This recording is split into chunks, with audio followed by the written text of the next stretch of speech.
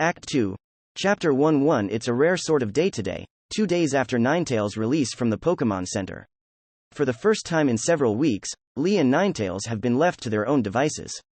Brendan asked to borrow Grovyle and Octillery for a training exercise out near the base of Mount Chimney, and both Pokémon agreed. After making some plans, promising to return before dark, and double promising not to work Grovyle and Octillery too hard since both are still on light duty, Brendan took his temporarily expanded team and set out. Shinx, who is thankfully not fussing too much during the process of being weaned of her bottle, is of in a deep slumber.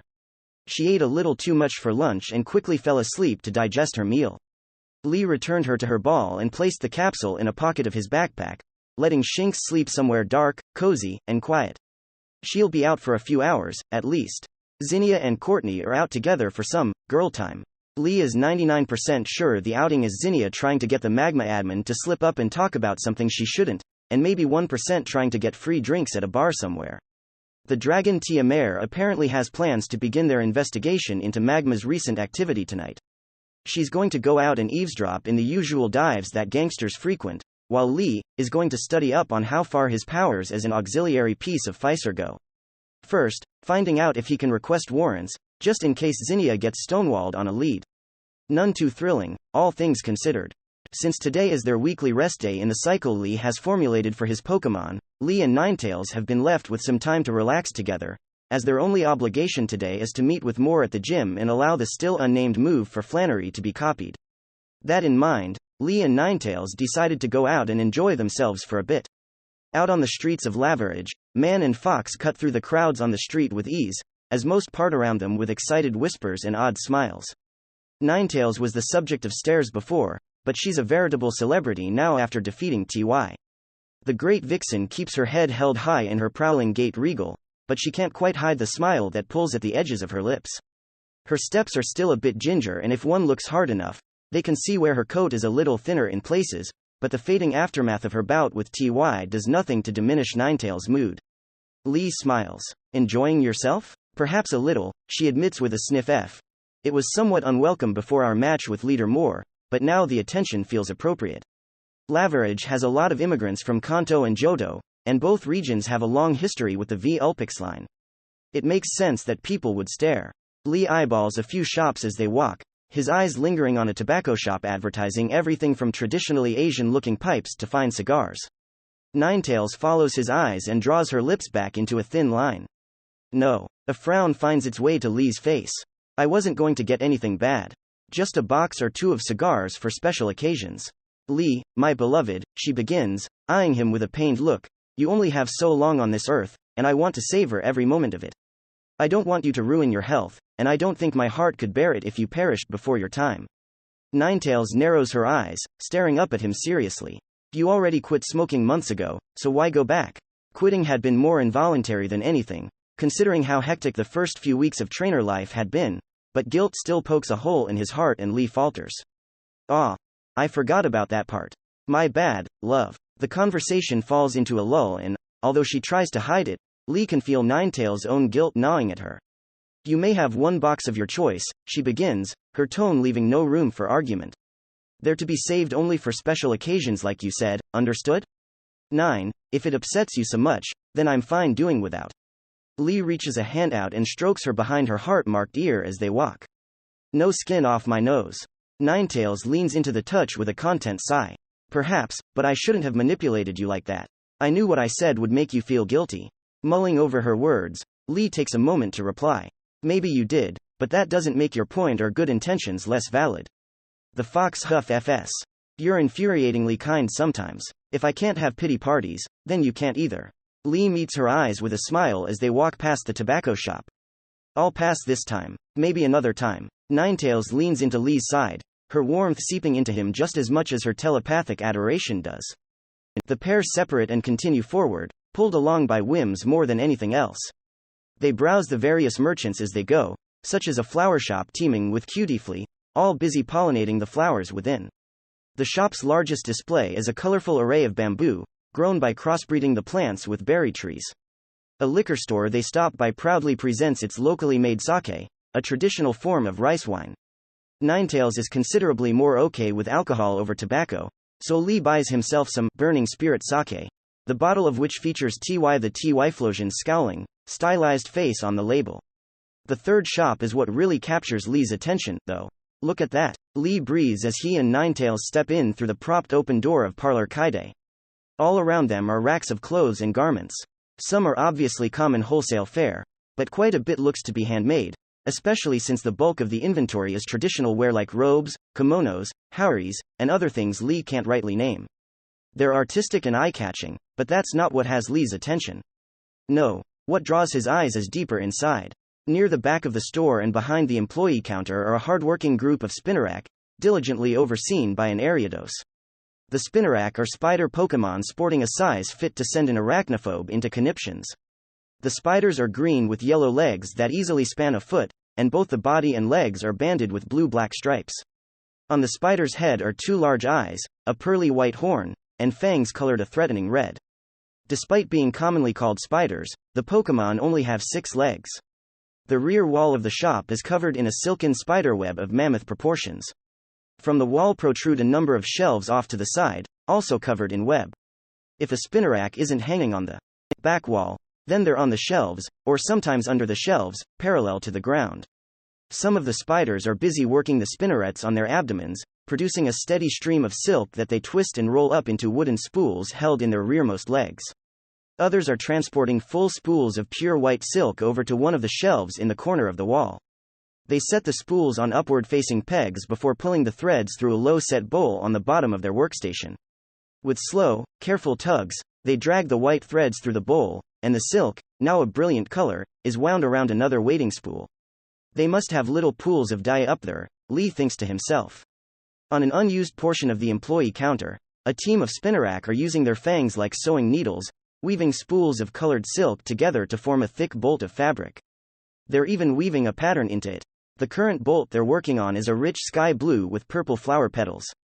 In the middle of all the commotion sits the Ariados, one that must eat well with its 3.5-foot leg span. Like the Spinarak, it is a spider of terror-inducing proportions. Its body is red striped with black, with yellow legs striped violet, and the same violet coloring its 2 eyes. On its forehead is a white horn, and its similarly pale fangs are easily as long as a man's fingers. The Ariados keeps a watchful eye over the EF forts around it, shifting its attention around rapidly.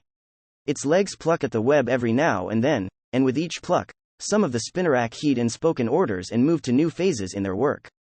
The spiders all work together like a well-oiled machine, and Lee can't help but stare despite the unease he feels from Ninetails. Quite something, hum? Lee jumps and barely suppresses a curse when an unexpected voice speaks up next to him. He turns his head, taking in the owner of the voice. Next to Lee, a short, elderly woman watches the spider Pokemon work with a small smile on her face.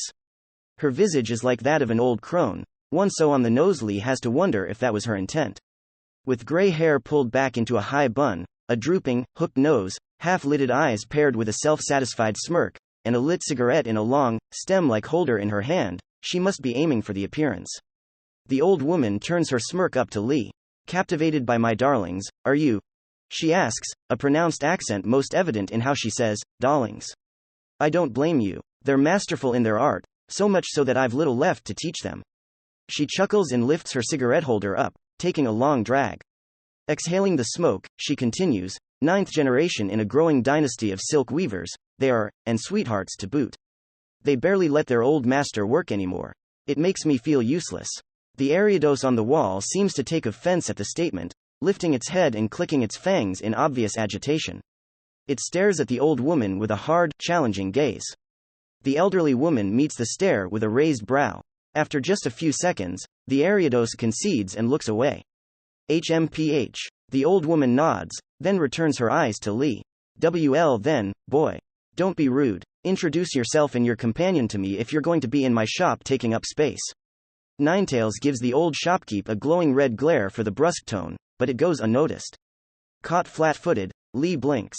Lee Henson, ma'am. With me is Ninetails, my first Pokemon and best friend. The crone of a woman regards Lee for a moment, then Ninetails, deep in thought. Then her eyes widen just a bit, and she cackles a hair-raising cackle. Ah, YO are the ones who toppled Mura. I remember. She calms herself. I am Madame Kaide, and you will refer to me as such in this store, understood? Without waiting for a reply, Kaide sends a look of disgust at Lee, or rather, at his jacket. What brings you into my store? Obviously not your sense of taste. She reaches a gnarled hand out and pinches the worn elbow of Lee's jacket. Hoenn Civil Army camouflage? What are you hiding from? If I were in such an ugly, ineffective pattern, I'd be hiding from the mirror. Lee drops a hand onto Ninetail's head and gently pets her, silently coaxing the narrow-eyed vixen to keep a grip on her thinning patience. We're just browsing around Laverage, Madame Kaide, Lee begins diplomatically. I saw your Pokémon at work through the window and my feet led me in. They really are quite a marvel. Kaide sniffs FS imperiously. Indeed, she agrees, looking the trainer up and down. Her disdainful face remains, but at the very least, the elder sounds less hostile. I can tell that my shop has nothing for you. You might be right. Lee glances at the different racks of clothes on display, noting a number of garments clearly intended for non-human body plans.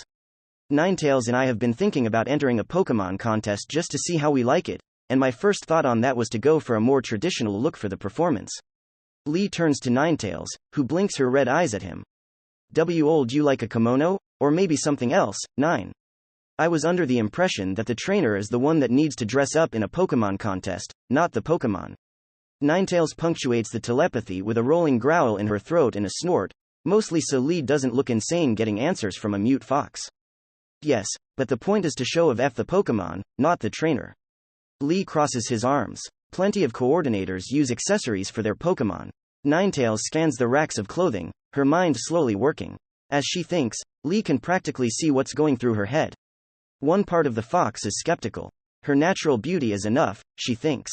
Besides, clothes are for humans, not Pokémon. She'd only wear an outfit once in a blue moon anyway, and they would take up space the rest of the time.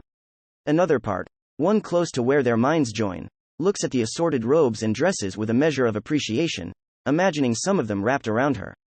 She's also pleased by the idea of receiving a gift from Lee.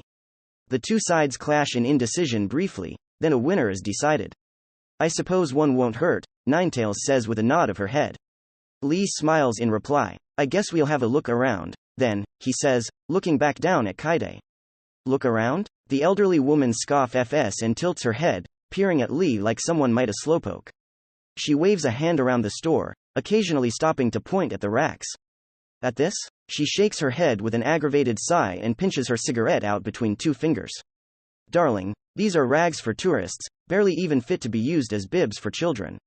Lee raises an eyebrow and looks at the different clothes. They look great to him, with some of the more opulent robes boasting price tags of thousands of credits a pop. Could have fooled me. Kaide hands her cigarette holder and the snubbed cigarette to a spinnerack who descends from the ceiling. The spider takes the wooden holder in his front legs and rises back into the rafters. Vanishing from sight. No, Kaide declares. I will not be besmirched by letting a Ninetails wear anything but true Madame Kaide. Come, she urges, stepping around Lee and walking towards a closed door in the rear of the shop. Lee and Ninetails share a look, then follow. Kaide leads them to the door, a sliding one made of wood, and throws it open.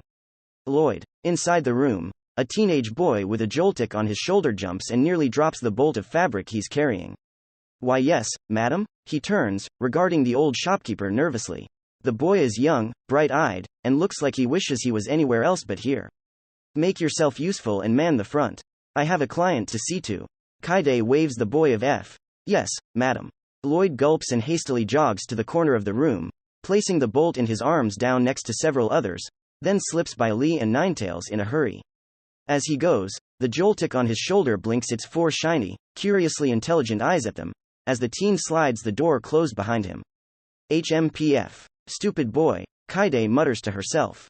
He'll be in debt forever at this rate. Quite a pleasant person, isn't she? Ninetails' words are like a concentrated stream of sarcasm right into Lee's brain, thick and gel-like. How a merchant can keep operating with such an attitude is beyond me. Perhaps her work is just that good? Lee spitballs. In my experience, good artists are either humble as can be or so far up their own ass that they look like a human donut. The vixen smirks at the imagery. Now, where to begin?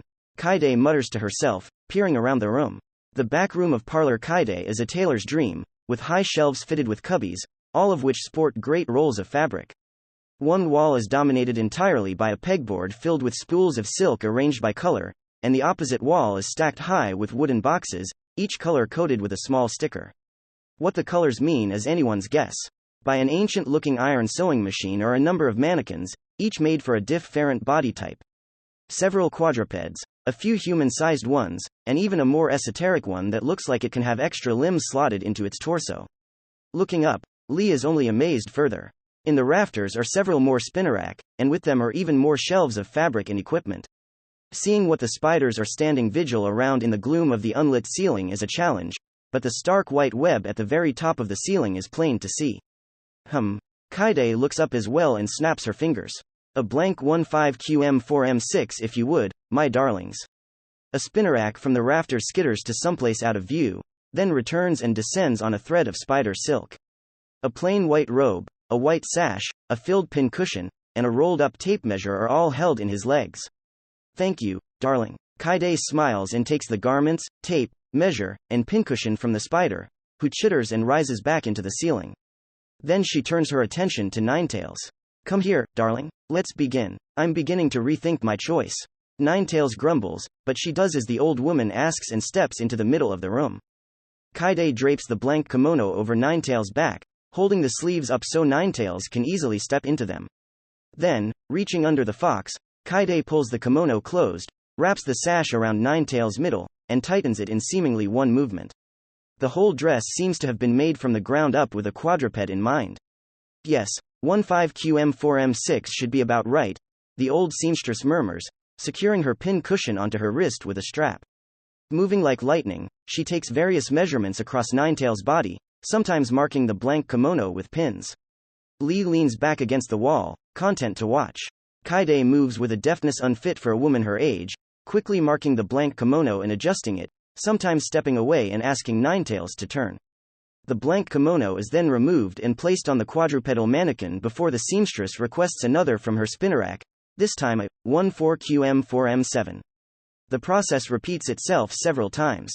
Throughout his waiting, Lee notices that, for all her surly confidence, Kaide avoids so much as brushing one of Nine's namesake tails. With 3 blank kimonos marked, a spinnerack descends, providing Kaide with a color chart, one of different colored silks stretched over a wooden backing.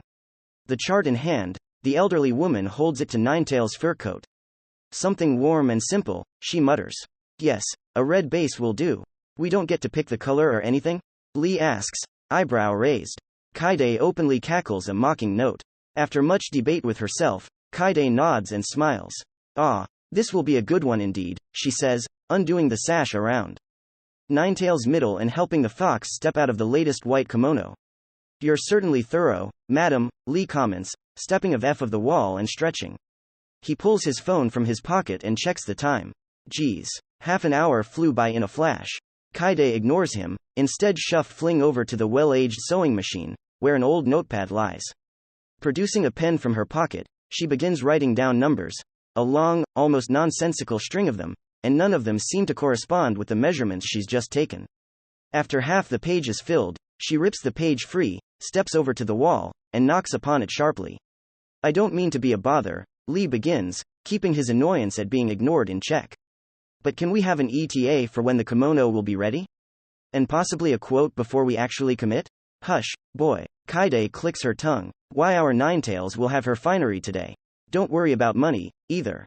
I won't gouge you like some might. The door to the tailoring room opens, and in walks the Ariados from earlier, scuttling up the wall and into the rafters, but not before he takes the paper in Kaide's outstretched hand. Now, Kaide's eyes sparkle. Stand back and behold. Ninetails retakes her place at Lee's side, joining him in watching. Ariados stands upside down above them in the middle of the web. He sticks the paper in his little pedipalps to the web and, not taking his eyes of it, begins to pluck at the web strands with his legs.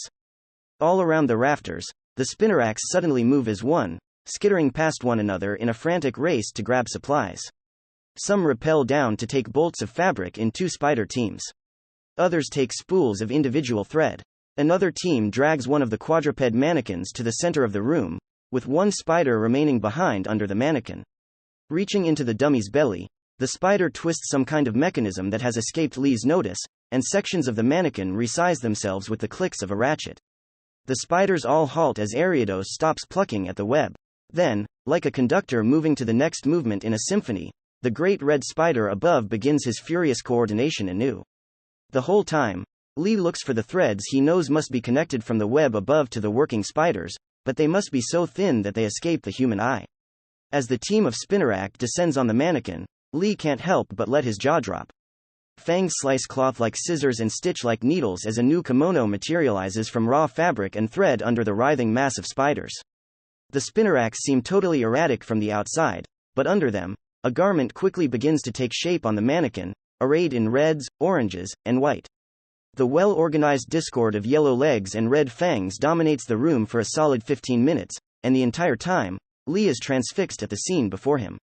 Even after months in this world, he's still stumbling upon new surprises. And I doubt it'll be the last, he ruminates. Beside him, Ninetail's spider-induced disgust is stamped down and used as a stepping stool for her own amazement, her mouth formed into a little O at the end of her muzzle. Kaide just glows with pride as her Pokémon work. Finally, the Ariados' frantic footwork abates, and the Spinneracks all skitter away, leaving the product of all their hard work behind. Before Lee can really get a good look, Kaide sweeps forward and urges Ninetails along with her. Come, darling, come try it on. Despite her misgivings over Kaide's attitude, Ninetails pads along behind the old woman readily. Trailing the fox, Lee can see her tails flick to and fro with excitement. The elderly shopkeeper stands in Lee's way of seeing Ninetails as she helps the Pokémon into the freshly made garment. As she does so, more Spinneracks descend from the ceiling, crawling over to one of the cluttered corners and dragging a sectioned, rattan divider with them. The spiders pull the divider open behind Ninetails, showing off the sunset and blooming plains painted into it. Another spider slowly drops from the ceiling, dropping a parcel of waxed paper into Kaide's waiting hand. The parcel is swiftly opened, and although Lee doesn't see what's in it, he does hear the chime of a small bell. Kaide murmurs to herself as she places something around Ninetail's neck, then something else behind her ears. There, perfect, Kaide smiles and steps away. Lee can't help the odd smile that slowly grows on his face. Ninetails as a species were obviously inspired by the kitsune of Japanese legend, and Ninetail's new attire drives the point home perfectly. Wrapped around her is a rich, red kimono the same shade as her eyes, edged in white. The rear is slitted in the back, allowing her tail's freedom to fan out behind her, and on the lower section of the kimono are broad fall leaves, all expertly woven into the bold red with more subdued shades of orange and yellow. It's all held closed with a sash of red, also edged in white, tied into a ribbon upon her back. The front of the kimono is open to such a degree that it would be scandalous on a woman, but here it allows Ninetail's voluminous tuft of breast fur to be presented, where it hangs a little over the edge of the neckline.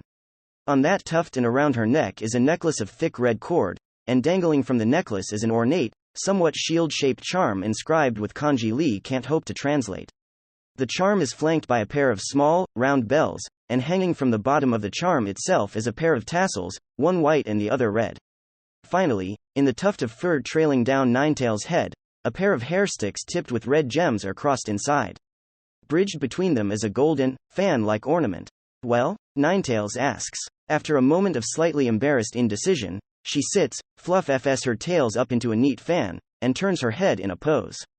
How do I look? Holy hell. Lee breathes. Okay, now we have to try a contest.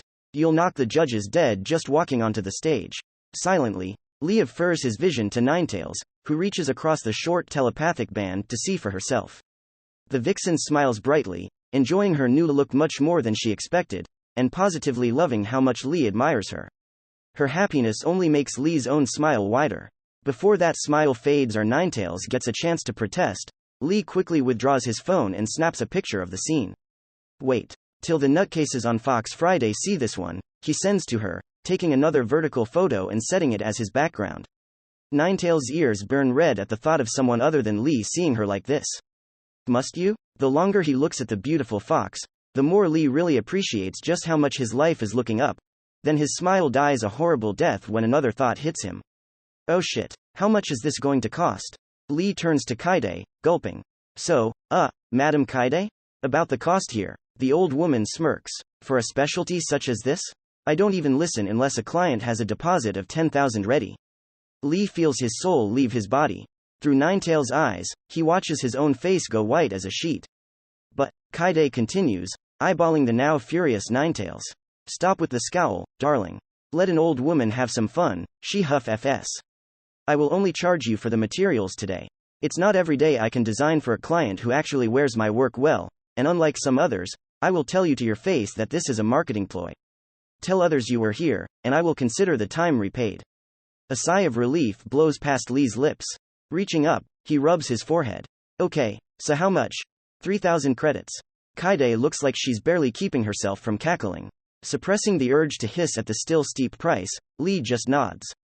I can do that, he mutters, turning back to the door leading to the front of the store.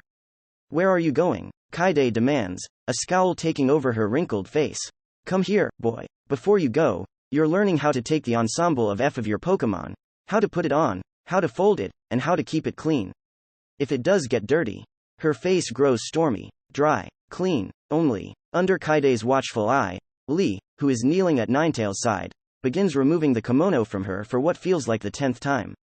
We should probably head to the gym once done here, Lee idly thinks, undoing the knot in Ninetail's sash and folding it up. Once the move is in Flannery's hands, our obligations will be done there.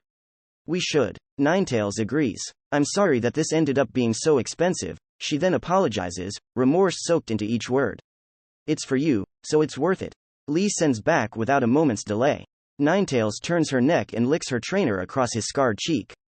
I swear this is taking much longer than before, Ninetails complains, crossing her red eyes to glare at an errant wire hanging in front of her nose. In the sitting room of the Laverage gym and once more in the company of Mura Moore and Flannery, Lee and Ninetails wait as the old, briefcase-bound TM copier belonging to the Moore's copies Flannery's custom fire move from Ninetails. Just like before, the old headband fitted with pitted electrodes and disintegrating wires is just barely hanging onto Ninetails' head, and she's none too pleased with how it's mussing up her head tuft. She was much happier outside showing of F the unnamed fire move to a starstruck Flannery. It's copying a more complex move, love, and this thing looks like it's on its last legs. Lee eyeballs the TM copier, swearing to himself he sees thin wisps of blue smoke rising from it. From the sitting room table, Lee raises the teacup Moore poured for him as everyone was seated. Tea-acking a sip more out of politeness than enjoyment, he sets it back down. I'll fix up your fur afterward. Ninetails just silently fumes in response. The new, 3,000 credit outfit neatly folded in Lee's backpack keeps her mood from getting too foul, however. I'll need to get something for Grovile and Octillery. I'd get something for Shinx, but I don't think she's at the age to appreciate much beyond toys and attention, Lee thinks. I love you, Ninetails, but it's not super fair to them if I give you an expensive present and don't give them the option to. Well, I'm not about to be jealous, she scoffs. Even while focusing on the unnamed fire move, Ninetails' telepathy is smooth enough for her to hold a seamless conversation. Grovile would want something practical, like a TM or a new host for his miracle seed, since his neckerchief was burned to a crisp. Octillery. Ninetails stops. Well, I can't rightly say. I don't know him well enough yet. Damnedest thing, don't you agree? Moore finishes with a rueful shake of his head. Lee nods along, hiding how he spaced out mid-conversation with the older trainer. Certainly, he agrees. I never asked. How is TY doing, Leader Moore? Moore smiles. He's been recovering well. It's taking him some time, considering his age, but he came home early this morning and is plenty happy. I did get an official advisory from the Pokemon Center. That TY should be retired from battle, lest he suffers an injury that he cannot heal from. More size, content, while Lee has to hold back a grimace. In return for his send of F, I feel as if I owe you a tip for your next gym. YOU said you intend to challenge Norman next? Lee nods. YSWR taking a detour up north, then circling around to Mount Chimney's western flank, so it likely won't be for 2 or more months, I think. Moore hums and strokes his chin with a forefinger and thumb. That time to prepare is a double-edged sword, you know. Norman is regarded as one of the best, most balanced trainers in all of Hoenn, and youngsters always complain that he's their biggest roadblock. Norman fared a particularly humiliating defeat at the hands of a young trainer named T-Eason recently, and that embarrassment will only compel him to prepare even more for you and young Brendan. Tyson? The same one we battled in Mauville? Lee wonders to himself. A thrill of apprehension runs down Lee's spine. Really? Surely it couldn't have been that bad? This T-Eason guy beat Norman slacking with a Metagross. Flannery answers in her grandfather's stead. Ninetails raises her head sharply, and another shiver, one much colder, runs down Lee's spine. A Metagross? Lee asks weakly. Flannery shifts uncomfortably on her cushion, perhaps thinking of facing F with T. Eason herself. And it wasn't an even fight, either. Even Stephen was surprised to hear this young T. Eason fellow has a Metagross. Moore clicks his tongue. Nasty things, Metagross. To earn the loyalty of one is an ordeal in of itself, for to a Metagross, all but the brightest humans are retarded children, Grandpa. Slow children, I mean. Moore clears his throat. No Pokemon such as that would willingly partner itself to anyone but a trainer with true talent. The only other Metagross trainers I can think of are Steven and that girl who runs the battle TO'er, Annabelle. The old gym leader raises his cup of tea for a sip. Be wary, boyo. The conference this year is going to have stiff F competition. Lee sighs. Wonderful. Metagross is right up there with Ninetales on the rare and dangerous Pokemon chart, as Lee discovered during his research frenzy prior to Ninetales' evolution. Being both physical and psychic powerhouses with an IQ that can't be accurately measured with human methods, their nightmarish Pokemon fit only for extraordinary trainers. Their gestalt physiology only makes it worse, as Metagross are born from the union of 4 individual Beldum or 2 Metang. The fusion of different minds makes predicting the gestalt thoughts of a Metagross nigh impossible. Not many people can cope with the weight and mind games of a Pokemon who is for sure more intelligent than they are. Anyway, Moore sets his teacup down with a clack. Be ready for Norman, my boy.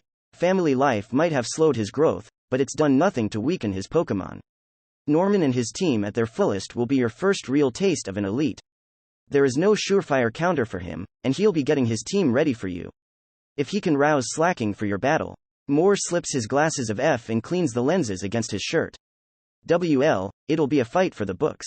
With a tired hum in the whine of an old electrical capacitor, the TM printer finally slows to a stop and spits out a TM disc from its side port. Once the printer chugs to a stop, Ninetales wastes no time shaking her head and dislodging the wired headband, which gracelessly falls to the floor. Ah! Moore smiles and takes the disc, placing his glasses back on as he does so. Turning to his now grinning granddaughter, he hands the disc to her. There you are, my dear. One custom Pokemon technique. Moore turns back to Lee and Ninetales, bowing his head. Lee, Madam Ninetales, I believe that concludes our deal. Thank you for taking the time to develop this technique and provide my oldest partner some closure on his career when I so rudely forced it upon you. Pushing thoughts of gym battles and year's end tournaments away, Lee smiles back and inclines his own head. No, thank you, Leader Moore, for the once-in-a-lifetime opportunity with your Firestone. I'm aware of the danger associated with mining such a pure stone out of Mount Chimney, so Ninetales and I will remember this. Moore waves them of F. It's no issue, my boy. Flannery bows her head as well after she tears her eyes away from the disc in her hands. Thank you, Lee. Not a problem at all, Lee returns. A quirk of that move to be aware of. Don't modulate the power too much. It's made very deliberately, and overloading just causes a backfire. Of course, will do. Flannery nods her head rapidly. She's bouncing in her seat like a little girl, clearly eager to use the TM she's holding like a treasure on one of her Pokemon. With one final incline of his head, Lee rises with Ninetales following along. Thanks again, and we'll be sure to visit next time we're in Laverage. Moore guff vows. Glad to hear it, my boy. Glad to hear it. You're a friend of Clan Moore, so stop by any time. After a final farewell, Moore and Flannery walk Lee and Ninetales to the front of the gym, leading them past the repair crews doing final checks on the building following the damage caused by Ninetales and TY. Once outside, Lee and Ninetales start back towards the town proper. So a Metagross, huh? Lee frowns and kicks a rock on the dirt road as they walk. I only just realized I haven't really done any research on anyone in the circuit. Not even the gym leaders. Now that he realizes it, it seems like a really foolish mistake. Andre nearly had them. T. Eason and his Donphan didn't even break a sweat against Grovyle, and the win against W. Atson's unexpected combo in Mauville was narrow. Fuck me, I feel stupid. Brendan does it all the time and I barely even pay it any mind. Does he think I'm some kind of arrogant ass for walking into battles unprepared? Don't put yourself down over it, beloved, Ninetales says sharply. She stares up at him with hard, ruby eyes. This is a failure upon me as well. I should have thought of trying to predict our foes beforehand, too. Love, I'm the trainer, and you're Pokemon, it's not on you at all. A typical Pokemon-trainer relationship does not apply between you and I, remember? The Kitsune raises an eyebrow. As a Pokemon who practically lives within the mind of a human, as your partner, It's my duty to do all I can for you. I've been just as foolish here to overlook such a simple thing as well. Besides, you have your own interests and studies to pursue, so I refuse to fault you. I know Grovile doesn't either. She blinks. I already feel your argument brewing, so shush. Well, Lee flounders after being shut down. He eyes a Pachirisu enjoying an Oran in a distant tree. Okay, fine. What do we do then? We simply do better. Together. Lee runs his hand down the side of Ninetail's neck. As usual, the silky fur soothes his nerves. We'll do better from now on. Together. He agrees. With Laverage proper still being a number of minutes away on foot, Lee withdraws his phone from his pocket, sorts through his emails, then dives into BattleNet. At his side, he can feel Ninetails perk up as she, too, takes in what he reads. BattleNet is a true behemoth of a website, being a bastardized hybrid of a forum, wiki, chatroom index, and social media site, but even then, Lee only needs to search for his name and scroll to the earliest result to find the newcomers to look out for thread in the Hoenn board. There, he finds T. Eason, Andre, himself, Brendan, Ash, and a few names he doesn't recognize. The only profiles he's looked at in depth are his own, Brendan's, and Ash's. Or rather, he looked at what little was available on Ash. The young trainer's profile, particularly his activity tracker, is sparse to the point of being useless. A number of his larger, hyped-up moments are captured for all to see, like his performance in gyms and tournaments, but everything in between is blank. The fact that the edit history of his profile is dominated solely by site admins is also suspect, enough to trip Lee's finely tuned, internet bullshit detector. Considering his legendary encounters, that's to be expected, is it not? Ninetails questions despite already knowing the answer. Yes, I'm just a little exasperated that shadowy government shenanigans are a thing here, too. I should have guessed, considering the almost feudal-style laws and wobbly power structure between government and trainer. Rolling his eyes, Lee skims the profiles of the most notable trainers running the Hoenn gym circuit this year, reminding himself to dive deeper later. At least government suits are less inclined to fuck with people this way. With good reason, Ninetails giggles, blowing a little tongue of flame. As they pass into Laverage, Lee puts his phone away as a pang of hunger gnaws at his. No, wait, that's Ninetails' hunger he's feeling. His own is there, but not quite as intense. How about an early dinner? Lee eyes a few restaurants they pass. I saw a traditional-looking Asian grill place down the road. Also, are you getting enough to eat in a day, love? WE can up your calorie count if it's too low. I'm fine with my current amount, Ninetails insists. I feel like a grumpig already with how much you feed me. Yet, you eat it all each time. I'm not going to waste your time and effort by not, the fox grumbles. Being a bit hungry isn't enough to warrant a diet change. Okay, Lee gives in. So, do you want to stop for an early dinner? I think we deserve a treat. My telekinesis still needs work before I can use silverware. Ninetails inspoken, I don't want to look undignified by eating right off the plate, is plain. Just as plain is the slightly bitter frustration at her lack of control. Well, Lee scratches his chin, fingernails rasping against his stubble. He needs to shave tonight. I'll feed you, then. There is a flash of surprise from the fox, then a smirk crosses her muzzle. Beloved, you worry over people getting the wrong idea about us, yet you take me out for a private excursion, buy me expensive clothes, then offer to take me out to dinner, and offer to hand feed me at that. Why, you treat me better than you have any of your past girlfriends. Lee doesn't blush at the tease, merely rolling his eyes. Har har. Let's skip that and just get married, then. It already feels like we're there. Hell, I'm already at the stage where I can fall back asleep in hardly a minute when you get up to pee at 2 in the morning. He smirks. Back at her. Oh, and, love? Why, oh, you don't need to crawl over me to get out of bed. The comment earns him a sharp nip on his pinky finger, along with a telepathic mix of exasperation and fondness. Then stop taking the side closer to the bathroom. Theatrically waving his wounded hand in faux indignation, Lee chuckles and pulls Ninetails into a one-armed hug. She smiles in turn and nuzzles her head into his stomach. Hey, Lee, is that you? With a blink, Lee releases his fox as both turn around, facing the young-sounding voice calling from behind. There in the street are Ash, Pikachu, May, Max, and Brock, all of whom are smiling at him. Ash, Brock, and Pikachu's smiles are swiftly traded for surprise when they see Ninetails. And here I thought today would be peaceful. Lee silently laughs at himself for ever having a hope like that. Outwardly, he clears his throat and smiles. Hey, everyone. Long time no see. Did you just blow into town today? Ash recovers the fastest, putting a bright grin on his face. Sure did. We just came in from the Valley of Steel, and boy, what a hassle that was. On his shoulder, Pikachu nods along with Ash's words. Ash turns his attention to Ninetales. Wow, Vulpix evolved, he exclaims, eyes wide and cheerful. When did that happen? Almost 3 weeks ago, Lee says, stroking Ninetales' head with his hand. Looking at Ash's friends, Lee notes Brock's hands on May and Max's shoulders, keeping the sibling pair from getting much closer. I've never seen a Ninetales in real life before, May gushes, seemingly not noticing Brock's hand.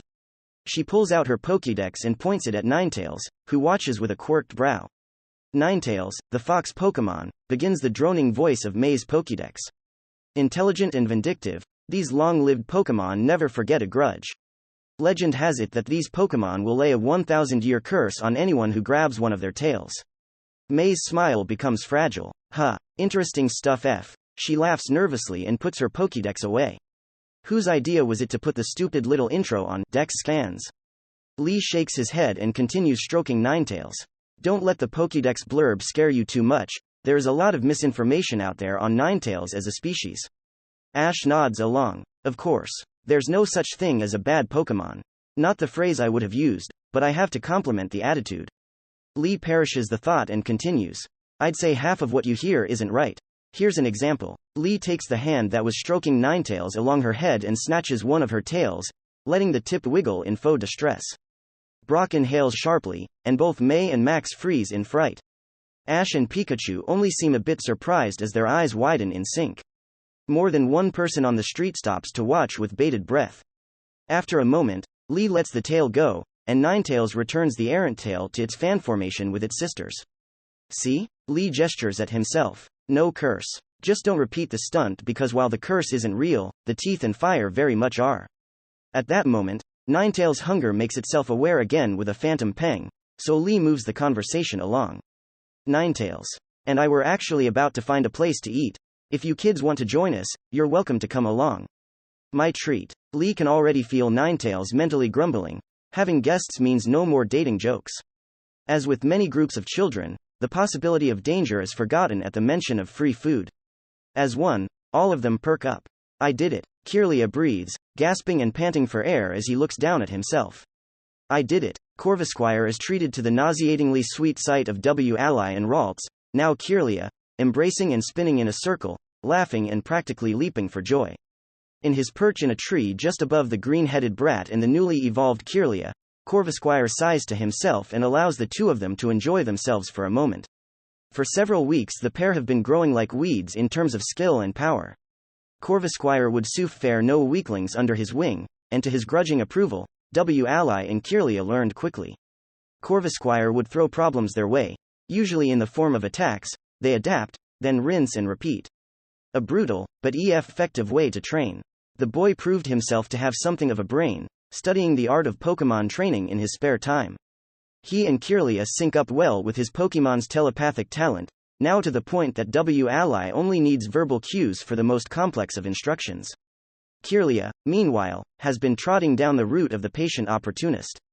He would duck, dip, dive, block, and sometimes teleport to keep out of harm's way, then strike when the iron was hot. His attacks, while impressive looking, do little to Corvisquire's steely feathers. Other Pokémon are not so fortunate. In their time training, Corvisquire did set out to possibly find another foe, one mighty enough to trigger his evolution, but alas, no such adversary was found. His evolution is so close, too. That black armor, the sheer strength. It could be his if Verdandorf wasn't filled with such weak pissants. What's worse is that the Pokémon Rangers are becoming a nuisance. Evading their patrols is pathetically easy, as no league dog has the brains required to match him truly, but their persistence is irritating. He needed only to eavesdrop by an outdoor area of the local ranger of Feist to overhear why they're so doggedly insistent. A new bulletin went out for him, one stating that he is now a high-priority capture. At first, Corvisquire was confused. He heard the news a full day before his Dawn Stone heist. Then he was furious at the news, at the realization that the Scarface's kind facade had finally fallen and that he was pulling rank in the Pokémon League to take Corvisquire back. Corvisquire was mad that the illusion of choice was just that, an illusion.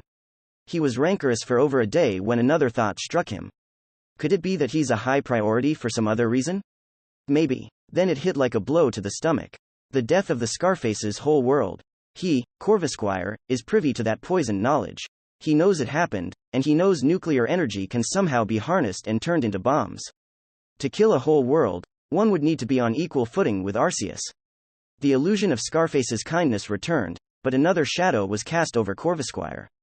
If he is captured by the Rangers, he will never see the light of day again, not unless he lets a psychic root around his brain and erase whatever they please. The pilfered Dawn Stone hidden in his nest in the fury of the warehouse security seems like the least of his worries now. The Raven Pokémon sneered at the memory. The blind spots the warehouse left in their camera array were atrocious, and seriously, wafer locks to keep the precious stone containers secured?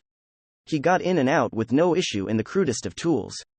Mr. Corvusquire, are you okay? Corvusquire is pulled from his spiraling mood by Kirlia, who looks up at him with worried eyes. The little fool's hair is shorter than normal, and his skirt is more like a waistcloth, marking him as a male of his kind, but by almighty Arceus, the big rockruff eyes make him an eyesore. Worry about yourself, Corvusquire Gruffly replies. Go and rest. Return tomorrow, and we will begin further refinement of your powers. YO are still piss poor at defending from overhead attacks, and that's unacceptable. When the pair don't move, Corvusquire raises an eyebrow.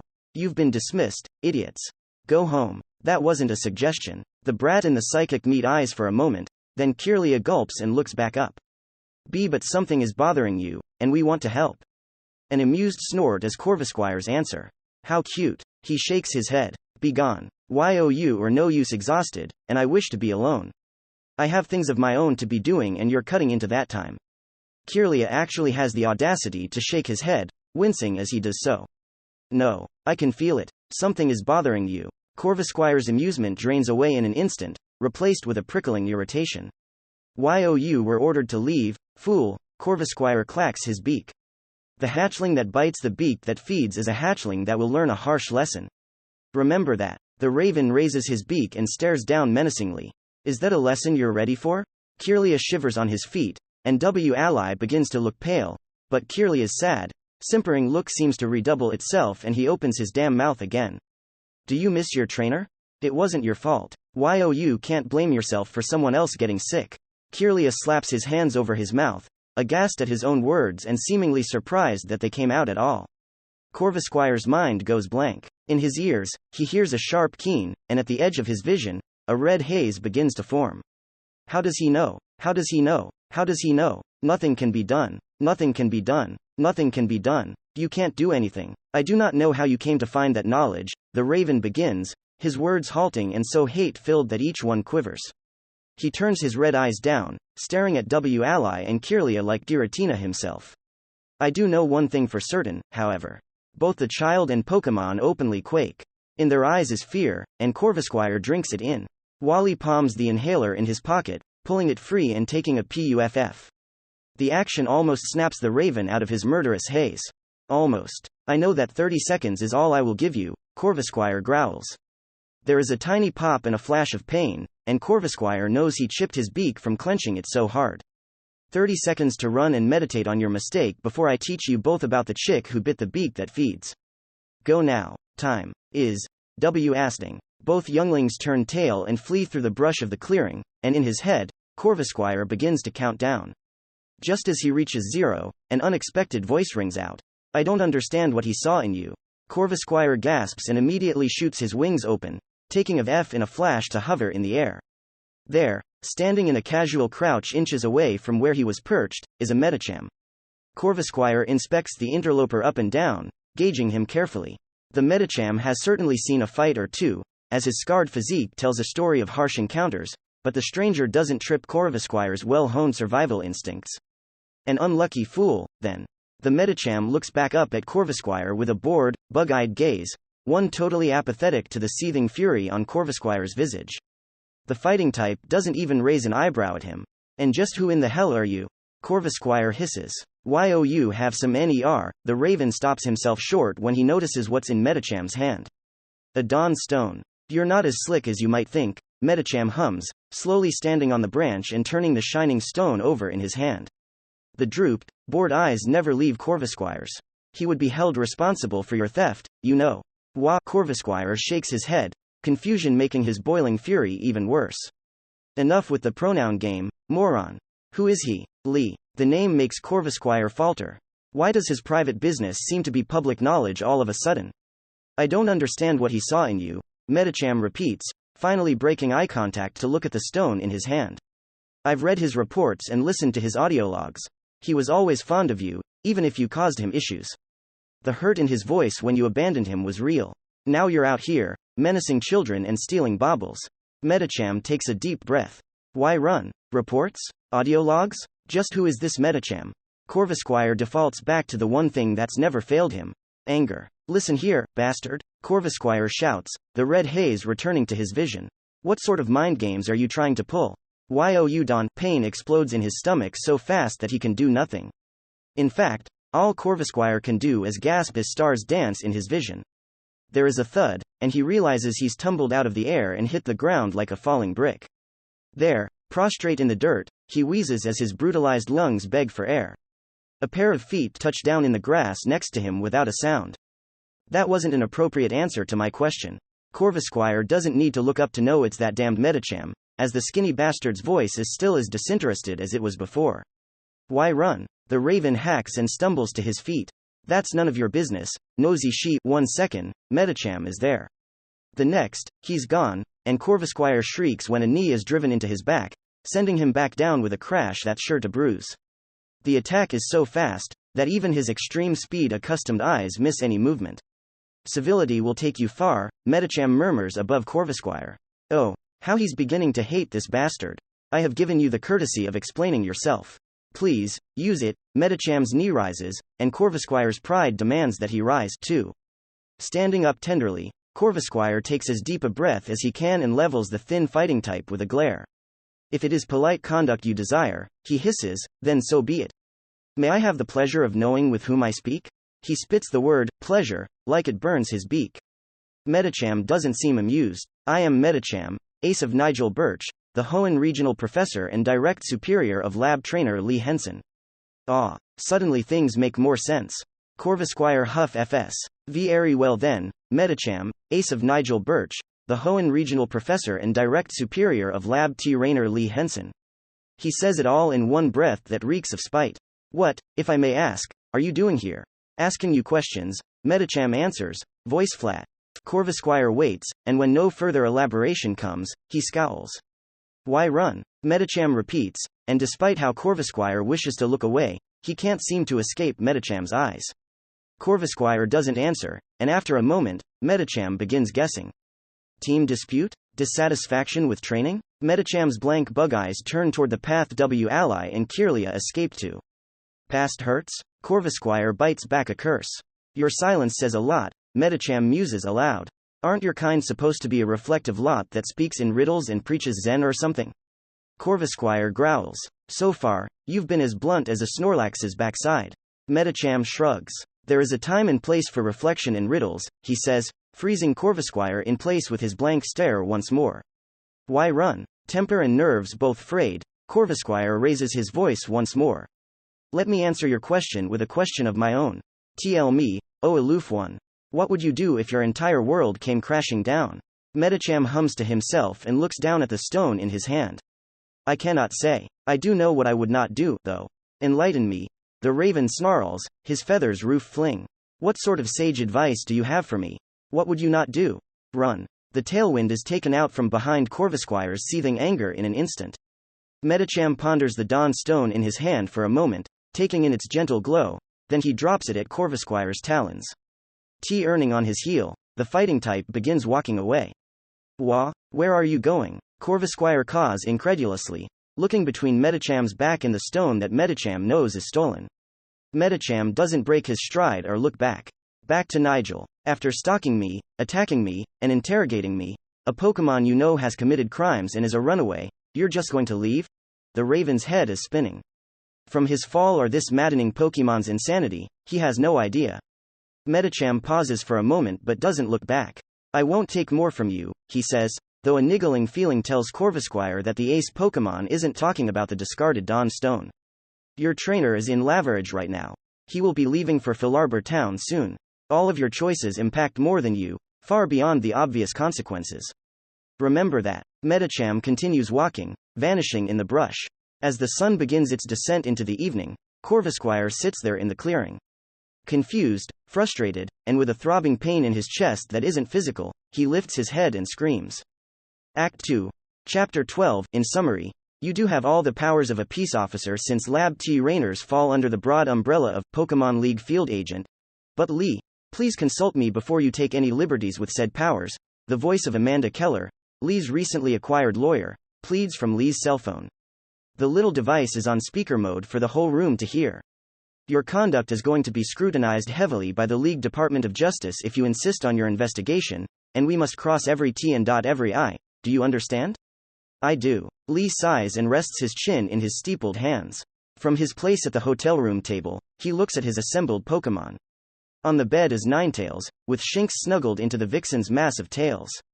On the surface, Ninetales appears to be busy entertaining the kitten by wiggling a tail tip for a delighted Shinx to bat it with her paws, but Lee knows she's dedicating the conversation to memory. Grovyle sits beside her with his legs crossed, paying rapt attention. His sharp, yellow eyes never leave the cell phone on the table, occasionally shifting his chewing twig in his mouth when deep in thought. Octillery is splayed out on the other chair opposite of Lee, his tentacles hanging limply. However, his narrowed eyes tell everyone he's dissecting each word Amanda says. I couldn't ask for a better team. Honestly, I didn't expect my authority as a Lab T Rainer to extend that far, Lee admits to his lawyer. I'm well aware of the emergency first responder aspect. Professor Birch checked to ensure I knew first aid and had a basic grasp on Hoenn law before we set out, but I had no idea I had full authority to conduct criminal investigations from start to finish. Brendan and I have had run-ins with criminal elements before, and I thought his declaration of arrest was him getting too excited. Nigel probably would have better prepared us if I hadn't forgotten to tell him about Magma and Aqua like a dingus. Not at all. Lab T Rainers have full authority to lawfully detain criminal suspects, as you now know. The woman on the other end of the phone pauses. The politics within the league is tiresome at the best of times. According to my senior associates, much of the Pokemon League leadership, or at least the ones who hold seniority, resent the casualization of Pokemon battling in recent years.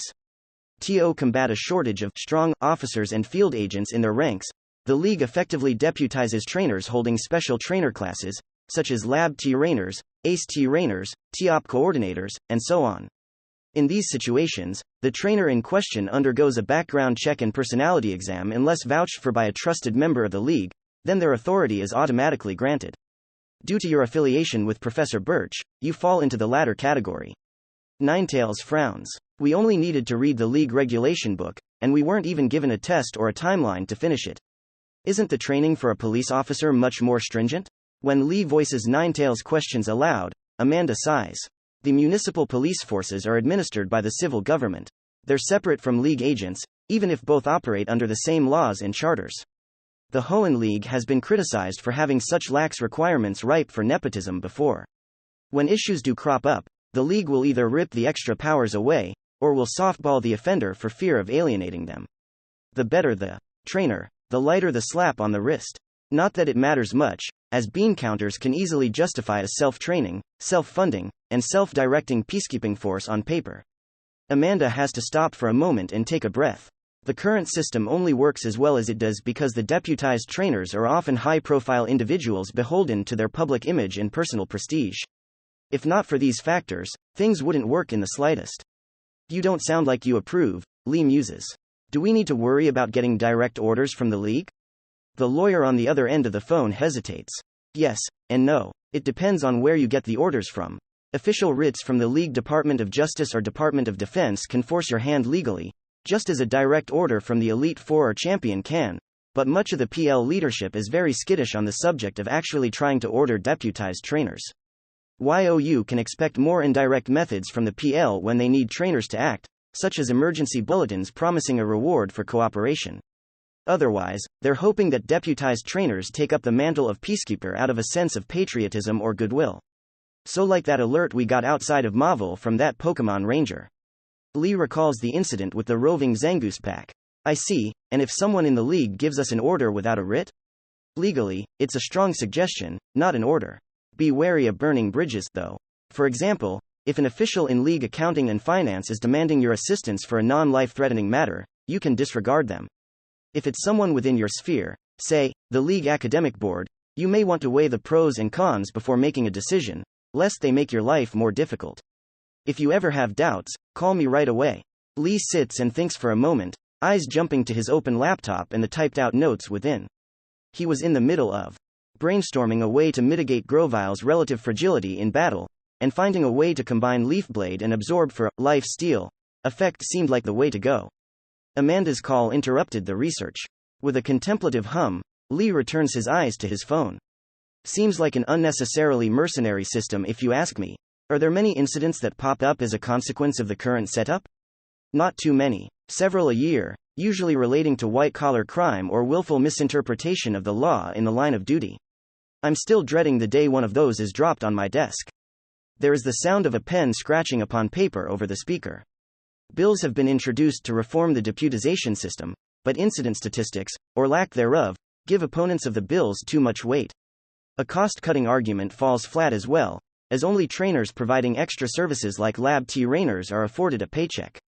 The more Lee hears about the inner workings of the Pokemon League, the more it seems like an unknowable, nightmarish behemoth of bureaucracy to him.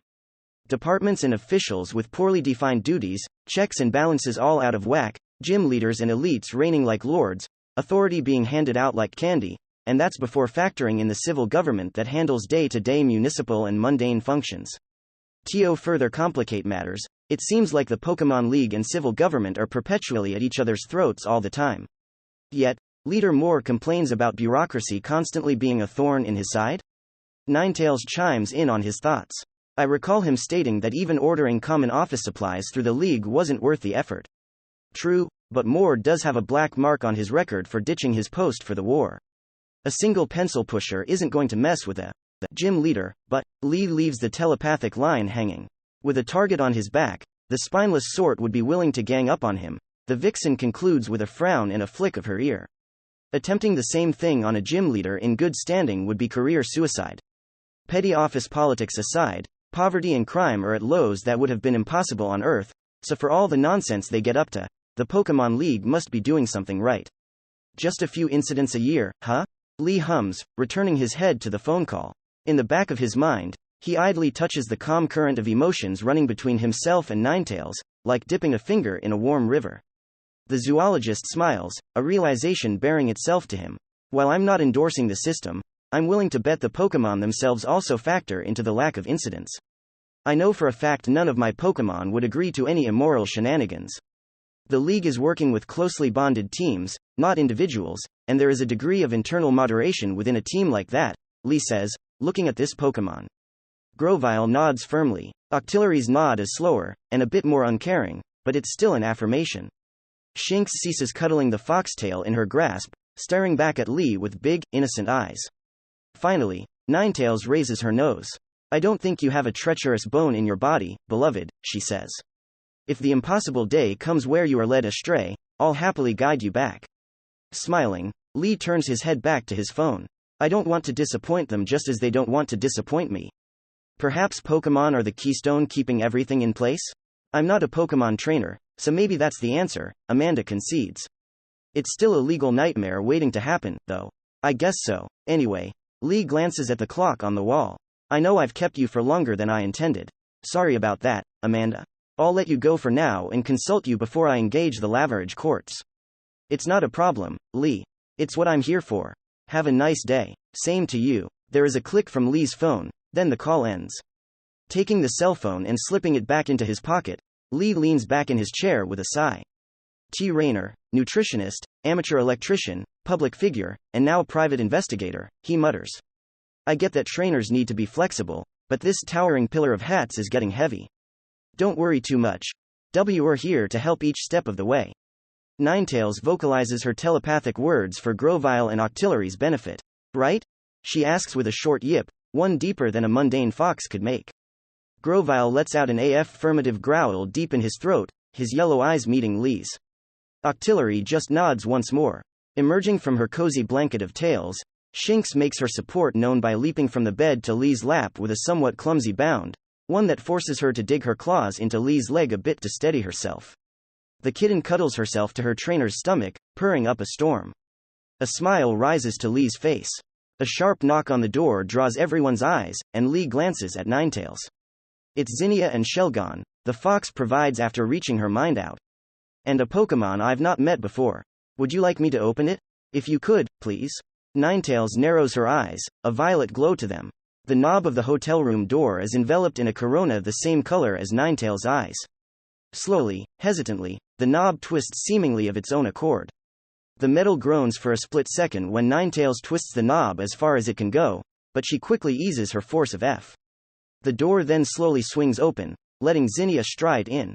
Following shortly behind her is Shelgon, and behind Shelgon is a Pokemon resembling a miniaturized T-Rex, standing just short of 3 feet tall. Its scales are brown and rocky, with orange outcroppings on its head and stubby tail.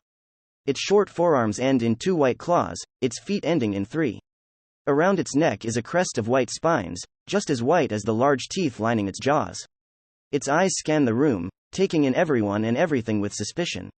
Ah, looks like T.Y. Runt finally arrived. Well, it certainly took that lab long enough, Lee says.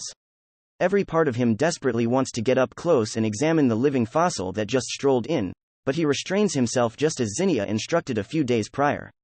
Just today? Just today, Zinnia nods. She sighs in an exasperated manner, but she can't quite hide her excitement. T.Y. Runt is a spirited little guy, that's for sure. The lab had some trouble getting him into a ball, so I can't really be upset that they ran behind for a few days. I had to cut today's investigation short to pick him up, but I did get a few interesting leads. The entire time she's speaking, T.Y. Runt eyes the various unfamiliar Pokemon in the room, all of whom meet his gaze without a flinch. When he finally sees Shinx, a growl rolls out of his throat. The kitten stiff fends in Lee's lap, turning her spooked yellow eyes to Tyrunt. The dino cracks his jaws open, letting his growl grow louder. In Lee's lap, Shinx's hackles rise and her claws dig into his thigh. Hissing, Lee reaches his mind across the short, telepathic gulf to Ninetails. Ninetails, just as Zinnia said. Let T.Y. Runt know he can't be a bully. Ninetails hops of Lee's bed in a flurry of gold fur and hellish red eyes, standing directly before T.Y. Runt. Drawing her lips back and baring her teeth, a snarl fit for a beast twice her size rips through the room. Rolling tongues of flame weave between the fox's teeth and trail the edges of Ninetails' mouth as she takes a step forward. Behind her, her tails roof FLE and shiver like angered snakes.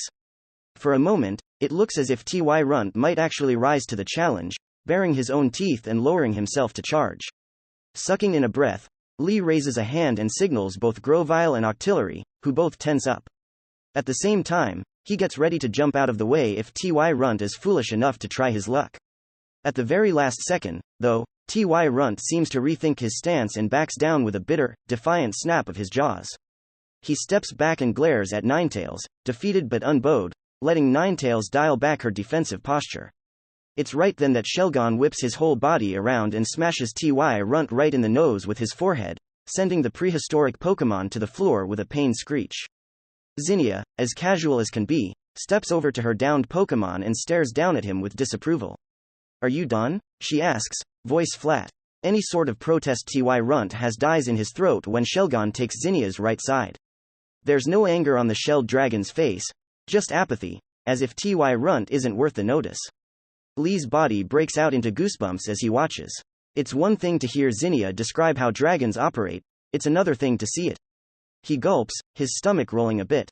I never like dominance struggles when they pop up in nature, and I think I like them even less here. One of Ninetails' tails reaches back, wrapping itself around one of his legs in silent comfort. Tyrunt rises back to his feet. His head is held low and submissive, but his eyes burn with frustration. Next time, don't be afraid to rough him up, Zinnia addresses Ninetails. T.Y. Runt needs to learn his boundaries no matter how uncomfortable it makes Doolittle. Lee schools his face into something more neutral at being called out, while Ninetails nods coolly. So, how did your end go? Zinnia asks while seating herself on the edge of Lee's bed. I've got a few leads after asking around. It's less than I wanted, but I'm going to count my outing as a success. Beside her, Shelgon lays down on his shell while T.Y. Runt submissively sits. Pulling his eyes away from T.Y. Runt, Lee chews on his lip. Everything went well, I suppose. Both myself and Brendan have legal weight to swing around. WE can acquire warrants, perform lawful arrests, and conduct investigations like any police officer can, which I think is a little fucked. Lee shakes his head and leans back in his chair, stroking Shinx's back with a hand. My lawyer is not fond of the idea of me being involved with anything, but she didn't drop me as a client, so I consider that a win. Ha. Zinnia laughs. Seems like everyone is clamoring to be your best friend except for the ones involved in law. There's gotta be some kind of takeaway in that. Yeah. That this boneheaded system wouldn't work if the trainers and Pokémon didn't self-moderate themselves with mutual expectations of each other's character, Lee grunts. Supposedly, issues are few and far between. The more I think about it, though, the more I think Amanda was right in her grievances. Zinnia idly kicks her feet. Maybe the League knew Pokémon would be a good linchpin to ensure good behavior. She speculates, coming to the same conclusion Lee did. If it works, then it works. I guess, Lee concedes. What did you learn while you were out? A few things. Zinnia whips her phone out and unlocks it, opening it to a screen of shorthand notes. Laverage is a hot spot for magma, no pun intended, she grins and winks. Usually, gangs don't like hanging around towns with gym leaders for obvious reasons, but you can find magma thugs in the usual haunts pretty easily around here. Dive bars, shitty nightclubs, generally any grimy hangout. I barely need to doll myself up and small-time gangsters are lining up to schmooze with me. Lee can't keep the frown of his face at the imagery Zinnia's words invoke. And you've been going to these places alone? Zinnia rolls her red eyes. Save the chivalry for a princess, Doolittle. I keep my Pokeballs out on display and that keeps guys from getting handsy. When Lee's dour face persists, she continues, Lee, I'd bring you along, but I only need a change of clothes and a bit of makeup to be unrecognizable. YO are way too high profile to do anything covert. If I take you with me, you'll scare every magma grunt into shutting up or just outright leaving any place we go to. Your face is, she pauses, seemingly searching for a word. Distinctive. Lee opens his mouth to protest, only to realize he doesn't have a good counter-argument. All he can do is rub the scars on his face and curse under his breath. Yet again, I'm missing being a nobody. Just leave this part to me. Zinnia's smile is reassuring, at least. I got some good info last night and a bit today. With any luck, we'll have enough to act on soon. Fine, Lee grumbles, waving for Zinnia to continue. Please, keep going. Gladly. Zinnia looks at her notes and scrolls the phone screen down with a thumb. One guy with more ink than brain cells bragged about being a high-level grunt or something. He said he helped a magma lieutenant move something heavy between warehouses here in Laverage a few weeks back, and mentioned the crates came in by ground with a bit of prodding, which narrows the list of answers for another little project of mine. Lee raises an eyebrow. Maybe we should finish what we're doing first before starting something else? It ties into everything, promise. The dragon tamer insists. Anyway, they're moving things after dark and all that, and a little coincidence pops up when I look around to see if their movements line up with any kind of local events. She shifts her phone over to the browser and goes to the Laverage Municipal website. From there, she pulls up a calendar built into the site and turns the screen to face Lee. See anything odd? Lee and Shinx both lean in, even if Shinx has no idea what she's looking at. The rest of Lee's team step closer or angle themselves to better see as well. On the calendar are a few events and notices, innocent things like local holidays and whatnot, but in red lettering are several notices saying, lift to Mount Chimney out of order. The next morning for each is another notice saying, lift to Mount Chimney repaired. There isn't a hard pattern, but the lift seems to go down once every 5 to 10 days. The lift seems to be going down a lot. Lee scratches his chin. Are these dates in line with Magma's movements? Zinnia sighs. I'm still trying to get exact dates, but one of these days, in particular, stands out. She taps one of the more recent occurrences on the screen with a finger. That day we let Courtney out of our sight? The lift breaks. My gut is telling me something is of F with that. A frown returns to Lee's lips. Reclining back into a more comfortable position, he meets eyes with each one of his Pokémon sans Shinx, who lays quietly in his lap. That does seem suspect, but for obvious reasons, we can't interrogate her too much on where she was or why it matters. We can't squeeze Courtney for info, but we can squeeze everyone else, and that's where you come in, Lee. Zinnia smirks. The Mount Chimney lift, breaking, so often opens a window for us, meaning you, to come knocking about concerns of criminal negligence or sabotage. If all of this is connected like I think it is and the lift breaking is a smokescreen to move things to the volcano, then they have to have someone pulling strings to let them move things up there unnoticed. Lee blows out a breath. Seems like a bit of a leap to me, if I'm being honest, he says, silently feeling like a scumbag for going along with this song and dance. It would make everyone's lives easier if he could just tell Zinnia that he knows Magma is up to no good up there. I need to replay Pokemon Emerald soon, preferably tonight. A sobering thought strikes Lee. If I don't refresh my memory and be ready for what's to come, then telling everyone, or at least Zinnia, what I know might be the best move to make. WE can't protect them otherwise. Ninetales, who is sitting in on her trainer's thoughts, speaks up. Lee, weigh that option carefully, she says, wrapping a comforting, telepathic tendril of reassurance around his psyche.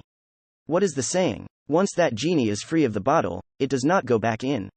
I will, 9. I will. The tendril of reassurance unfolds into a thick blanket, covering Lee with a warmth that he can practically feel on his skin. The mental conversation takes a split second, so Lee is able to return his attention outward in time for Zinnia's reply.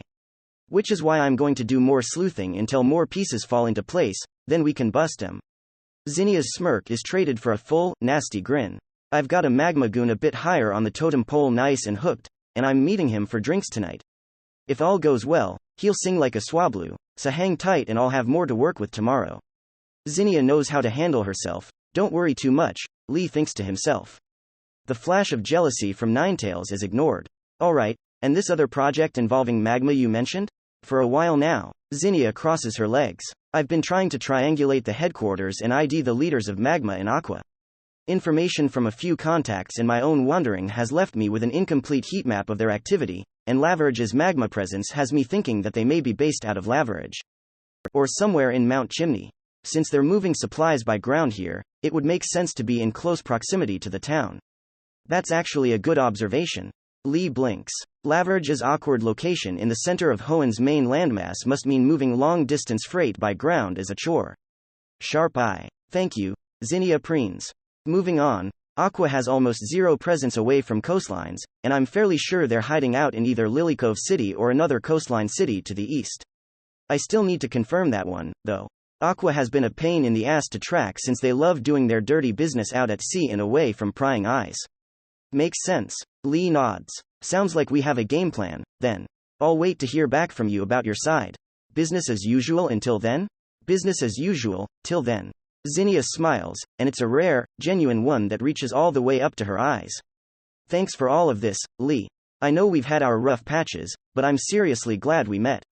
You're a damn good friend. Lee smiles right back. I could say the same about you. Rising back to her feet, Zinnia beckons Shelgon and the still sullen Tyrunt to follow. I'm gonna go find a private training field to trash with Shelgon and Tyrunt. Anna come with? I've got a few things to take care of here, so maybe later. Suit yourself. Zinnia waves over her shoulder as she and her Pokemon leave. Once the door closes behind them, Lee can finally stop ignoring the buzz of Ninetales' concentrated jealousy and give the fox a concerned stare. Love, what's the matter? Why our temper has been way too short here recently. Ninetales cools her emotions, though Lee can easily notice how forced it is. It's no matter, beloved. I think it is. Lee spins his laptop around to face Octillery. The octopus Pokemon wastes no time tabbing back over to an online book he was reading before Lee commandeered the device. You were about ready to take May's face off when we had dinner with her and her friends, remember? After inviting Ash and his friends to join him and Ninetales for dinner, Lee led the newly expanded group to one of the many traditional Asian restaurants lining Laverage's streets. After being seated at a low table using cushions as seats and ordering their food, the group settled in for idle chatter as they waited. May, Brock, and Max took one side of the table while Lee, Ninetales, and Ash, who had no qualms about being in close proximity to a dangerous Pokemon, took the other.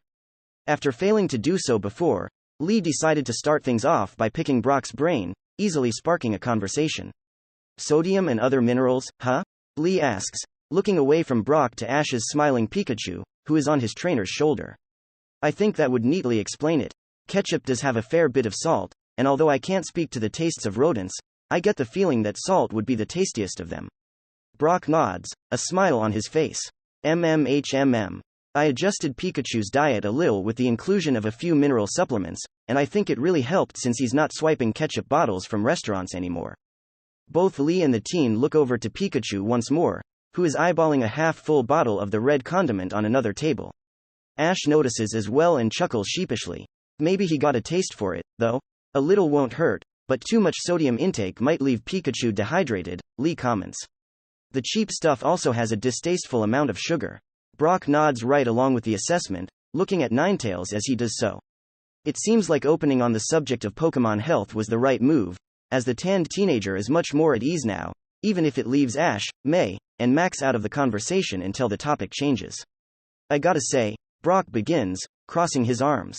I've encountered a few Ninetales over the years, but I've never been in a position to ask what goes into their care. I fostered a Vulpix for about a year, and she taught me a lot about caring for Pokemon. Is there much of a difference upon evolution? Ah, that's right. Brock did have what's-her-name's Vulpix until Johto, didn't he? Lee thinks, watching Brock intently scan Ninetales through his squinted eyes. He cared for her quite well. If your memories of the TV show are any indicator, Ninetales' telepathic voice rings with approval, and it's clear that Brock is her favorite of Ash's friends by a mile. From her place beside Lee, she regards the rock-type specialist with an appraising eye, finally taking her displeased gaze off of May. It seems that the young girl's crush hasn't faded yet, as she can't help but shyly steal glances at Lee when she thinks no one is looking. He's an intelligent kid with a bright future for sure. Lee agrees with Ninetales on Brock. Oh, and Nine? No need to stare daggers into May. She's just a little girl with a crush. It'll go away. Well, considering the rarity of her kind and the corresponding scarcity of info, I'm kind of playing things by ear right now, Lee admits, answering Brock's question. It has required a bit of trial and error, building on her prior routines, and a lot of communication. Honestly, it's a lot to put into words, so if you like, Lee reaches behind him where his backpack is sitting. Undoing the zipper and fishing his hand inside, he withdraws his first notebook. Already knowing the page by heart, he flips to Ninetales' section and offers it to Brock. Here are a few notes I took if you'd like to see them. These are a little out of date, but are still good. The notes aren't anything too revealing. Just recipes, nutritional facts on ingredients, calorie counts, a grooming schedule, the results of a few token cognitive and physical tests, anatomical notes, and other idle thoughts on paper. Brock reaches over the table and gingerly takes the notebook, looking down and scanning the page, his eyebrows rise almost to his hairline. That's thorough. I don't think there has ever been more information on a Ninetales in one place. May and Max, who are sitting at Brock's sides, lean over to read the notes as well. Max blinks and adjusts his glasses as he reads, while May just seems lost. Regardless, the young girl levels Lee with a shy smile. Wow, Lee, you're even smarter than I thought. After a moment of mustering her nerve, she continues on. We're going to be in Laverage for a while as we wait for Ash's gym match, so is it okay if, maybe? She twiddles her fingers together and looks at him with large, hopeful eyes. Train with you sometime? A spike of raw hostility not his own nearly transforms Lee's smile into a snarl, and when he stomps the emotion down, Ninetales twitches. Thank you, May. Lee barely keeps his smile in place. That's very kind of you. I'll have to see what my schedule allows. Inwardly, another conversation furiously takes place. Ninetales, what the fuck was that? Lee demands. You were 2 seconds away from baring your teeth and growling right in the middle of the restaurant. What happened there? Single quote. The vixen looks away, refusing to answer. Ninetales, after a second, which may as well be a full minute in a telepathic exchange, Ninetales answers. I don't know. You don't know? Lee blinks incredulously. Mentally, he reaches his connection deeper into the fox, trying to divine just what caused Ninetales' anger. Only for Ninetales to rebuke his probing, telepathic touch, not unlike someone slapping his hand away. The pushback is hard enough to make a headache bloom in his skull instantly. Lee winces not from the pain, but from the realization that he overstepped his bounds. Love, I'm sorry about that. That wasn't my intention. Being jealous wasn't my intention, either. Ninetales scowls and constricts her end of the telepathic channel, ending the conversation. Lee? Why is Ninetales suddenly so upset? Lee comes back to reality at the question, looking over Max. The young boy studies the glowering fox with a healthy dose of wariness, just as Brock does. May seems to realize that Ninetales doesn't like her and keeps her eyes averted. The poor girl blinks away tears. If the tears are from fright or not, Lee cannot say. On Ninetales' opposite side, Pikachu stands in Ash's lap, ready to jump into action at a moment's notice. Ash himself frowns but otherwise remains neutral. Blowing out a weary breath, Lee debates on what to say. Well, since it's all over BattleNet, I don't see the need to hide it anymore. Ninetales can use telepathy, and we had a bit of a disagreement just now. But, Max hesitates. Isn't she your first Pokémon? Ash, surprisingly, cuts in to answer. Just because a Pokémon is your first partner doesn't mean you can't have arguments, he says, self-assured. Pikachu and I didn't always get along, and we still don't agree on everything. In Ash's lap, Pikachu nods seriously, only to smile when Ash rubs a hand along his head. We're still friends, though, and we work everything out. The Kanto-born boy smiles, dispelling the uncertain cloud hanging over the table, and doing so seemingly without effort. Every kind of relationship is a work in progress, the one between Pokémon and trainer especially. Very well put, Ash. Brock smiles as well. A work in progress, huh? Lee murmurs, silently impressed. That fits.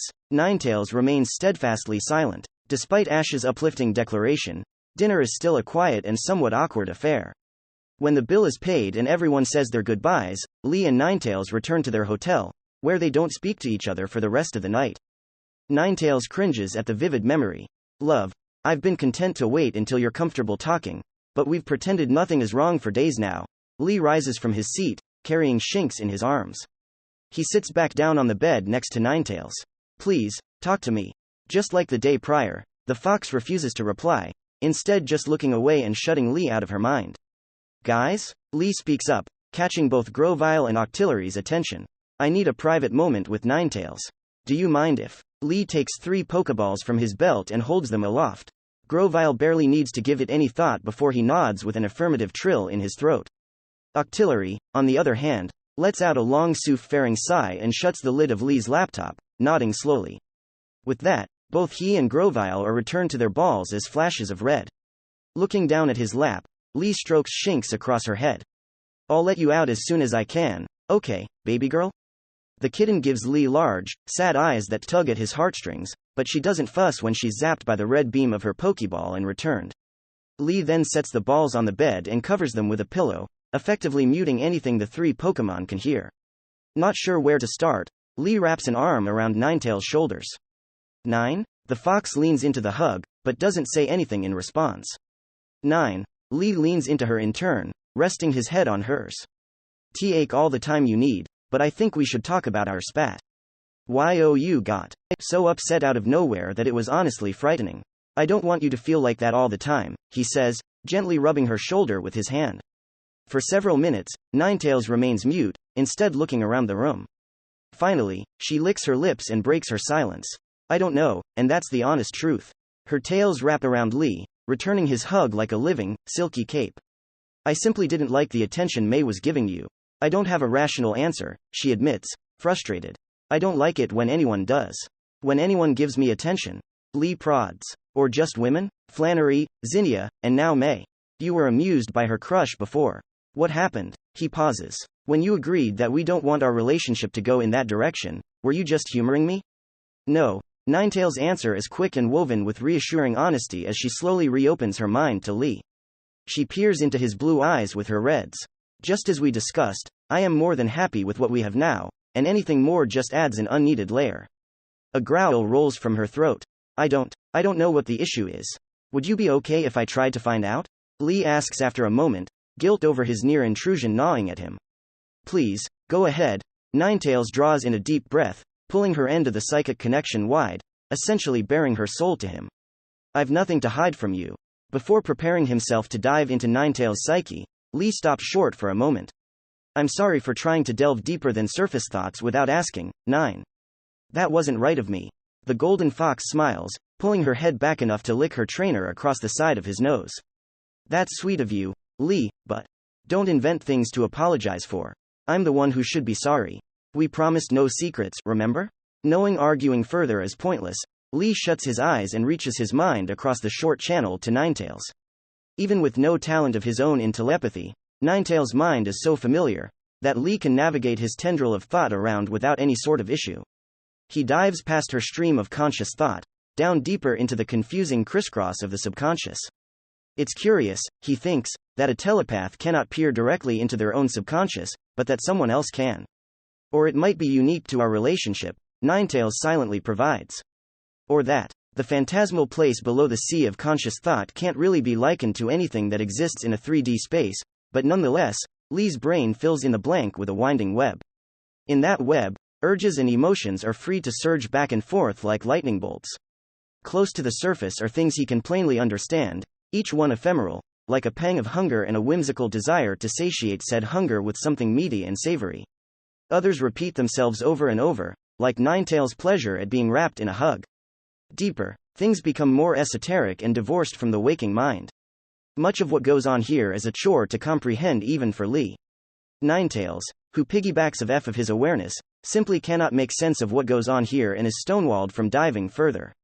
There is a lingering disgust for arachnids and the desire to kill them, fears of formless dangers to come, a selfish want of fame and control, impulses of violence, and unearthly, almost blinding love. For Lee, and an ugly, resigned despair of growing old alone. Lee tightens his hug, and the last thought slinks away to hide. Below that is a level of pitch blackness, where only the most primal of thoughts light the dark with their constant flashes. Any lower, and words will fail to describe what comes after. Here in this animalistic trench, the raw need for food, rest, comfort, sex, fulfillment, and the other driving forces of life resides. The surges of unrefined need are unspeakably ancient, and here without the insulation of the rest of Ninetales' mind, each one twists and yanks at Lee's being. Even so deep here, almost disconnected from his body, he still feels his stomach roll and tingle as uncomfortable emotions rise within him. Focusing, Lee touches a strand of the web, a vague, muddy picture of himself standing with a woman at the front of his mind. He watches, ready to chase down the spike of jealousy and find what is bothering his partner so. He doesn't expect Ninetales' entire being to light up with vehement anguish, which is quashed by fury and jealousy a moment later. It's so startling that Lee is forced to withdraw back into his own head. He blinks away the lightheadedness of the sudden evacuation. Ninetales, calm down. It was just an image. Lee hugs Ninetales tightly, stilling the infuriated tremors that run up and down her frame. Slowly, the overwhelming deluge of emotion tapers and Ninetales is left hanging her head in Lee's arms. Ninetales growls. I don't know, I don't. Her tails leave their place around Lee and lash against the bed in frustration. With the might in the 9 limbs, the bed rumbles against the floor from the blow. Shish, it's all right. Lee holds the shuddering fox close and lowers his voice to a soothing whisper. Whatever this is, we'll figure it out. He switches back to telepathy. I believe you, 9. I couldn't make heads or tails of where the reaction came from. I thought I had my affairs figured out after evolving. Ninetales' telepathic voice has a bitter bite to it. I don't like feeling this way. We'll figure it out together, Lee quietly insists. Are you afraid of being replaced? You know you're the definition of irreplaceable, right? Ninetales snorts and raises her head slightly. I don't think it's that. Maybe. Lee thinks to himself, but with his head muddled by the brush with Ninetales' inner self, he can't quite come up with any other explanations. Well, let me reassure you on this. Lee leans his head into Ninetales, touching his forehead to hers and staring into her ruby-like eyes. There is no one in the world who can take the special place you have, Ninetales. I love you more than anything in the world, and that will never change. Ninetales blinks, and Lee's entire body grows warm from the outpouring of love her mind dumps into him. We've got people who can help, like Nigel, Mabel, Xatu, and that old Pokemon master, Lococo, Lee continues, a smile on his face. We'll figure everything out. If you ever get annoyed with someone because you don't like how they're treating me, just smile and remember, I love you. The great fox smiles back. It's a small, delicate thing. And you, beloved. Lee feels her mind reach out and gently grasp his, reeling it in to touch hers tenderly. Just like the last time, the world turns into a haze of bliss as both man and vixen bear themselves to each other, utterly and totally. The pair don't stay locked in that rolling, fantastic oasis of thought and affection for long. They're together only for a few minutes, but it's more than enough to quell any fears and doubts for now. Returning to his senses, Lee reluctantly peels himself away from his fox. It takes a second for his entirely relaxed body to catch up, but he reaches under the pillow of his bed, grabbing the trio of Pokeballs beneath. Alrighty, ladies and gents, he stands and stretches. Back to work. The sun is hitting high noon in Verdanturf, and Corvisquire finds that he doesn't care for his heated feathers distracting him from his pondering. Why run? Why run? Why run? The infuriating Medicham from several nights prior forced this introspection upon him with that stupid, repeated question, and it makes the raven want to pluck his feathers out. He flew to a citrus grove to heal his injuries from the one-sided fight, but that lanky bastard was there, and he looked right up at Corvisquire.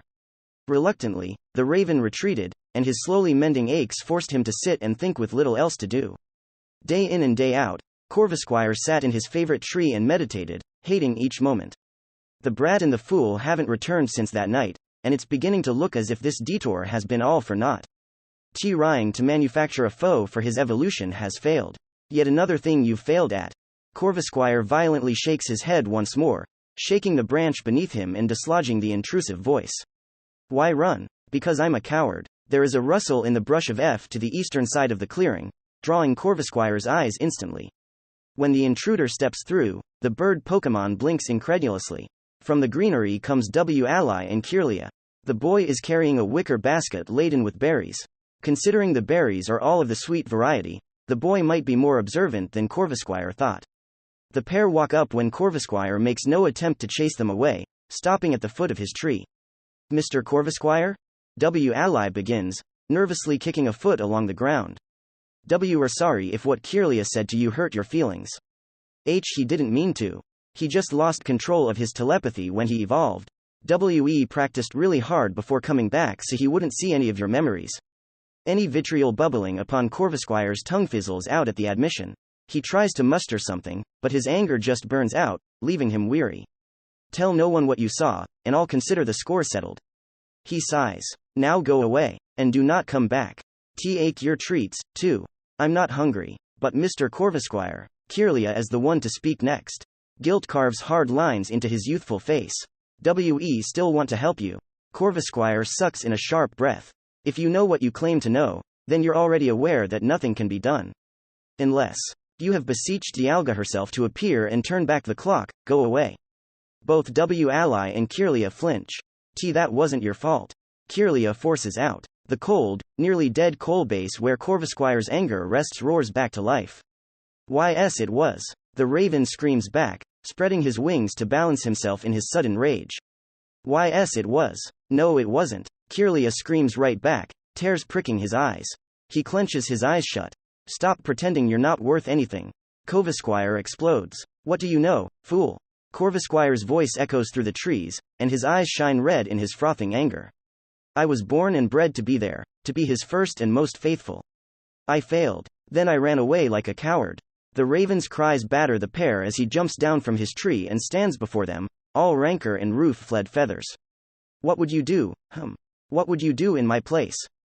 Speak up, low-born mongrel. Wally shivers in fright, only stilling himself when Kirlia steps in front of him. Corvusquire hacks out a mocking laugh. How brave. Old you continue being so brave if your trainer was ripped away from you like mine was? No. You would do nothing. Why run? Because I'll fail again. Kirlia grits his teeth and forces back tears. W. Ally? He asks quietly. Would you love me even if I failed you? Failed you so bad, that what I failed at can't be fixed? Of course. W. Ally's answer is so instant that Corvusquire's laughter is cut short. Always. If, Kirlia gulps, if you died, would you be upset if I found another trainer? Never. The green-haired boy's eyes soften into something tender, something achingly familiar to Corvusquire. Old you blame yourself and call yourself worthless if something did happen? Kirlia is quiet for a moment, as the very thought of W. Ally expiring seems to root the little psychic in place. And no. Why? Because Kirlia's red horns quiver and hum, his psychic powers venting the sheer emotion gripping him into the air. Because I know you would want me to be happy, and I won't ruin your memory by wallowing in despair. He raises his head, staring directly into Corvusquire's eyes with such noble resolve that the raven is frozen on his feet. Even if I sometimes hurt because someone is gone, I'll never be afraid to reach out again. Each word is like a hammer blow to Corvusquire. Love is always worth it. A stabbing pain erupts in Corvusquire's chest. He looks down, expecting a beak, a claw, or a knife coated in blood. He's unmarred. Why run? I don't deserve love. The world grows blurry. They were outside a small town on the second week of their journey when the first attack hit. The Wyong master couldn't catch his breath after a run alongside Rukadi, eager to be back in civilization. He fell to his rear, gasping along the side of the road. Rukadi did exactly as he was trained. Deft in both beak and talon, he opened his master's bag, located the inhaler the lord of the manor insisted the Wyong master carry, and pressed it into the boy's hands. The Wyong master's shaking hands bring the inhaler up, and with an inhaled puff, the peril passes. Breathing a sigh of relief, the master strokes Rookity along his head.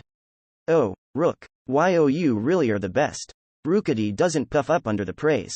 He's simply doing as the first and most faithful should. Silently, though, he will never tire of his master's love. The attacks are growing more frequent in the third month of their sojourn. The Wyong master led them through winding woods and fantastic new cities, but often he needed to pause to catch his breath and sometimes use his inhaler. When they returned to the civilized world, Rookity took it upon himself to write reminders to the Wyong master to refill his prescription. A younger, more childish Rookity bemoaned the lessons in literacy, art, and chivalry he spent with the Wyong master, but now the ability to write has never been more valuable.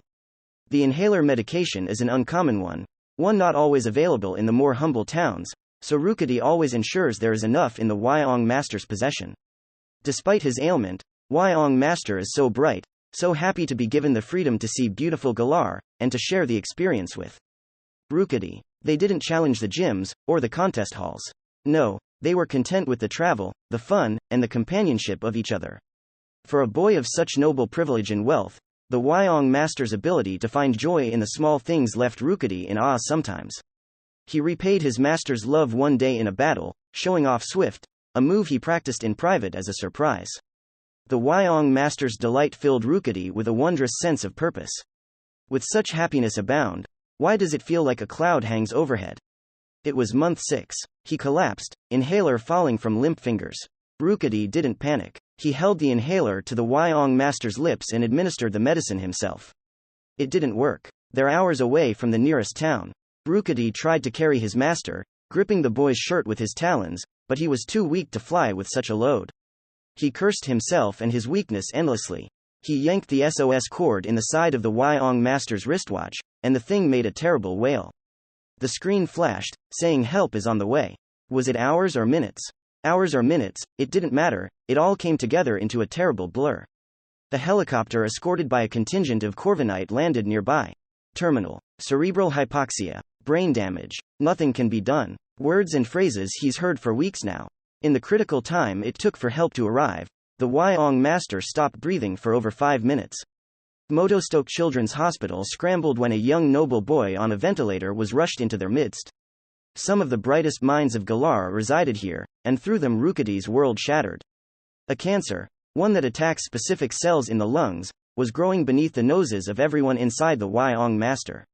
His lungs were losing their ability to process oxygen, and had been for years now. His childhood asthma was a gross misdiagnosis.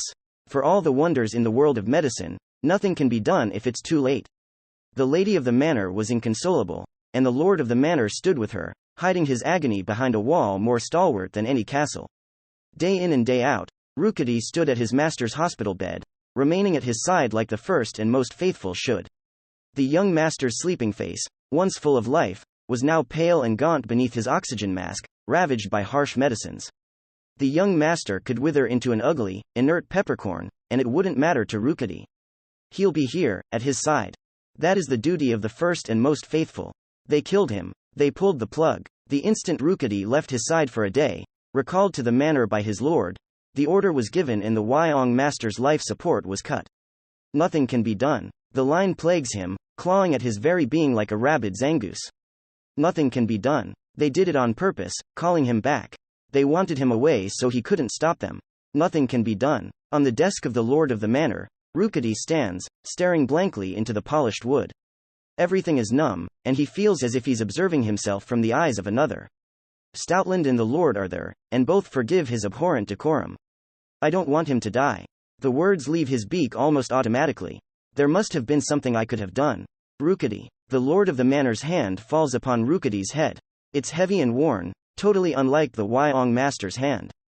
You are hurt, as we all are, but you must understand. The lord of the manor steels himself. He was never going to wake up, and his illness would have taken him before long. Nothing was working, so do not blame yourself. You can't do anything. Everything turns into a blur. With the snap of a pokeball's hinge and the shatter of glass, Rookity flies.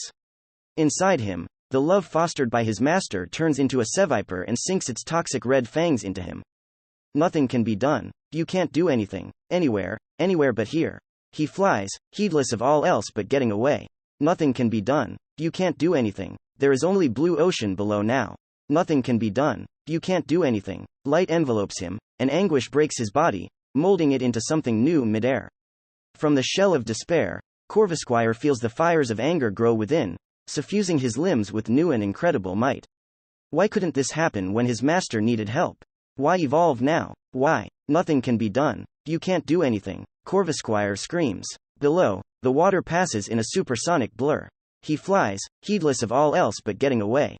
Nothing can be done. You can't do anything. He ran away like a coward. There is green below. His wings can flap no more as the ground rushes up to greet him. With any luck, he will die on impact. It's not your fault. Even if I sometimes hurt because someone is gone, I'll never be afraid to reach out again. Mr. Corvisquire? The world comes back into sharp focus with a gasp. Looking up, Corvisquire takes in W. and Kirlia without actually seeing them. Kirlia steps forward, reaching a hesitant hand out. Mr. Corvisquire? The confusing whirl of memories and words leaves Corvisquire's head swimming. It takes longer than he cares to admit to steady himself. What? He asks, hoarse. There is no surge of rage to return him to lucidity. Are you okay? W. twiddles his fingers together. You were screaming. Was I? Corvisquire swallows thickly. Oh. Kirlia pulls his hand back, seemingly unsure if he wants to approach. Are you okay? He repeats W.'s question. It's not your fault. Even if I sometimes hurt because someone is gone, I'll never be afraid to reach out again. Do you believe what you said? Corvisquire asks, looking at the grass. Both W. and Kirlia blink. Your little speech, Corvisquire cannot even roof his feathers. The anger simply won't come to him. Are you speaking from the heart? Kirlia sets his shoulders and nods. Every single word. And it's not your fault. Kirlia cuts Corvisquire of F. The psychic's face is understanding, and the raven can't bring himself to hate it. Mind a whirl, Corvisquire stares at the ground. 1,000 thoughts plague him like biting insects, all demanding his attention. Through his mind's eye, things come and go, but a pair of faces stand out. He sees the Wyong master, and the boy's smile is more radiant than the sun. It's free of judgment. In those youthful, trusting eyes is love. He sees Lee Henson. The scar-laden smile speaks of pain both he and Corvisquire understand.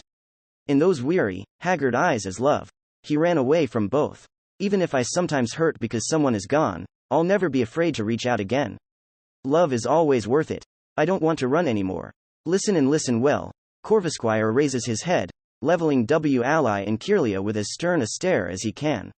In a tree 67 meters south, the one with equal amounts of ivy and moss on its western flank, there is a dawn stone hidden in the knothole of the trunk. I stole it for you. Both W. and Kirlia gasp, visibly shocked. Is that the stone Uncle was talking about? The one that the newspaper said went missing? Wally asks Kirlia, apparently too startled to use telepathy. Use it, return it, leave it for someone else, I don't care, Corvisquire sniffs. Why our lessons with me are over. I have an obligation to return to, and I will not hear any stupid begging. The pair of children get over the admission of theft quickly, and to Corvisquire's surprise, neither argue. We understand. Kirlia smiles, and damn it, the raven wants to strangle him. Are you going back to your new trainer? Corvisquire snaps his beak. Yes, are you happy? Wally once more produces that heartache-inducing smile. Oh, Mr. Corvisquire? He calls when Corvisquire spreads his wings. I'll miss you. The flying type sighs. For what it's worth. You two weren't totally hopeless. Their childish faces light up. Corvisquire doesn't stay around to hear any goodbyes or hear their reply, as he flaps his wings and rockets into the air, his heart thundering in his chest. Awing to the side, he orients himself north, towards Mount Chimney. Then he flies. Resolve, and just a little hope, fills each stroke of his wings. Act 2. Chapter 13. Sorry, sir, I don't even want to give you a quote on this. The apologetic man behind the electronic store counter slides Lee's old, cracked smartphone back to him. I've never seen the style of port on your device before. Heck, I've never seen this brand in my life. I'm sorry, sir, I don't want to try because my inexperience with your brand means a risk of damage or data loss. If privacy concerns means Porygon can't get at your device and perform a data transfer, then I don't think I can do much. You might be better of consulting a proper electrical engineer for a proper battery swap and charging solution rebuild. Floating at the counter attendant's side is a Pokémon, one that looks like a simplistic, blue and pink duck made in a 3D modeling program. The Porygon shakes their head, letting out a series of downtrodden beeps. A curious Pokémon, Porygon. The sapient, hard-light Pokémon is one Lee briefly considered acquiring due to their intellect and ability to interface with damn near any computer. That thought was discarded after hearing about their multi-thousand credit price tag and their tragically short lives unless frequently maintained by their owners. Something about the ever-active and self-editing AI of a Porygon accumulates read-only partitions of junk data, kernel deep errors, and other issues that turn into a lethal cascade failure if ignored too long. Porygon 2 can apparently go much longer without debugging, which requires the purchase of Porygon's expensive evolution catalyst, the upgrade. Lee hasn't seen any mention of Porygon Z anywhere. Lacking the experience needed to debug a Pokémon and not wanting to invest the money into keeping a specialized programmer on retainer, Porygon was relegated to the maybe someday part of Lee's wanted list. With a sigh, Lee takes the phone back and slips it into his pocket. I understand. Thank you for taking the time to look. My pleasure. A moment later, Lee and Ninetales are outside the shop and in the Laveridge streets, slowly making their way to the only other electronics repair shop in the city. After his and Ninetales' heart-to-heart in the hotel room, Lee tended to the rest of his Pokémon with a meal, then dug his old phone from his bag, intent on replaying Pokémon Emerald as a memory refresher. If he recalls correctly, he had also installed another emulator, one capable of running newer games. With any luck, a copy of the Pokémon Ruby remake, the one featuring Zinnia as a character, is also there. Being able to play both would be an incredible boon. Upon pulling the old phone out and turning it on, Lee was met with a 0% charge message. Not a problem, he thought. I'll just charge it. Then the rude awakening came. He doesn't have a charging cable. Silphco's OmniWire beta cable that came with Lee's Pokegear branded smartphone doesn't fit his old phone at all, and Lee tumbled into this world with only the things in his pockets. What a frustrating, vexing, and just plain dumb way to be stopped short. Idly hoping for an equally dumb solution, Lee opened his current phone and looked up charging phone with electric Pokémon. Naturally, what he got was a lot of news articles warning against doing such a thing, saying, your precious Pikachu's Thundershock will destroy your phone. The articles all referenced a fake ad campaign run by internet hooligans impersonating Sylph County with the goal of causing mischief. Least intelligent method eliminated, Lee and his team ventured out into town to tour the various electronics stores. TWO of the locations advertised repair services, and with any luck, one of them can pull some sort of miracle and revive the alien device. Well, one down, one to go. As they walk, Lee decides to kill two birds with one stone. TWO Talo with one rock throw? That doesn't flow quite as well in his mind. Pulling out his intact Pokegear phone, Lee logs into BattleNet and navigates his way around, taking in the recent news on his way to the chat group section, where Lococo and possible answers to Ninetales' unexpected temper might reside. Seems like our novelty is wearing off, Lee silently comments to Ninetales as he scans their megathread. The number of posts per day has slowed down a fair amount, leaving only a few dedicated weirdos obsessing over Lee and his team. Someone ignited a furious debate with a proposal on Ninetales' stats, but that lasted only 2 days. Curious, Lee zooms in on the little wall of text. Ninetales' special ability, typical held item. A known moves, Confuse Ray, Quick Attack, Payback, Baby Doll Eyes, Hex, Feint Attack, Extrasensory, Double T-Eam, Bite, Flamethrower, Ember, Fire Spin, WILOWISP, Unknown Fire Move number 1, Unknown Fire Move number 2, Unknown Fire Move number 3, Others. Notes. Henson's first Pokémon. Evolved from V. Ulpix using G1P1. Fire Stone, citation needed. Capabilities are unknown. Observed using undocumented moves as a V. Ulpix on multiple occasions. Capabilities as a V. Ulpix noted to be in excess of previously known upper limits of species. Total number of moves is unknown. TYPE spread of moves is unknown. At a glance. Physical ADIC. A plus ranged ADIC. SS plus status ADIC. S plus phys resist. A plus energy resist. S status resist. Agility. SS reactions. S plus stamina. S plus pain tolerance. S plus overall species ranking. Tier. Pokémon cannot be accurately categorized at this time. See legacy feat and performance breakdown here. Link, good fucking god. What kind of scaling is this? If you're just now beginning to touch elite territory, then the stats on a champion Mon must look like someone smashed their fist on their keyboard. Lee shakes his head. Most people in the thread seem surprised by Nine's ability to take a solid hit and willingness to fight up close and personal, which isn't surprising. From what little battle data is available about the Kitsune Pokémon, they all seem to be ranged attackers that are practically allergic to melee. While Lee's megathread is winding down without any major events to spur discussion, T-Eason Rhines recently made megathread as exploding in activity after his win over Petalburg's gym leader, Norman. The revelation that T-Eason is the trainer of a Metagross is almost perfectly mirroring the reaction that many had upon Ninetales' victory over Ty. Many posters have flocked to the thread to sing praises about T-Eason and his rare, powerful Pokémon, while others have barged in to lament about their own shots at Evergrande becoming harder. The disgruntled few internet raiders have started arguments about how T-Eason is needlessly brutal or cheating somehow, with just as many defending keyboard warriors coming to join the verbal melee. A few of them have dragged the names of other popular trainers into the debate, comparing, contrasting, and arguing about who would win in a battle. Lee sees his own name a few times. Tyson pops in once to thank his supporters amid the mess, then wisely goes quiet. The rest of the Hoenn section of the forum is much calmer, with news and discussion of much tamer subjects. Moving on, Lee tabs over to the various chat groups in BattleNet. Besides 9TT, Firemasters, and Fox Friday, he has joined a few other ones, mostly to observe silently, but he pays them no mind. The nearly 100 pings in Fox Friday are ignored as Lee opens 9TT, then taps his thumb on Lococo, 9TT administrator, to start a private message chain.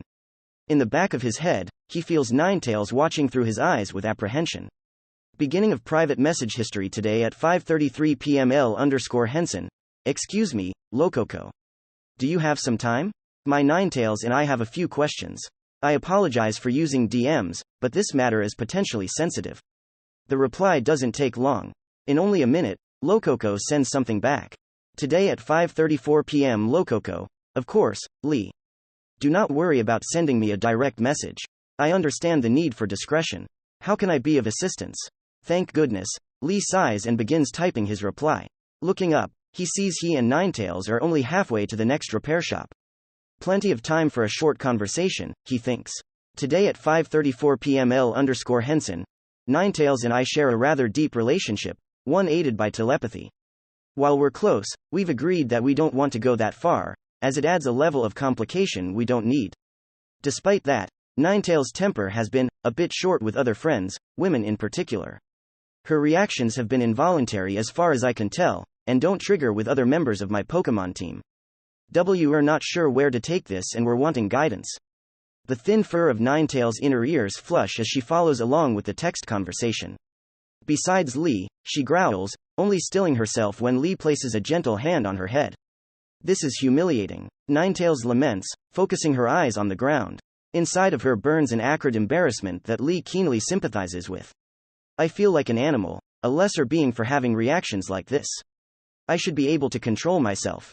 I thought the same thing when I started seeing Mabel, remember? Lee briefly lowers his phone and rubs a thumb along the white heart on Ninetales' ear. You're a brave one for not pushing off outside help as I did. Ninetales leans into his touch, but her foul mood doesn't abate. Raising his phone back up, Lee reads Lococo's returning message. Today at 5:35 p.m. Lococo, I see. How old is Ninetales? When did you and Ninetales begin using telepathy? And to what length and level? An interesting question to lead with.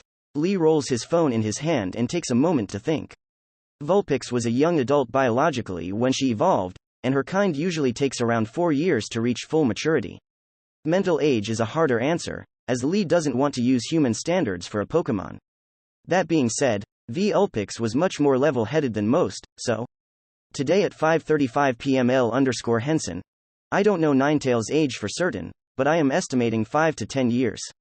Several months back, when she was still a Vulpix, we couldn't communicate much at first, but attained a decent level of verbal and emotional transfer before she evolved by way of constant practice. After evolving, she and I have had perfect clarity. I can understand her one-to-one. After a moment's hesitation, Lee offers the mysterious Pokémon Master one more snippet. If not for her supposed specialization in Ninetales as a species, Lee doubts he would have told her half of what he already has. Today at 5:35 p.m. L_Henson. We can't seem to disconnect anymore, either. I will be working with Professor Birch and possibly specialists to study that particular phenomenon. This time, Lococo takes a full 3 nerve-wracking minutes to send something back. Today at 5:38 p.m. Lococo. Interesting. I have both good news and bad news for you. The good? The temper your young Ninetales is expressing is normal. Unlike many other Pokemon, where evolution is isolated to physical growth, a Ninetales undergoes a number of mental changes as well.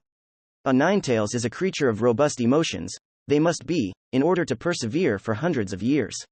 At the same time, the attachments one forms will be mighty, and so early in her evolution, a young vixen will need to relearn her control and wrest her conscious mind from the grip of her instincts, which will urge her to be tribalistic and possess her loved ones in every way she can. Both her capacity for love and hate have grown to a level she does not grasp yet. Due to the emotional root of a Ninetale's powers, you can observe this disruption when she performs supernatural feats. Have you observed thusly? I'm having trouble with my telekinesis because of my emotions? Ninetales herself seems confused, though it's superseded by relief and annoyance that she's having growing pains, of all things. I don't see how that could be affecting my moves. My fire is practically a muscle at this point. Let's humor her, love. Lee types his response. She's got some big names in 9TT, so she has to know something. Today at 5:39 p.m. L_Henson. I have noticed that her psychic powers are a bit out of whack since her evolution, but I chalked that up to the sudden increase in their potency. Her superb control of her fire moves hasn't diminished, though. Today at 5:39 p.m. Lococo. Do you have a phobia of fire, Lee? The sudden and pointed question makes both Lee and Ninetales stiffen. How does she know that? Lococo sends another message before Lee can get his bearings. Today at 5:39 p.m. Lococo.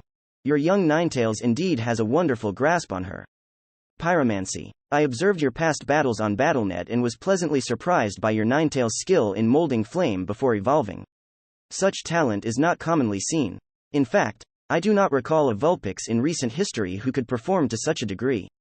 Doubts about Lococo's skills are fleeing both Lee and Ninetales like Zubat might a cave upon nightfall.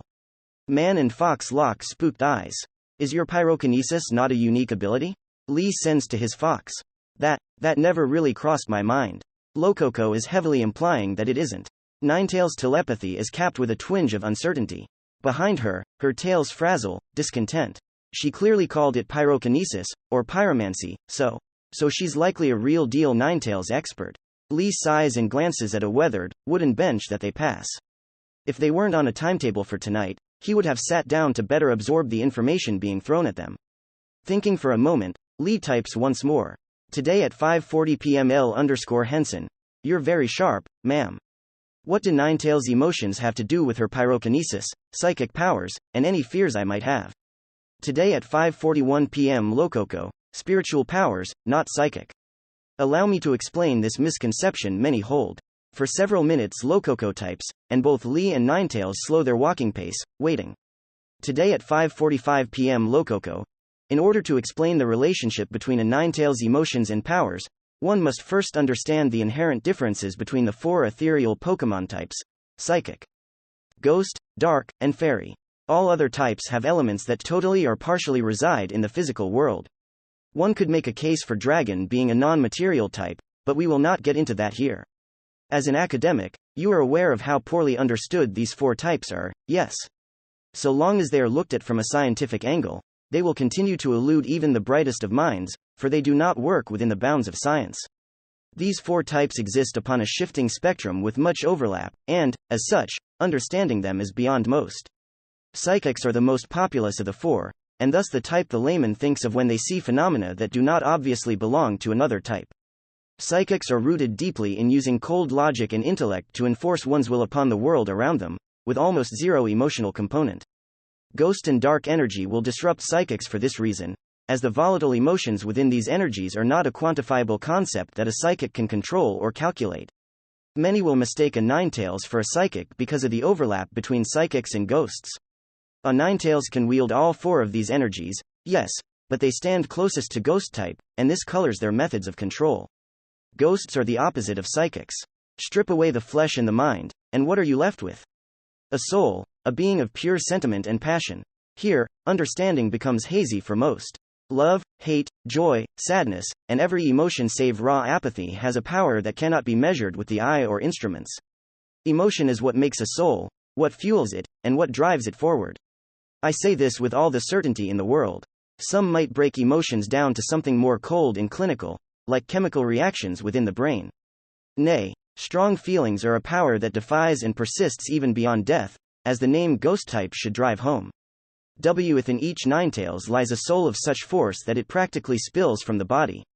An immortal existence within a mortal shell. Lococo is forced to stop and begin typing again as she hits the character limit for a single post. As Lee and Ninetales digest her words, Moore's words days before Ninetales' evolution ripple through them. A Vulpix will go from flesh and blood to something not wholly mortal. Something not easily controlled. Lee rereads Lococo's post with a slowly growing sense of wonder. In all his research, there has been speculation on the nature of Pokemon types in Tay, but much of it is just that, speculation. Some are more studied than others, but just as Lococo says, Psychic, Ghost, Dark, and Fairy have resisted modern science's attempts to grasp them beyond the basics. Is it truly because these types have no way to be quantified? Today at 5:46 p.m. Lococo, Dark and Fairy exist close to Psychic and Ghost, overlapping but not truly touching. Where Psychic and Ghost are the realms of intellect and emotion respectively, Dark and Fairy occupy an even muddier scale of intent along the axis of Psychic and Ghost, forming a wicked compass. Dark is the element of animalistic desire and violence. The want to cause harm, the want to control, the want to spread misery. That is not to say all who bear the epithet of Dark type are monsters, but that the most personable of them are Pokemon of admirable self-control. A Dark Pokemon may love and hate like any other, but only the intent within will empower dark energies. Many fail to realize this and nurture a most detestable character in the pursuit of power. The ability to sequester impulses of violence away from the rest of the mind serves to bring the users of Dark to the highest level. Fairy is a type one hesitate to put into words. Most would think Fairy to be the type of joy and happiness, but that's not quite correct. There is an underlying sinister, distorted nature that I do not truly grasp. One required to bear these powers in battle with the intent to harm. I know precious little about these energies or the minds of those who wield them. The state of mind required to master Fairy type is alien, and that is all I know for certain. I have doubts that many of the users of Fairies actually understand their Pokemon. A Pokemon may call upon these four elements, but their state of mind determines their might. An emotional Psychic is a poor one, as is a stoic Ghost. As I said, a Ninetales can wield all four of these aspects, but the one they align to most naturally is Ghost, and this will bleed into her other skills. As her mind becomes accustomed to this newfound depth, her temper and control will settle. You require only time. The Pokemon Master on the other end of the messaging app once more hits the character limit for a single message. As she begins typing again, Lee and Ninetales lock eyes once more. Ninetales' relief that there isn't something wrong with her spills into Lee, soothing his own nerves some. The vixen takes a deep breath that pushes her chest tuft out, then slowly exhales. That answers some questions, she begins, but if this is the good news, then what is the bad news? Much of what she says also seems like nonsense. Ninetales shakes her head with a huff. At first glance, yes, it seems like spiritual mumbo-jumbo. Lee returns his eyes to his phone, waiting with bated breath for the next message. At the same time, though, all my academic sources can't seem to pinpoint the cause of a lot of Tay phenomena. If what Lococo says is true, and state of mind can affect Tay potency, then that gives us a place to go forward from on that front. Psychics aren't nearly as well understood as other types, but there is at least a basis for studying them.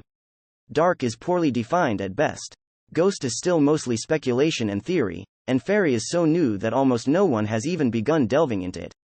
Fascinated, Lee resolves to try and pick Lococo's brain again later, and focuses back on the matter at hand as his phone vibrates. Today at 5:48 p.m. Lococo. You ask why your young Ninetales pyromancy is still so refined when her control has otherwise suffered? Look upon yourself to find the answer. Look upon myself? Lee blinks and does so, looking down at his torso and legs, then at his arms. When he sees nothing out of place, he shrugs. Any ideas, love? Ninetales thinks to herself for a moment. I get the feeling this is intended to be some sort of introspective question, not something literal. Other than that, I have no idea. Clearly, she means you are the reason my fire is so easy to command, but why is not explained. Today at 5:49 p.m. L_Henson. I'm sorry ma'am, could you elaborate? Lococo's reply is swift, as if she expected to be asked for an explanation. Today at 5:49 p.m. Lococo. As I said, a Ninetales' powers are bound to her emotions. If you fear fire, Lee, then what would be the most appropriate response from Ninetales? To keep it under control. Ninetales blinks, realization settling over her. To keep it under control, Lee mirrors his fox, the words spilling out of his mouth. She would never hurt you. Is it really as simple as that? Ninetails wonders with only Lee to hear. She stares at the dirt road as they walk, her thoughts buzzing like beedrill. From her, Lee can pick out a few fleeting feelings. Part of her is pleased with her own dedication to her trainer, while another is bitter that her talent is all subconscious and not an earned skill of her own. The bitterness of the latter grows stronger as she remembers how heavily Lococo implied that her pyrokinesis isn't special, either. Lee shuts down the negative spiral by petting Ninetails behind her ear, his thumb returning to the white heart there. Love, you're special to me, and don't you dare imply all those weeks of practice were for nothing. Maybe some hidden factors helped you along, but your hard work is what got you this far. Try as she might to remain upset, Ninetails' negativity drains like a basin with the plug pulled. She huffs theatrically and leans into Lee's hand, grumbling to herself. Today at 5:50 p.m. L_Henson. That's certainly in line with your impromptu lesson, thank you for that by the way. I hope we can converse more later on the subject of TYPES. You mentioned that there was bad news? Today at 5:51 p.m. Lococo, indeed. Although your Ninetails needs only time for her control to return, you've inadvertently complicated matters with the use of telepathy. As I said, it's simply the nature of a Ninetails to be possessive, and I fear the narrow boundaries between you two have exacerbated the issue. I am indeed familiar with the unusual relationship that blooms between telepathic partners, and, unfortunately, this unique form of love is of little use as a buffer in this circumstance. Even if no romantic love exists between you and her, and there is no desire on either end to move forward, her instincts will snarl and gnash at the thought that there is a part of you she may not have. There are two possible ways to resolve this. 1. Revisit your relationship with her, and put those instincts to rest by taking that last step. 2. Set more firm boundaries with one another so Ninetails might meditate on what she can and cannot have with all of the people in her life, not just yourself. This should significantly expedite matters. This will mean limiting telepathic contact to the minimum required. That's ridiculous. Ninetails physically snarls, startling a few people on the street before Lee shushes her. Why are those extremes the only options? There has to be something else we can do. She takes another deep breath, calming her boiled-over temper down to a simmer. If need be, I'll tighten the leash on my emotions until this all blows over. Easy. 9. Lee bites his lip, just as troubled as he pens his response. Today at 5:51 p.m. L_Henson. I understand the reasoning for your solutions, but is there anything else we can do? Neither of us are keen on such drastic measures. Lococo's following message is just text, but Lee gets a distinctly exasperated feeling from the words. Today at 5:51 p.m. Lococo. I had a feeling you would ask. Telepathy also increases the risk of hyperfixation, an unfortunate condition Pokemon like Ninetails can fall prey to. Tell me, outside of time spent with you, what sort of pursuits does Ninetails have? Lee pauses, his eyes narrowing. After such a fresh mind meld, Ninetails' memories are almost easier to call upon than his own. Still, he struggles to find an answer to Lococo's question. Love? Like Lee, Ninetails can't seem to muster an answer. After a minute to think, she finds something to say. I mind Shinx, and I assist you in your research. I also enjoy sitting and watching movies with you when a worthwhile one is on TV. Lococo was asking about things you do on your own, though.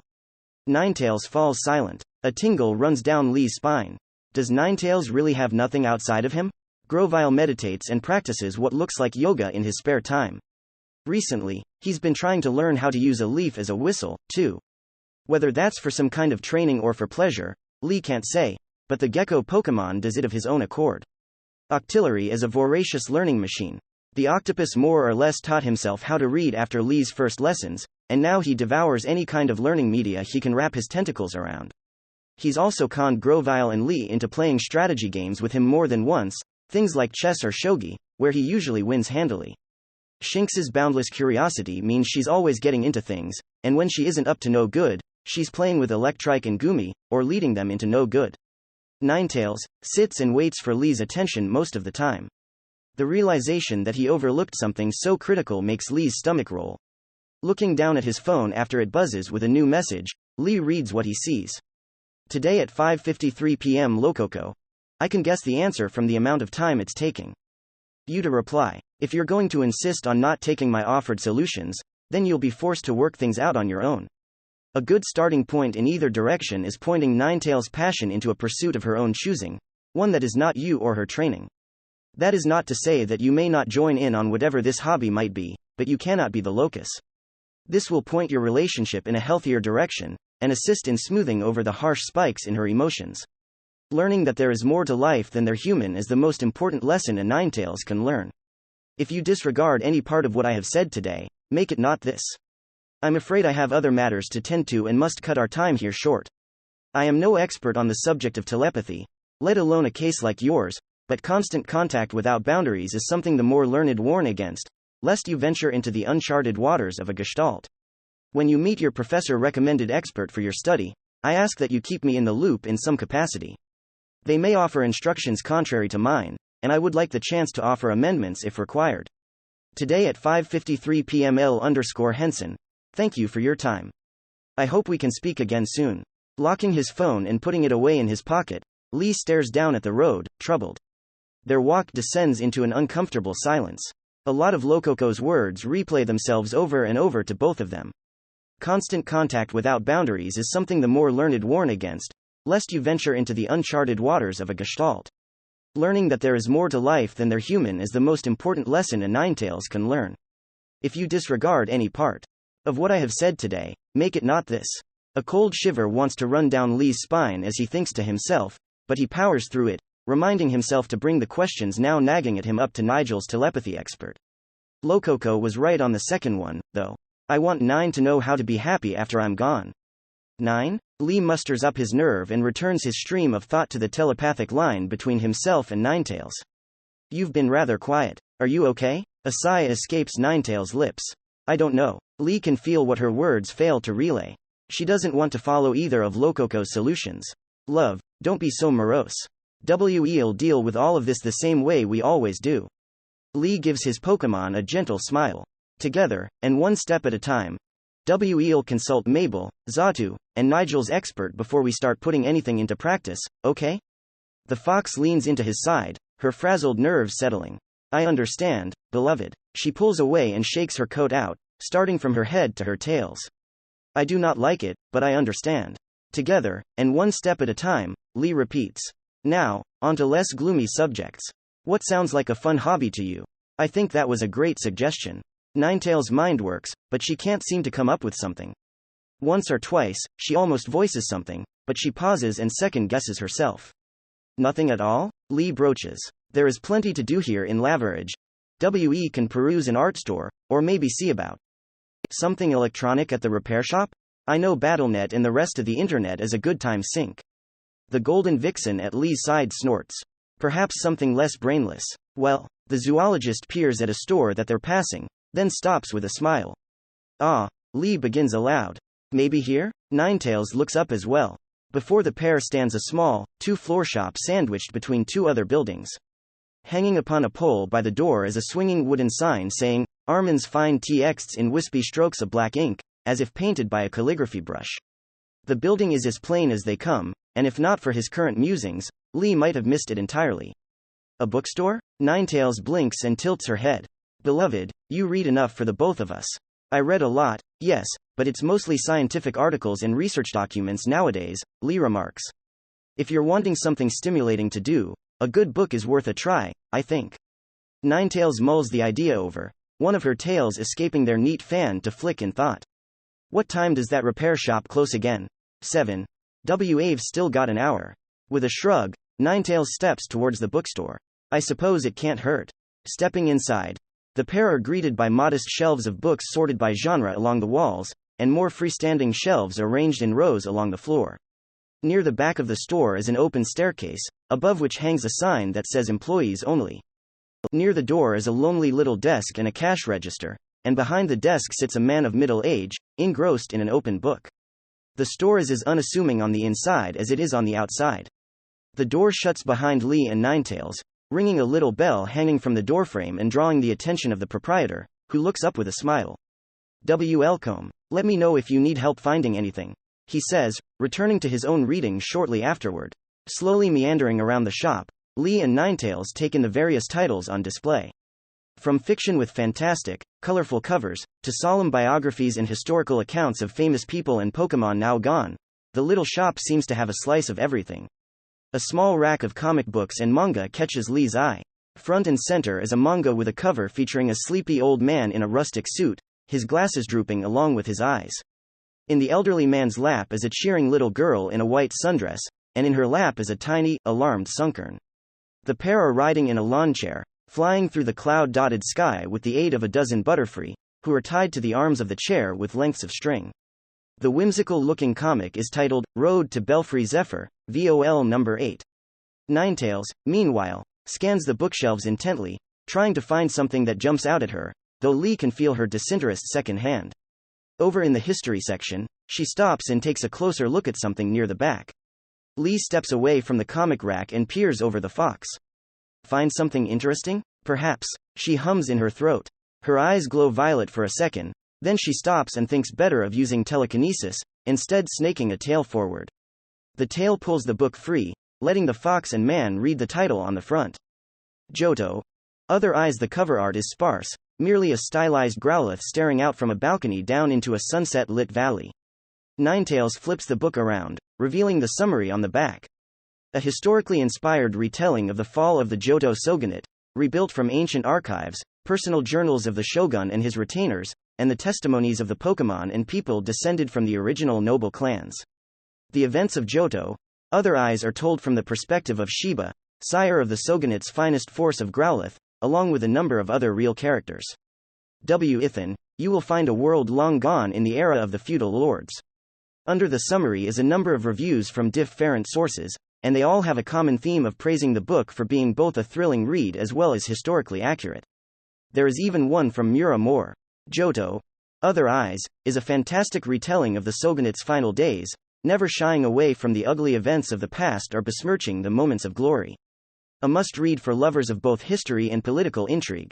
M. Moore, Hoenn Elite 4. Is this one that you want? Lee asks. Looks interesting. Ninetales looks up at him with a smirk. Not true. You consider political discourse to be dry, but thank you for being supportive. She licks her lips. I'm willing to give this a try. I don't have a history of my own, so I'd like to know more about my kind's homeland. As she speaks, a vague sense of wistfulness fills her words, and Lee can only liken it to misplaced nostalgia. Maybe I'll learn something about myself along the way. I know what I want out of life. Her eyes drop to Lee's boots, but I realize I know little else. Lee's fingers comb through the tuft atop Ninetales' head. Once all is said and done here in Hoenn, we'll go on holiday in Johto and Kanto, okay? Ninetales smiles and cuddles into Lee's side. The love she exudes washes away the day's doubts, and Lee realizes following Lococo's instructions beyond this hobby-seeking is going to be difficult. That sounds lovely. Ninetales sighs and separates herself from her trainer. Let's keep looking. After another 20 minutes, Ninetales picks out 3 more books, all of which are historical but are of less interest than her first selection. After checking out and returning to the Laveridge streets, Lee's phone buzzes in his pocket. Now what? He grumbles, pulling out the device and unlocking it. On the screen is a single new message. Zinnia. I got everything we need. High upon a telephone pole and vigilantly keeping an eye on her trainer below, Swellow sighs to herself for what feels like the millionth time. Below, in a nearby field, Courtney smiles as she and the Birch boy sit and converse. The pair sit like young lovers upon a boulder, and at their feet, Swellow's teammate Mightyena and the Birch boy's Marshtomp catch their breath after a spar. Marshtomp is a cut above the rest for certain, and with the boy's direction, stood up to Mightyena as an equal. Swellow sees why her trainer is so determined to bring the boy into the fold of magma. Such is the nature of poisoned minds to poison others. Hate burns under Swellow's feathers, hate for the man who twisted her trainer so. Maxie, the pompous, overinflated bastard in charge of the terrorist freak show known as Magma, poisoned Swellow's trainer. Promises of a new world, promises of glory as a savior, promises of his approval. Bah, Swellow would cut him down if she knew she could get away with it. Promises upon promises, and Swellow knows in her heart of hearts that each word is false under its sweet coating. Maxie runs his organization of misfits as a cult, and only devotion will see one rise in the ranks. The higher one goes, the more absurd his demands of them become, but the worship within the underlings makes them blind to how they are used. One such demand is the use of crude psychic safeguards, so no one in the upper echelons of Magma may be mentally probed. Swellow suspects more than just safeguards are put in place. Does the madman even know what he's doing, Swellow wonders? He dares tamper with things better left alone, in pursuit of what? To create more land with the power of a god, to combat overpopulation? This march of madness is driven by a problem with centuries, maybe millennia of time to answer. No, there are no pure intentions here. Maxi is driven by hubris. In that hubris, he's created monsters of his own design. Every moment, he sweet talks another. In another life, Maxi could have been something else. An orator with few rivals, a leader, a Pokémon champion even. Instead, he seeks ruin for everyone. At the very least, Maxi is not the criminally insane head of Aqua. Maxi has the discretion to pretend his schemes will save lives. Archie, leader of Team Aqua, does not hide what the result of his victory would bring. Swellow's eyes narrow. Courtney's ace, Camerupt, cannot escape the trappings of his kind. Strong in body and clever in battle, Camerupt is still a dullard. He sees no issue with following these schemes, for he doesn't understand that Courtney's choices aren't her own. Mightyena is even worse. She sees the events before her clearly, yet she turns her head away and abdicates responsibility, saying Courtney's word is law and claiming it's not her place as a Pokémon to protest Courtney's orders. Mightyena knows it's wrong. Swellow can see the conflict in her eyes, but Mightyena takes the easy way out and refuses to stray from her pack instincts. That leaves Swellow alone to seethe over the injustice. She pushes away the anger, lest it consume her. Henson and Draconid have hidden their suspicion of Courtney poorly in recent days, and Swellow has tailed them, confirming Courtney's feeling that her cover is blown. It doesn't matter now. Upon the Lavarge volcano, a device whose function escapes Swellow is nearly complete, and Magma will step toward its next veiled goal soon. Just as Courtney is stepping toward her next goal below. Swellow's trainer and the Birch Boy are too far away to hear, but Swellow's powerful eyes watch their lips, reading the words that flow out. Brendan? Courtney begins with a despondent sigh. She balls her hands up in her lap. I have some things to tell you. About me, and some things Lee and Zinnia have been keeping from you. Brendan blinks curiously. What do you mean? Beside Brendan, Marshtom's eyes narrow, and Swellow feels herself tense, ready to swoop in if needed. Courtney looks away, conflicted. Swellow can't tell if it's genuine or an act, a distressing thought. I'm more than I say I am. I'm on a mission, and I need your help. She meets Brendan's eyes. I'm part of Team Magma, and I want to explain some things to you. Courtney tells him about herself, about Magma's mission, about how Henson and Draconid left Brendan in the dark. As she talks, Brendan's eyes grow wider and wider as his jaw hangs lower and lower. Swellow grits her beak. Upon that pole watching for interlopers, she bides her time, waiting. She'll break Courtney free of this madness once the opportunity presents itself, once everything is lined up just right. In the meantime, Swellow can only hope the Birch Boy is made of sterner stuff than her Courtney. Act 2. Chapter 14. You're certain you'll be fine? 100%? Ninetales' worry distracts Lee enough that he nearly trips over a crack in the Lavarge streets. After his stumble, he smooths his jacket and replies. Just fine, love. Enjoy your day off, okay? You'll call me if you need me, yes? Ninetales' follow-up is as quick as lightning, and, try as she might, she can't quite hide her discontent. Zinnia reported that there are confirmed magma agents in Lavarge, and I'm loath to leave you alone with such dangers about. Ninetales' ire compels Lee to glance to his side, where Courtney walks with him, having taken him up on the affair of morning training. He returns his eyes forward before the magma admin can see him looking. I have both Grovile and Octillery with me, Lee says soothingly. I doubt anything will happen, but if things look dicey, I'll call you straight away, okay? After a moment, he adds, also, can you keep an eye on Brendan when he wakes up? He was kind of withdrawn last night. He said he was fine, but nothing has kept him upset for this long. Although her worry and twinge of irritation at being left behind don't totally abate, Lee can feel Ninetales slowly turn her attention away from him and down to the book before her paws. Through her eyes, he sees that she's lying on his bed, halfway through page 140. I'll speak with Brendan if something still seems amiss, Ninetales promises. Thank you. I know things have taken a weird turn between us, Nine, but I still love you and always will. Even across town, Lee can feel Ninetales' annoyance melt, replaced with a fond mental grumble. And you, beloved. Be safe. We will. Lee lifts his hand and touches his cheek, stilling the ticklish sensation of a phantom fox snout nuzzling him. After a long minute, Ninetales' focus shifts to the half-read chapter within her book, and Lee gently squeezes the telepathic channel between them mostly closed, slowing the throughput of emotions, shared senses, and idle thoughts. A shiver runs down Lee's spine at the sudden, primal pang of loneliness, but he sighs and looks to his left. Grovile, his escort for today, looks back up at him. In those cool, yellow eyes is a silent, reassuring confidence that dulls Lee's spike of anxiety. Lee smiles down at the gecko Pokemon, who nods back in acknowledgement. Taking a deep breath, Lee's mind turns back to the day prior. Yesterday was a busy one.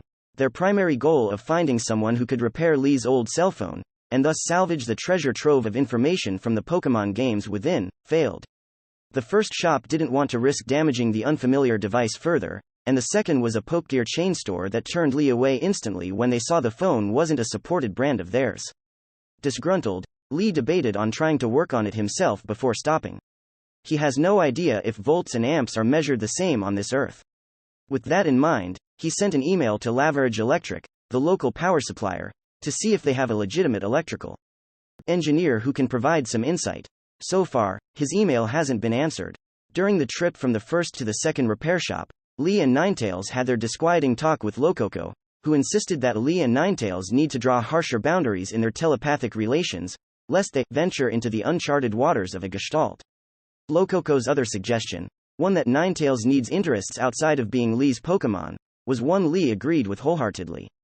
After a stop at a local bookstore, Ninetales picked out several books to see if reading would be a hobby she would enjoy. So far, the vixen has been engrossed with texts of historical accounts, when she's not brooding over Lococo's previous warning. The only other thing of note popped up when everyone was settling in after dinner, and it was a surprising one. Sylph County finally paid him for Grovile's TMs. All of Seed Sniper and Seed Blast's pre-orders must have sold out, because in Lee's bank account, a lump of 76,000 credits appeared. That was only for the first run minus the patenting fee that Sylph County took out. If the second and final run of the TMs sells out, then another 87,000 might be on the way. After looking around online, he realized that it wasn't a question of if the TMs would sell out, but when. A moderately popular BattleNet video uploader, an older, retired trainer named Hall Peril, who is often praised for being factual and down-to-earth, pre-ordered a copy of both Seed Sniper and Seed Blast to review at the behest of his fans. It seems as though Sylph County pulled some strings to move pre-orders for high-profile trainers faster, as Peril claims he acquired his discs several days before uploading his video. The man's Cacturn demonstrated both moves on a variety of targets to devastating effect, and Peril himself provided commentary on what he thinks the moves excel at and criticisms on where they could be better. The review signed of F with Peril commenting that the moves are steeply priced if bought as a complementary pair, but seem like they would fit well into the arsenal of a career competitor. Are they worth the price? You be the judge. Following the release of the video, a number of copycats with grass Pokemon are now trying to secure their own copies of the TMs to capitalize on Peril's wake and grow their own followings. If that wasn't enough, Gardenia, gym leader of Eterna City all the way over in the Sinnoh region, apparently got copies as well. Her famed Roserade, a Pokemon as powerful as it is beautiful, used Seed Blast on live television during an exhibition match to decimate a speedy L. Lycanroc. Lee had to sit down after that, uncomprehending for a moment. In the next month or two, he will likely be holding on to 6 figures worth of money. The thought seems so strange. It was mostly his Pokemon's doing, so the acclaim feels misplaced. People online have fared praise for the talent of being able to make moves, but none knew that his piggybacking of F of Ninetales' senses fared him a Pokemon's perspective on how TYPE energy works. Even if Ninetales can't use most forms of Tay, the first-hand insight she provides makes unraveling the unfamiliar forms of Tay and instructing his Pokemon how to mold it so much easier. Ninetales shushed him, saying there was no reason to feel guilty for capitalizing on a Team EF fort. She did agree with him that the stylized, anime-esque art of himself and Groiville on the box of the TM was cringe-inducing, though, joking that the eyesore wasn't worth the money. The TM case accidentally nailed the early 2000s aesthetic of an Earth video game case perfectly, featuring a split cut of Grovile and Lee's scowling faces in the middle.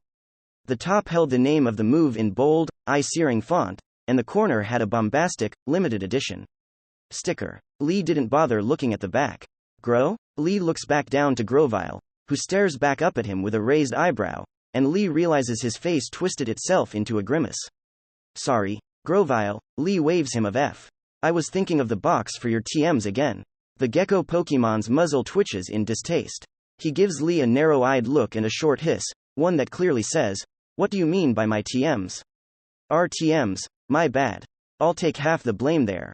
Lee raises his hands, exposing his palms in mock surrender. I expected Sylph to use a photo or something, not a picture that looks like it came from the bowels of BattleNet's fan art section. We'll be more involved in the process next time. Grovile twiddles his twig in his mouth, mollified. On Lee's opposite side, Courtney's mouth twitches in amusement. Together, they venture out to one of the more secluded training grounds on the edge of Laverage. Zinnia returned the night prior with damning information on Magma's movements up upon Mount Chimney, and now it's business as usual until the next, unexpected, lift closure. It's nearly 1 p.m., and Lee has changed out of his day clothes for a bare chest and thin shorts in preparation for bed. Anything heavier is just too hot when he and Ninetails share the covers. The overhead lights are already turned off owing to Brendan, who has turned in for the night. Lee pauses in his task of grooming Grovile and scans the room. At the foot of Brendan's bed, Electrike and Shinx sleep cuddling together. The literal, odd bedfellows are equal parts adorable and comical since Electrike is 3 times the size of Shinx.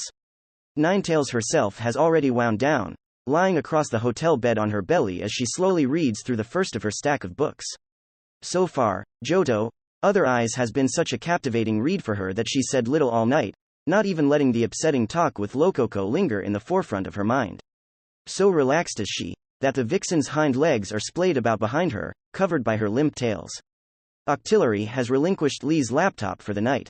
In a rare moment of lethargy, the octopus is sitting on the couch doing nothing. Octillery watches the news on the TV, which has the volume turned down low. The local news channel of Laverage has little to report, it seems, as Octillery is dozing off in the glow of the screen. All of Brendan's Pokemon sans young Electrike are sleeping in their balls. The 3 were unusually sullen and guilty-looking, retreating into their Pokeballs before they could be questioned. Grovile is sitting on the bed with Lee, just beside Ninetails.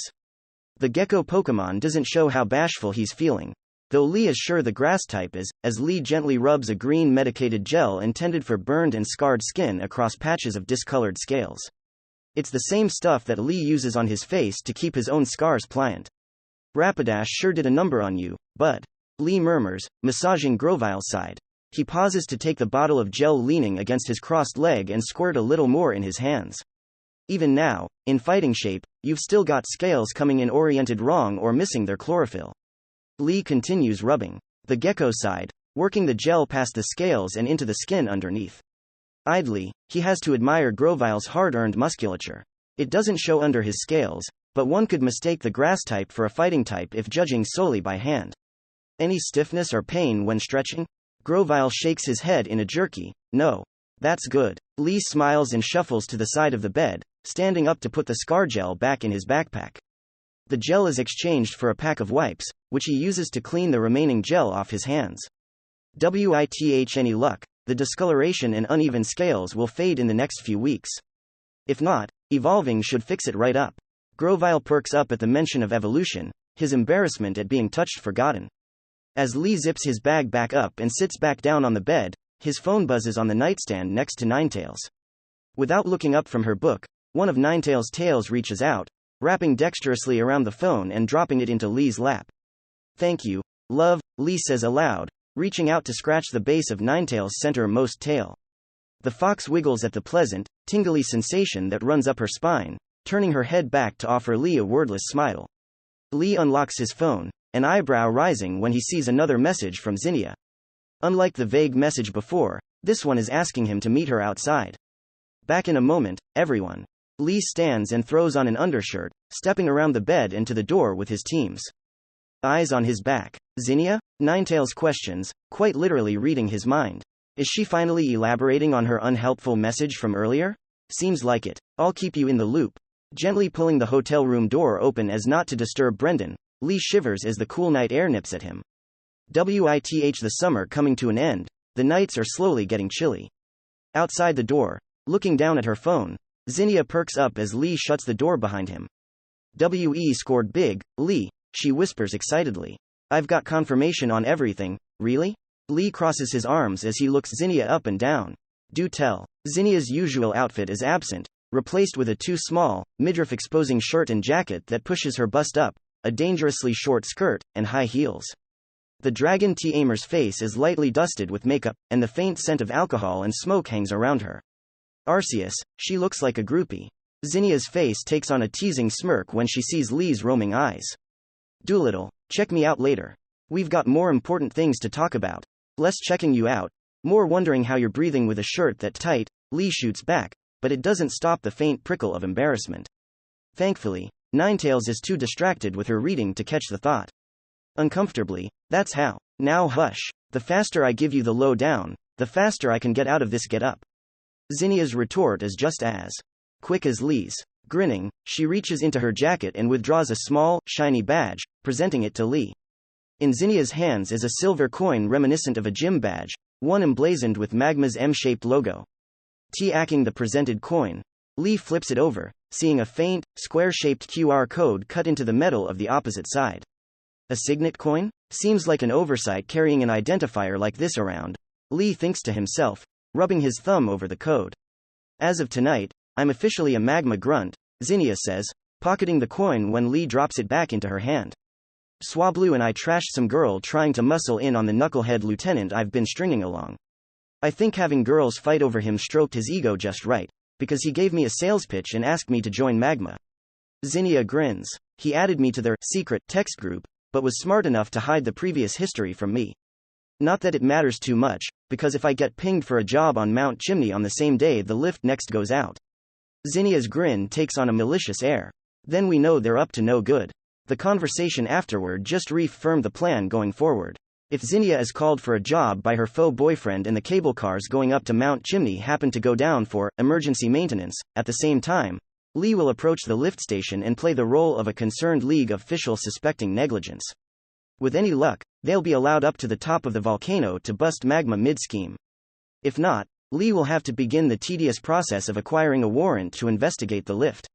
Until then, it's business as usual.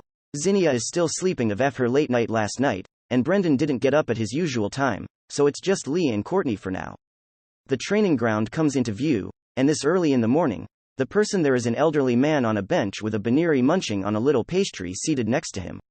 The field is a simple, flat plain of green with a children's playground of F in a distant corner, out of any crossfire. Some patches of grass in the park are higher than others, the hallmark of damage repaired by a grass Pokémon. So what's the plan for today? Courtney asks, her flat tone giving away no thoughts. Magenta eyes turn their bored, half-lidded gaze to Lee. Today? Lee begins, taking his notebook from a side pocket on his backpack and flipping it open. I was going to begin work on a new technique for Grovyle, then work on synergy with Octillery and Shinx. Ninetails has been working herself hard lately, so she's just relaxing for now. Afterward, I was hoping you'd be up for a spar? Courtney nods, and Lee suppresses a frown at how difficult the woman is to read. Courtney wanders of F to claim her own slice of the park for herself and her Pokémon, leaving Lee and Grovyle to their own devices. With a sigh, Lee puts the Magma admin out of his mind for now and focuses on Grovyle. Alright, let's get seated and go over everything. The trainer and Pokémon make themselves comfortable under a nearby tree, and Lee lays his notebook in his lap, flipping open to a section dedicated to Grovyle. Let's see here. Lee's finger trails down the lines, stopping halfway down. Right, so in an EF fort to assist you during prolonged battles, I've been wanting to formulate a move similar to Absorb, but lacking the wind-up time. If my research and observations are correct, then Absorb needs to be cast while still, or the EF effect is simply diminished too much to be useful. While I'm sure we could puzzle out synthesis for you, it, like Absorb, is slow. This clashes with your main strengths of speed and maneuverability, so here's what I'm proposing. Lee draws a quick sketch on the page, one of Grovyle's arms with a leaf blade extended. Other physical life drain moves like Drain Punch and Horn Leech don't have the stillness requirement of Absorb, so physical contact must bypass that. Using your expertise with Leaf Blade, I think we should hybridize Leaf Blade and Absorb, allowing you to sap foes with every attack. Since both use Grass Tay, it should just be a matter of kinesthetic conditioning until you can move the absorption point to your wrist leaves rather than your mouth. Lee looks up from his notebook to Grovyle. Sitting with his legs crossed and his two-fingered hands in his lap, Grovyle nods coolly, telling Lee that he's following along. I haven't worked one-on-one with Grovyle in too long. I'd forgotten how refreshingly sharp and non-combative he is. Lee smiles and stands. Okay, let's get to it. From a dozen feet away, Lee watches Grovyle pull his glowing green leaf blade back out of a log of green, freshly chopped wood.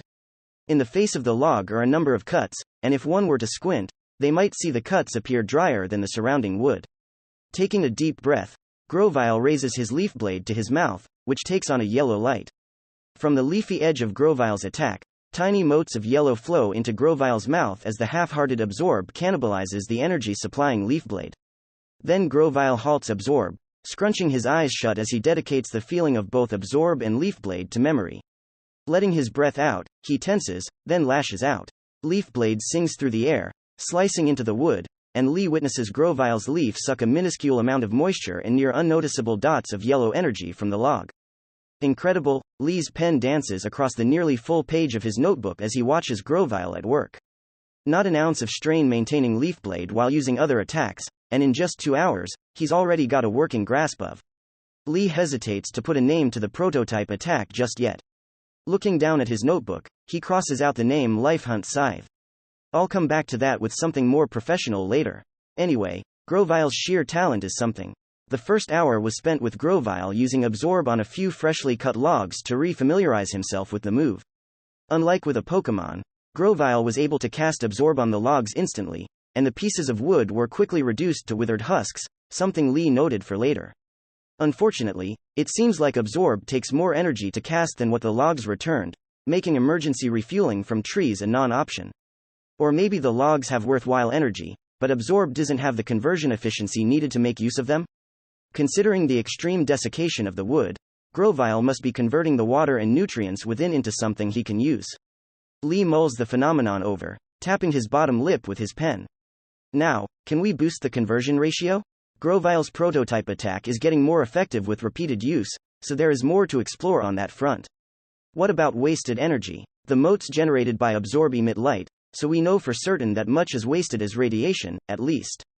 The zoologist jots down his observations. Questions for later. During the second hour, Lee instructed Grovile to practice Absorb while maintaining an unused leaf blade so he could get used to the feeling of both moves at once. When it became apparent that holding a leaf blade is second nature for Grovile regardless of the task, they moved on to trying to refocus Absorb's origin point to the edge of Grovile's blade. So far, having Grovile cast Absorb on himself seems to be the way to go. Memorizing the feeling of Absorb upon his wrist leaves is definitely aiding in reverse engineering the move. It must be a purely mental thing for Absorb to be focused around the mouth. Maybe ingrained in some kind of ancestral memory? Grovile is showcasing that it is possible to change the absorption origin point, though only time will tell if the energy conversion properties of Absorb will suffer for it. Lee hums. Energy conversion. That might open some exciting doors. Since conservation of energy and mass aren't rules on this earth, more ideas are jotted down to be explored later. Okay, Grovile. T-ime for a breather. Grovile's head leaf twitches, and he powers down his leaf blade. He trots over to Lee, following the man back to the tree where they had their briefing. Sitting down, Lee pulls a pair of water bottles from his bag, along with his berry case. Tea-acking a ripe oran from the case and one of the bottles, he tosses them to Grovile, who deftly catches the berry in his mouth and the bottle in his claws. With a relaxed sigh, Lee opens his bottle and takes a gulp of the cool water, wiping his damp forehead on his sleeve afterward. Autumn needs to hurry up. Nothing but mild days and cool nights is something I've been missing. Grovile snorts past a bite of his oran. After another slow, methodical bite, he washes the snack down with his water, draining half the bottle in a single go. Even after absorbing all those logs, your thirst and hunger kept building? Lee asks, flipping open his notebook again. The gecko Pokemon nods, finishing the oran berry, drinking the last of his water, and licking his lips to make sure he got everything. So even with decent mastery, Absorb is consistently a waste unless used on another Pokemon. Good to know. Lee caps his pen and closes the notebook. Grovile nods once more, then looks down at his empty water bottle. With a thoughtful growl in his throat, he opens his mouth, and from his glowing gullet comes a handful of brown, thickly shelled seeds that he spits into the bottle, filling it partway before he caps it. Giving the bottle a shake, he coils his arm back, locks his eyes on a distant trash can by some children's swings, and throws the plastic bottle. With the heft added by the seeds, the bottle makes it all the way to the waste bin without the wind throwing it of course, and Grovile sinks the shot without his toss so much as touching the rim. Lee can't help but grin at the superb display of problem solving, one even the most intelligent of animals would take ages to figure out. Nice shot, he compliments, turning his attention away from Grovile and over to Courtney. On the other side of the park, Courtney is locked in a battle with another woman with several onlookers scattered around. The old man with the small banniere is of F at the side of the arena, acting as the referee. Courtney's Camerupt is facing down the other woman's Pelipper, a Pokémon resembling a white feathered pelican, if a pelican's head and bill made up the majority of its body. Pelipper dips and dives, taking care to keep out Camerupt's melee range, all while pelting Camerupt with blasts of water courtesy of his water gun attack. Pelipper gurgles, then shoots yet another blast of pressurized water down at Camerupt from his mouth. Camerupt winces at the bruising strength of the water blast, for Pelipper's attack has enough wallop that Lee can feel the impact rumble the ground just a little. Camerupt's ground and fire typing, both being weak to W-8er, make it all the worse, but the camel Pokémon doesn't waver. Behind Camerupt, Courtney stands, her face impassive. Her eyes remain locked on Pelipper like a bird of prey, just waiting for the perfect moment. Then Pelipper messes up. The pelican slows down midair, relaxing at Camerupt's lack of retaliation, and it's at that moment Courtney finally issues an order. Stone Edge. The Magma admin's voice has zero inflection, as if the battle is a bore. Camerupt's eyes narrow as razor-sharp stones manifest from rings of bright white light that bloom to life around him. The shards shiver, then scream through the air at Pelipper at near sonic speeds. The other woman and Pelipper can only drop their mouths open in surprise at how sudden the attack is, and by the time Pelipper flaps his wings to move out of the way, the first stones are already tearing bloody furrows into him. A second later, Pelipper falls to the grass, bleeding profusely from numerous lacerations. With a croak, the pelican lets his eyes roll back into his head, falling unconscious. One super effective attack and Pelipper was down for the count. Meanwhile, Camerupt was shrugging off W-8er gun with barely a grimace. Lee frowns, watching as the elderly referee calls the match in Courtney's favor. That Pelipper didn't seem like a pushover, either. Turning his attention to Grovyle, who was also watching the fight, Lee clears his throat. When Grovyle snaps his head around, Lee speaks. So, should we confront her? Try to sway her of F of Magma's scheme? It's only a matter of time before the events on the volcano kick of F. While I'm sure our team, working in tandem with Zinnia and Brendan's, can handle her. Lee watches as another challenger, this time a confident teen boy, steps up to Courtney. I'd much rather not fight at all. Grovyle crosses his thin arms, rolling his chewing twig between his lips in thought. His intelligent yellow eyes pan back over to Courtney's back. After a moment to think, he shakes his head. He chirps in his throat, ending with a hiss as he looks between the Magma admin and the people around the park. Despite not understanding all of Grovyle's speech, Lee nods grimly at what he does understand. Too much potential for collateral damage. You're right, we'll do it later. Lee scratches the back of his sweaty head.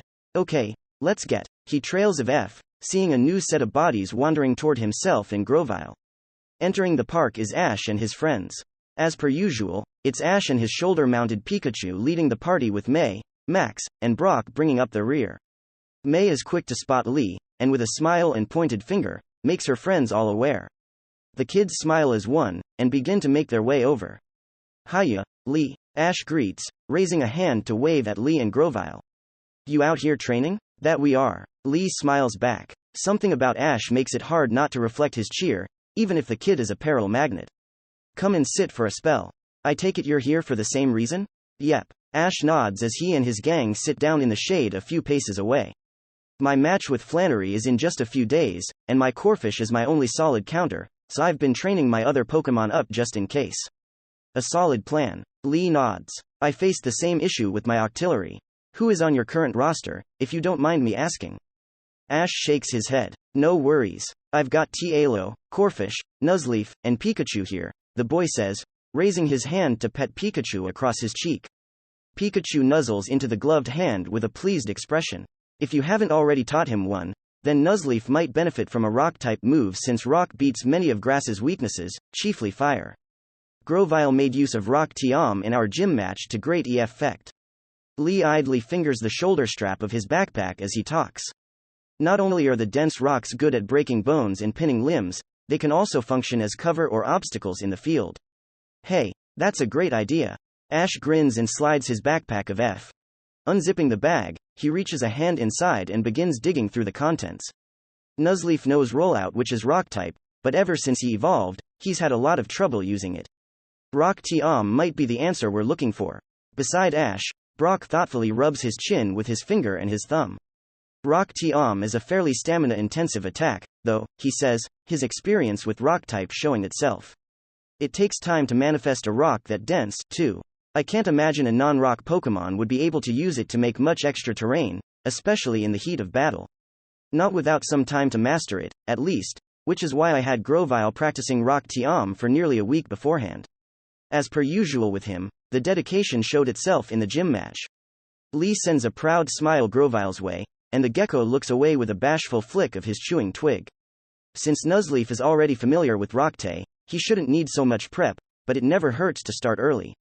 Max, who is sitting between May and Brock, finally speaks up. Tay? What do you mean by that? The young boy asks. Tay is short for TYPE energy, the energy that Pokemon use for their moves. Brock supplies before Lee can. Every TYPE uses its own special energy that influences how the moves work, and a Pokemon's mastery of Tay can make their moves stronger or faster. That's some really advanced theory, though. Brock turns his squinted gaze to Lee. You sound like you've researched the topic, Mr. Lee. I guess I shouldn't be surprised that Brock knows about Tay. He's an aspiring Pokemon breeder and a former gym leader, so the subject has to have come up during his tenure in the pewter gym. Lee blinks his surprise away. That I have. He clears his throat and recovers quickly. I've been researching and experimenting with type energy, and its counterpart, infinity energy, as part of a larger project centered around Pokemon biology and behavior. I'm hoping by understanding Tay and IE, the various mysteries of Pokemon biology will begin to make more sense. I'm sure you've seen the inherent differences that exist across the TYPE boundaries of different moves? You must have some fascinating insights on rock type. I might. Brock nods, a smile rising to his lips. Not many people are keen to talk about it, though. When you start getting into energy to matter conversion and crystalline assembly versus sedimentary layering, it's blank stares all around. Lee grins. No offense, Ash, but I think Brock is my favorite person in your little gang. Outwardly, he says, I know that feeling all too well. The only person I can gab about Tay2 is Ninetales, and I know she is just pretending to be interested beyond a certain point. May finally speaks up. When Lee turns his attention to her, the young girl flushes pink. Where is your Ninetales, Mr. Lee? I'm not sure what I did to upset her back at that restaurant, but I wanted to apologize to her. Lee is taken right back to the embarrassing dinner a few nights prior, where Ninetales nearly snarled right in May's face. Taking a deep breath, Lee gently touches the thin psychic line leading back to Ninetales to check on her. When he gets no reply, he peers in just a bit deeper and finds himself staring at a foreign scene. Are you certain, Sheba? Shiro's words are quiet, gliding into my ears like a noctowl riding a cold wind. My dearest brother's weak voice is yet another reminder of the withering illness that still ravages his body. I would join you on the field, even if I am weak. A death in battle, no matter how ignominious, is better than wasting away here. Shiro peers down at his bed of straw. Hideki's forces camp beyond yonder hill, almost atop us. The Shogun requires bodies to stem the flood. His head lowers. I wish to be useful, brother. Just once in my life. Shiro's coat, pale as a horned herald's, hides his frame, which is frail as reeds, just as the hastily moved straw hides the sick that I know he expelled. Shiro, dearest Shiro, in his condition, cannot smell what even a man could. He does not know he cannot hide how dire his health is. You ask me to commit a sibling's greatest sin, Shiro. I lower my voice, so as not to disturb the other Growlithe resting in their own beds. They will need all the rest for the morn to come. You ask me to let you stray into danger, to let you die. I am firstborn, and I would see myself fall before you. Why must you force this issue so? Shiro's head lowers further, nose brushing the floor.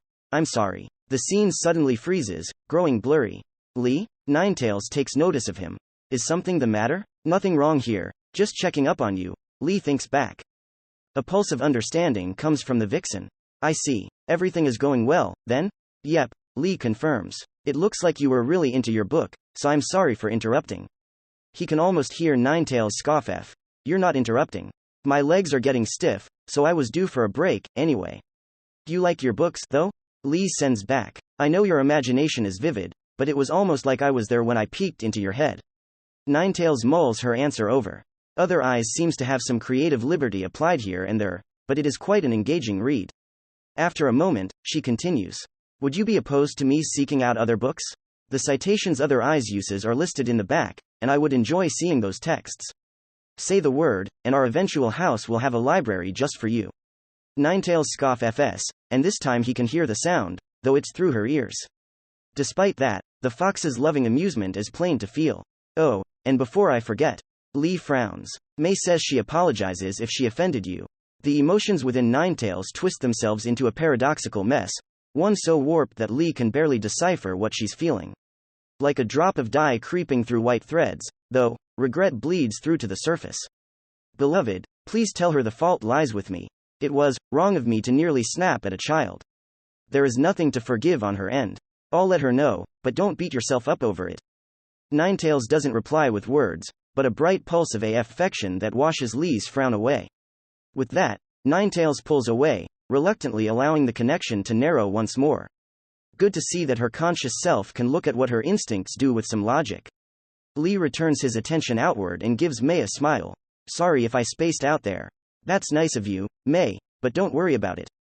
Ninetails evolved only recently, and it's made her temper short and somewhat random. I'm helping her get over it, and you're not at fault. The brunette girl breathes a sigh of relief. Thank goodness. Aha. Ash finally pulls his hand out of his backpack, and with it comes a cylindrical case filled with different TMs, and Lee struggles not to boggle at the thing. Ash must be lugging around tens of thousands of credits in TM discs. Popping open the case, Ash sifts through the discs within, humming to himself. On his shoulder, Pikachu finds Rock TM before Ash, and reaches his tiny hands in to pull it out. Pika! The iconic Pokémon exclaims, presenting the TM to Ash. Good eye, Pikachu, Ash compliments, taking the disc. He stows the TM case away and stands, his free hand taking a Pokeball from his belt. Holding the ball aloft, Ash gives it a grin and rears his arm back. Go, Nuzleaf. The Pokeball flies from Ash's hand and snaps open with the typical snap hiss sound, tossing a mass of light at the ground. When the light fades, a short Pokemon is left behind. Nuzleaf blinks his eyes and stands, showing his 3 foot and some change height. The Pokemon is obviously a grass type, owing to the green leaf growing from his head, and the brown, bark-like skin covering much of his humanoid body. A beige, mask-like pattern covers his eyes and nose, the latter of which is long and ends in a point. Nuzleaf's arms are thin, ending in mitten-like hands, but his legs boast impressive muscle. All in all, the Pokemon resembles a buckeye nut that has grown a body. Nuzleaf, huh? Lee comments, looking over the Pokemon. He hums to himself, looking at a little pouch held to Nuzleaf's leg with a strip of leather. A held item? I don't remember Ash ever using held items before. Yep. Ash grins. At first, I wanted a T-Rico, but then I found C-Dot protecting his favorite tree from a couple of Nincada bullies led by a Ninjask, who wanted to drink it dry. We helped fight of F the Nincada and Ninjask, and when C-Dot went of F on his own to find Oran berries to treat Ninjask afterward, I knew he was a good Pokemon. Nuzleaf crosses his arms, nodding rapidly. Certainly sounds like an anime episode. Lee and Grovyle meet eyes for a moment, neither commenting on the distorted timeline. So how about it, Nuzleaf? Ash kneels down and shows the Rock Tomb TM to Nuzleaf. Ant to learn a new move? Nuzleaf's hand rises to his chin, where he hems and haws in an exaggerated show, leaning back and forth like he's considering it. Then he smiles and gives Ash a thumbs up, complete with a nasally chuckle. Great. Ash rises back to his feet, then unexpectedly gives Lee and Grovyle an eager look. Say, Lee, how about a battle afterward so Nuzleaf can test out Rock TM? Well, that came out of nowhere. Lee debates the merits of a battle with the Ash Ketchum, hiding his grimace. Not the best idea right now, not with Magma so close to making a move. I need all my fighters in top shape and a bout with Ash will end with injuries. After another moment of thought, he decides the bare minimum explanation will do. I would. Lee begins carefully, but all of my fighters are on standby right now for an investigation I'm running on behalf of the League. I can't have them getting torn up right now.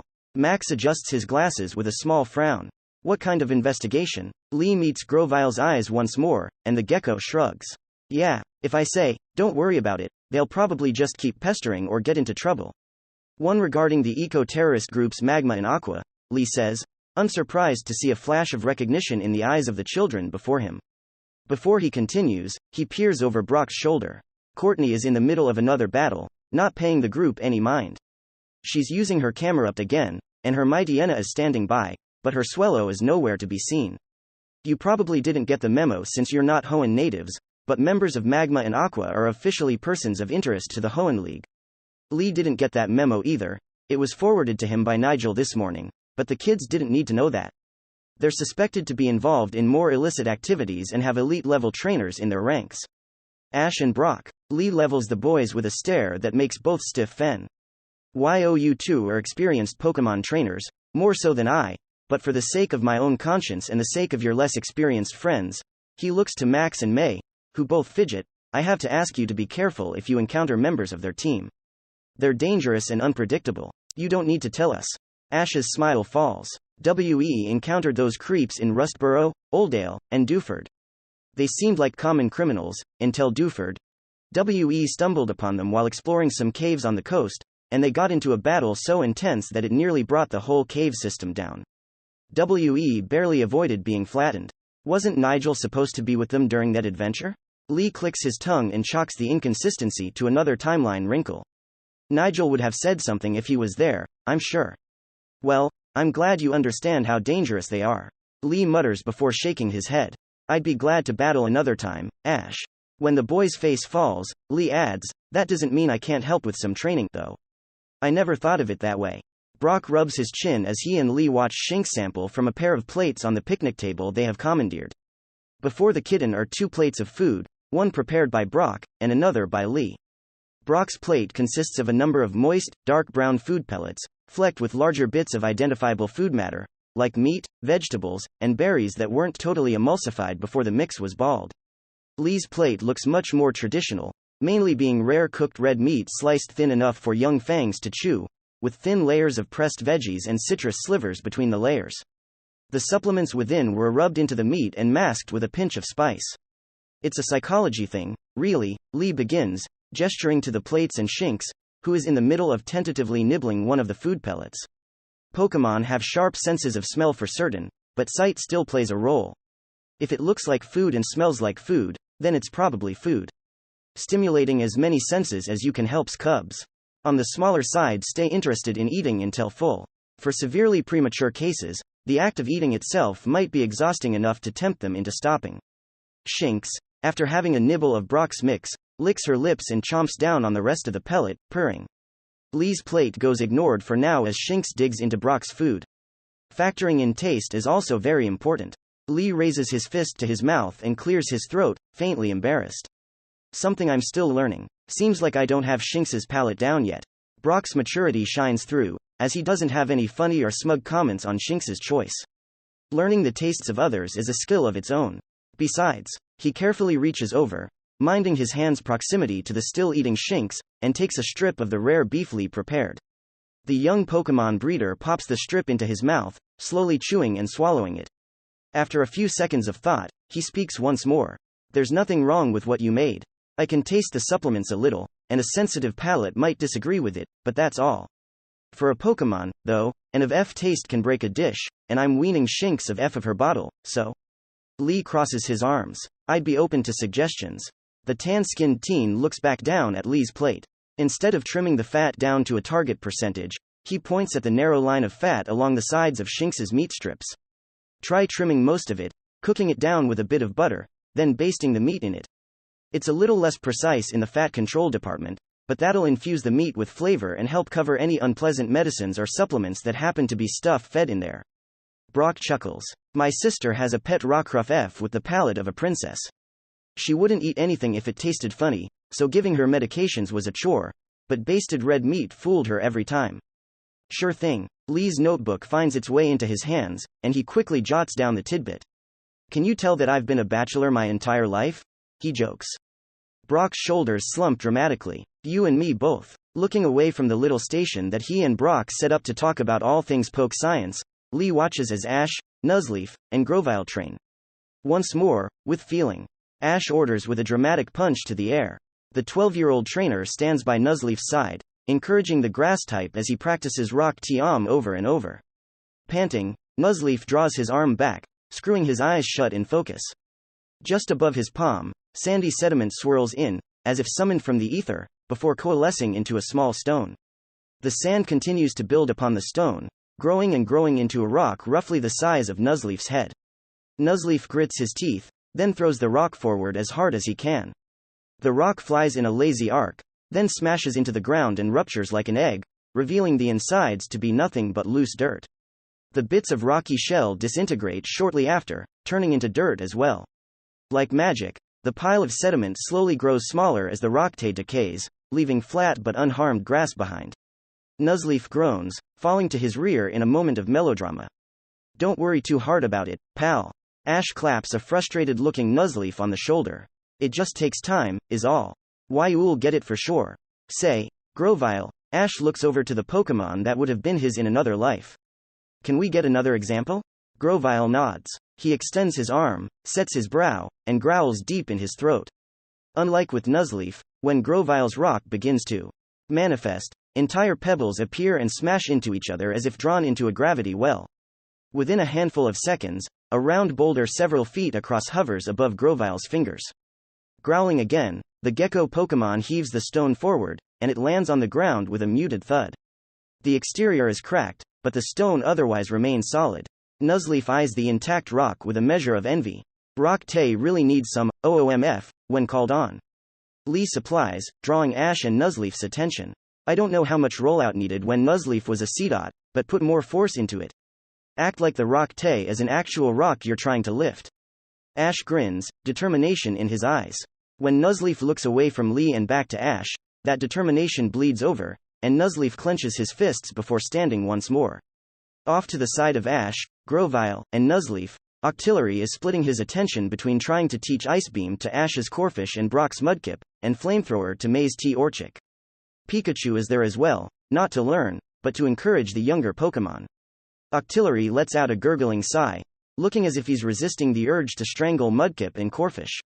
Once more, he opens his conical mouth, slowly charges an Ice Beam, letting the young Pokémon watch the cryo-energy form.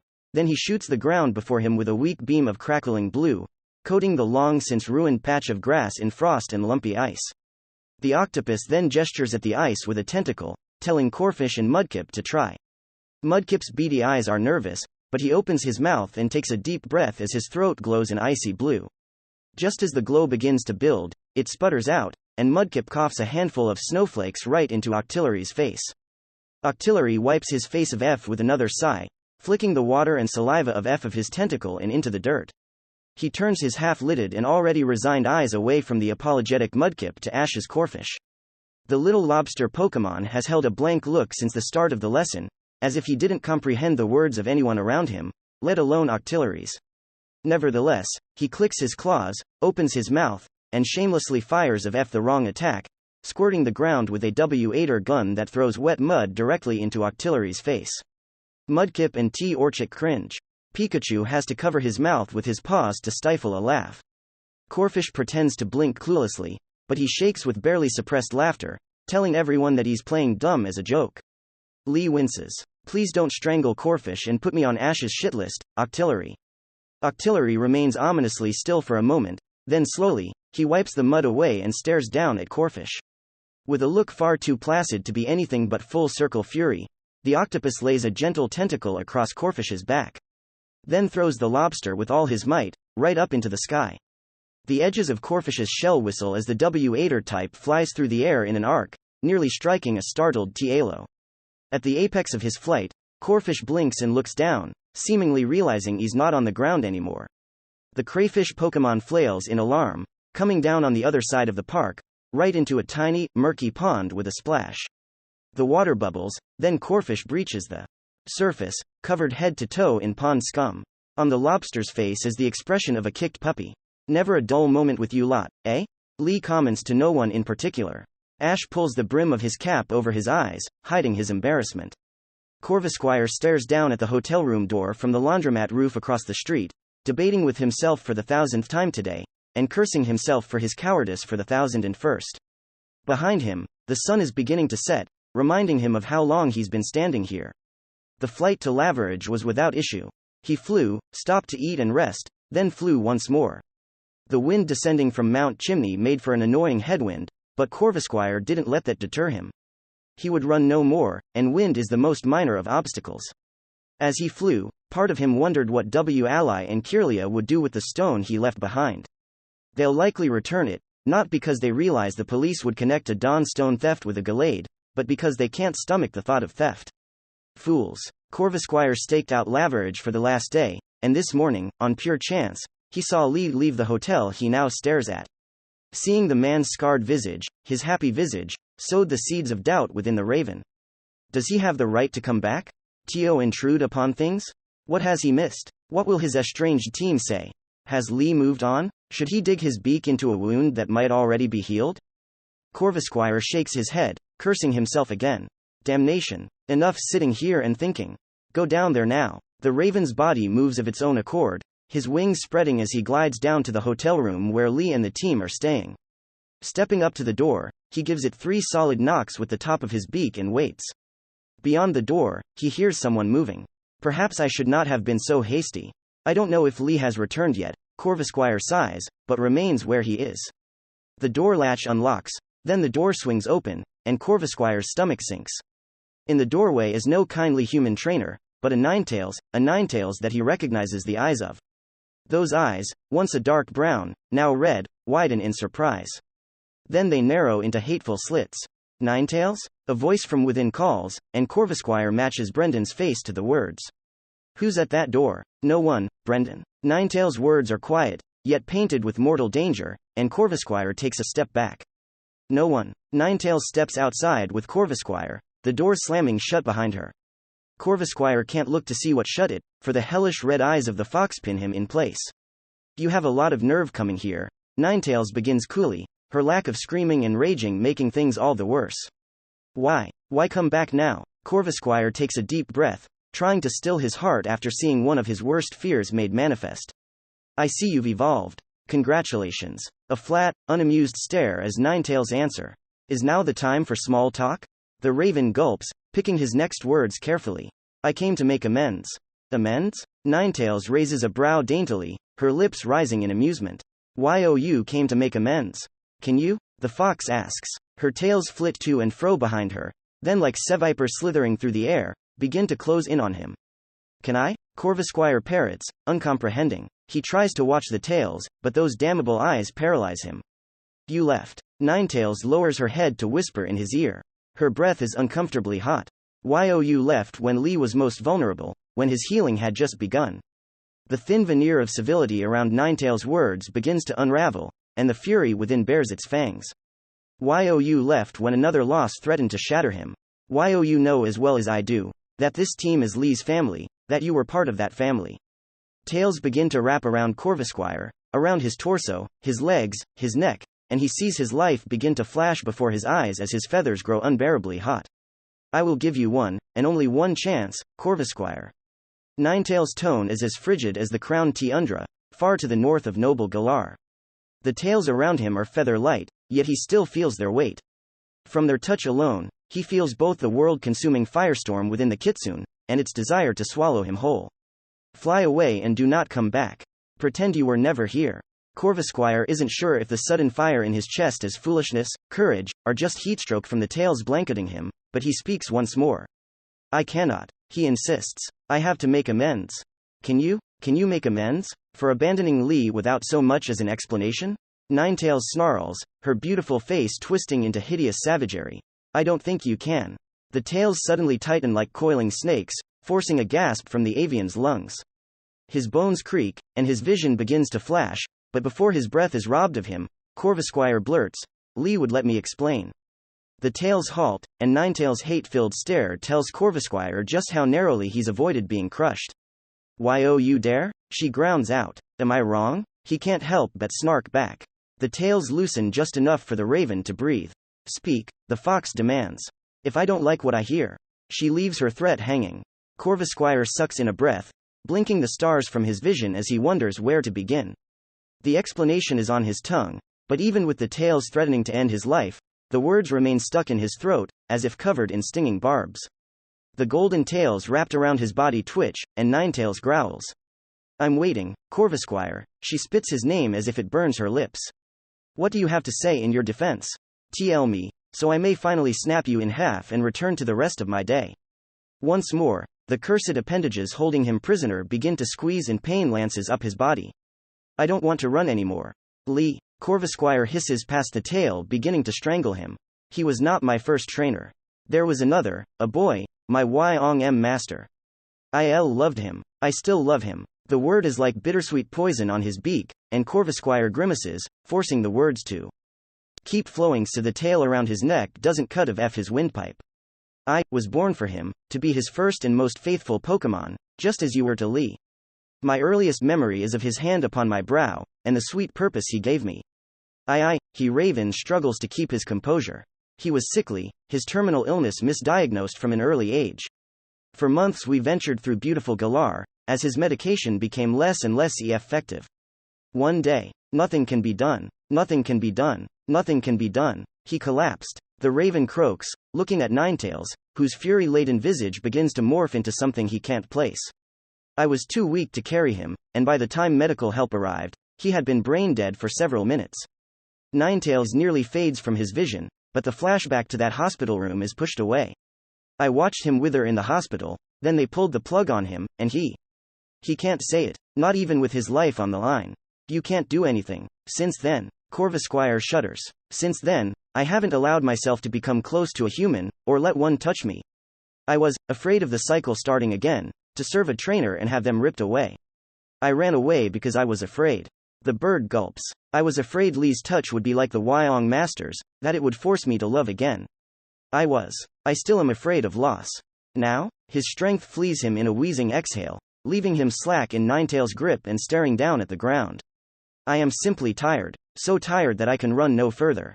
For a full minute, nothing is said, and Ninetales' mercy remains unbroken. Then the tails withdraw, leaving Corvusquire roof fled but intact. Raising his head, Corvusquire takes in the fox who nearly tore him limb from limb. The neutral mask upon her face is so terribly forced that a realization hits home. You know that fear too, he says, not asks. For your kind, it is not a question of if, but when. Ninetales' mask cracks, and under it, Corvusquire plays witness to the same ugly, wild-eyed terror he harbors within himself. The terror of being lost, listless, and devoid of reason to live. So often has he seen that same face upon himself, that he's forgotten what his real face looks like. Never has he been able to relate to another Pokémon so well. It's almost like looking into a distorted mirror. Corvusquire murmurs, his thoughts scattered and in disarray. I suppose it is. Ninetales' retort is just as quiet. She takes a deep breath through her nose, seemingly at a loss for words. For 1 minute, then 2, Corvusquire and Ninetales stand there, unspeaking as everything sinks in. When I evolved, the fox begins weakly. I swore I would endure the pain of parting when the time came, but now. She pauses, turning her eyes away. Does it get easier as time goes by? No. Corvusquire's answer is near instant. You merely forget sometimes. Both fall silent once more, and Corvusquire can barely form a coherent thought as he replays the last few minutes in his head. Wondering how he'd lived, the pair of Pokémon are pulled from their reverie as footsteps shuffle the gravel of the hotel parking lot. Earning, Corvusquire feels his throat tighten. There stands Lee, wearing a stunned expression. He blinks, his surprise shifting into a smile that yanks at Corvusquire's heart. Corvy, is that you? Not trusting his voice, Corvusquire nods, staring up at the man he swore to cease running from. I almost can't believe it, Lee breathes, smiling so hard that even the burned side of his face rises. The light of the setting sun frames the scarred man, making it appear as if a halo of orange and gold surrounds his head. Is that you, Arceus, sending a message to me? Corvusquire gulps. I was beginning to think you were gone for good. Lee's smile lessens and the light behind him seemingly dims. I don't know what upset you, or if I'm the one who did it, but I'm glad you're back. I'm glad you're back. Corvusquire nearly falters. Did you come to stay? Lee's eyes and voice are filled to the brim with hope, so much so that the raven hesitates, fearing no reply would be good enough. Instead, Corvusquire watches the cloud behind Lee move, letting the sunlight return and wreathe the man in rays once more. How could you want me back? What did I do to deserve this? Are you sure you want me? None of the questions Corvusquire wants to ask will rise to the surface. He won't let them, lest he get an answer he does not want. All he can do is shudder and nod once more. Lee's eyes finally travel to Ninetales, and his smile becomes strained. The raven watches a silent conversation that takes only a split second. I understand that you and Ninetales had a disagreement a minute ago, and that you want to explain why you left? Despite the strain of his expression, Lee's voice never leaves its pleasant, neutral tone. From the corner of his eye, Corvusquire watches Ninetails lower her head, shamefaced. Is she ashamed at being caught? Or ashamed of nearly striking him down? Regardless, Corvusquire finds it difficult to lay blame upon her. Better an overzealous first and most faithful than a lax one. I do. Corvusquire realizes that he's parched from the heat Ninetails forced upon him, as his voice is little more than a rasp. Ninetails? I need you to translate, I do not want a single word missed. The fox's eyes glow. He is listening. Before Corvusquire can muster the energy to explain once more, Lee raises a hand, halting any conversation. This sounds like it'll be a serious one. Lee's voice is low and soothing, balming the raven's nerves. You don't need to explain right now. How about you come inside for a meal, and I can listen later, when you're rested up and in a better place, okay? His haggard smile is so full of understanding that Corvusquire is left in disbelief. Come on. Why run? Because I'm a coward. Lee goes to step past Corvusquire and Ninetails, but the raven's beak darts out and bites Lee's sleeve, halting him. Lee looks down at Corvusquire, bewildered. Why run? Because I'll fail again. Throwing his fears to the wind, the bird grits his beak and shoves his head into Lee's palm. Why run? I don't deserve love. There is a gasp, then warm, calloused fingers close around his head, stroking his scalp tenderly. Sensations long forgotten surge to life in his chest, like fuel dumped upon a waning fire. The world grows blurry in the raven's eyes, and for the first time in his life, the tears dripping from his beak aren't bitter. Happiness. Belonging. Purpose. Love. Welcome home, Corvi. Act 2. Interlude 3. Barely hiding his boredom, Octillery quashes the urge to twiddle his tentacles and looks at his teammates.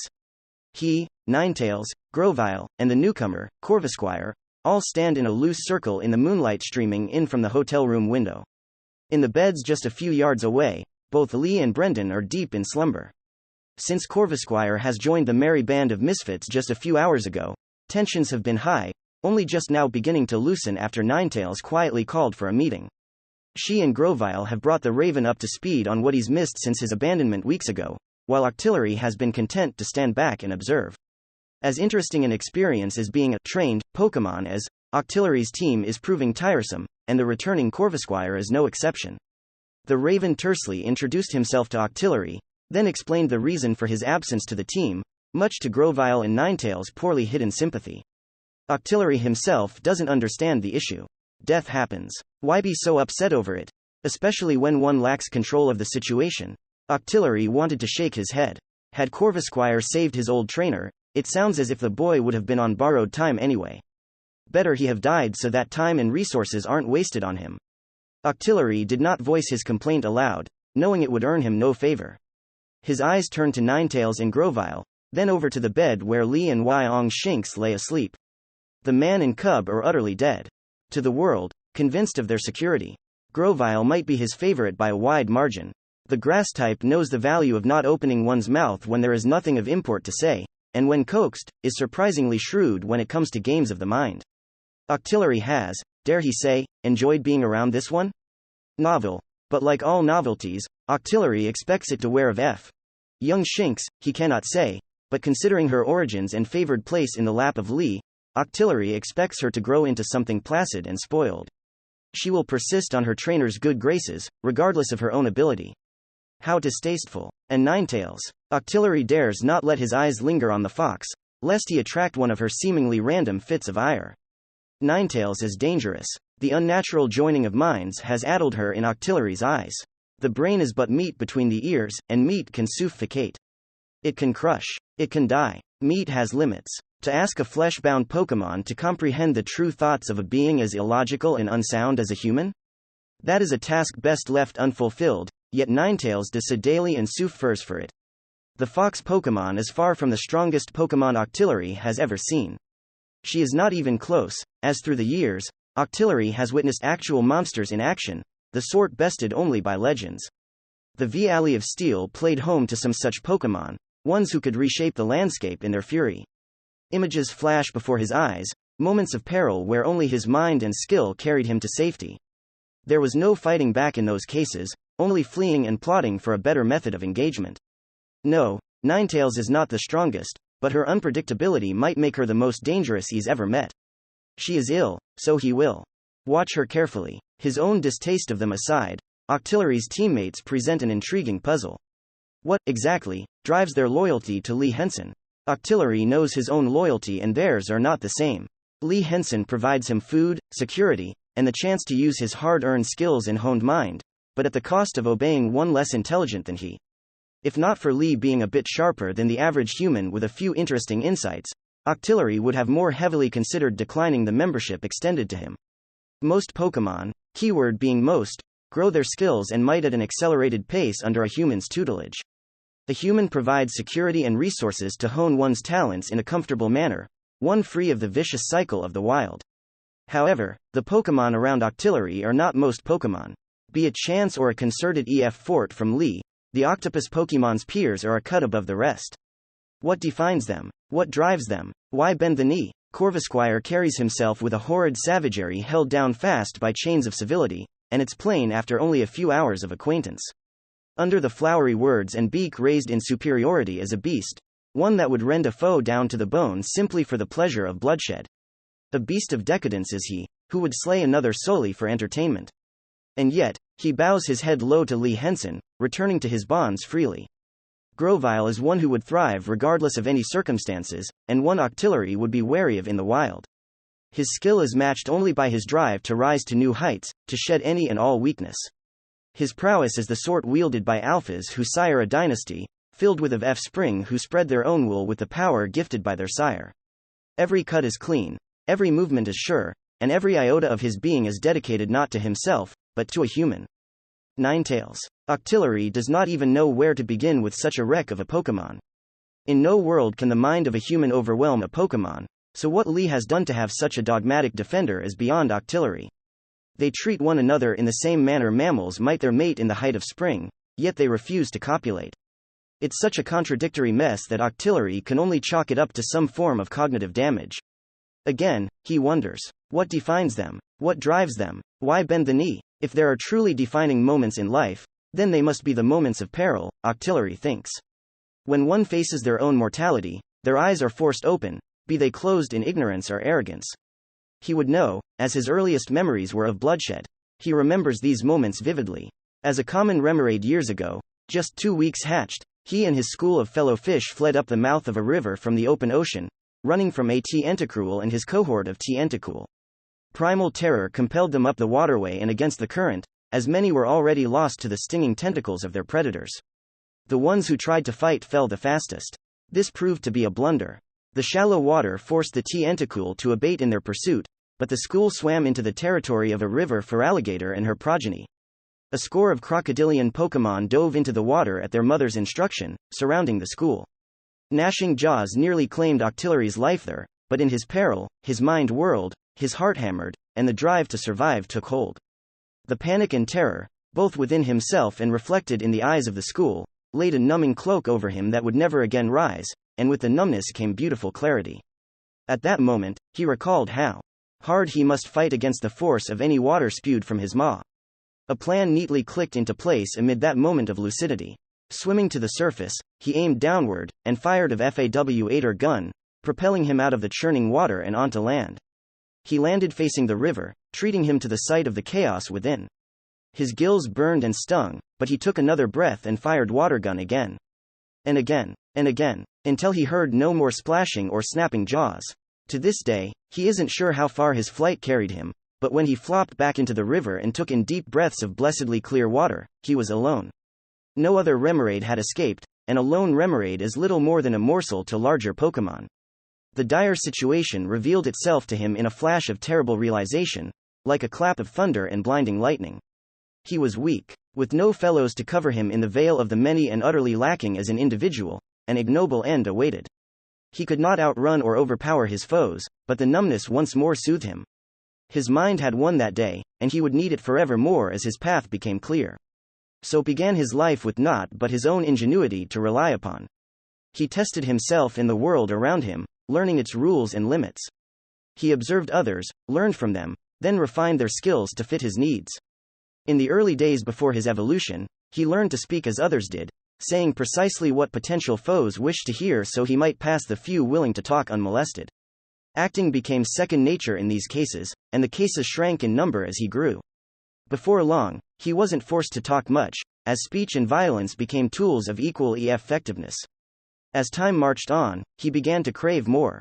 More skills, more experiences, more foes. So he might learn from them, then triumph over them in defiance of nature, proving to himself his place in the world. His place is something better. Looking back upon that fateful day, Octillery cannot lay blame upon the mother alligator, or her hatchlings, or even the tentacool who drove his school into the river. Nature is as fair an arbiter as they come. The weak die, and the strong consume the weak.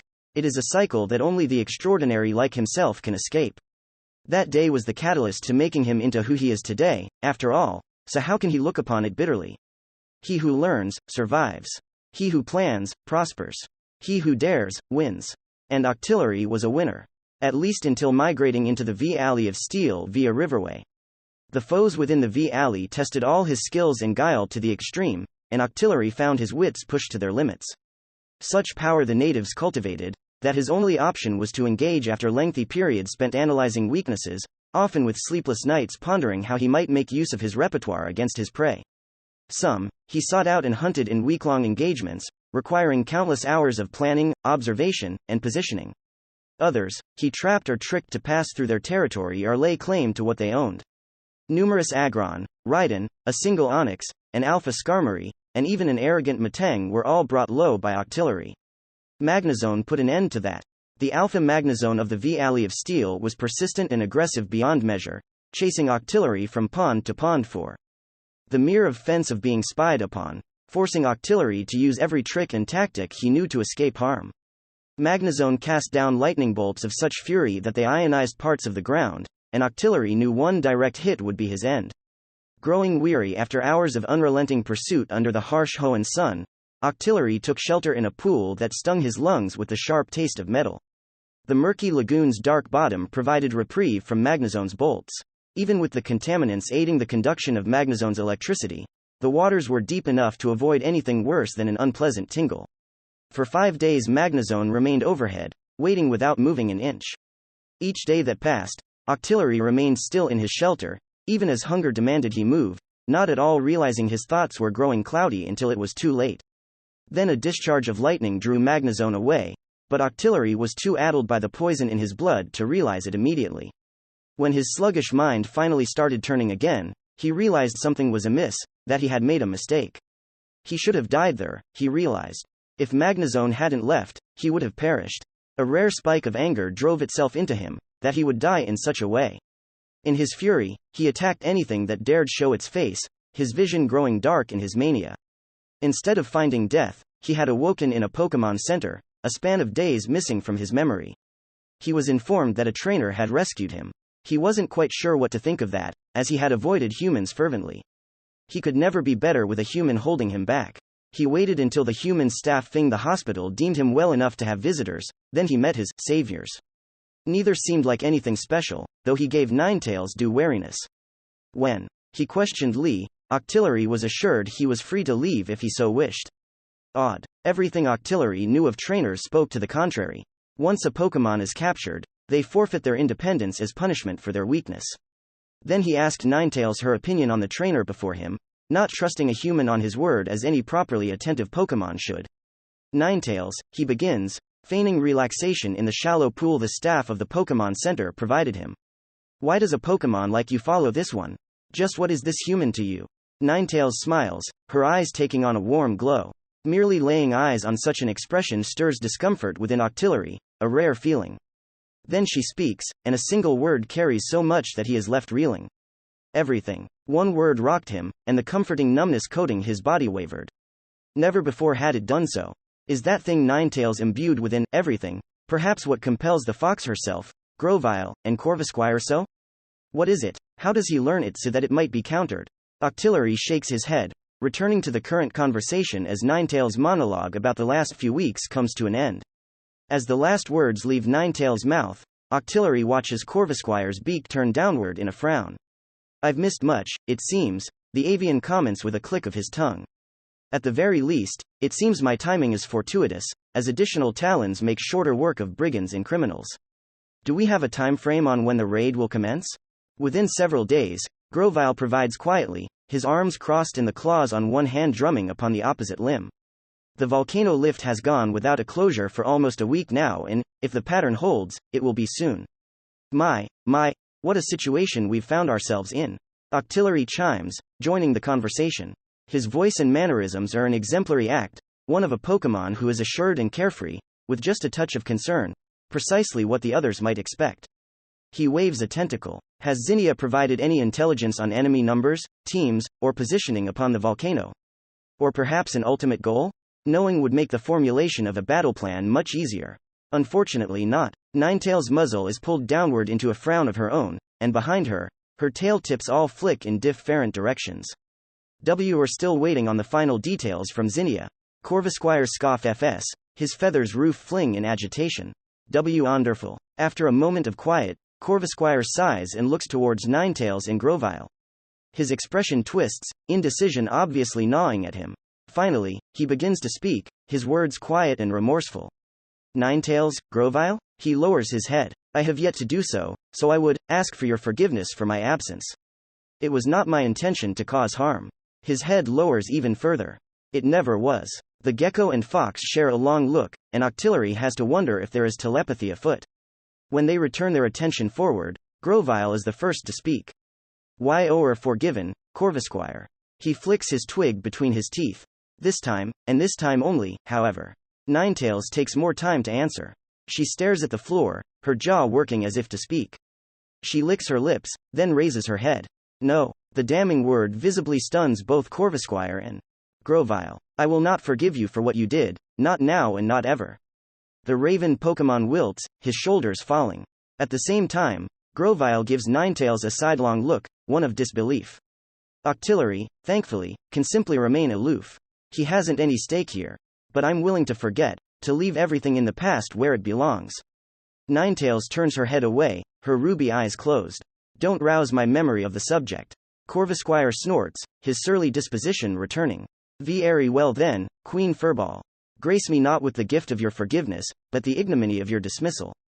This humble servant treasures it either way. He sniff fs.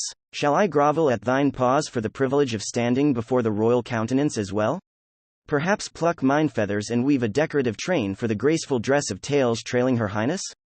Regardless of his mocking words and the impudent, sarcastic sway of his head, unmistakable relief almost seeps from between Corvisquire's blue and black feathers. Ninetales doesn't rise to the taunt, instead continuing on as if she didn't notice. We4 are a team, yet rarely do we come together as one.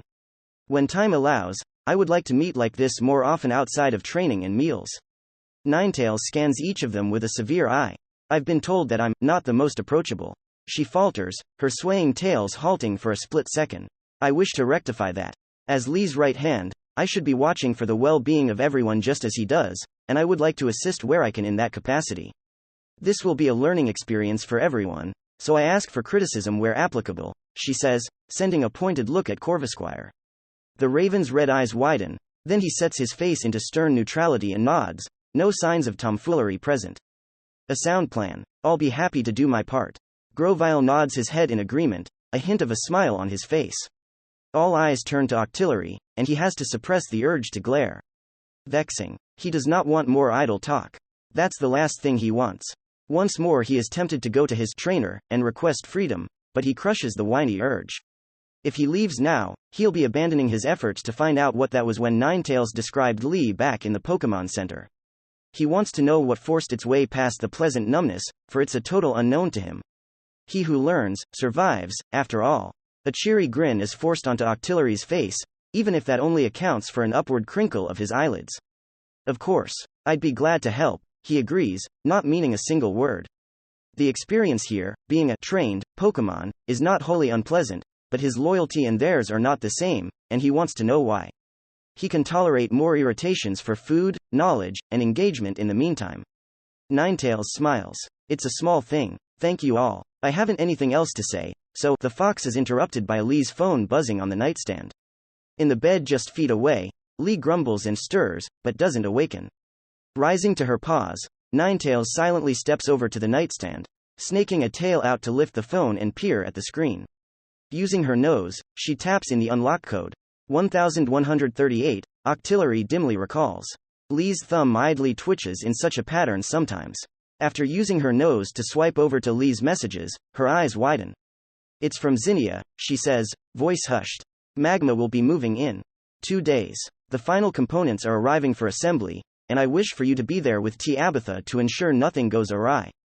Tabitha will be commanding the operation, but he can be overzealous and in need of a grounding element like yourself. The local lieutenant has a contingent of fodder ready as labor and foot soldiers as well. In a secluded lavarage park free of any buildings to echo of FF, Courtney listens to the words of Magma leader Maxi over her phone. High above, Swellow flies in lazy circles, her sharp eyes and ears keeping watch for any interloper or eavesdropper. Understood, Leader Maxi, Courtney murmurs quietly. I will be there. Good. Courtney can almost hear Maxi's smile. You are invaluable, Courtney, remember that. Courtney's stomach grows warm at the words. How goes your pet project? I've made my affair to Brendan Birch, she replies. I told him just enough to sway him, and to plant doubts about other loyalties. I plan on contacting him once the volcano operation commences, to afford him a chance to see what Magma is truly about, she says, conviction coloring each word, and her brow furrowing. I know he will make the right choice. He and I are the same. They know who I am, Brendan, she lied to him, watching as his eyes grew wider and wider. They didn't tell you. I feel as though you should know who I am, and what Magma stands for. Henson and Draconid haven't found her out yet. Swellow would have warned her if they had, but the lie will drive a wedge in the group. It needs to happen if Brendan is to make the right choice. Brendan sat there, stunned into silence. El Ying to him, felt bad, invoking a painful twisting in her gut, but Courtney hardened her heart. It's all for a good cause. They are alike, she and Brendan, and he'll understand. And if he doesn't? Maxi drawls, freezing Courtney in place and dragging her from her memory. What will you do? She hesitates. I don't. What? You do? Maxis interrupts her, and this time each word is laced with a terrible danger that makes spots bloom in the edges of Courtney's vision. A shiver runs down the woman's spine, and her eyes fall to her shoes. She dares not disobey the unspoken order. I will do what is necessary, for Magma. She forces the words past her lips. Maxi is silent for a handful of seconds. Then, Pi Gamma Delta Delta Alpha. 7, 8, 7, 1, 4, 3, 9, 8, 0, 5, 1. The answer to the cipher falls from Courtney's lips in perfect order. That is all, Courtney. Maxi sighs. Do not make me regret granting your leave for this project. The line goes dead, and the phone in Courtney's hand reboots of its own accord. When the phone turns back on, there is no log of the call that took place a moment ago. Courtney shudders, then looks up at her Swellow. High above, the bird Pokemon stares back down with hard eyes. Difficult is the path of the righteous, it seems. Act 2, Chapter 15, everyone ready? Lee asks, looking between Brendan, Marshtomp, Zinnia, and Shelgon. In his and Brendan's hotel room, Lee gathered everyone for the lift investigation about to take place. Just as Zinnia's Magma lieutenant had said 2 days ago, the cable car leading up to Mount Chimney went out of order today so they could transport cargo up to the volcano in peace, which unfortunately means Lee had to cancel on Mabel today. Lee called his lawyer, Amanda, earlier this morning, and the two rehearsed the lines of legalese Lee intends to use if the cable car station tries to stonewall their EF forts. Amanda played the role of the most stubborn, law-savvy busybody around, and after an hour of rehearsal, Lee feels that he has an answer to everything short of come back with a warrant. As both Lee and Zinnia expected, Courtney is absent and all her belongings in the room she and Zinnia were sharing are gone. Barely got a peep out of her in the weeks she's been with us. So much for trying to learn Magma's secrets. Lee frowns. On a stranger note, Brendan hasn't asked where the Magma admin is. A nervous thrill runs down Lee's spine as thoughts of the upcoming conflict buzz within his head.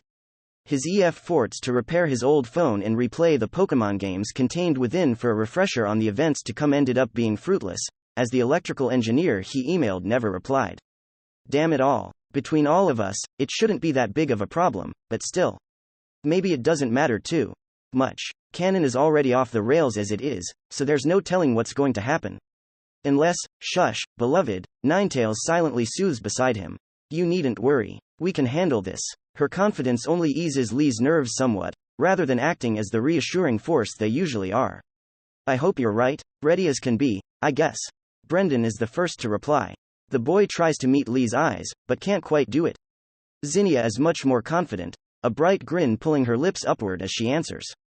Hell yeah, let's get going. Noting Brendan's unenthusiastic answer for later, Lee turns and slowly leads everyone to the cable car station.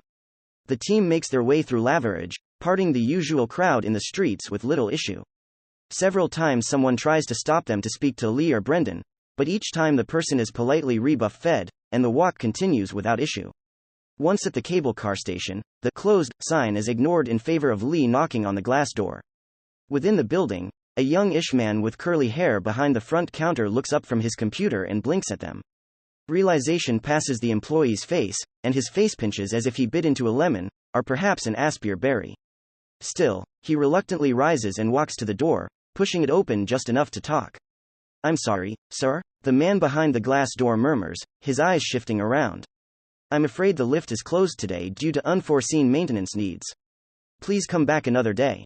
Before the door can be closed on them, Lee sticks his foot in the doorsill, preventing it from closing all the way and rattling the glass when the cable car employee tries to slam it shut. That's what we're here about, actually. Lee ignores the smarting of his toes and plasters a polite smile on his face. I'm Lee Henson, and I'm visiting today as a Pokemon League of Ficer, as I've noticed a pattern of lift closures that have a worrying connotation of negligence, so in the interest of public well-being, I'm here to see what the League can do to help with that. May I come in and talk to you? Are you the manager on duty? The man's grimace only deepens. He looks over his own shoulder at the empty lobby behind him, but what he's looking for, Lee can only guess. Returning his attention to Lee, the man then looks down at Ninetales, who stares back impassively. Brendan, Zinnia, Shelgon, and Marshtomp are also AF-forwarded looks. Sure, the employee begins reluctantly. Please come in. My manager isn't in, but I can talk for a while. Holding open the door, the employee lets the group of 6 inside before he tersely retakes his place behind the front desk. The employee gulps. What can I help you with? Just some questions for now, and we'll see where it goes from there. Lee clears his throat and focuses on the lines Amanda drilled into him. Mr. Green, is it? Lee asks, spying the nameplate reading, William Green, on the desk. I want to let you know that due to the potential public welfare issues the lift's repeated closures represent, my partner Ninetales here will be acting as a psychic lie detector during our conversation today, he says, stroking the fox's neck with a hand. Green stares at Ninetales, barely able to hide his dread. Beside Lee, Zinnia snorts derisively as she watches. Ninetales will not be reading your mind or looking at your memories, she will just be passively scanning any brainwaves you emit. You can decline to answer any question, but cooperation will be appreciated. Lee leaves out how silence for certain questions opens up the muddy waters of probable cause. He's already nervous. Ninetales narrows her eyes and carefully watches Green's twitching face. Of course he's nervous. WE barged in and said, "Hey, we're Value Brand cops loaded down with dangerous Pokemon and we're going to grill you on the obvious criminal activity here." That would make anyone jittery. Lee combs his fingers through the fur on the back of Ninetales' neck. I just hope he was bullied into it rather than going along willingly. I'd be glad to argue against any charges dropped on him if that's the case. Do you have any questions before we begin? Lee smiles at the man running the lift. Green licks his lips, looking between everyone again. From the corner of his eye, Lee can see Zinnia's knowing, borderline menacing grin, and Brendan's professionally blank face. If you get an answer you don't like, Green begins slowly. What happens to me? It all depends on the context. I didn't come here looking to arrest anyone, and I would prefer to keep it that way, Lee nods. Honesty will go a long way. Any other questions? Green shakes his head. Okay then, Lee smiles once more, doing his best to seem reassuring. He takes his notebook from his bag and flips to a blank page, his pen ready. Let's get started. Ninetales' eyes glow red, and Green lets out a sigh, his face going pale. And that's everything I know. Green looks away, hugging his arms. Shivers run up and down his body, making his curly hair bounce. Lee looks down to Ninetales, who lets the theatric glow of her eyes fade. As far as I am able to tell, he provided no falsehoods, she says to Lee. He genuinely believes his life would be in danger if he and his coworkers did not cooperate with Magma. The manager of the place accepting bribes is probably going to land them all in court, though. Lee clicks his tongue as he signs his notes. Thank you, Mr. Green. One more question. Is the lift actually not working? As in, is it currently unsafe to use? The exhausted-looking man before them shakes his head. No, sir, it's working. Can you take us up? Lee closes his notebook and takes a moment to tuck it away in his backpack. I'd like to see what exactly is going on.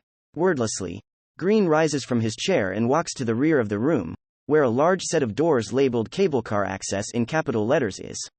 Pushing one door open, he beckons Lee, Zinnia, Brendan, and the Pokémon along. Come on everyone. Lee looks back to his friends and nods towards the doors. Leaning against the railing of the cable car platform and watching the next car slowly making its way down Mount Chimney to pick them up, Brendan crosses his arms and pretends to inspect the scenery. In reality, he's watching Lee and Zinnia from the corner of his eye as his spirit begins to sink. The older trainers have been standing close to each other the whole time, and Brendan's watchful eye remains locked on Zinnia's face. It takes him only a minute to spy uncomfortable twitches and her expression shifting for no reason. Meanwhile, Lee remains straight-faced. Beside him, Ninetales also remains stoic. Lee must be using Ninetales' telepathy to talk to Zinnia privately, leaving Brendan in the dark again. Something in Brendan's chest hurts at the thought. He thought they were all friends. They knew, Brendan. Courtney's phantom voice tickles his ear. They knew, and they didn't tell you. We don't do such things within Magma, for we all must stand together. Without unity, we are lost. The pain in his chest stings just a little more. Part of Brendan chides the rest for being upset. Lee is a worrywart to the bone with firm ideas on what children should and should not do, no matter how much it conflicts with the culture of being a trainer. Zinnia, on the other hand, is from a reclusive tribe. Being open just isn't in her nature. In the months he's known her, clarity is something she struggles to provide anyone. Another part of Brendan is still sore and resentful, though. For all his strides forward in proving he can keep pace with them, Lee and Zinnia still treat him like a dumb child, someone who isn't equal to them. Courtney isn't like that. She understands who he is, and the scale of his ambitions. We're alike in more ways than one, Brendan, she said as she finished her story, finished coming clean and being honest. Her soft-looking lips twitch, pulling upward into a smile as beautiful as it is small. In more ways than you know, and that's why I need your help. Just thinking of the magenta-haired woman and her gentle smile turns Brendan's stomach into warm mush. He gulps and wets his suddenly dry mouth with his tongue, looking away from the scenery and over to Marshtomp. His blue, amphibious partner stares back with a nervous light in his beady eyes. Whittling his large fingers, Marshtomp lets out a short, inquiring croak, and Brendan doesn't need to read a single bit of Marshtomp's body language to guess what the Pokémon is asking. You'll side with me, won't you? Courtney's phantom voice asks, each word as enticing as a sugary morsel. I'm still thinking on it, pal. Brendan's voice is so quiet, he can't even hear his own words. He doesn't want to risk Shelgon, or Arceus forbid, Ninetales hearing him. No matter what, we'll stay friends, right? Marshtomp grimaces, but nods his head without hesitation. Without warning, there is a poke to the back of Brendan's head, one that isn't physical, and he feels everything in his veins turn to ice. He turns and looks over to the fox Pokémon standing by Lee's side, and eyes like blood-coated gems stare back. Ninetales wants to talk. With telepathy, Brendan flashes back to just a few days ago, just hours before Lee's Corvisquire unexpectedly returned to the group. Wakefulness comes to Brendan in just a few breaths, an unpleasant, formless dream of the events to come fading and leaving him. Disoriented, sitting up in his bed, Brendan grumbles as he looks at the nightstand clock, which reads just a few minutes before noon. He lays back down, staring at the ceiling as his mind buzzes aimlessly. Courtney, Magma, Lee, Zinnia, the League, his thoughts flit from one thing to another, too restless to stay on a single topic for long.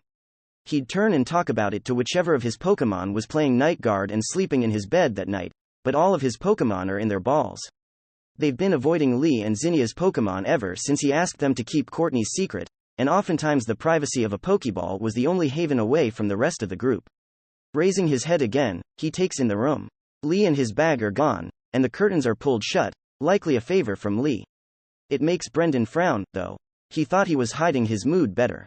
Apparently not if the older trainer knows Brendan is sleeping in so late. It looks like he's alone in FWIP. The sound of paper being overturned makes Brendan's eyes shoot over to Lee's bed, and Brendan realizes he's not alone. On Lee's bed is Ninetales, splaying out in a relaxed pose as she reads a thick book laid out on the covers. She looks up from her reading and levels him with an even look.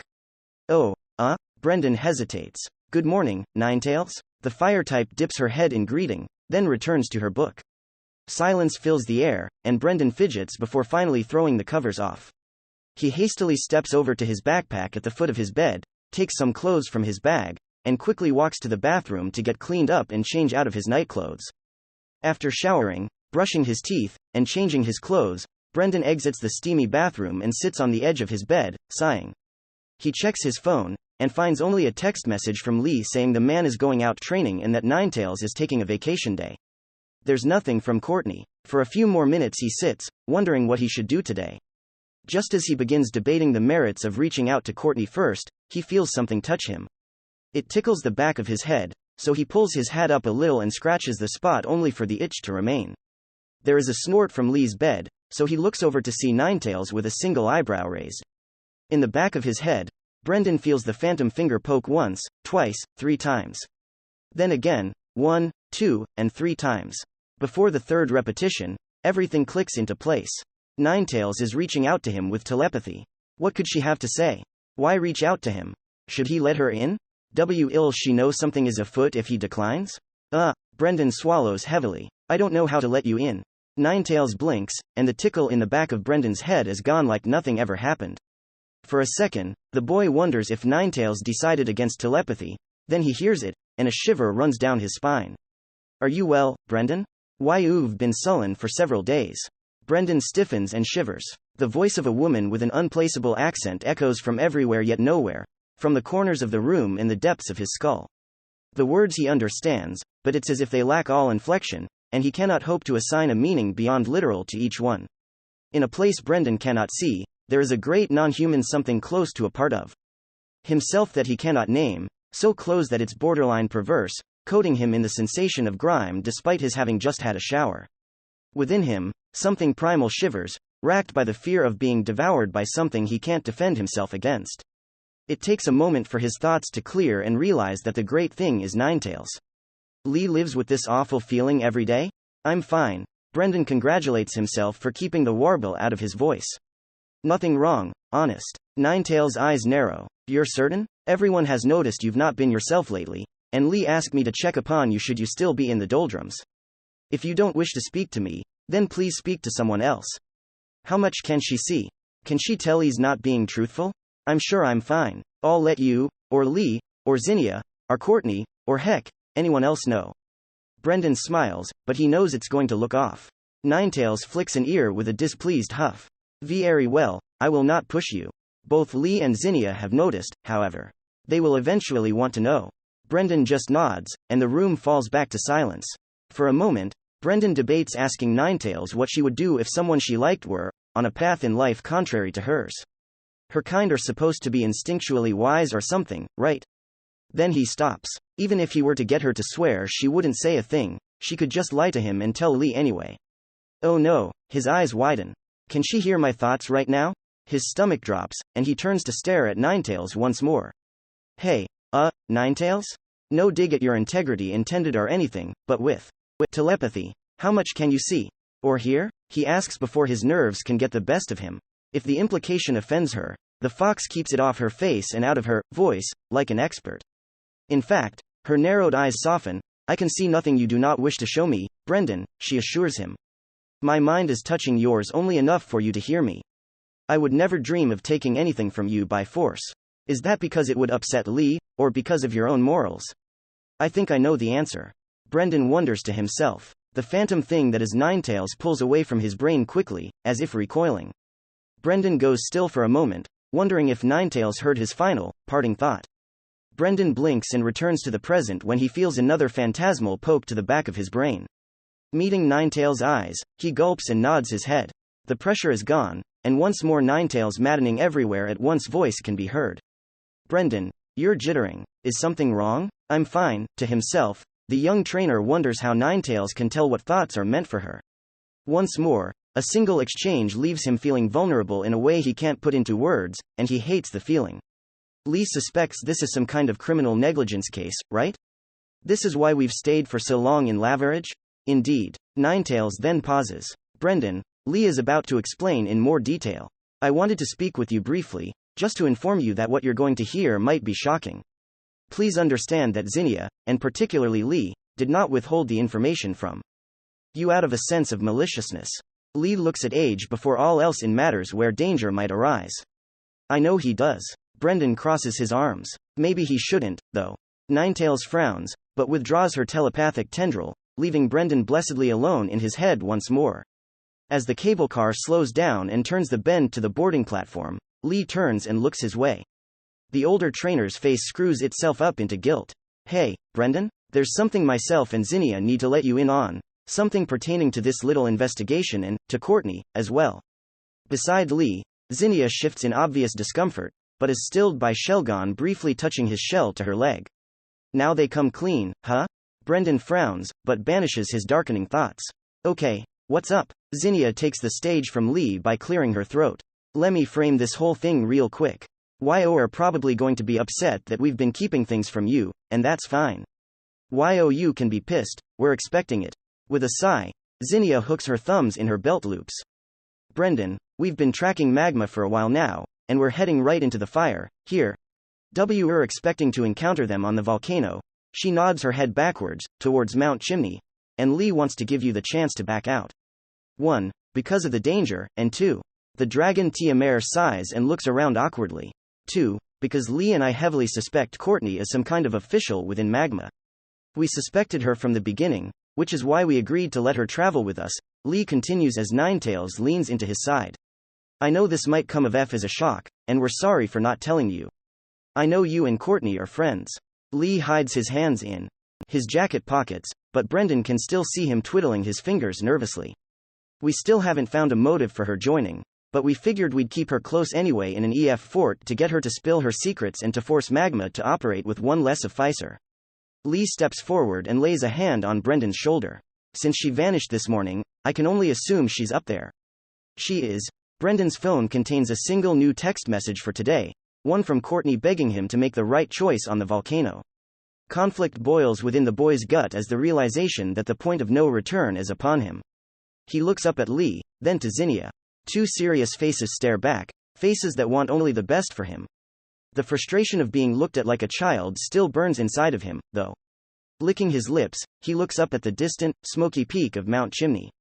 Up there, a woman who makes him feel special and wanted awaits. She wishes for him to be by her side as they reshape the entire world. He can pick only one side. He knows neither Lee and Zinnia nor Courtney will bend to the other. Taking a deep breath, Brendan gives Lee a hard stare, his brown eyes locking with Lee's blue. I want to go along.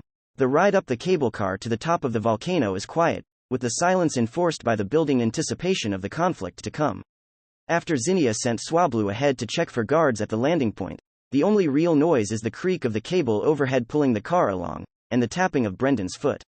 Tap tap tap. Everyone's eyes are drawn to the window, where Swablu hovers just outside. Grinning, Zinnia opens the window just long enough for Swablu to flutter in before rolling it shut again. Any advance guards? Landing on Zinnia's outstretched arm, Swablu shakes her head with a trill. Hey! Zinnia raises Swablu's pokeball. Magma sure is full of themselves not guarding the way in. Thanks, girl. Return. Swablu lets out a pleased tweet, then is drawn back into her pokeball for a rest. As the stopping platform at the very top of the volcano comes into view, Brendan observes his friends once more, because today might be the last time he sees them. I'm more than I say I am. I'm on a mission, and I need your help. I need your help. The youngest Birch withholds a shaking sigh and tries to will his heart to be still. He glances over to Marshtomp. You ready, pal? Marshtomp looks down at the steel floor of the car, saying nothing. I'm not, either, Brendan murmurs. Once the car comes to a stop at the station on the volcano, Lee takes a deep breath and once more takes the lead. All right, everyone, best foot forward, and be ready to fight. Be ready? I'm already ready for a scrap, Doolittle. Zinnia smiles and pats Shelgon on his metallic shell. You aren't? Not really, Lee says, pushing the lift's squeaky door open. I'd rather be relaxing in my own private lab somewhere. Lee and Ninetails step out first, followed by Zinnia and Shelgon. Sharing one last troubled look with each other, Brendan and Marshtomp bring up the rear. Immediately, the boy's face wrinkles as his eyes and nose are assaulted by hot air smelling of burning plastic and sulfur. The closed station atop Mount Chimney is, as far as Brendan can see, abandoned. Of to the side and near the high fence that keeps visitors away from a deadly tumble are a number of wooden crates, some open. There are a few food wrappers on the ground and an overturned trash can by the door leading into the Volcano Visitors Center, along with a large pavilion where picnic tables sit in the shade. The rest of the volcano isn't accessible from here. Brendan looks at the visitor center to the left. Behind them is the lift, and to the right is a high wall of rock with a painted mural of various fire Pokémon upon it. The wall extends into the distance and wraps around to the left, encompassing the pavilion and meeting the visitor center's wall, forming an enclosed square. So we've only got one way in, and one way out. He eyeballs the double glass doors of F to the left. Walking forward as a group, the three trainers and their Pokémon approach the visitor center, stopping when someone pushes the door open. Stepping out of the building is a man whose face is mostly covered by his red hood. On his red shirt is Team Magma's stylized M logo, and on the belt holding his gray pants up is a single Pokeball. At the man's side is a Purloin, a small, cat-like Pokémon covered in cream and purple fur. Who the hell is using the lift? The Magma grunt grumbles. I thought we go. The Magma underling and his Purloin freeze like a pair of deerling caught in headlights when they spot Brendan, Lee, Zinnia, and the cadre of Pokémon with them. The man's hand shoots to his side, where a radio is strapped. Purloin, fake out, he cries, pointing at the group with his free hand. A command for Marshtomp is on Brendan's lips, but he hesitates even as his partner's eyes bore into him. Shelgon, roll out, Zinnia counters in his place. Before the grunt's Purloin can get into position to attack, Shelgon rolls into a ball and flies across the cement ground like a runaway boulder, kicking up chunks of cement as he goes. Purloin can only widen his eyes before Shelgon slams into him with crushing force. There are a few cringe-inducing cracks, and the dull thud of Purloin's head rebounding of Shelgon before the poor cat is thrown away like an abused toy. He flies through the air for a long second, then lands on the concrete in a boneless heap, bouncing once. Purloin coughs through battered lungs and tries to stand, but falls to his stomach and wheezes helplessly as Shelgon unrolls and looms over him. Shit. The Magma grunt pulls his radio free and goes to raise it to his lips, but before he can depress the transmit button, the radio glows violet, then is ripped from his hand with such force that the man cries out and trips forward. The radio flies over to hover in front of Ninetales, whose eyes glow the same color as the corona encasing the device. With a growl, she crushes it in her telekinetic grip, throwing sparks and littering the ground with shards of black plastic. Please don't resist, Lee begins as the Magma grunt scrambles back to his feet and tries to run. Tries, being the keyword, because the red-clad man only gets a few steps before Shelgon throws himself into the grunt's path, making the man gasp and fall to his rear. He turns back to stare at the group in undisguised fear. Or do resist and make this fun, Zinnia grins a manic grin, one that promises violence. Come on, get up and run. Try your luck. She takes a step forward, her hand grasping a Pokeball. I want to see how far you'll get. The spooked grunt crawls backward, only to run into a glaring Shelgon and flinch. Zinnia, please. Lee puts a hand on her shoulder and pulls the tanned woman back. Lee gives the grunt a smile, and after pushing the disgruntled Zinnia back a bit, he steps forward in her place. Sir, in my capacity as a Hoenn Lab T-Rainer, you're being placed under arrest at this time for suspicion of involvement with gang activity. Everything you say and do can and will be held against you in a court of law, so you have the right to remain silent if you wish. If you cooperate with us, though, I promise you I'll do everything I can to secure leniency for you. Despite his kind words, Ninetales still adds an air of menace to Lee's words just by standing next to him with her narrow-eyed leer. Brendan has to wonder if Lee and Zinnia rehearsed this good cop, bad cop bit. The grunt doesn't resist when Lee steps forward and takes his arm, pulling the other man to his feet. Lee produces a pair of zip cuff FS from his pocket and cuff FS the grunt's hand behind him, then takes the Pokeball from his belt. Hey, wait, the grunt twists in Lee's hold to look at the Pokeball the scarred man seized. What are you going to do to Purloin? None of this was his fault, he was just following me. I'm going to keep Purloin with me for now, Lee calmly explains, returning the unconscious cat Pokémon to his ball in a flash of red. Once Purloin is returned, Lee holds down the Pokeball's button to lock the ball, then shrinks it and drops it in his pocket. Once this is all figured out, he'll be returned to you pending your trial and any resulting convictions. Lee's expression twists into distaste. It's more likely you'll be reunited faster if you cooperate, he says pointedly. Brendan can't help but frown himself, looking at Ninetales as he does so. That seems like something she would say, not Lee. The grunt's face falls, and his shoulders slump. Okay. He allows himself to be led over to the side of the building and sat down against some railing. Once sat, his current set of cuff FS are cuff-fed to the railing so he can't escape. After pulling the grunt's ID from his wallet, jotting a few things down, and asking a few questions, Lee gets to the meat of everything as Brendan and Zinnia stand by. Lawrence, Lee addresses the grunt by his name. In Lee's hands are his pen and notebook, the latest page of which is filled with the grunt's info. You said you were the guard for the visitor center and the lift, right? You don't work in pairs or teams or anything. The grunt shakes his head. With his hood down, there is nothing hiding the miserable look on the youngish grunt's face. No. The admins want everything set up faster and lowered guards and patrols down to one man to free up workers. I'm covering both the visitors of FICE and the lift stop. What exactly are they working on? Zinnia asks, leaning over the grunt with her hands on her hips. With all the bogus closures, you have to have moved a lot of materials up here, right? I don't know what they're working on, Lawrence denies. I just know it's some big machine that dips down into the lava at the mouth of the volcano. It should be done today after they get the power source. Power source? Brendan finally asks a question. Courtney didn't really fill him in on what was going on up here, only to make the right choice. What's the power source?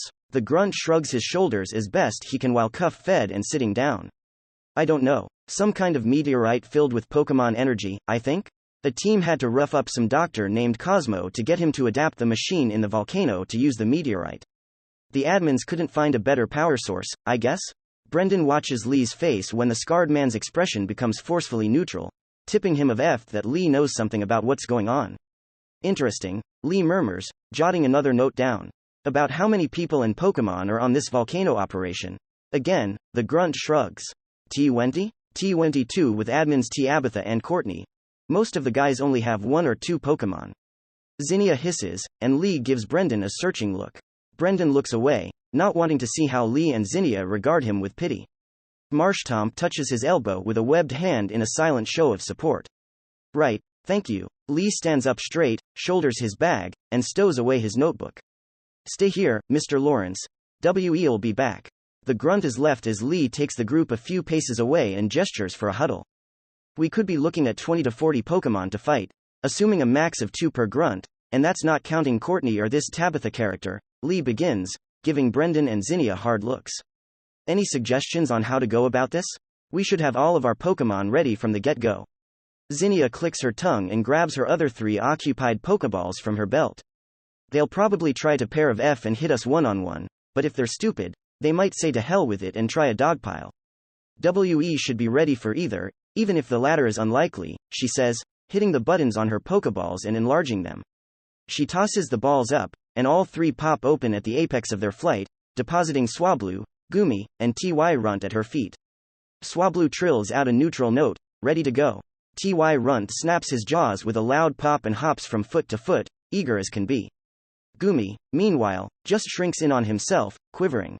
Pair of F? You really think there's any chance they'll play by any rules and fight 1-to-1? Lee asks, disbelief clear in his voice. He crosses his arms and shakes his head. There's nothing stopping them. Lee always seems to expect the worst. Brendan rolls his eyes. Zinnia smirks, and it's a knowing one. I forget you're still a novice in some things, Doolittle. This isn't a war or anything, so they aren't going to cross any lines that we won't. They know if they take desperate measures, we'll take desperate measures, and they have no way of knowing if our Pokemon are more powerful than theirs. It's pro-crook 101 to play it safe in battles unless you know for a fact they're weaker than you. Lee hums to himself in thought. So kind of like one of those hypothetical dilemmas you hear in school, eh? Don't press the red button, because that genie won't go back into its bottle. He looks to the horizon with unseeing eyes for an uncomfortably long minute. Is there any merit to non-lethally disabling the trainers themselves? I think I already know the answer, but that's the logical end of the desperate measures I was talking about, Zinnia mutters darkly. She looks up at the sky with something Brendan can't quite place in her red eyes. Hurt the trainer, and what's stopping their enraged Pokemon from returning the favor? She asks. Lee calmly nods like he expected nothing else. Okay, let's make some final prep, then hop to it. He takes his Pokeballs from his belt and tosses them up. Like Zinnia's, they snap open, and in flashes of light, Grovyle, Octillery, and Corvisquire are in position around him. Catching the falling Pokeballs, Lee puts them back on his belt. Grovyle and Octillery stand ready with little fanfare, looking towards Lee for instruction, while Corvisquire's beak is pulled back into a nasty, eager grin. The raven roof flares his feathers, and it sounds like steel rubbing on steel. It's my turn. Brendan takes Mawile and Breloom's Pokeballs in his hands. For a moment, he thinks about also taking Electricaze, but stops short. Nah, he's too young. He tosses the balls up, and both pop open. In flashes of white, Mawile and Breloom take form on either side of Marshtomp. Both Pokémon look up at him with open worry. Mawile's large, expressive eyes are already prickling with tears, and Breloom's tired face seems even more exhausted than usual. Mawile steps forward, tenderly taking one of Brendan's hands in her tiny ones. She doesn't need to say a thing. Her disheartened face says more than words could anyway. I'm more than I say I am. I'm on a mission, and I need your help. I need your help. Courtney's words echo in his skull again, and Brendan grits his teeth and pulls his hand away from Mawile's to ball it up in frustration. He knows none of his Pokémon agree with him. So, we're clear on formations and such? Lee asks everyone, glancing over his shoulder to the visitor center doors. They need to move, and soon before someone in Magma notices something amiss. The lift station atop Mount Chimney is different from the one he remembers in either the games or the anime. In the anime, Lee swears the cable car had an indoor drop of F point, not an outdoor one. The pavilion and the location of the F-Ice are throwing him of F as well. At least there wasn't a load of goons waiting for them. The Pokémon around the trio of humans give their confirmations to Lee's question with nods, yips, tweets, hisses, croaks, burbles, and other, single-syllable answers. Ready. Zinnia smiles a smile that is perhaps a touch too eager. Lee looks over to Brendan, who is lost in his thoughts for what seems like the 10th time today. The boy is staring not at him, but past him. Hey, Brendan? Ready to go? Brendan blinks, coming back to reality. Oh, he grins sheepishly and adjusts his hat. Can I get that one more time? Lee resists the urge to sigh. Part of him wants to include Brendan, both because of the young Birch's ability as a trainer, and because of the guilt of lying to him, but it's clear the news of Courtney being a Magma member unbalanced him. I guess I can't blame him. First crushes are hard to overcome, and this is probably the worst way to do so. He's been distracted all day, remember? Ninetales says telepathically, replaying her own memory of Brendan's listlessness this morning for Lee. Perhaps it wasn't your revelation that is doing this? Then what is doing it? Lee grumbles, then clears his throat. If they all try to gang up on us, Octillery will hang back and snipe, with Gumi and Mawile as guards. Marshtomp, Shelgon, Ty Runt, and Breloom are going to be our linemen and stay in the front so we can keep the brawl contained on our terms. Corvi and Swablu will deal with flyers and help out below once they've got the sky under control, and Ninetales is going right into the thick of things to keep them disorganized. If Courtney or the other admin get involved, then Ninetales will break away from the main fight to hold them of F. Once the grunts are cleaned up, everyone supports her. If things really start to go pear-shaped, Corvi will take of F and get back up.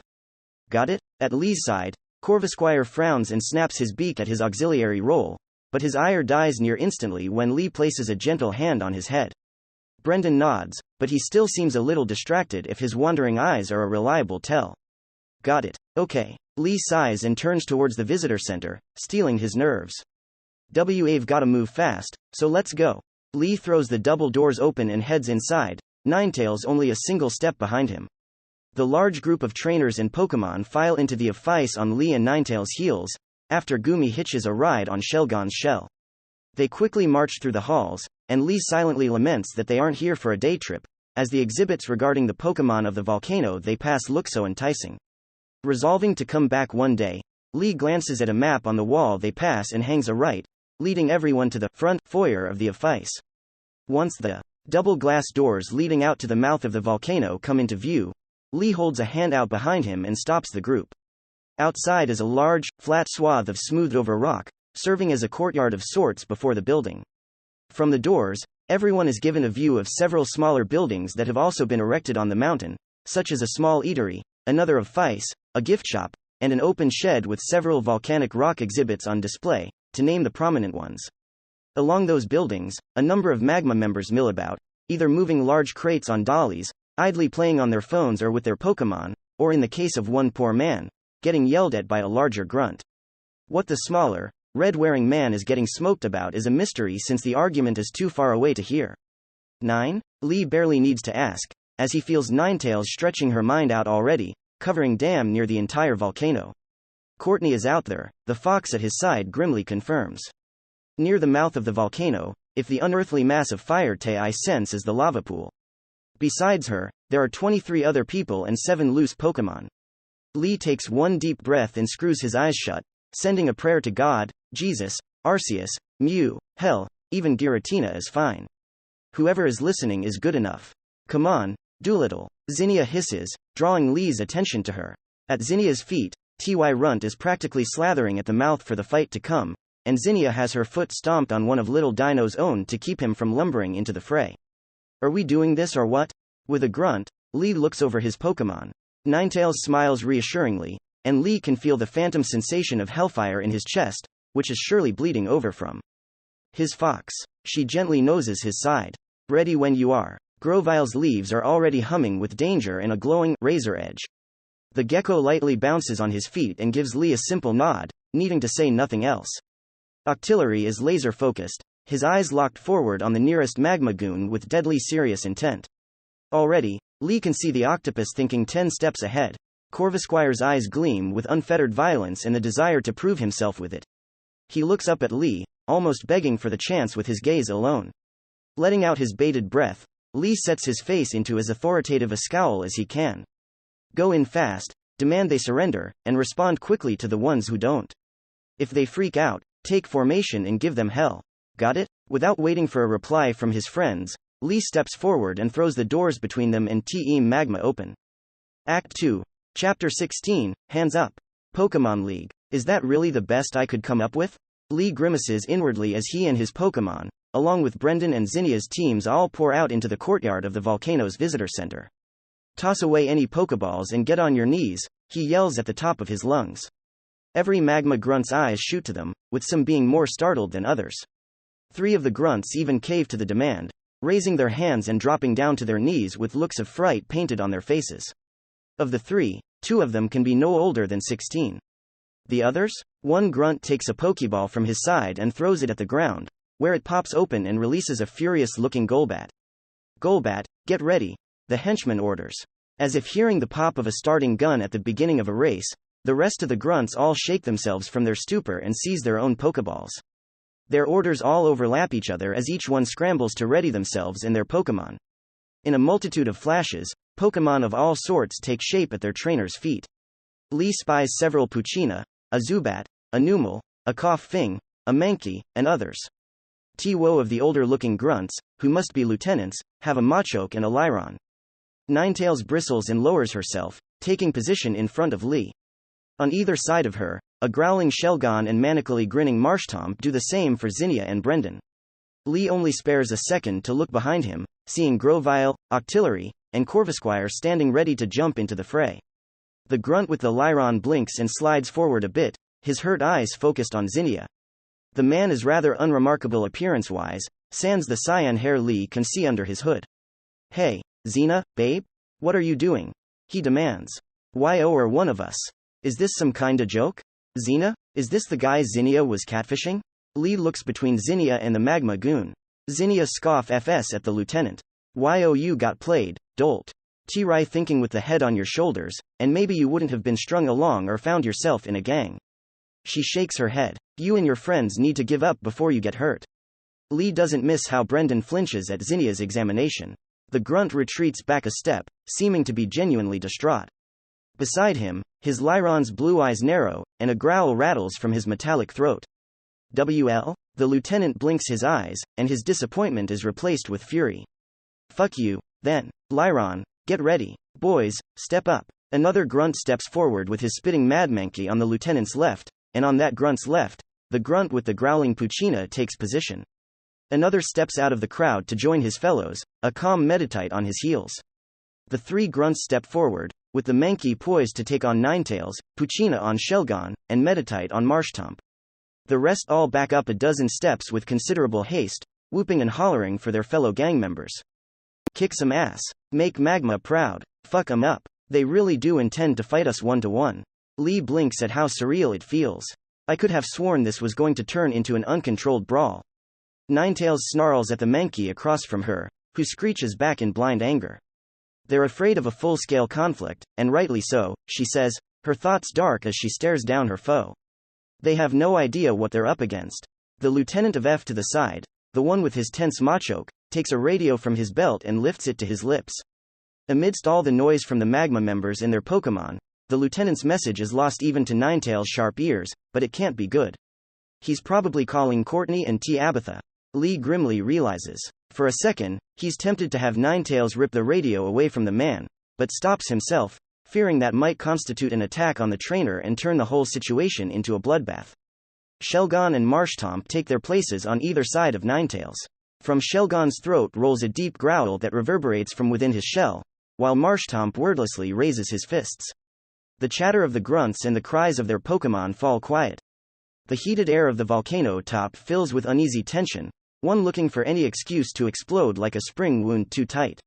Ninetail's drought begins to make the sunrays unpleasantly hot, and Lee has to resist the urge to pull on the collar of his shirt. Keeping his head still, Lee turns his eyes to the left. Zinnia meets his nervous gaze with red eyes practically blazing with resolve. That firm, assured belief that everything will turn out fine takes the edge of his nerves. To the right, Brendan refuses to meet Lee's eyes, instead looking away with guilt for some reason. The boy's attitude does nothing to settle the twisting within the older trainer's stomach. The Mankey across from Ninetails snorts and lowers himself. Behind him, his sweating trainer's lips finally part. Mankey, Kara. The rest of his words are drowned out as all three battles erupt at once. Shelgon rolls into a ball and charges his foe, while Marshtomp bellows and fires a spear of rushing white water from his mouth. As Ninetails snarls in wordless fury, Lee pulls her mind closer and tries to steady his pounding heart. Mankey bounds forward at his trainer's command, his hairless fist glowing with enough power to turn a boulder to powder. Jumping high, he screeches and zooms downward with all his body weight behind his attack. Together, Lee and Ninetails devise a counterplay, exchanging telepathic messages at lightning speed. The monkey-like Mankey is stopped dead when Ninetails ducks his strike and latches her teeth around one of his ankles, drawing a shrill shriek of pain from him. The fox then throws her neck, releases her jaws, and dashes her smaller foe across the rocky ground like a child trying to destroy glassware. Before the winded fighting type can stand up and recover at his trainer's frantic urging, Ninetails leaps to him, stomping a front paw onto his stomach, then hovers her open mouth mere inches away from Mankey's face.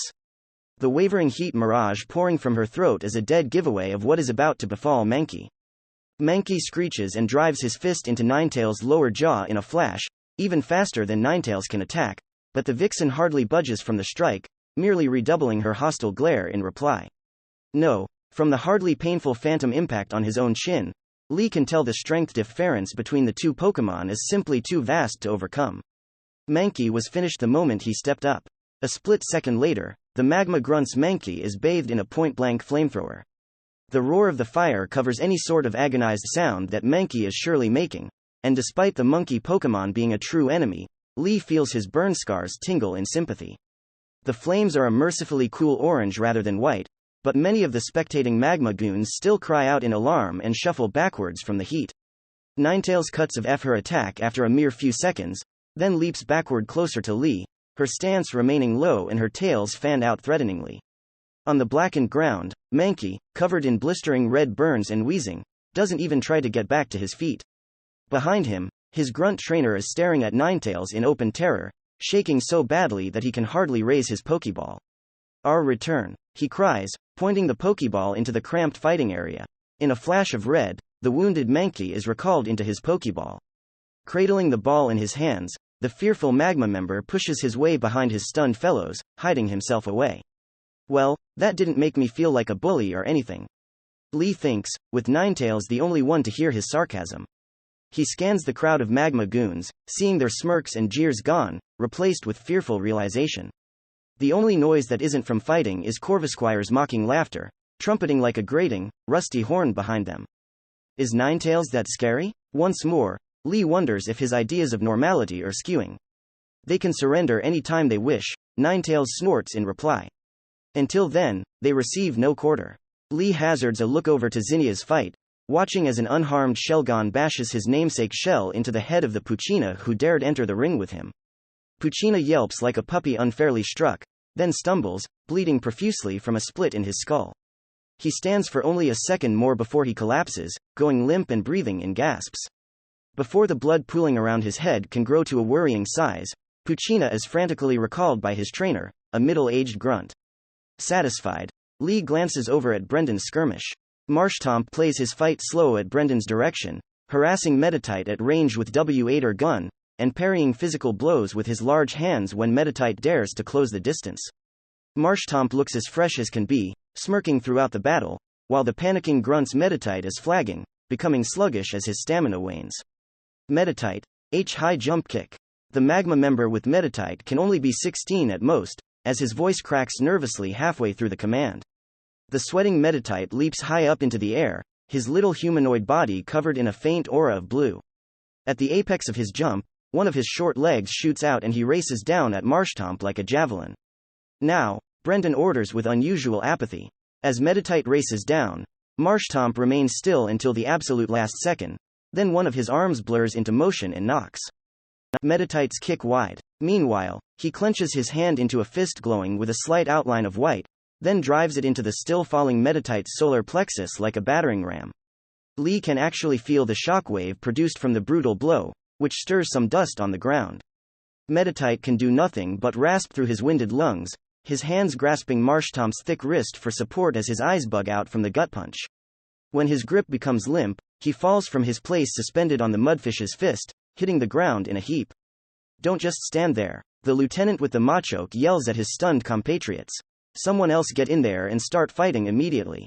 We have to hold out. From the nervous crowd, 3 more frightened grunts are pushed forward, figuratively thrown to the wolves by the men behind him.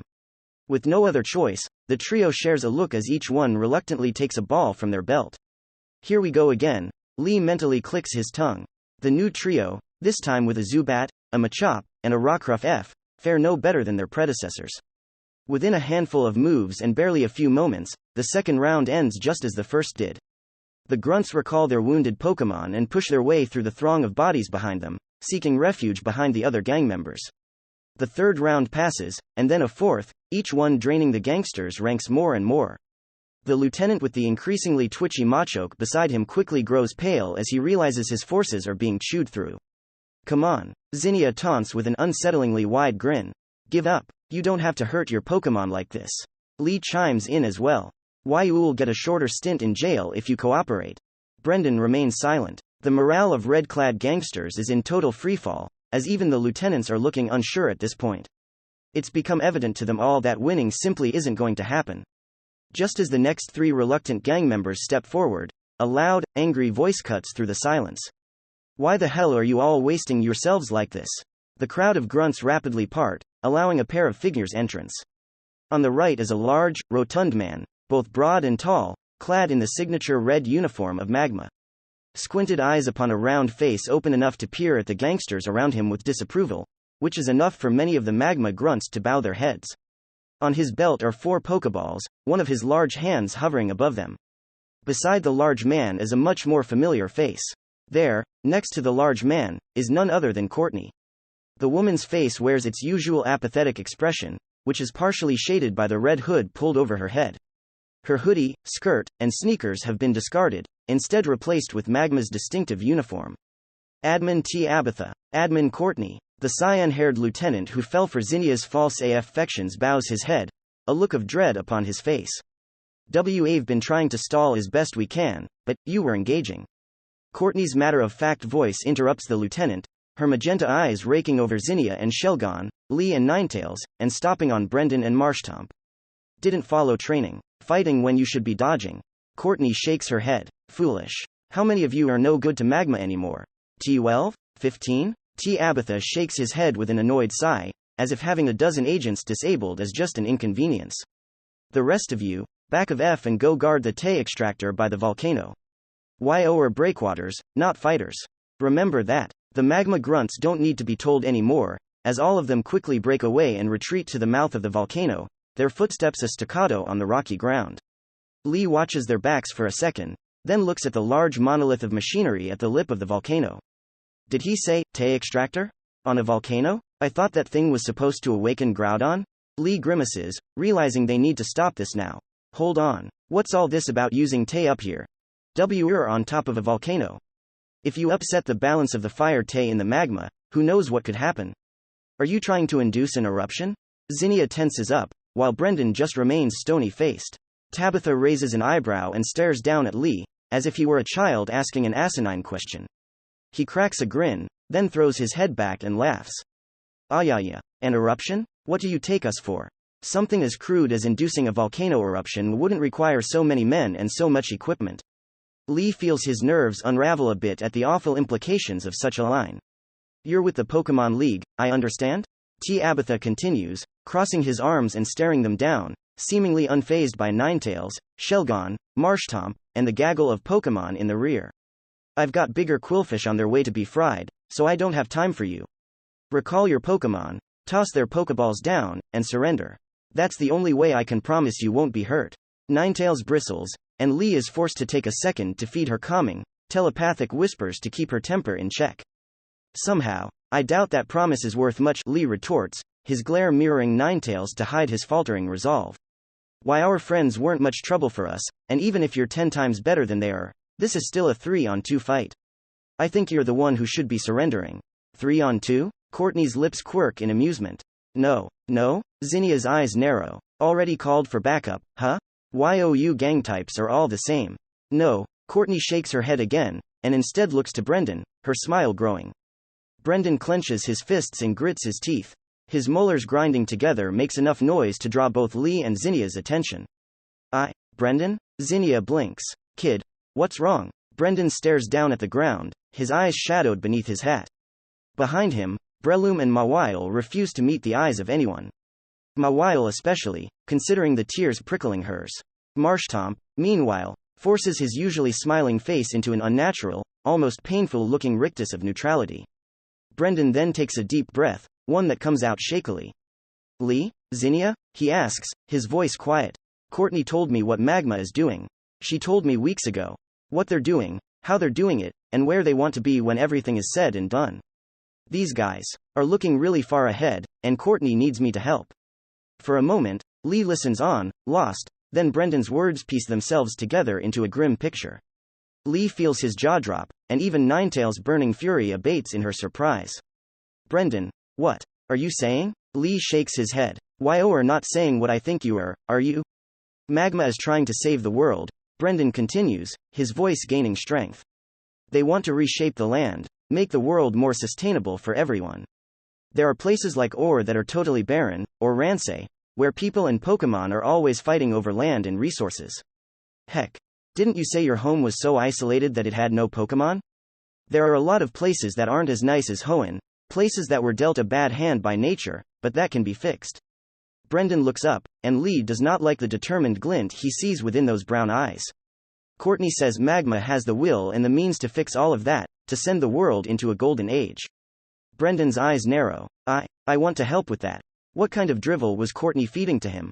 Ninetales digs her claws into the rocky ground, her frustration bleeding over to Lee. Is Brendan so smitten that he's taken leave of his senses? Brendan, are you listening to yourself? Zinnia looks just as shocked as Lee feels.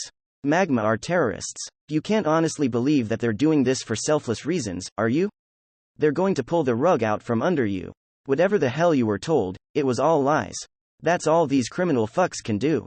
Lie. Brendan's face contorts into a scowl. Like how you and Lee lied to me. What? The dragon Tiamer asks, incredulous. What have we ever lied to you about? The boy's entire visage darkens.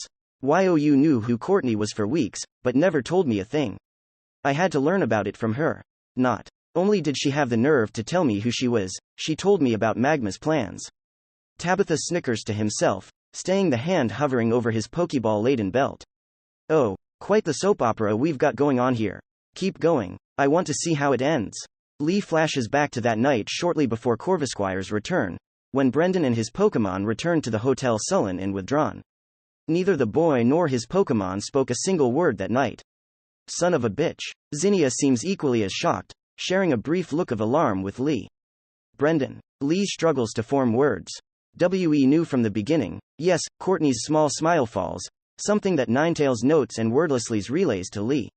But we didn't keep it to ourselves out of a sense of maliciousness or anything, Lee assures as calmly as he can, thinking quickly about how to turn this around.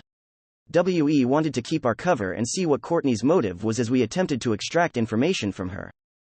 Lee stops himself short, nearly saying, you're a kid. You shouldn't be worrying about criminals. Such a sentiment would surely set Brendan of F in this high-tension moment. It wasn't an issue of trust, It's just the more people who know a secret, the harder it is to keep, understand? And what about your dream? You want to be the regional champion, right? You can't do that if you're on the league's most wanted list. Brendan scowls and crosses his arms, but the set of his shoulders falls some. This is bigger than my own dreams. He mumbles. I want to do the Birch name proud, and this goes way beyond being a champion. Lee curses under his breath and tries to think of a different approach. Maybe spin the blame around on Courtney? Unless my eyes were playing tricks on me. Lee turns and directs a smoldering glare at Courtney, who twitches, but otherwise remains impassive. Someone seemed a bit shocked that we came clean. Any reason for that? Tabitha quickly steps in when his fellow admin's scheme develops a wrinkle. Okay, this has stopped being entertaining. The taller of the two admins takes a pokeball from his belt, drawing the eyes of everyone. If you aren't going to surrender, then we'll have to do this the hard way.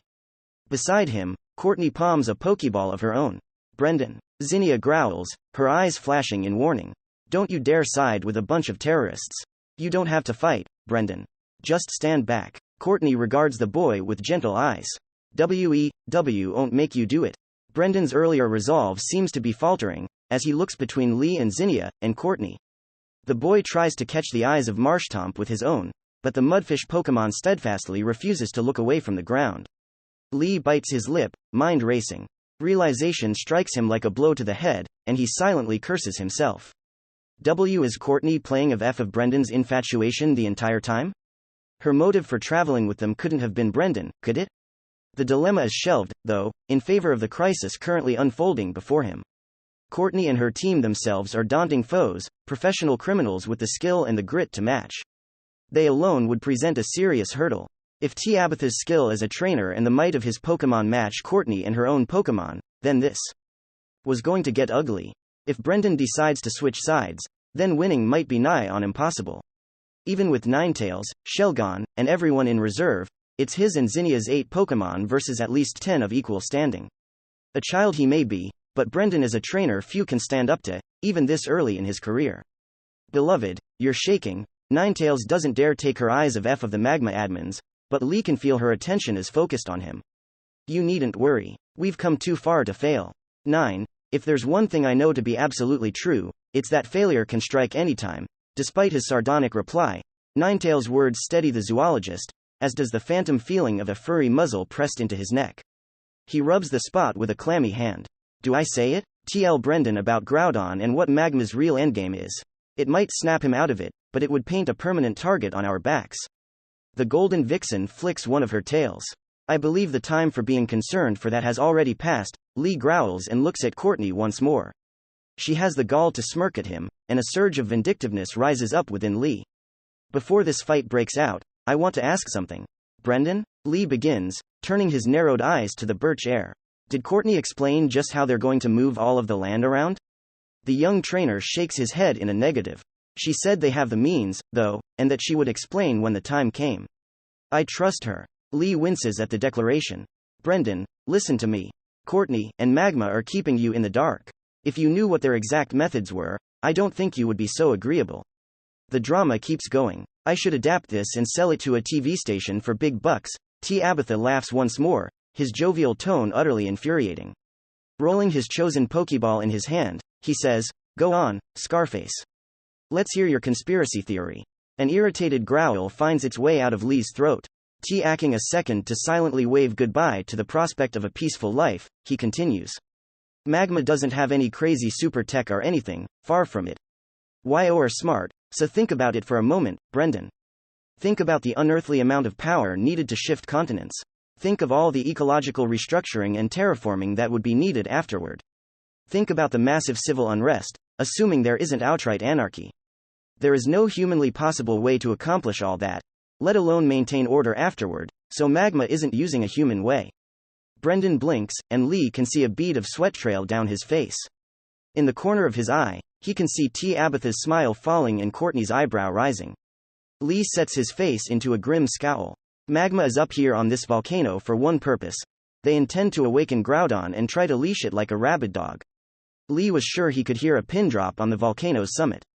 Zinnia stares at him, expression unreadable.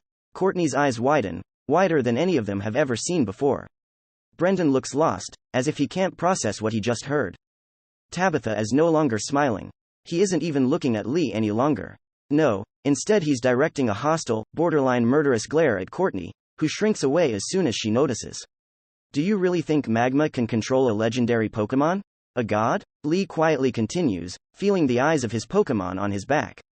There is some truth in every legend, and the legend of Groudon is as real as the earth we stand on. No one seeking out that much power does so with good intentions, Brendan. Everything you've been told is simply too good to be true. This conversation is over, Tabitha declares, his face set into a severe frown. He draws back his arm, Pokeball in hand. Courtney mirrors him, her brows furrowed and her grip on her Pokeball shaking.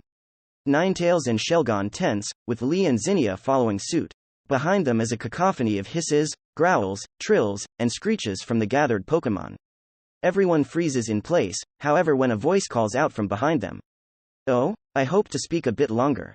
Slowly turning his head behind him, Lee feels his blood run cold. Hovering above the Mount Chimney Visitor Center, on a square, translucent pane of purple energy, a man stares down at the gathering below through his thickly rimmed glasses. At his side, a black, doll-like Pokémon hovers mid-air, unnervingly still. A Claydol, Lee thinks, as he remembers the odd psychic and ground-type Pokémon. Like its name suggests, the Pokémon resembles a bulbous doll fashioned from black clay, perhaps a bit over 5 feet tall. Situated all around its head in a circle, 8 unblinking red eyes stare in every direction, making its visage an unpleasant one to behold.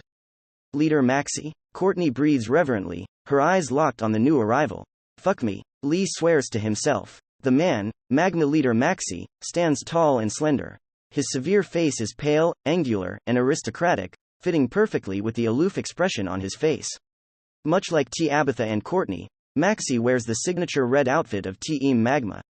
What rattles Lee the most, however, is the look in the man's eye.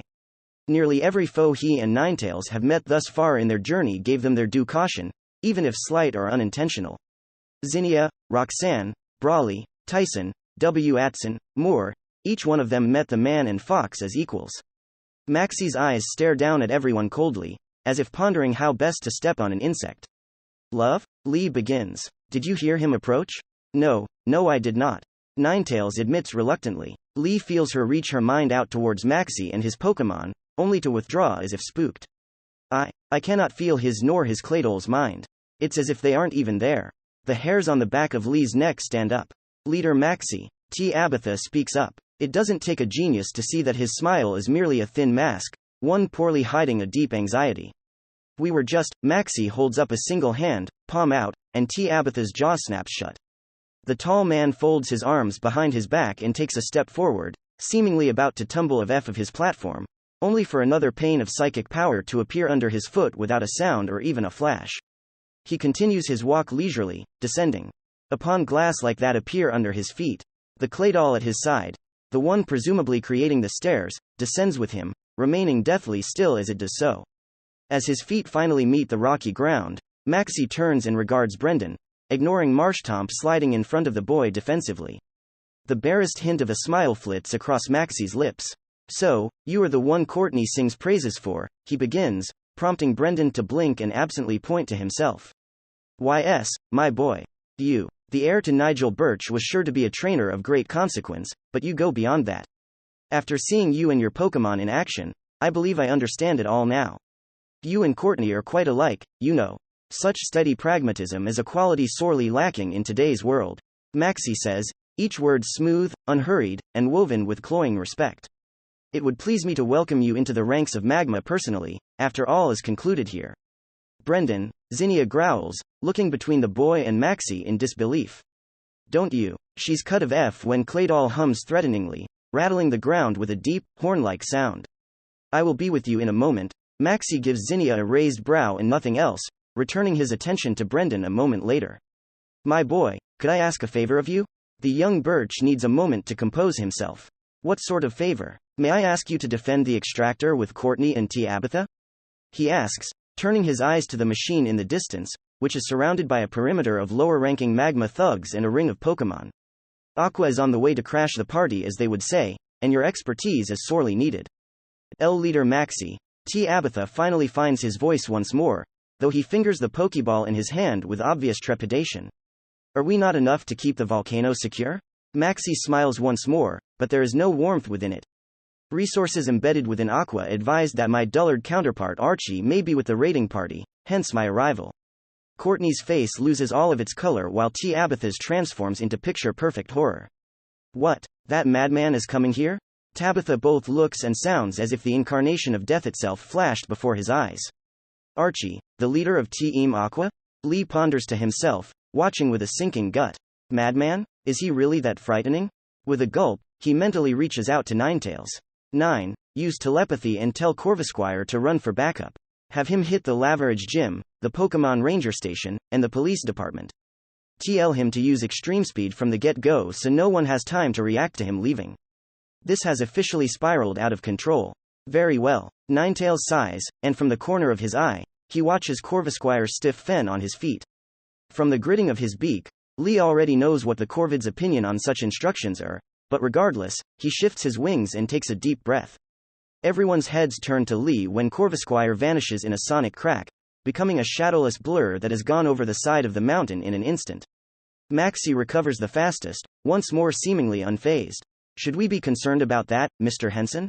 Of course he knows my name. Lee steels his nerves and meets Maxie's apathetic gaze. He lost his nerve and ran away to hide. He does that sometimes, he lies smoothly. Maxie hums, his eyes trailing the path that Corvisquire took through the air. I see. Rather than comment on it further, he turns and gives Brendan a smile. As I was saying, my boy, can you please aid Courtney and Tabitha? It will also give me ample time to speak to your friends here. Brendan hesitates. Like he did a number of times back on the lift, he looks towards his Pokemon for answers, only for none of them to be willing to meet his gaze. Mr. Maxie? He begins slowly and unsurely. Lee and Zinnia are still my friends, so you'll let them go, right? As he says that, Brendan looks at all of them pleadingly. He looks to Courtney again and gulps. Watching the normally unflappable boy falter as such a surreal experience. I didn't want this to turn into such a huge deal, and. Lee swallows the incredulous words on his tongue, not wanting to set of F. Maxie's Claydol. Looking at Zinnia, she appears to be just as frustrated. What kind of hooks did Courtney set into Brendan to make him do this? Surely he can see this as a mistake. He telepaths to Ninetales. His dream, his friends, his family? Does he know what he's giving up? Where Lee expected burning fury in Ninetales aimed squarely at Brendan, her earlier vexation is gone, and in its place is a storm of conflict, one that grows the longer she thinks of the events playing out before her. The vixen shifts her eyes between the boy and Courtney, her own thoughts in disarray. Finally, she says, emotions and logic often do not walk hand in hand. There is a brief moment, less than a second, where Lee's mind goes to a dark, impulsive place and considers the pros and cons of asking Ninetales to slay Maxie.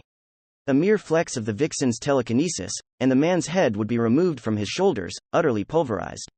Magma may spiral out of control with no leader, thus halting their insanity in its tracks. As quickly as it came, the plot is discarded with haste born of self-disgust. If Maxie died, they would be left with his grieving and enraged Pokemon to deal with, not to mention the other Magma members. And even if they managed to get away from such a mess, then the law would surely come down on them for circumventing due process. Shit, not that it would have been that easy anyway. Lee grimaces and steals a glance at Claydol, who is surely offering Maxie some kind of unseen safeguard. There is no need at all for violence, Maxie soothes, cutting Brendan's stammering of F. I will do everything in my power to see them home safely. They need only promise to be fair during our negotiations. Negotiations? Maxie adjusts his glasses, pushing them up the bridge of his nose as he nods. Indeed, Magma, as of yet, still requires secrecy. Before your well-informed friends are sent on their way, I wish to see about compensating them for their silence. You understand, don't you? I do, Brendan murmurs. Come with me, Brendan. Courtney smiles and beckons the boy to her side. You made the right choice. Magma will take care of you. A smile tries to rise on Brendan's face for the first time today, but it dies and leaves him only appearing more divided with himself. After a second that seems to stretch on and on, Brendan and his Pokemon slowly walk to the Magma admin's side, falling in step as she and Tabitha turn and begin the walk to the lip of the volcano. Even from such a distance, Lee can see Marshtomp's knuckles turn white as he and the rest of Brendan's Pokemon drag their feet. When Courtney wraps an arm around Brendan's shoulders, Zinnia explodes. What kind of fucking superhero bullshit did you feed him? The tanned woman screams at Courtney's back, her voice so loud it echoes of the buildings and the mountains surrounding Mount Chimney. Lee and Ninetails both flinch at the volume. Even Shelgon regards his trainer with surprise. Do you feel good, you bitch? Do you feel good manipulating a kid like that? The dragon tamer continues her tirade. How many other people who don't know any better have you fucked over? How many of them were kids? Yo, you fucking freak. Yo, are not going to get away with this. I'm going to break you over my fucking knee, you scrawny, pink-wigged whore. If I find out you did anything worse to him, I'll make you regret ever being born. Despite all the curses and threats, Courtney doesn't look back. She doesn't so much as waver in her steps. Zinnia is forced to take a breath, then she shifts the focus of her frustration. Brendan looks back, his eyes wide. You had better hope I die on this volcano, because if I get my hands on you after this, then you're going to. Zinnia loses steam, her shoulders slumping. Tio Lee's alarm and Ninetail's uncomfortable surprise, the woman's eyes are prickling with tears. I thought we were friends, you little shit. She finishes in a weak whisper. She pulls her cloak around herself, seeming to shrink. Courtney leans her mouth down to Brendan's ear, whispering something that no one else can hear. Slowly, Brendan turned his shaken visage forward, continuing to walk with the pair of magma admins. Feeling better? Maxie asks dryly, unbothered by the piercing glare Zinnia strikes him with. As I said, I would speak to you two to see how we can resolve this little wrinkle. I meant what I said earlier, there is no need for us to fight. Zinnia sneers, once more all piss and vinegar. Really? Really? Maxie reaches his hand up and rubs his chin, staring at Lee, then Zinnia. Of course, young Brendan keeps company as excellent as himself.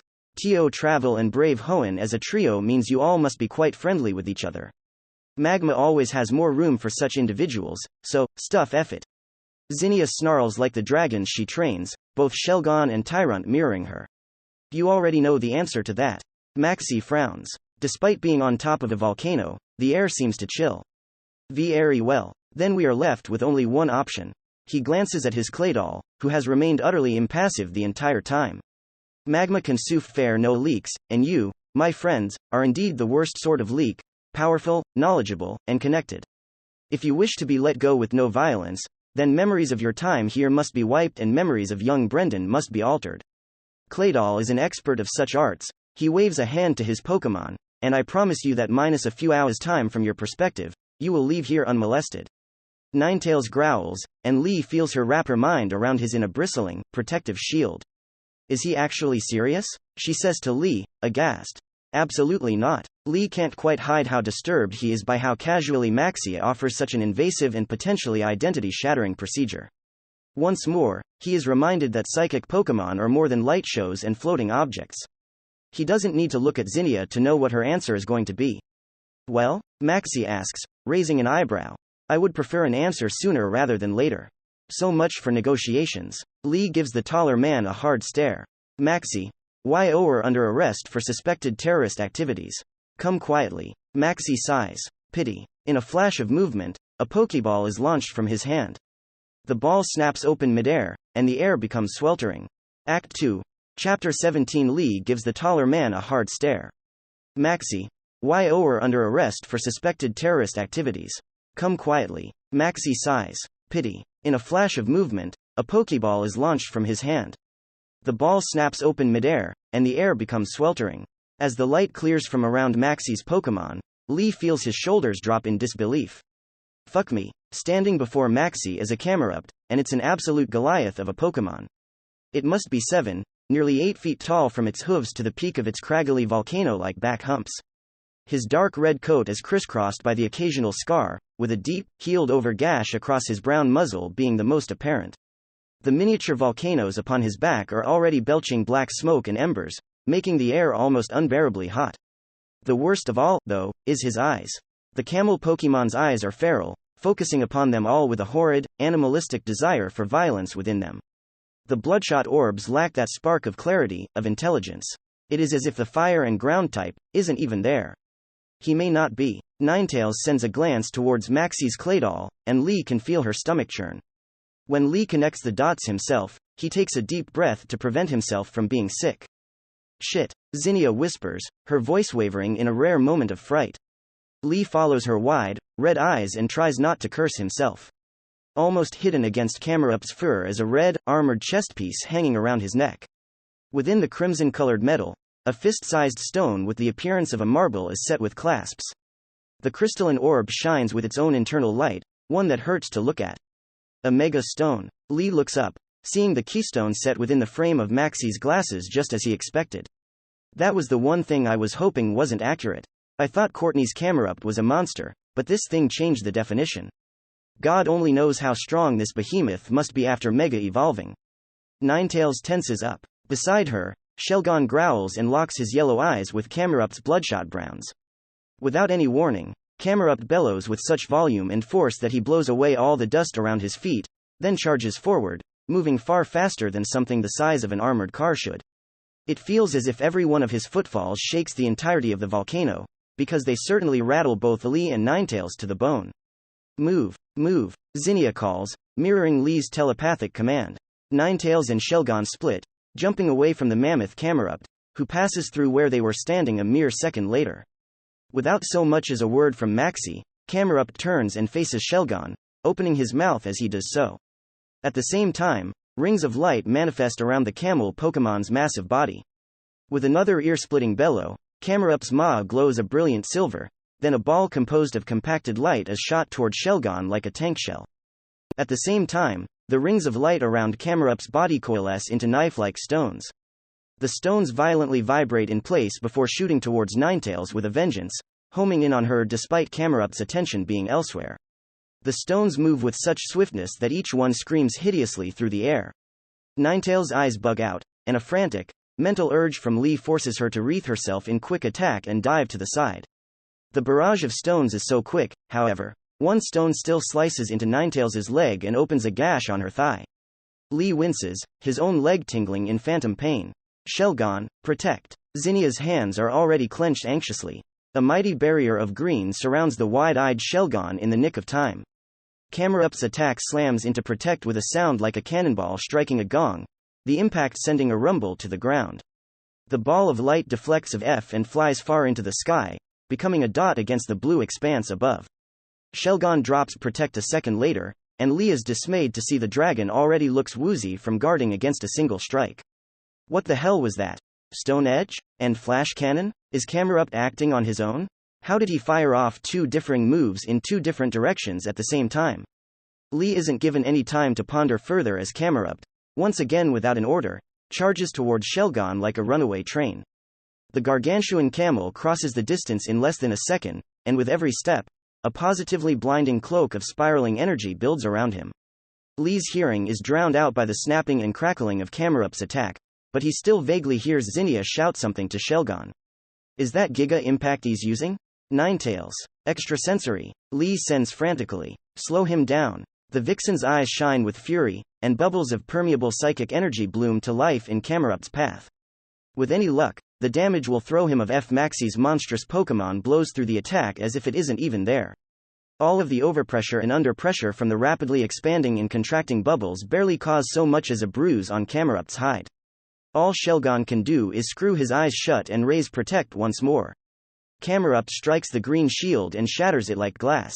Crack. Shelgon is thrown end over end, trailing blood through the air from a deep crack in his shell.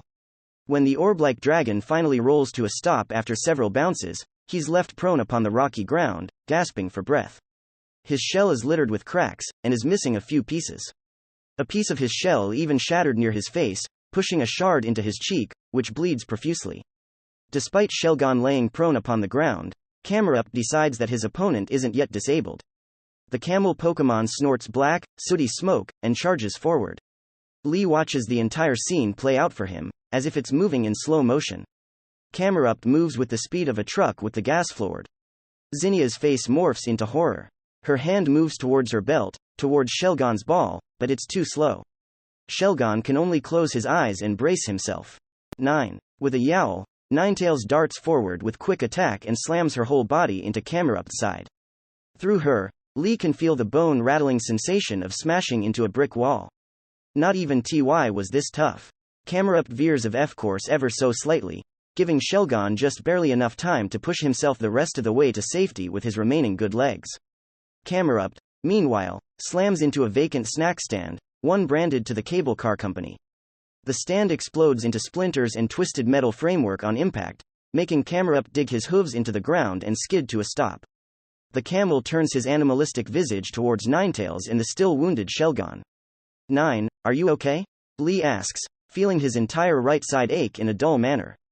Camerupt doesn't look like he took any damage from Nine's quick attack. If anything, Ninetails got the worse end of the exchange. I'm fine. Ninetails' reply is terse. Goodness, how rude of me. Maxie finally speaks up once more. The bastard has the gall to smirk as he pushes his glasses further up his nose. That was rather unsporting. Perhaps you would like to change Pokémon before we continue our bout? At his words, Camerupt goes still as a statue, staring forward vacantly. Lee's self-directed disgust towards the idea of Ninetails slaying Maxie lessens considerably as he looks at the man's face. The scarred trainer looks at Claydol once more and purses his lips. Is this some kind of game to you? Maxie's smirk rises just a bit. Shelgon, return, Zinnia calls, thrusting the Pokeball in her white-knuckled grip forward. In a flash of red, Shelgon is sucked back into his ball, but not before he can snarl in protest. Placing the ball back on her belt, Zinnia looks behind her. Following her eyes, Lee looks as well. Tyrunt's challenging sneer is gone, replaced with bewilderment, as if he didn't believe what he just saw. Perched upon his head, Swablu's beak is dropped open in a human-like expression of surprise. Gumi, the little slug dragon, is openly quaking, staring at Camerupt with terror. Lee turns to Grovyle and Octillery. Both the grass type and the W-8er type wear grim expressions. Grovyle chews on his stick irritably, while Octillery's eyes are narrowed down into slits. Shifting his twig in his mouth once more, Grovyle sighs and steps forward, a warble directed towards Ninetails leaving his mouth. Grovyle? Lee asks, watching the gecko Pokémon raise his arms, his wrist leaves shining and hardening into blades. He glances back at Lee with his yellow, slitted eyes. He wishes to take my place, to act as a buffer so I may rest and be reserved for last.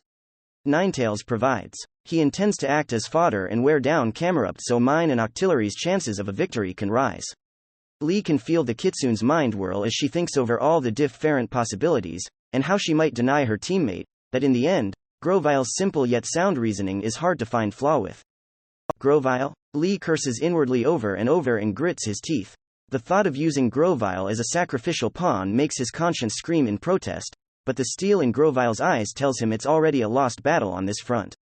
Fine. As Ninetails backs out of the impromptu battlefield, never taking her eyes of Maxie or Camerupt, Zinnia hisses through her teeth. Swablu? She grounds out reluctantly. You're up. The little blue bird leaves Tyrunt's head and flits into the field, landing next to Grovyle without any of her signature musical trills.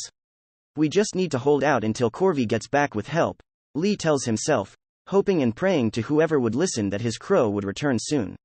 We just need to hold out until Corvi gets back. Quite ready? Maxie asks, an eyebrow raised.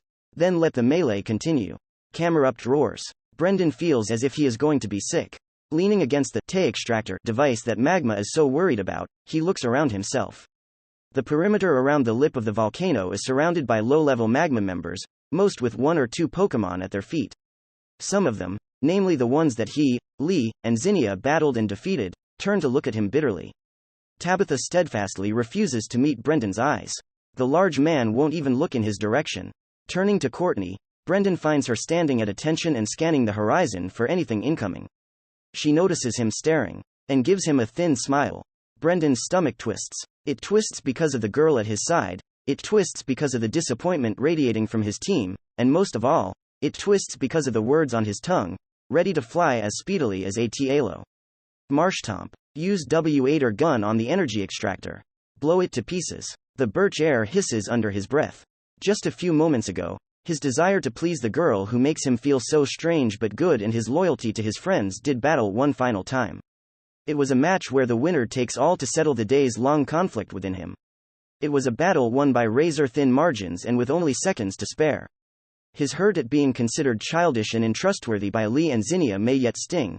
The reluctance of his Pokémon drags him even further down, and Courtney still only needs to smile to make him feel lighter than air, but the events of the last few months flashed before his eyes over and over. Meeting Lee and V. Ulpix. His smiling dad giving him Mudkip's ball. Meeting the annoying dragon Tia mare named Zinnia. Learning new things under Lee. Growing to look at Zinnia like the sister he never had. Speaking to his dad on the phone and regaling the man with his adventures thus far. Seeing new places, fighting in thrilling battles, watching his Pokémon grow before his very eyes. Just enjoying being together. The realization of what he was going to turn his back on made him hesitate. Then Lee's words turned that hesitation into dread. They intend to awaken Groudon and try to leash it like a rabid dog. There was a terrible, undeniable consequence to the older trainer uttering those words. It sounded like utter insanity, summoning a legendary Pokémon, but Lee said every word without a hint of deceit or uncertainty. Brendan even watched Ninetales for her reaction. He's not sure if either Lee or Ninetales knows, but the pair have tiny, nearly indiscernible tells when they communicate. Ninetales has a habit of firming up her stance whenever Lee speaks a lie or half-truth, as if trying to reassure him. She did no such thing this time. His heart ached, and even now, he's not sure he will recover, but he would have to fight Courtney. The older girl creates such a confused mess within the boy. She's pretty, kind, understanding, willing to sit and listen and hear anything he has to say, and she asked for so little in return. Still, the heartbroken boy hardened himself, and in his mind, a plot was born. He would side with Magma, and when the inevitable fight began, he would slink away, his Pokémon in tow, and see about shutting of the Tay machine that is supposedly pulling energy from the volcano. Once all was said and done, he would pull Courtney aside and ask her to explain everything, even throwing his pride away and using his father's name with the police if it meant keeping her out of trouble. The more he thought about what Lee said, the more Magma's claims do seem to be too good to be true. How do they intend to control Groudon? What's the timeframe for the completion of the project? What sort of safeguards are in place to prevent lives from being lost? Once the land is rearranged, who gets to decide who goes where? Deep in his heart, Brendan hopes Courtney can explain. It was a moment after Lee spoke the name of the legendary Pokémon that Brendan noticed Maxie the interloper from the corner of his eye. He dared not turn his head and give away that he saw a man in red hovering above the rest of them. All of a sudden, his gambit to falsely side with Magma became so much more complicated. A number of things keyed Brendan into what he might be dealing with in Maxie, and he liked none of what he saw. First, was Maxie's Claydol.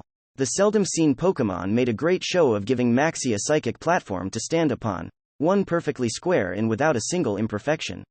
His father's ace, Medicham, can do such a thing with only the barest hint of concentration, but it's what Brendan didn't see that was all the more damning. Being high above the walls and buildings, Maxie should have been subject to the wind. Wyatt, his voice carried perfectly fine and his hair and clothes remained unruffled at all without any apparent reason as to their perfection. Brendan's mind raced, and he was glad he was already feeling ill, for his pale face wasn't out of place. Claydol, as best as he can deduce, is likely arresting the airflow around the locale, or maybe even the entire volcano with a barrier of some sort.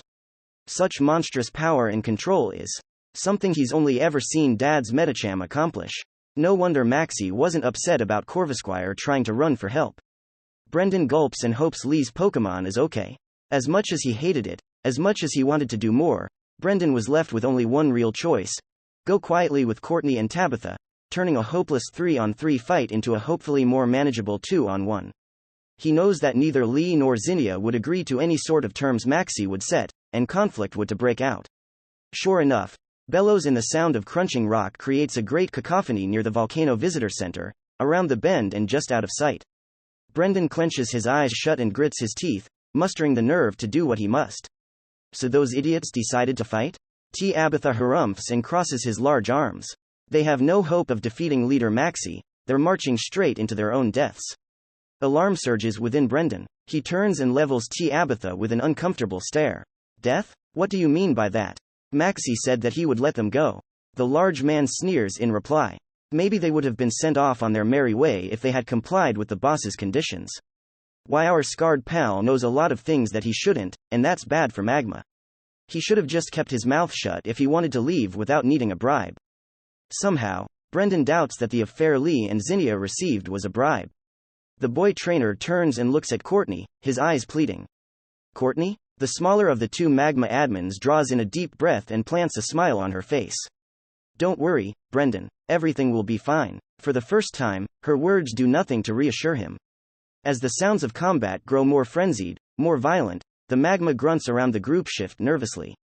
The handful of combat-ready Pokémon are all jitters, seemingly ready to jump out of their skins. Beams of light, gouts of fire, and shards of rock fly through the sky as if an all-out war is taking place between Maxie, Lee, and Zinnia. Maxie's Pokémon can't possibly be strong enough to take on Lee and Zinnia's at once, right? Lee beat Mr. Moore, after all. Brendan silently growls, once again reworking his plans. Maxie said that Aqua was on their way. Do I wait for those jokers to show up and then make my move? Do we go now? I don't know what to do. Brendan? Courtney looks at him with a frown. She slides one of her gloves of F and presses the back of her hand to his forehead. You're pale. Are you okay? The smooth hand against his forehead makes Brendan's insides turn to mush, but it's immediately soured when he sees Marshtomp's grimace, Mawile's teary eyes, and Breloom's resignation from the corner of his eyes. I'm fine, Brendan murmurs, gently pulling her hand away from his head. He slides his backpack of his shoulders into the ground, unzipping it so he can reach inside, not all missing how Tabitha and several of the magma grunts tense up. His hand wraps around the bottle of anti-nausea pills he bought in Dewford. When he pulls his hand back out, revealing nothing but a pill bottle, the magma members ease up. The distant din of combat rings all the louder in Brendan's ears, reminding him of what is at stake.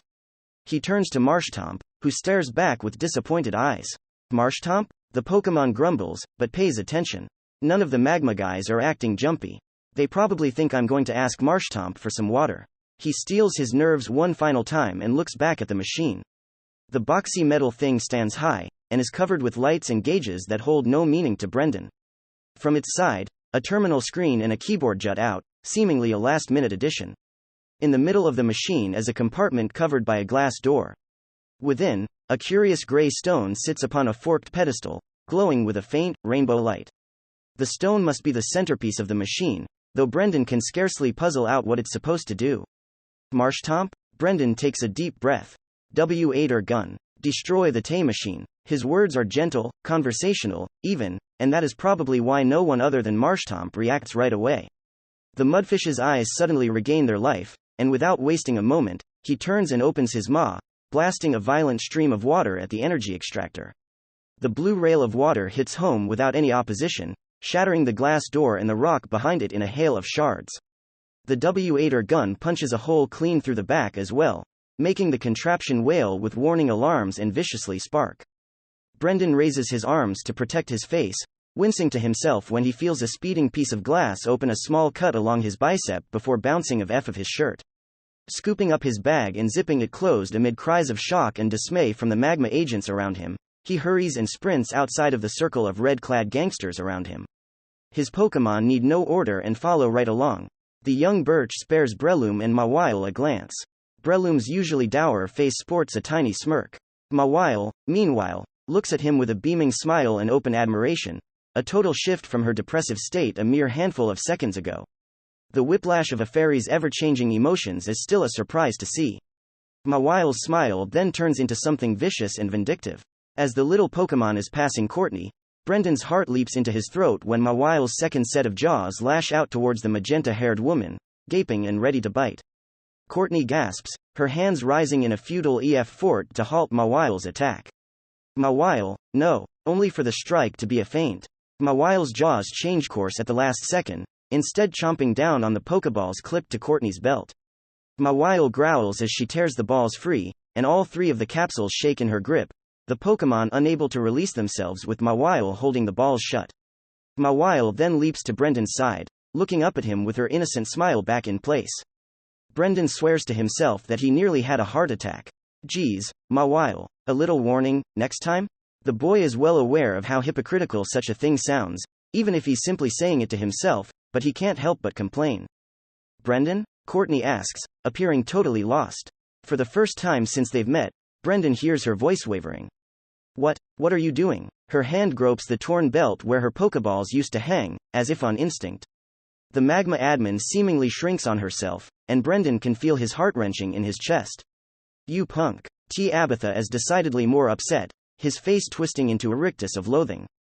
I knew this whole thing was a bad idea. Look at what you fucking did.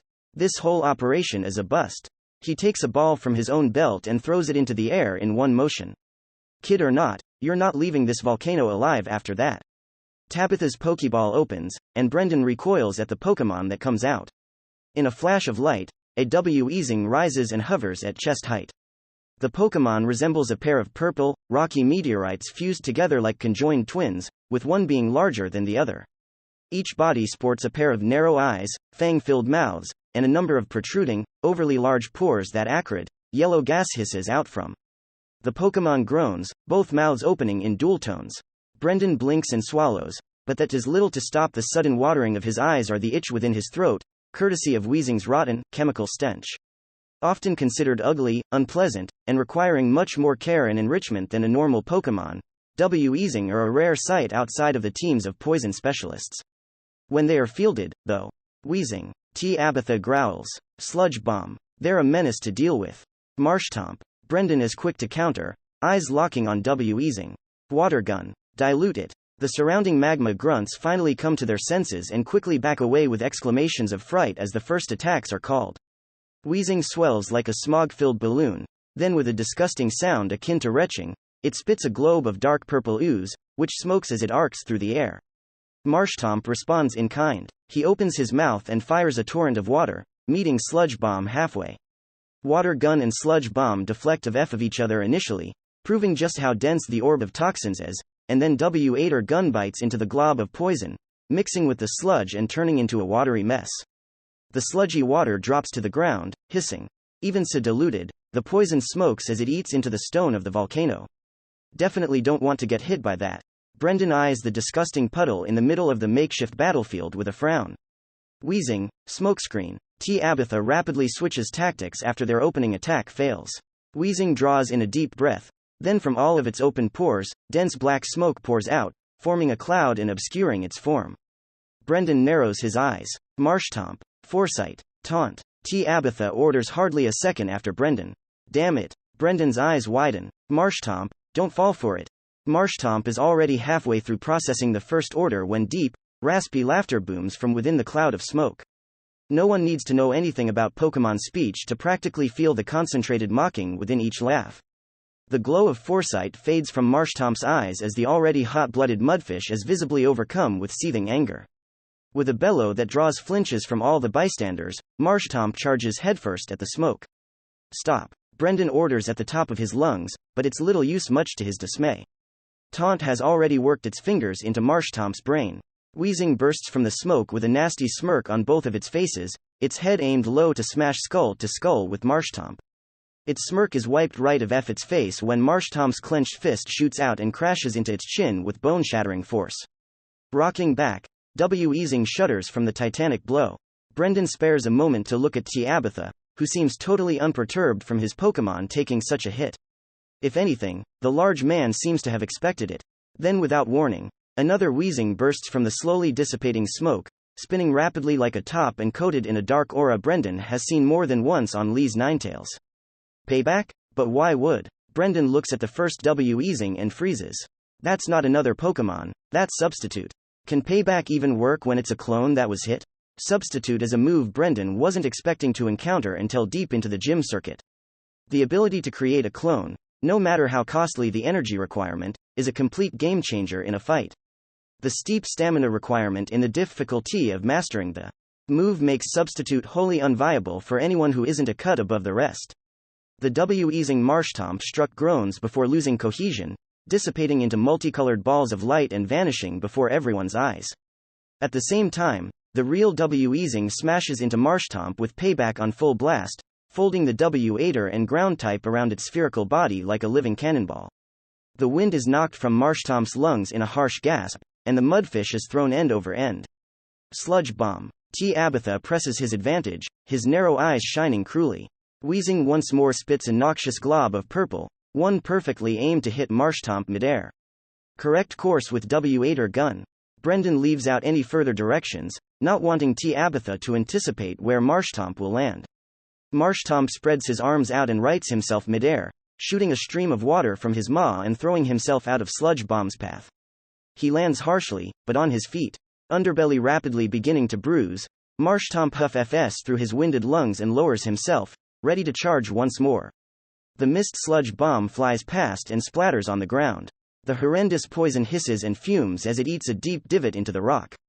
Weezing doesn't have any good options for dealing with a ground and W-8er type like Marshtomp. Brendan mentally runs through all the documented moves that A.W. Weezing can learn, grimacing slightly as he recalls moves such as Self-Destruct and Destiny Bond.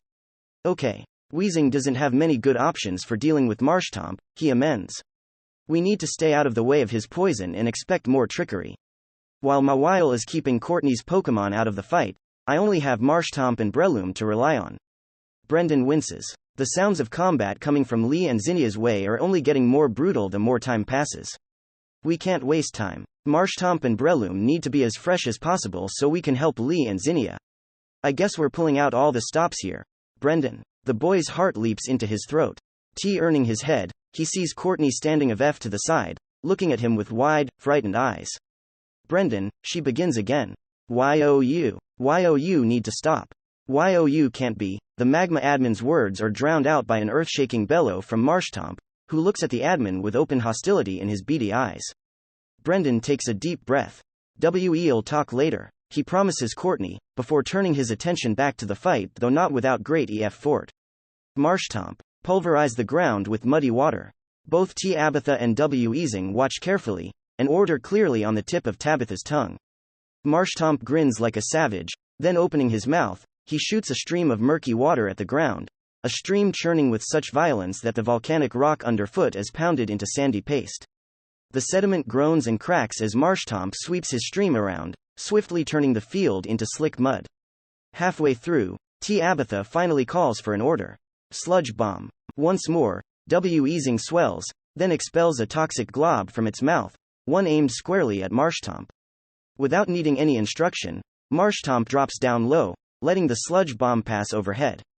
It splatters on the muddy ground, and Brendan can't help but grin at what he sees. The poison barely even bubbles in the mud.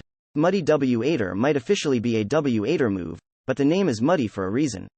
All of the ground energy still lingering in the watery sediment soaks up the poison and neutralizes it magnificently. Marshtomp gets the point immediately, and before he rises, he turns his whole body over once in the mud, coating him in a slick, anti-poison armor. If Tabitha realizes that his inaction was a blunder, then it doesn't show on his face. Instead, he barks another order. Smokescreen. Weezing groans, and once more expels a thick cloud of black smoke, covering itself from view behind a rolling, black veil. What an awkward Pokemon to fight. Can't get too close, or you risk taking a poison move to the face or having to deal with self-destruct. There's also no limbs to break to hinder mobility, further encouraging a ranged fight, but that's where Weezing is most comfortable. Brendan narrows his eyes. Too bad we got you right where we want you. The young trainer draws in a breath. Marshtomp. Widen mud slap. Marshtomp dips low, partially immersing his arm in the mud below, then with a mighty heave, he sends a wave of speeding muck into the entire smoke cloud. Meaty thuds echo over the volcano, and pained groans come from the smoke. A battered and dirty Weezing, whose rocky hide is lined with spiderweb cracks, emerges from the smoky cover to glare hatefully at Marshtomp. For an instant, Brendan takes his attention off of the fight and homes in on where Tabitha is paying the most attention. The magma admin is focused on Weezing, not the smoke. You expected me to think you'd pull the same trick twice in a row? You're not getting me with a fake out that easily. Marshtomp. Take down. Brendan has to keep his grin to himself. Rush down the smoke where the real one is. Marshtomp roars, recklessly charging forward at the waning smoke cloud, drawing a malicious smirk from Tabitha. Weezing, behaving like a clone might, passively watches the speeding mudfish, keeping his eyes on the Pokemon all the while. The meteor-like Pokemon slowly swells, preparing an attack. Gotcha. Brendan can't help it and smiles.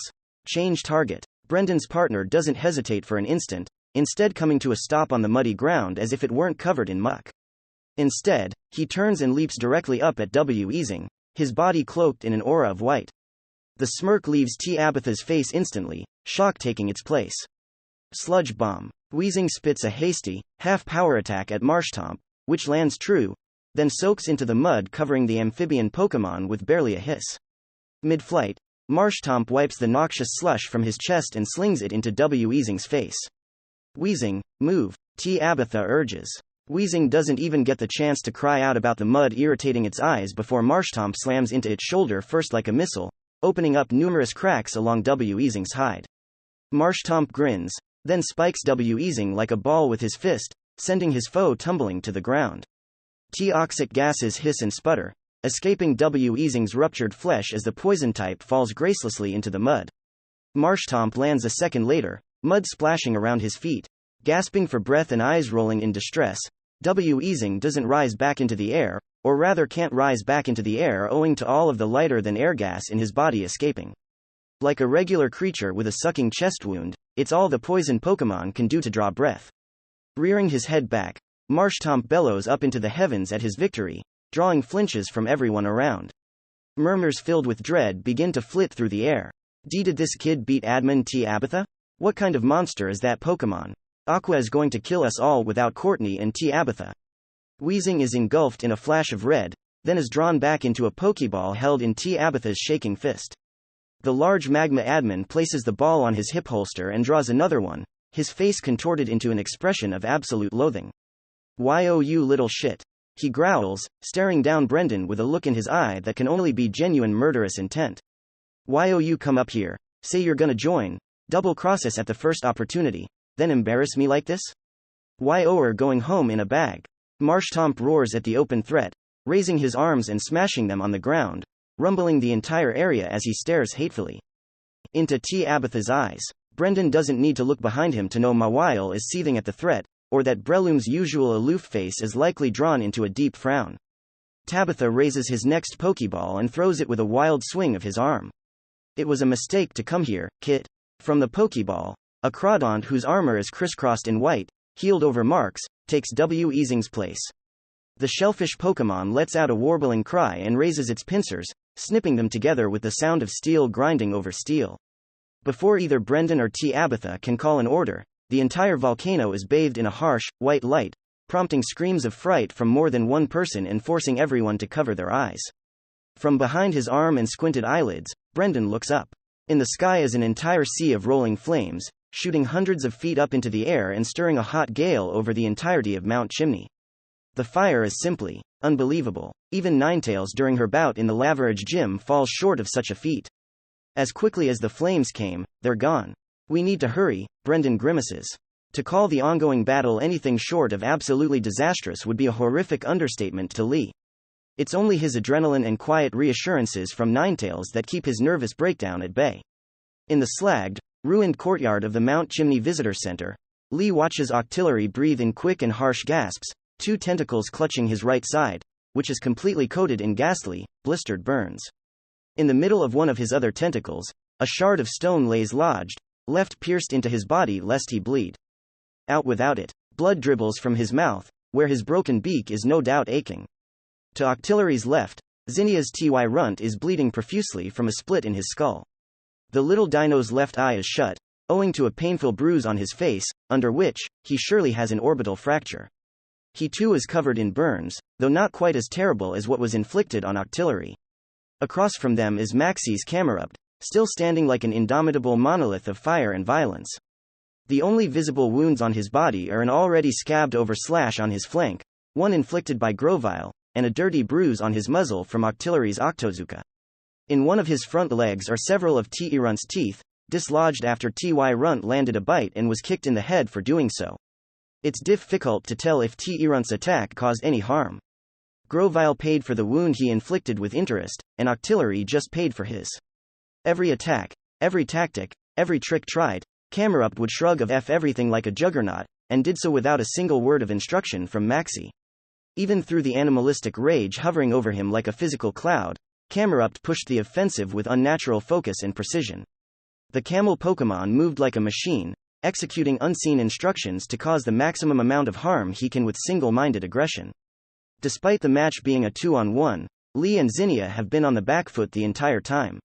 Grovyle, despite his superior maneuverability and plethora of slashing attacks that could carve through even the greatest armor, fell after only inflicting a single wound. Camerupt whirled with supernatural reaction speed and bathed the grass type in an ocean of fire that lit up the entire sky once Grovyle's Night/connected. With such a wide attack, Grovyle had nowhere to go, nowhere to run. There was a horrible moment where everything seemed to move in slow motion. Before Camerupt's flamethrower even hit, Lee could see Grovyle's leaves wilting and his scales blistering. When the burning pillar connected, Lee heard Grovile scream. His body moving of its own accord, Lee frantically recalled Grovile before the gecko's limp form could crash to the ground. Swablu's fearsome Hyper-Voice, an attack that can shatter rock and instantly incapacitate Pokémon many times her size, was a mere annoyance to Camerupt. Despite the little bird's minuscule form and speedy flight, one Stone Edge volley left her bleeding out upon the ground and recalled back to Zinnia.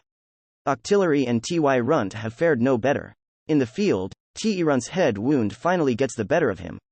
With a whimper, the dino slowly begins to sway on his feet, his legs growing shaky. His one good eye stares up at Camerupt with equal parts juvenile defiance and instinctual fear, the latter of which slowly begins to overtake the former. Lee. Zinnia grounds out. The tanned woman's face is pale, and her mouth is set in a thin line, not at all hiding how distraught she is. I don't think Ty Runt can keep going. He's at his limit. Lee shudders. We all are. Zinnia. We all are. He prays for someone, anyone out there to cut them a break. Recall Ty Runt. Octillery is done, too. He can barely move, and I suspect he's taken some kind of internal damage. Grimly, Ninetales steps forward. I'm ready, Lee, she sends.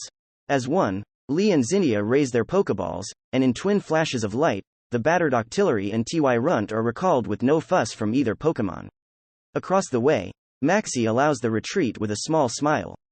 The eco-terrorist's smirk has been in place the entire time, as if he's humoring a pair of cranky toddlers fruitlessly beating their fists on his leg. Behind Zinnia, Gumi openly quakes now that he is Zinnia's final battle-ready Pokemon.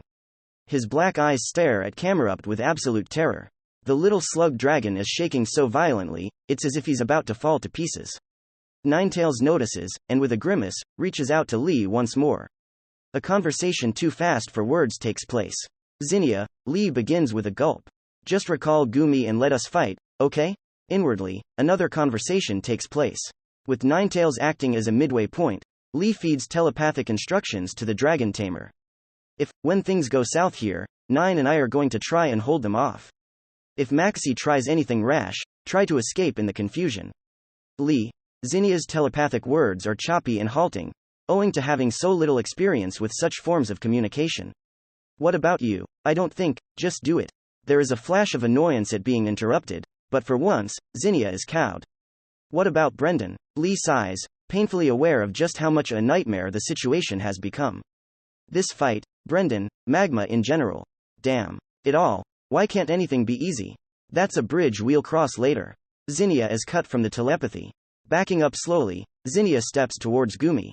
Just take it easy, Goom, she whispers soothingly, bending down to pick the tiny dragon up. Doolittle and Ninetales have this in the bag. Down to one, final Pokemon? Maxie asks, tilting his head and staring down at all of them. You should have taken my affair. All that you had to do was agree to have a mere few hours of memory snipped away, and you would have been on your merry way. Maxie adjusts his glasses once more. Surely, you realize that once you can no longer defend yourself, you will have no say in what measures I take to ensure the secrets of Magma remain secrets, correct? Go fuck yourself. Zinnia's reply is as swift as it is caustic. Maxie clicks his tongue. How unladylike. Ninetales sets herself into a low, wide stance, hiding just how nervous she is with a hostile stare aimed squarely into the eyes of Camerupt. Camerupt stares back with the same horridly blank look he's worn the entire fight. Hold nothing back, Nine. Never, Ninetales promises. Once more, without any warning, Camerupt roars and accelerates into a red meteor.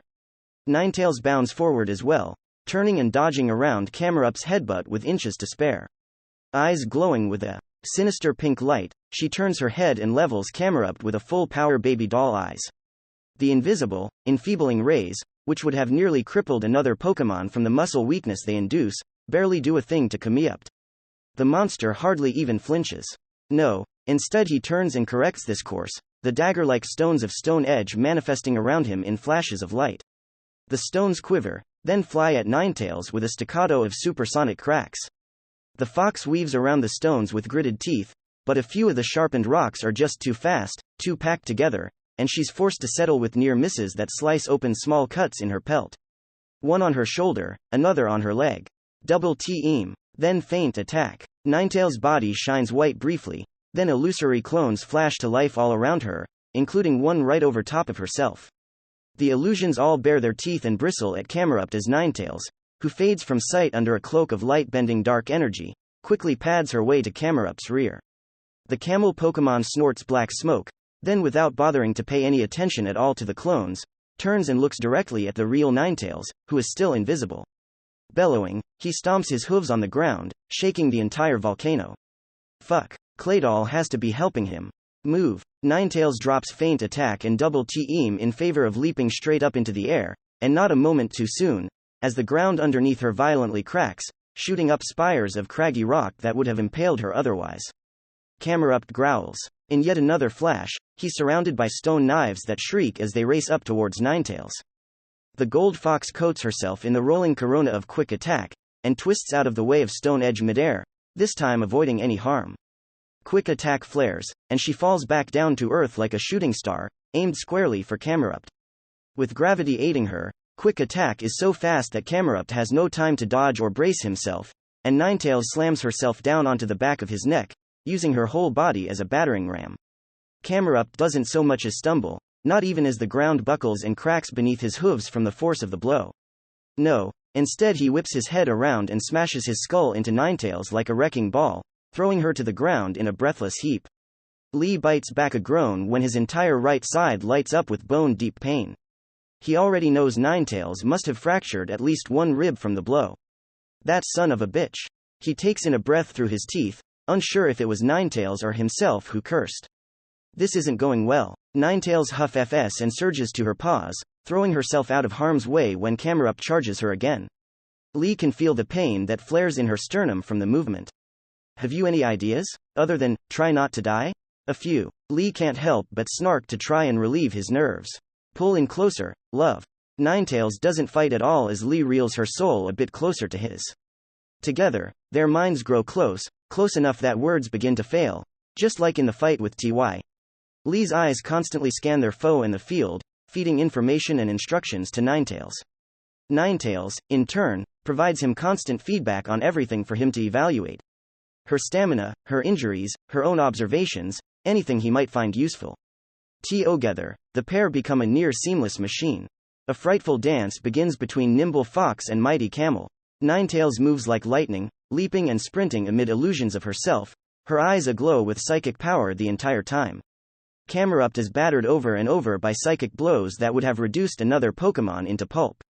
Ninetales' fire, her greatest weapon, is reluctantly held in reserve. With Camerupt's fire typing drastically reducing the effectiveness of any fire, Ninetales' flames would have wasted precious energy. Camerupt, meanwhile, remains far too fleet of foot for a creature that must weigh an entire ton at minimum. The red camel whirls on his hooves and moves as if the rules of inertia simply don't apply to him, for he can accelerate to a dead sprint and stop just as suddenly.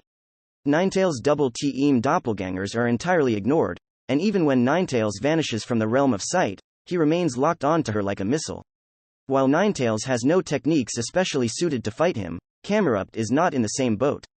Shards of rock, cracked slabs of earth, and even entire boulders are used as projectiles that would surely inflict horrific damage should they connect with Ninetales.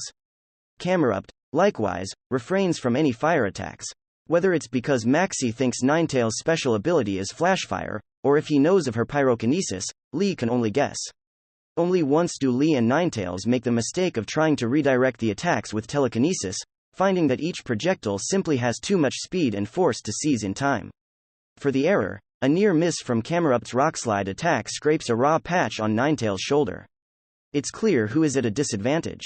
Maxie's Camerupt endures strike after strike. Extrasensory rips at his flesh to cause little more than roof-fled fur and bruises. Hex crackles over his existing wounds, hardly even breaking the scabs.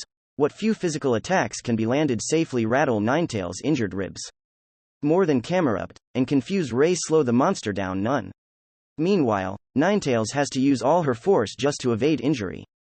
Her quick attack is pushed to its limits, and even when she turns into a gold smear rocketing across the ground, Camerupt is already leading his next attack. In the back of his mind, Lee has to wonder, is this the difference between an elite Pokémon and everyone else? Do they even have any hope of winning?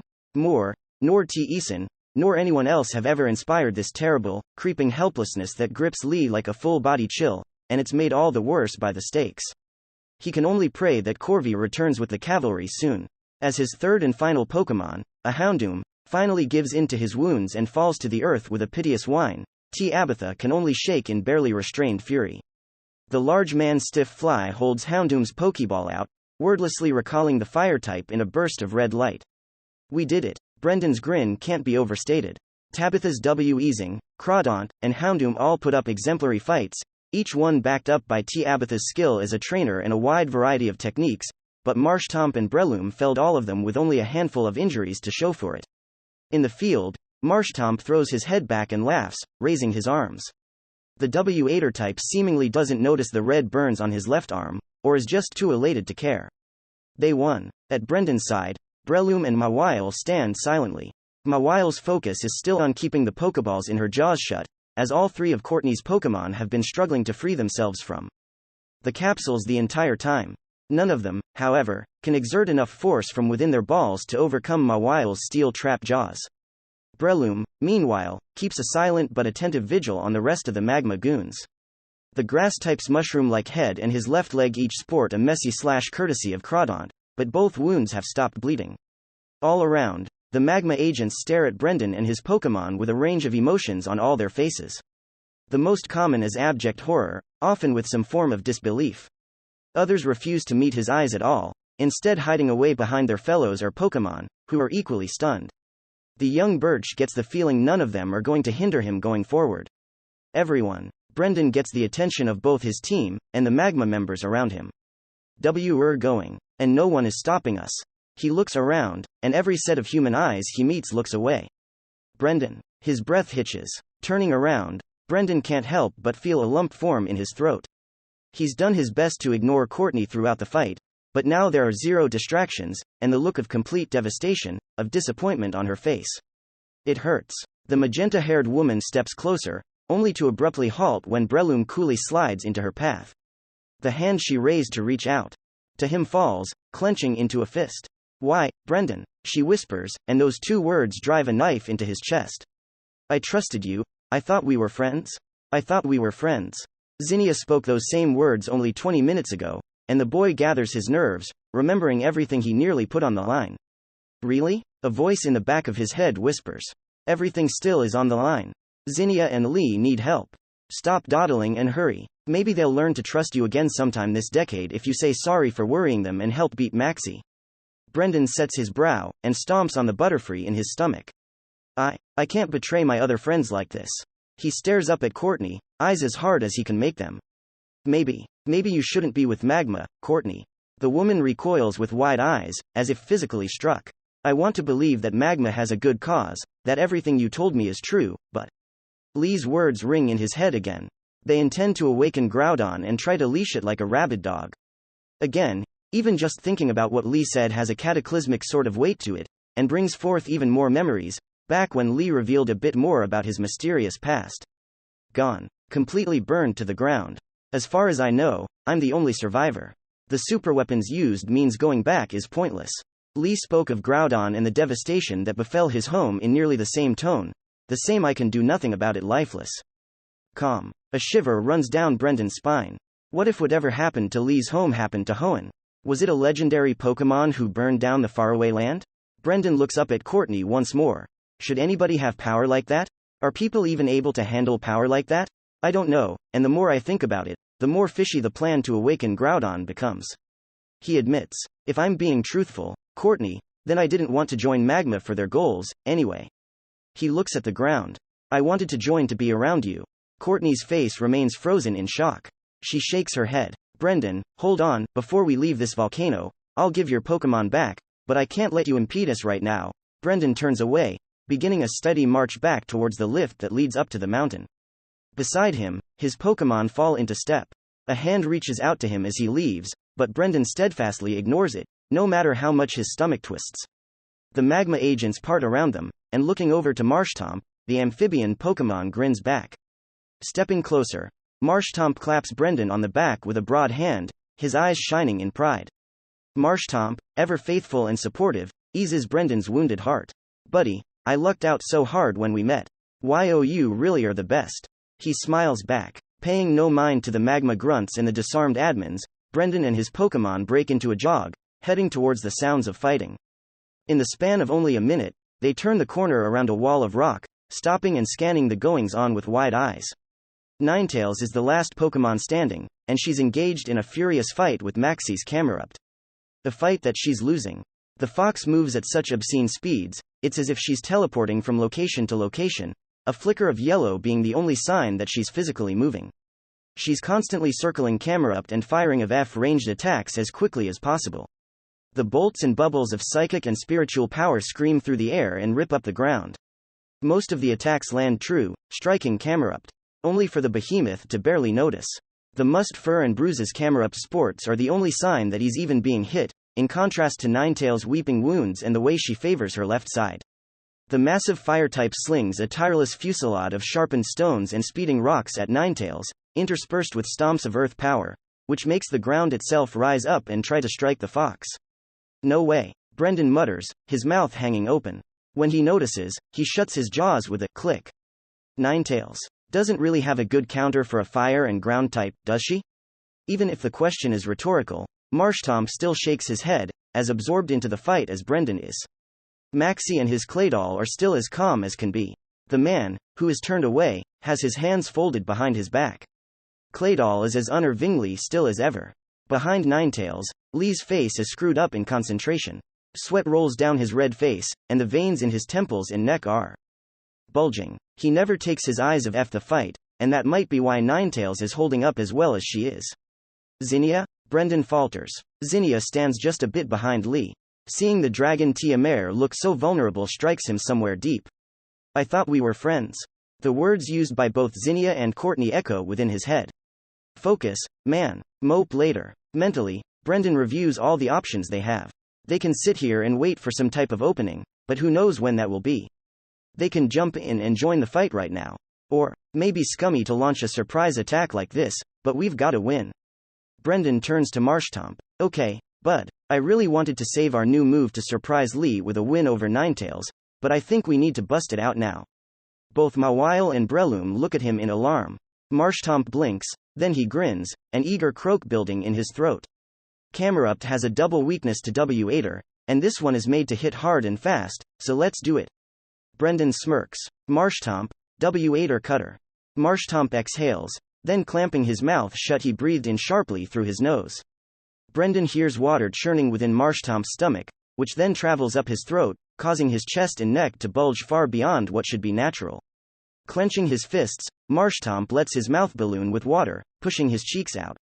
The water pressure within the amphibian Pokemon continues to build, and just when it seems like he's about to explode, Marshtomp puckers his lips and throws his head forward. A thin stream of water, no thicker than Brendan's pinky, lances out of Marshtomp's mouth like a laser beam. The sheer pressure behind the attack throws Marshtomp's aim of F-course, and the aptly named water cutter slices through a distant outcropping of rock the size of a man. The volcanic rock gives way as if it were butter meeting a hot knife, crashing to the ground and shattering. The clatter of the falling stone produces a half-second lull in the fight between Camerupt and Ninetales, and that's all the time that Marshtomp needs. Forcing his head down, Brendan's ace drags the beam down onto Camerupt, drawing the water diagonally from Camerupt's rear flank all the way to his front leg. Blood bursts from the sudden, savage wound, painting Camerupt's side an even deeper red, and for the first time in the fight, Camerupt stumbles, but does not cry out.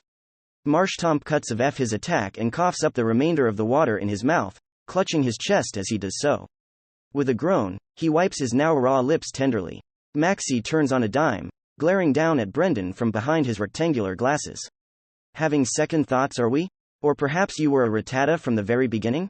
Brendan? Lee asks, staring at him with uncertainty. Behind him, Zinnia appears just as shocked. Brendan grunts. Give up, he exclaims, pointing an accusing finger at Maxie. We beat both of your admins and destroyed your machine. Whatever it is you were doing up here, it's failed. Maxie's face darkens. I see, he grounds out, sounding as if he's mauling each word like a houndour might a mareep. Then, with no extractor to charge the meteorite, then I suppose I haven't anything to wait around for.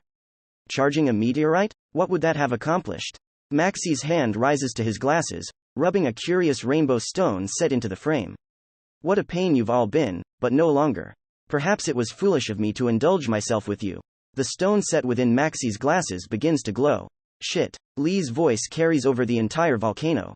His wild eyes meet Ninetails for a split second. Brendan, Zinnia, run! He screams. Just as Brendan begins to ask what exactly he's running from, Maxie's Camerupt is engulfed in the same rainbow-colored aura as Maxie's glasses. The camel grunts and shudders, twisting and convulsing on his hooves as the glow becomes brighter and brighter. Just before the light becomes blinding, Camerupt throws his head back and roars in agony. The sound rattles Brendan all the way down to his bones, making him feel sick. The light seemingly hardens into a shell around Camerupt, who is still making a terrible, pained racket. The roar begins to lower in pitch, and changes from agony into incoherent rage. A crack forms on the glowing shell. And then another. And then the entire structure spiderwebs. In an explosion that rips at Brendan's clothes and hurts his ears, the shell is blasted to pieces, and once he lowers the arm shielding his face, Brendan has to blink his eyes to confirm he's seeing everything correctly. Standing there, where Camerupt was, is not a Pokémon he's ever seen before. Occupying the place where Camerupt was, is another camel-like Pokémon. The mystery Pokémon has the same light red coat of a Camerupt, the same head and face, and the same four-hooved legs, but when it comes to stature, this is a completely different beast. Gone are the pair of volcano-like humps on its back, instead replaced with a single, taller hump that is actively leaking lava. Molten rock bubbles out of the rocky protrusion, slowly oozing down and catching on a number of dark, stone-like outcroppings on either side of the camel Pokémon's torso. The beast is also far larger than what it replaced, as it has to be at least 10 or more feet tall and weighing several tons. The Pokémon throws its head back, roaring again with such volume that the entire volcano rumbles, as if answering in turn. The noise strikes somewhere deep and primal in the young birch, and he shivers without knowing why. Then the heat hits, and Brendan recoils. The entirety of the air around them feels as if it's drying up, and the boy has to blink his eyes to keep them from drying out. The back of his throat itches, as if parched, and every breath is unpleasant and gag-inducing from the sudden, oppressive heat and the overwhelming smell of sulfur. All of it emanates from the Camerupt thing, whose hump is still dripping lava like a leaky faucet.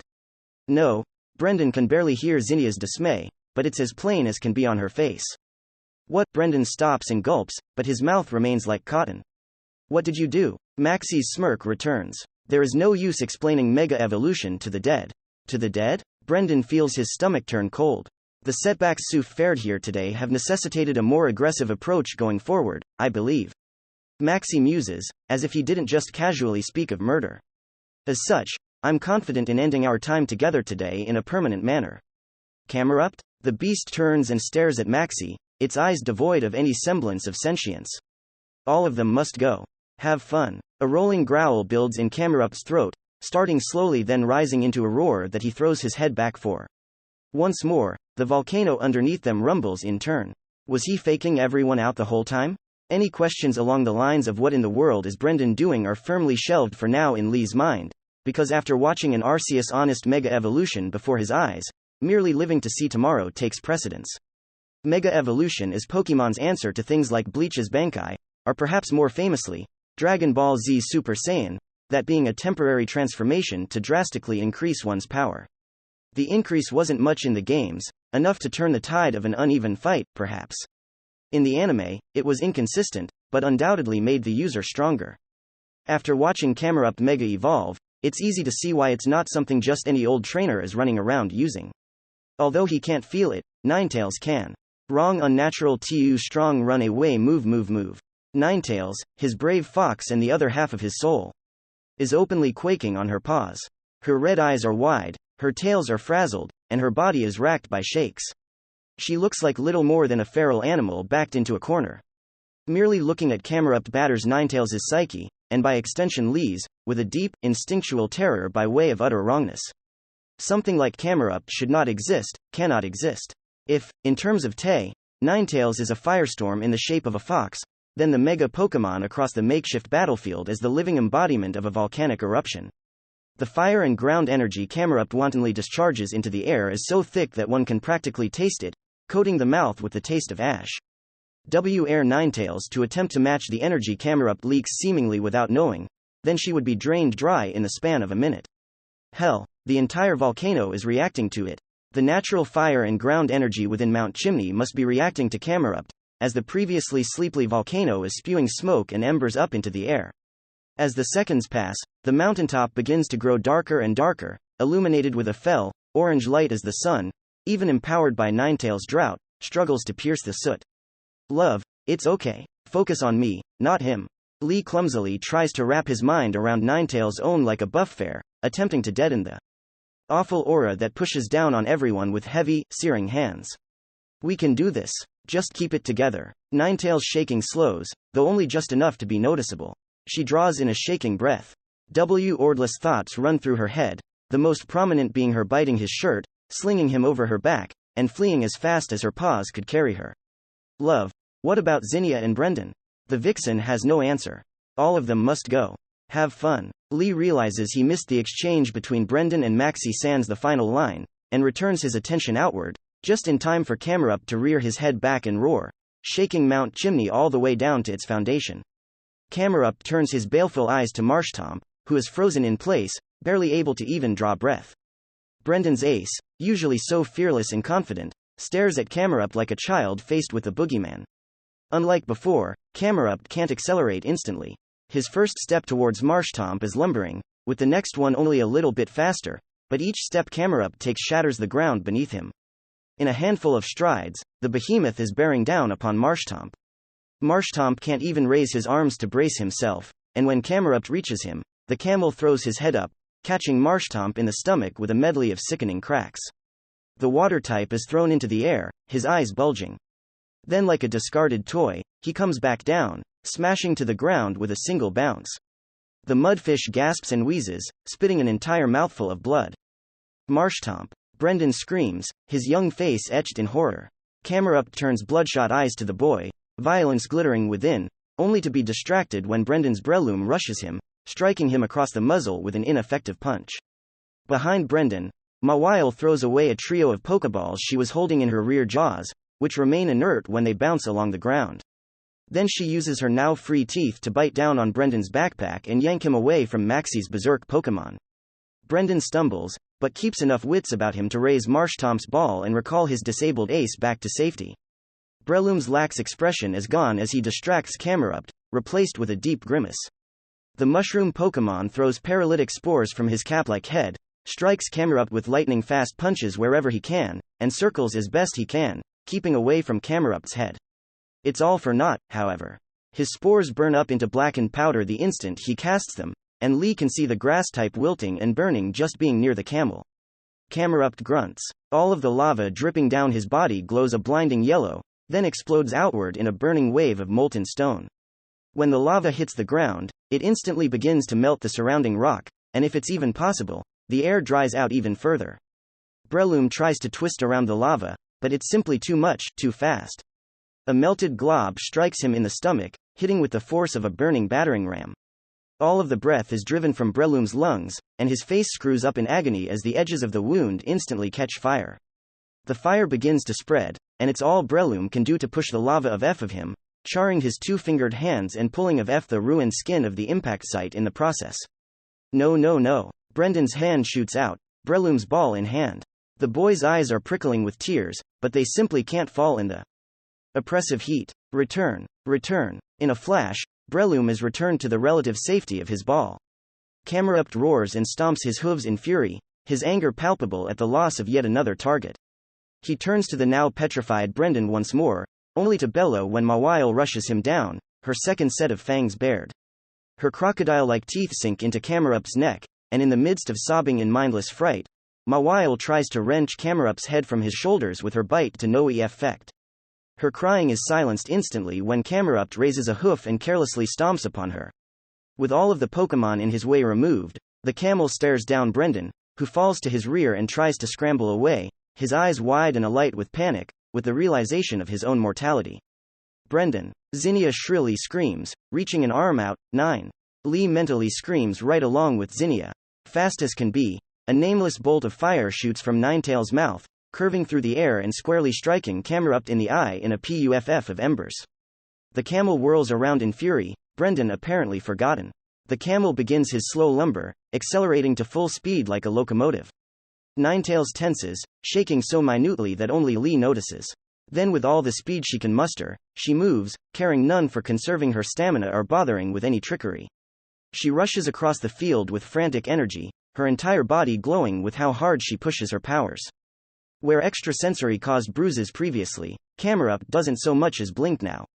Hex finds no wounds to ravage, for the gouge Marshtomp inflicted on Camerup's side healed over upon Mega Evolving.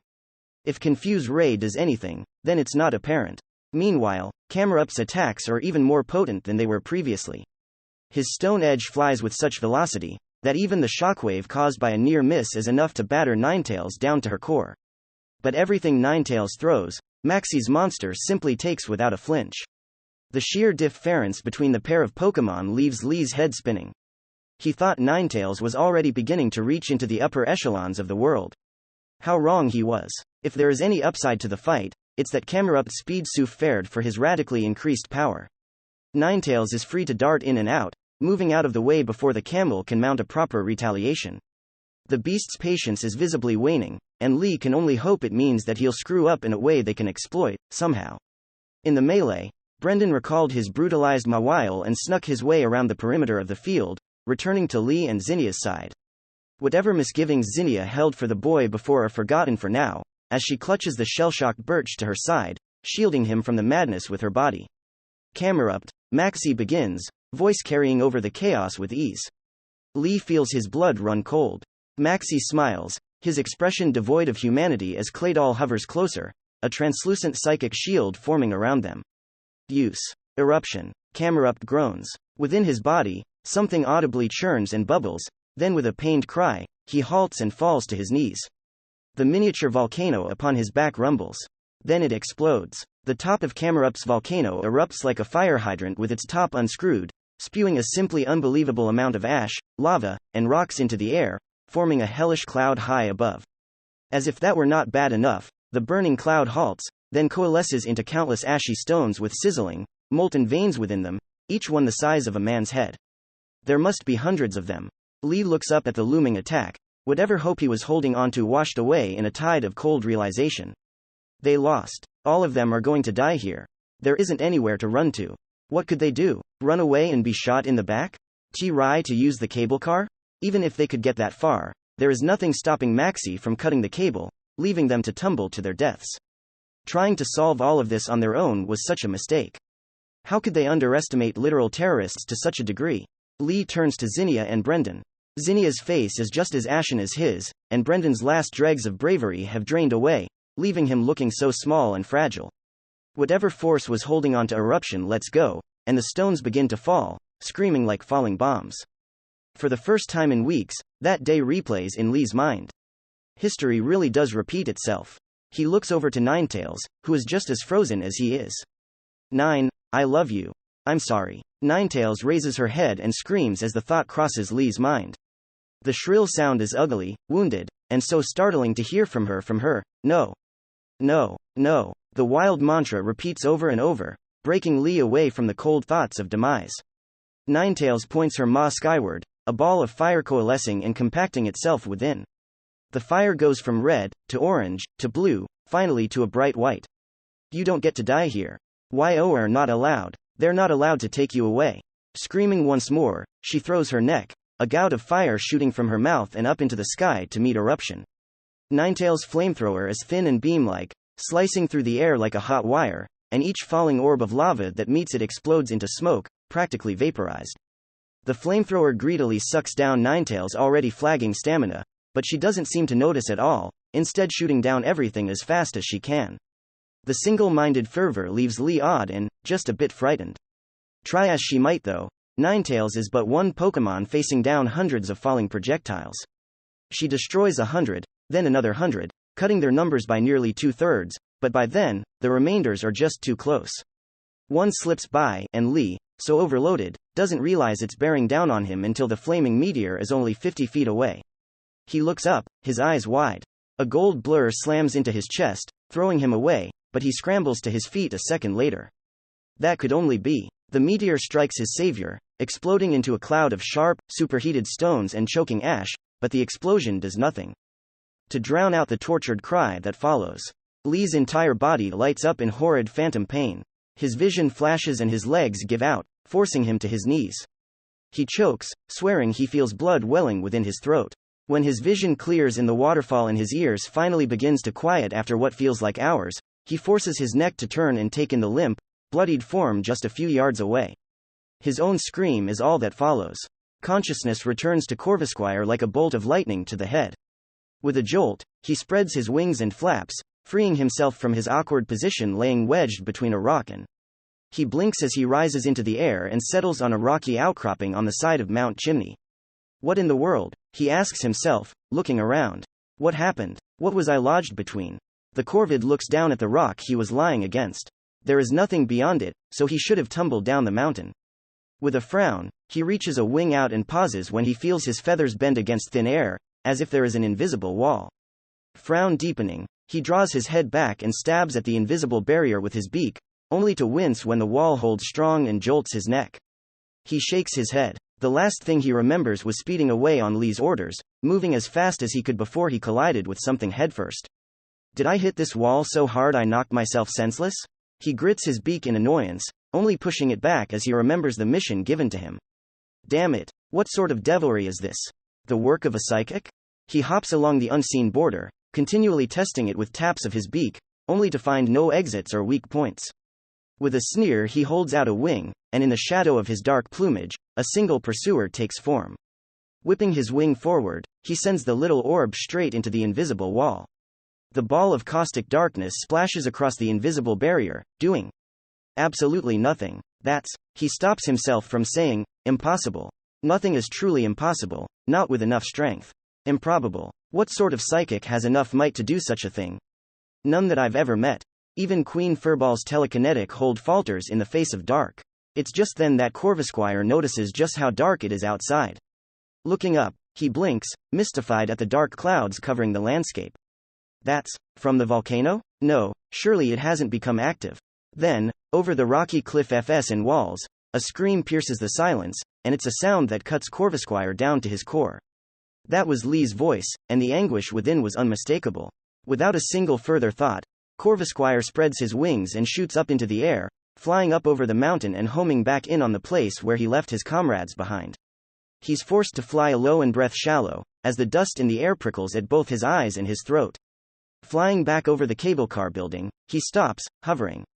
Below him is absolute hell. The terrain is torn asunder, the natural walls forming the way to the mouth of the volcano reduced to rubble. Blots of cooling lava dot the landscape, with one red-hot glob setting fire to the roof of the visitor center. None of that is what has Corvisquire's attention, however. No, it's his comrades below. The Dragon W. Omen's bravado is dead and gone, replaced with an unnatural paleness as she shields the birch boy behind her. The boy himself, usually so unflappable, clutches the woman like a lifeline. Neither of them have any of their Pokémon called forth. Looking a talonful of yards to their side, Corvisquire feels as if he was dunked into ice water. Lee is kneeled upon the ground, his face contorted in shock. The man's expression stirs a terrible familiarity within Corvisquire, for he's certain that his own expression was the same when the young master fell for the final time. Corvisquire gulps, following Lee's outreached hands reaching for a form lying prone upon the ground. A form of gold fur dyed red. Ninetails lays upon the rock floor, broken. Blood leaks from her mouth, her nose, her ears, and from countless wounds scouring her body, some with razor shards of stone still digging into her flesh. A leg and more than one tail are twisted in the wrong direction. She struggles to draw breath, and Corvisquire's eyes lock on to the reason. A stone shard, larger than the others, lays lodged deep within her chest. The edges of the wound are burned, cauterized shut, but there's no telling what sort of internal faring she's endured. Without treatment, Corvisquire tears his eyes away from the sight. Ninetails, one of the mightiest Pokémon he's ever met. He can't even bring himself to say that she has been brought low. The terrible cold grows utterly frigid within his breast. Did this happen because he failed the assignment given to him by Lee? A hoofstep echoes of what remains of the walls, drawing the corvid's eyes. Wrong should not be real, cannot be real. A monster stands across from Lee and Ninetails, one coated in red fur and carrying upon its back an entire volcano. Every step it takes shakes the ground with such force that even the air vibrates. Try as he might, a shiver runs down the raven's spine, his nerve fleeing him and leaving him a small rookie once more. Then Corvisquire notices just whom the abomination is lumbering towards. It walks towards Corvusquire's fallen comrade and trainer, and in its eyes is murder. The monster opens its maw, and light begins to build within its throat. Lee looks up at the Camerupt, his arms falling to his sides. The shock fades, replaced with weary resignation. He falls forward, hugging Ninetails to his body for calm no. Not to comfort himself. The man shields the fox with his own body, no matter how ineffective it will be. The feeling of ice leaves Corvusquire's body, replaced with something much more intense and countless times more familiar. Hate, hate, hate. Hate at W-Ally and Kirlia for opening his eyes and making him vulnerable. Hate at Lee for taking a coward like him back. Hate at Magma for causing this mess in the first place. Hate at Camerupt and Maxi for daring to harm the man who forgave him, for daring to harm the Pokemon who understands. Hate at himself for being too damn weak to stop any of, no more. Corvusquire grits his beak, pushing away the tears that threatened to fall. I will not lose another trainer. I will not suffer that pain again. I'm not weak. No one I love will die. Nevermore. He dives. Nevermore. The heat of his fury rages through his core into his limbs. Euphoric strength and the certainty of steel overtakes him along with a cloak of grand, white light. That furious, raging heat begins to reforge all it touches.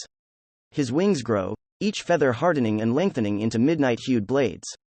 Molten steel drips from his pores, turning feathers into peerless armor. His beak and talons coat themselves in glimmering, razor-edged metal, forming keen weapons.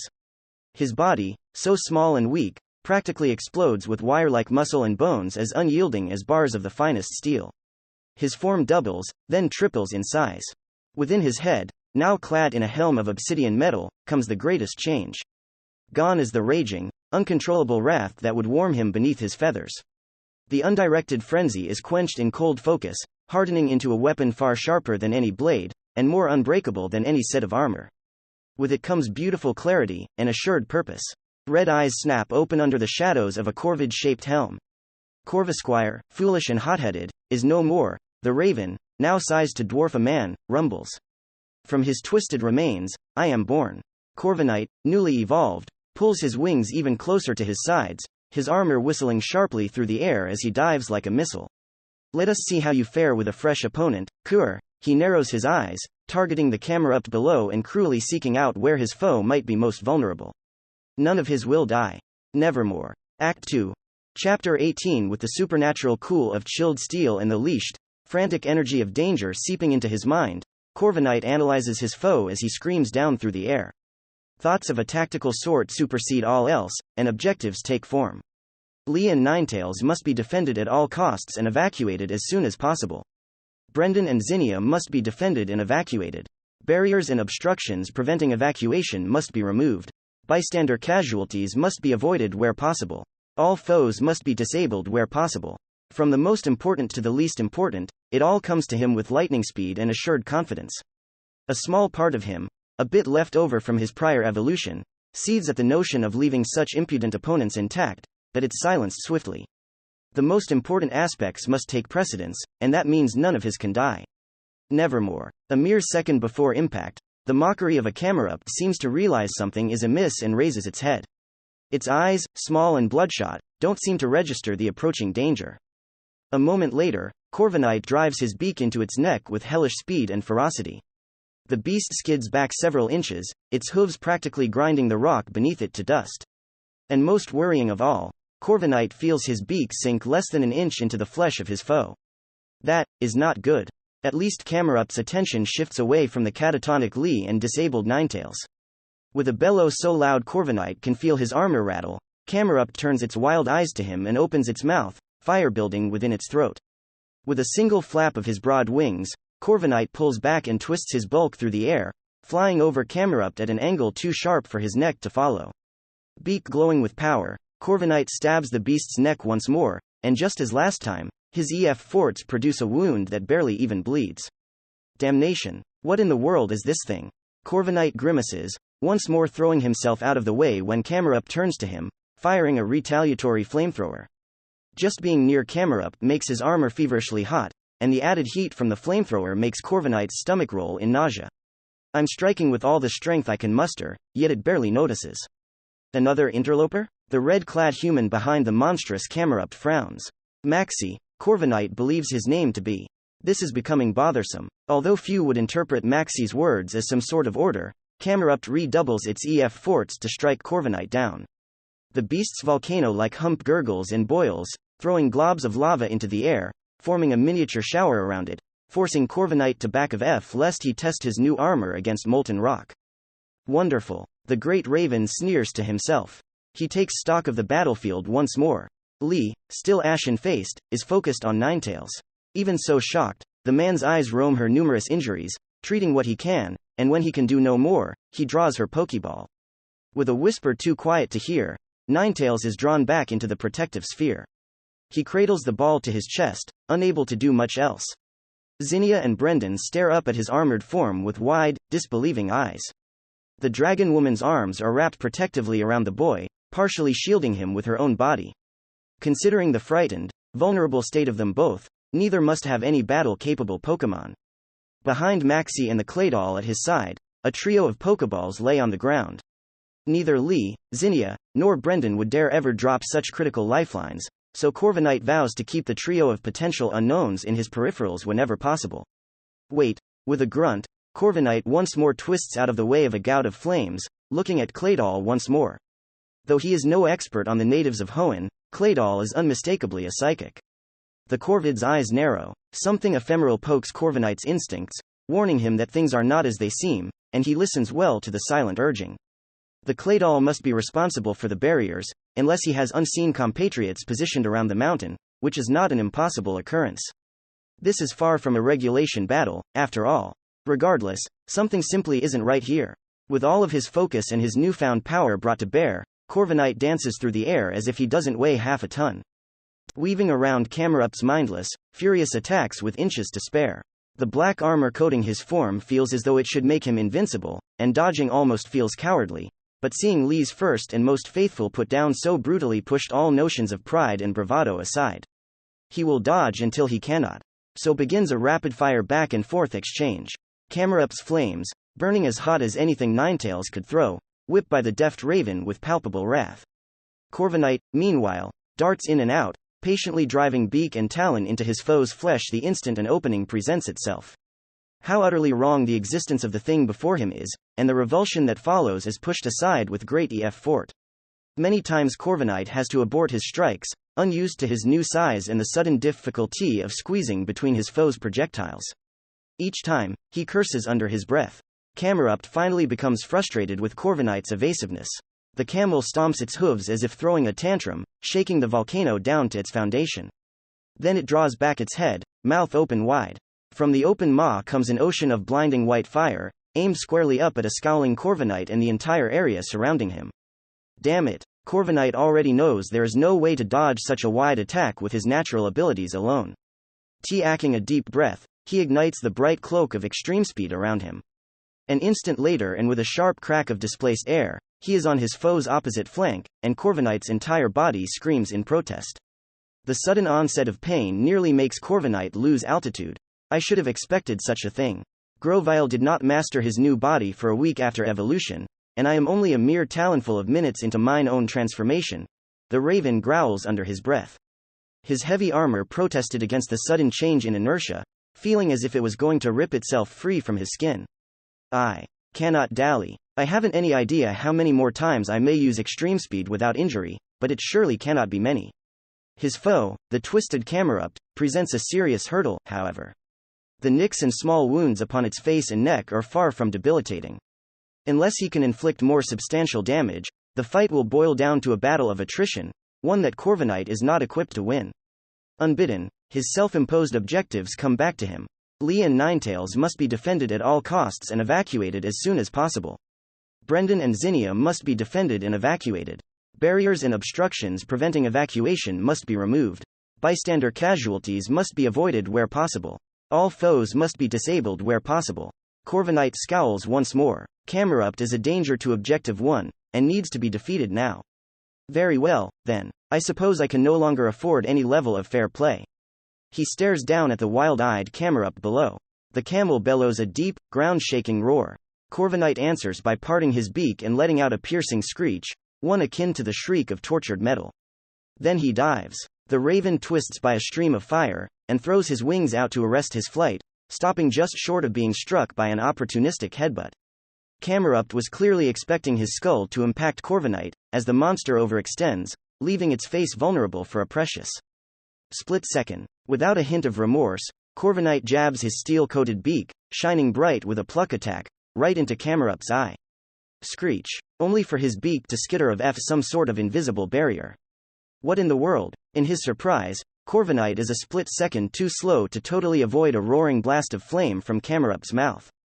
The Corvid rises up and out of the way, but not before a glowing molten trail is carved into the side of his breastplate, dangerously close to cooking the flesh beneath.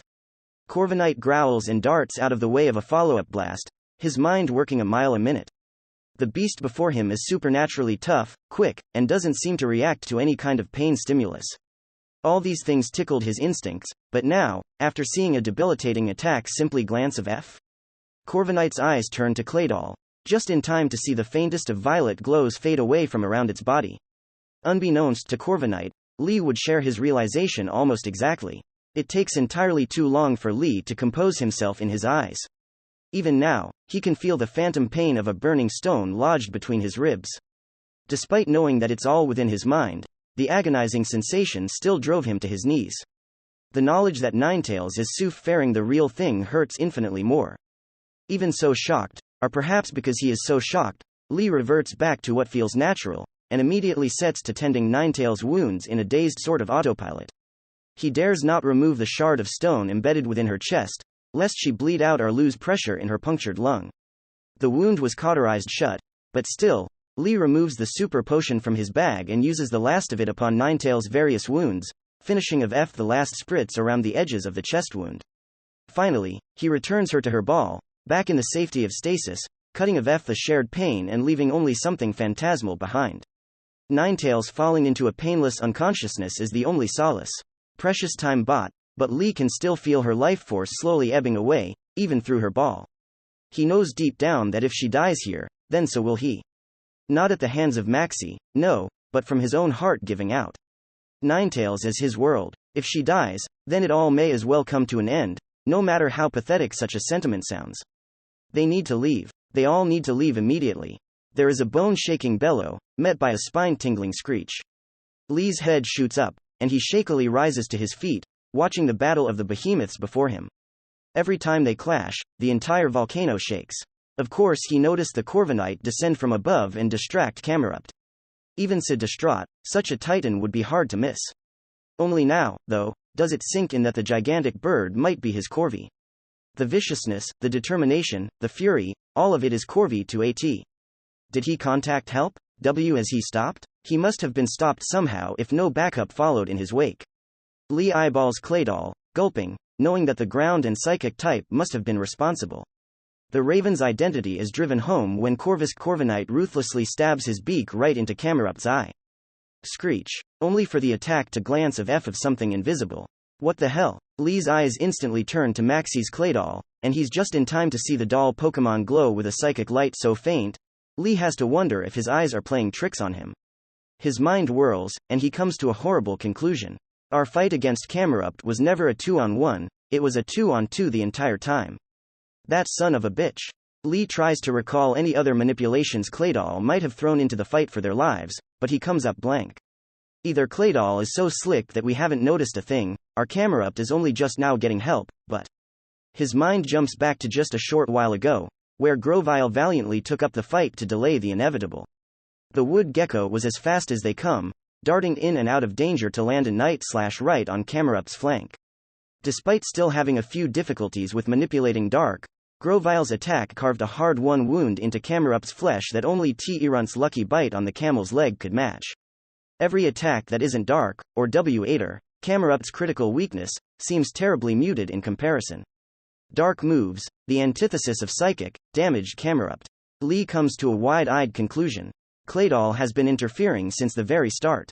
He's been defending Camerupt from as much incoming damage as possible.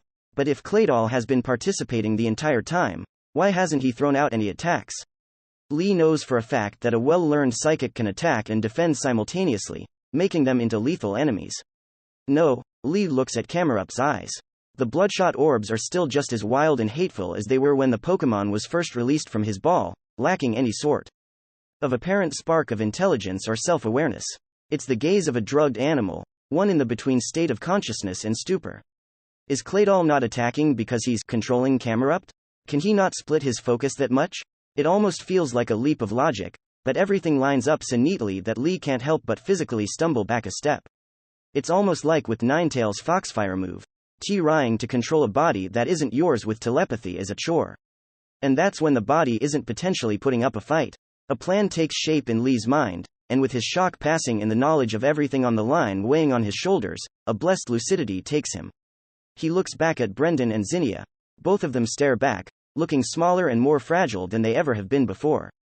Brendan clings to Zinnia like a lifeline, his youthful face pale and gaunt in his fright.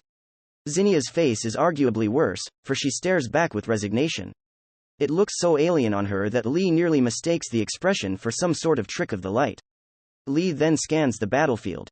The area is pockmarked by craters and spots of rock that glow an ominous red from all the residual heat. The ground, battered and uneven, is barely fit to be walked upon. Far in the distance behind Maxie, a number of grunts along with Tabitha and Courtney all hang back, watching the goings-on with undisguised terror. Courtney's face is pale as a sheet, while Tabitha wears a smile that is barely hiding panic. Courtney must have briefly braved the danger of the field to retrieve her Pokeballs, for all three are back on her belt. Maxie. Lee looks at the Magma leader, who doesn't so much as glance his way. Without Magma, without this man in particular, none of this would be happening. His secrets of the world before this one, wouldn't be in jeopardy. His life, one set for peace in the fulfillment of childhood dreams, would still be on the rails. His friends, the town below the mountain, hell, the whole world wouldn't be in danger. His Pokémon, his beloved family, would still be healthy and whole. Ninetales, his greatest friend across two worlds, wouldn't be in her Pokeball, desperately clinging to life nearly stolen from her. For the first time in his entire life, genuine hate for another human being boils within Lee's chest. He's seen deplorable people from all parts of the world and all walks of life, and he thought he had seen it all, but apparently not. From common malcontents on the street to apathetic, greed-driven criminals, each one evoked distaste, but Maxie has reset the scale. This is no cartoonish plot for a video game, but genuine, remorseless evil beyond the capacity of a sane man to comprehend. The end goal of Magma's ludicrous endeavor can only be selfish and destructive, ruining an untold number of lives.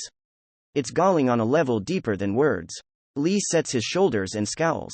A plan clicks into place, and with that plan, his fear yields to something infinitely more useful. Resolve. I will not die again. I will not let my friends and Pokémon die. I will not let Ninetales die. Corvi. Lee's exclamation echoes across the volcano like a gunshot. Maxie's eyes focus on Lee. Brendan and Zinnia both jump. Corviknight's baleful red eyes turn to meet Lee's unflinchingly. Pursuers. Lee roars.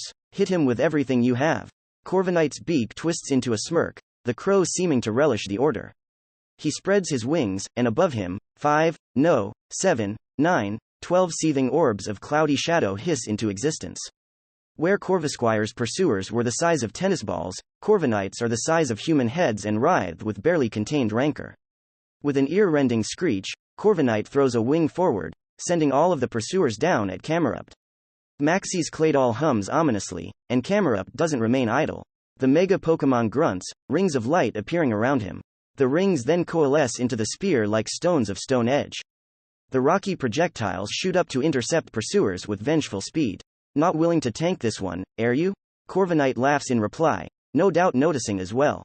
It's a deep yet hoarse sound with a metallic timbre, and just a hint of a rattle. As if following the glee of his voice, the balls of darkness Corviknight threw dance out of the way as if possessing minds of their own, letting the rocks fly past. Camerupt snorts twin plumes of black smoke. Then seemingly without warning, his eyes go wide and he freezes in place, letting the barrage of dark orbs smash into him and detonate into caustic clouds. As the residual tendrils of smoky dark fade away, Lee clicks his tongue when he is treated to the sight of Camerupt free of injury. Damn it all, how is he doing that?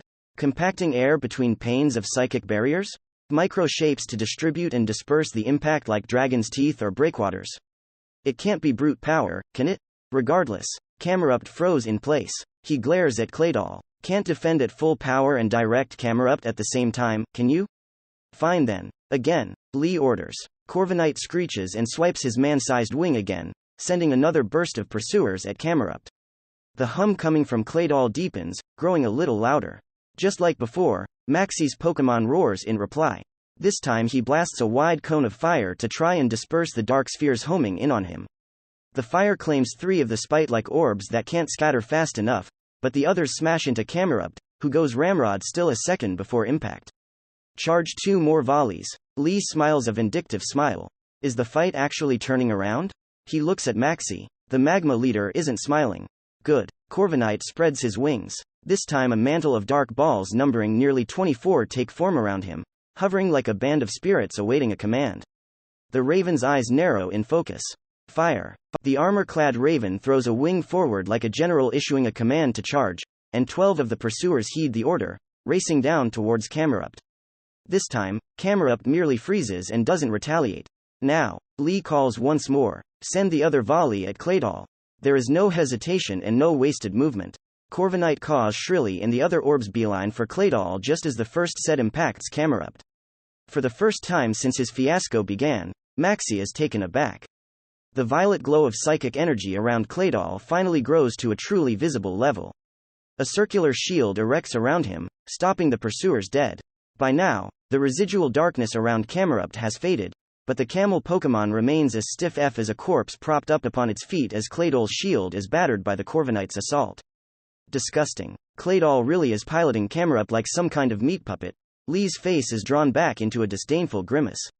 Again. Hit them both. Corviknight obliges with a vindictive shriek, drawing his wings close and then thrusting them out once more, shooting repeated cavalcades of pursuers at both Camerupt and Claydol with tireless zeal. Claydol's shield remains raised, and Camerupt is stuck frozen in place, forced to endure with whatever leftover protection Claydol can offer him. While Claydol goes uninjured under the relentless barrage of attacks, Camerupt is finally beginning to falter. No pained noise, not even a whimper, comes from the brainwashed Mega, but the pursuers leave a tiny patch of cracked, withered skin with each strike. In a matter of seconds, the Mega, unable to defend himself, begins to shake. A vein begins to bulge in Maxie's brow, and Lee takes notice. Camerupt's shakes begin to become more pronounced as the withered, cracked sections of his flesh begin to bleed after the 10th volley.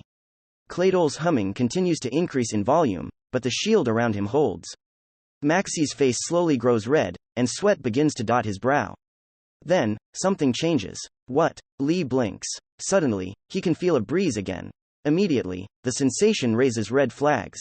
Wait a minute, the volcano acting up should be producing updrafts in wind if I remember my 8th grade science correctly.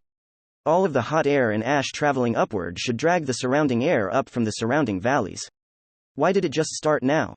Before he can puzzle it out, Camerupt's eyes shoot wide open and he throws his head back, ignoring the latest batch of pursuers pelting him.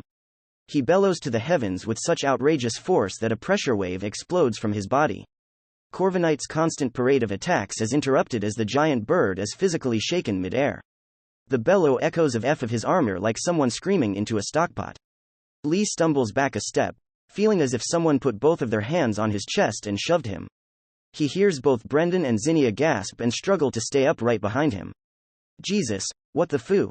Like some sort of video played in fast forward, Maxie's Mega Camerupt whirls on his hooves, angles his body so his hump is aimed at Corviknight, and with a gurgle of molten rock, roars. Shooting a shotgun blast of lava in a wide, devastating net at the Raven. Lava Plume. Lee's subconscious provides the name of the attack. Corvi. Move. A white, rolling aura overtakes Corviknight, and in a flicker of movement, he vanishes from the realm of sight with a loud crack of violently displaced air. He reappears a split second later on Camerupt's other side, grimacing. The lava, meanwhile, falls to the ground, hissing and popping. Clee clee clink. And Lee can see exactly why his Pokemon is grimacing. A number of steely feathers fall to the ground like discarded knives under Corviknight's feet, and in his wings, a number of other feathers are out of place. Lee quickly connects the dots and curses under his breath. Extreme speed is too much for him right after evolving. Hit them both. Just like we were doing previously. Lee's adrenaline surges anew with the realization that they aren't out of the woods yet. Camerupt doesn't give them a single moment of reprieve, once more moving with simply unnatural speed to turn and face Corviknight, who throws his wings out again, sending a simply titanic wave of dark, hissing orbs down at both Kamerupt and Claydol. The still raised shield around Claydol endures the repeated blows in the caustic clouds left behind, as does Kamerupt. Without a hint of slowing down, the mega fires of yet another burst of horrid lava in such a wide area that Corviknight has no choice but to use extreme speed to dodge out of the way. Vanishing with a sonic crack, Corviknight reappears behind Kamerupt with his face set into a deep scowl. Clee clink. More metallic feathers fall to the ground, and Lee's heart falls when he sees several of the dark pinions are slick with blood. Shit. We can't keep doing this. Corvi isn't going to last. Lee's mind races, desperately reviewing all the moves that Corviknight knows and how he might apply them here. One in particular jumps out to him, yet he hesitates. This could be our saving grace, or could backfire horribly and get all of us killed. Lee watches, despising the helpless feeling in his chest as Corviknight barely avoids being cooked alive once more by a wave of molten lava. I don't think I have any time to think about, what if, anymore. We have to do something and do it now. Corvi, Lee calls, praying to Arceus this goes right. Use T-Ant, Maxie's eyebrow rises. On Claydol, Maxie's face screws itself up into absolute horror, and Lee can't help but revel in it a bit. Immediately, he grabs at Kamerupt's Pokeball from its place on his belt, but is just a hair too slow. At the same time, high above, Corviknight stares down at Claydol, eyes alight with cruelty.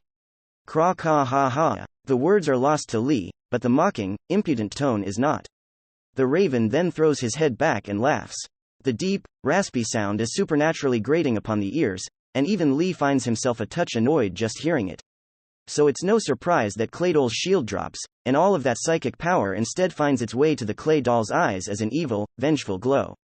Before the psychic can so much as move, however, Kamerupt makes a sound of such nightmarish agony that Lee is instantly sick to his stomach. All eyes are drawn to the camel.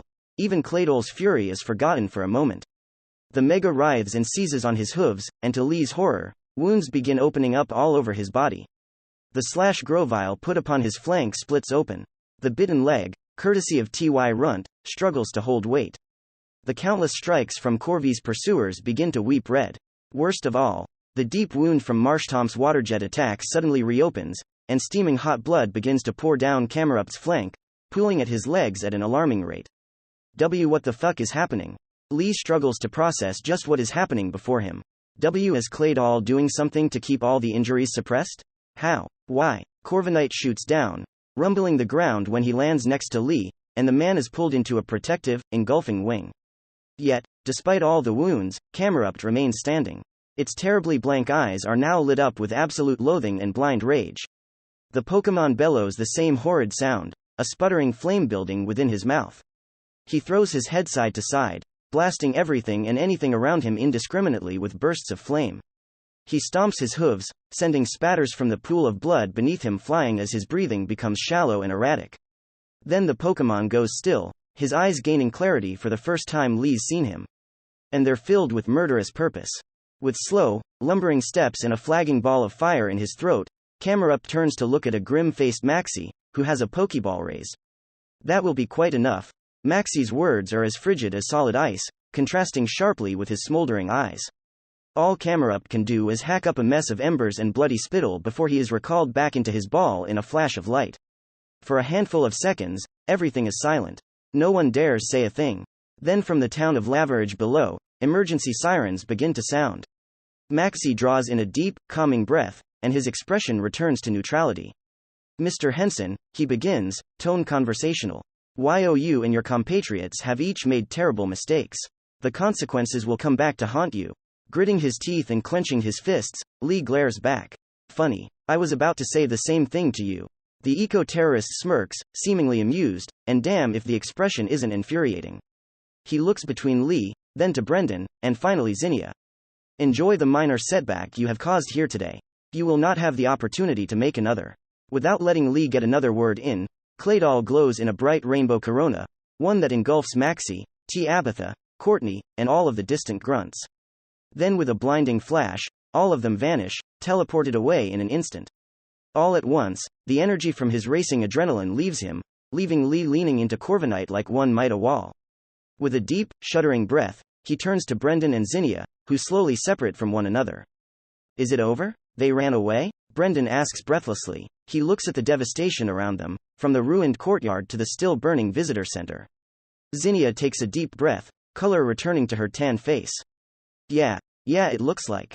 She gulps, and with her fright receding, a more characteristic anger takes its place.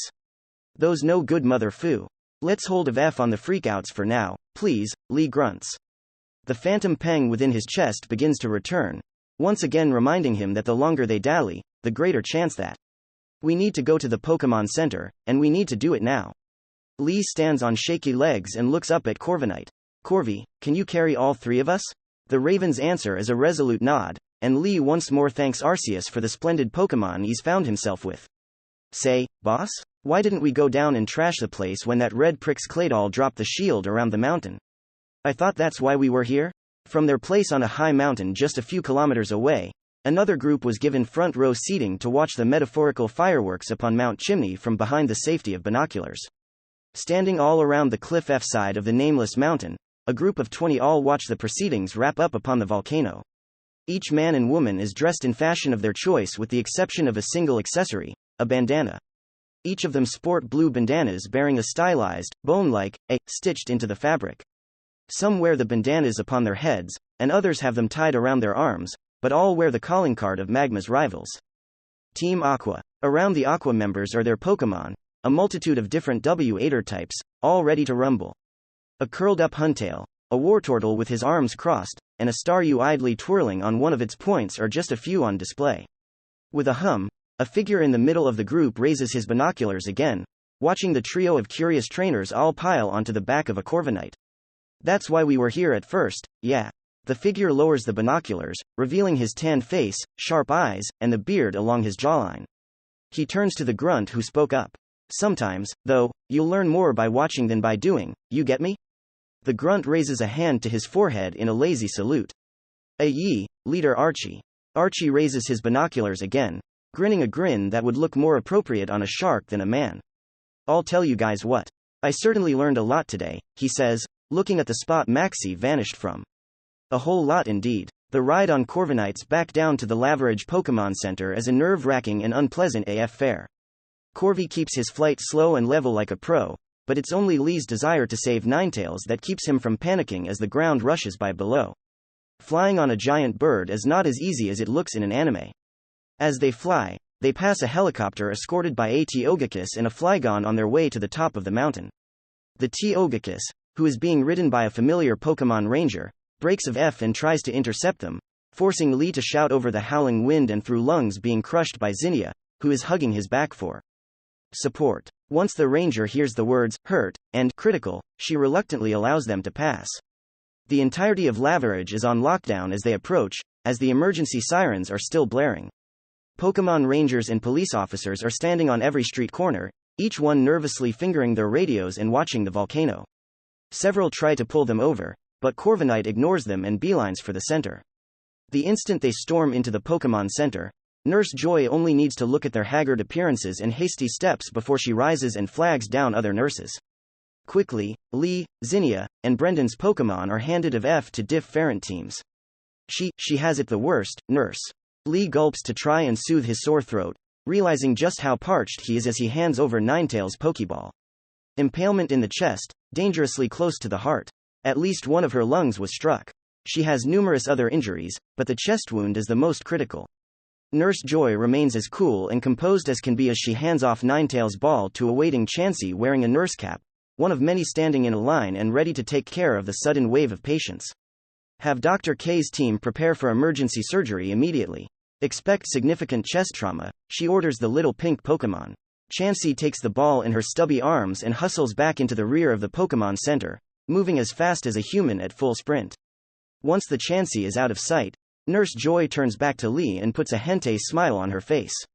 Go rest, Mr. Henson. You obviously need it. WE won't stop until your Pokemon are stable.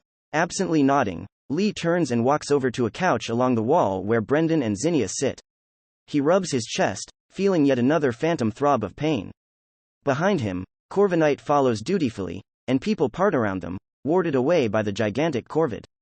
Sitting down on the left side of the couch, next to Brendan, Lee sighs and leans back, exhausted. Neither Brendan nor Zinnia have much to say either. That is until Zinnia finally breaks the silence. That sucked, the dragon tamer mumbles. The two simple words are such an understatement that Lee struggles to withhold an exasperated laugh. No fucking joke. Lee shakes his head. No fucking joke. He leans back, and after looking around for eavesdroppers, he continues. We messed up. We messed up big time.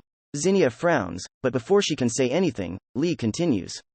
We went in there all confident that we can handle everything, and that was a huge fucking mistake. These aren't some uppity punks on a battlefield in the middle of town or at some public tournament. These are actual criminals, and they were 100% on board with killing us all, human and Pokemon alike. He looks over to Zinnia, who shuts her mouth with an audible click from her teeth. I don't care what sort of decorum criminals are supposed to follow, Magma is obviously okay with murder. The dragon tamer looks away, stricken. I didn't know. Taking a deep breath, Lee does his best to calm himself. I'm not pointing fingers, but it's something we have to keep in mind now. We went up without telling anyone, and we had no backup when things went south. I wanted to alert literally everyone, but I assume that you would have objected, right? He asks, looking at Zinnia. She sets her mouth into a thin line and doesn't answer, but her silence says everything. When we get to the Draconid stronghold in Falarbor, she begins, pausing for a moment. I'll explain everything, I promise. Lee looks up at Corviknight, who is standing protectively at his side. The massive raven stares back and Fles a little closer, silently offering his support. You aren't the only one with things to explain, Zinnia. Lee sighs for what feels like the millionth time today. I've got a few things you and Brendan should know as well. Zinnia simply nods. Say the word, and we'll listen. Throughout the conversation, Brendan remains silent, staring at his hands. Part of Lee wants to probe the boy on what's wrong, but between how tired he is and how everybody is still processing the ordeal they just endured, Lee thinks better of it and decides to ask tomorrow if Brendan says nothing first. Shit would have been way smoother if Ash had shown up. I thought for sure that he would have. It's at that moment a terrible realization strikes Lee, and the next words in his mouth die on his tongue. Ash and his friends never showed up during the volcano incident. Ash, the supposed chosen one, didn't show up where he was needed the most. This is real life, not a game or cartoon, and magical saviors don't exist. We can't just wash our hands of everything. Maxie knows who we are, and will be gunning for us. The only thing stopping him is ourselves. The thought makes Lee pause. At first, fear grips him. Ninetales is being prepped for surgery for injuries so grievous that a human or animal would have long since died. Grovyle, poor Grovyle, is a mess of debilitating burns. Octillery was turned into a pincushion, and only fortune saved him from injuries comparable to Ninetales. Shinx is just a baby, and would never survive anything the others just took. Hell, Corvi, despite his fateful evolution, is lucky to have escaped with nothing more serious than a few burns and warped armor. Lee looks up at the raven's broad chest, inspecting the spots where lava twisted and discolored the dark steel. Magma would kill all of them if given the chance. Under that terrible, clawing fear, though, is something else. Indignation. Indignation backed by a fury yet unseen in this world. How dare they? How dare Magma strike at his Pokemon, to hurt them in such ways? How dare they do this to other people's Pokemon? How many teams and families have been destroyed by them? How many will be destroyed by them if allowed to continue? Unbidden, Lee thinks back to his time under the wing of Ossir, his first and greatest mentor, and the man who instilled within him a passion for life itself. The friendship started after Ossir showed up to Lee's high school on behalf of the zoo as a guest speaker.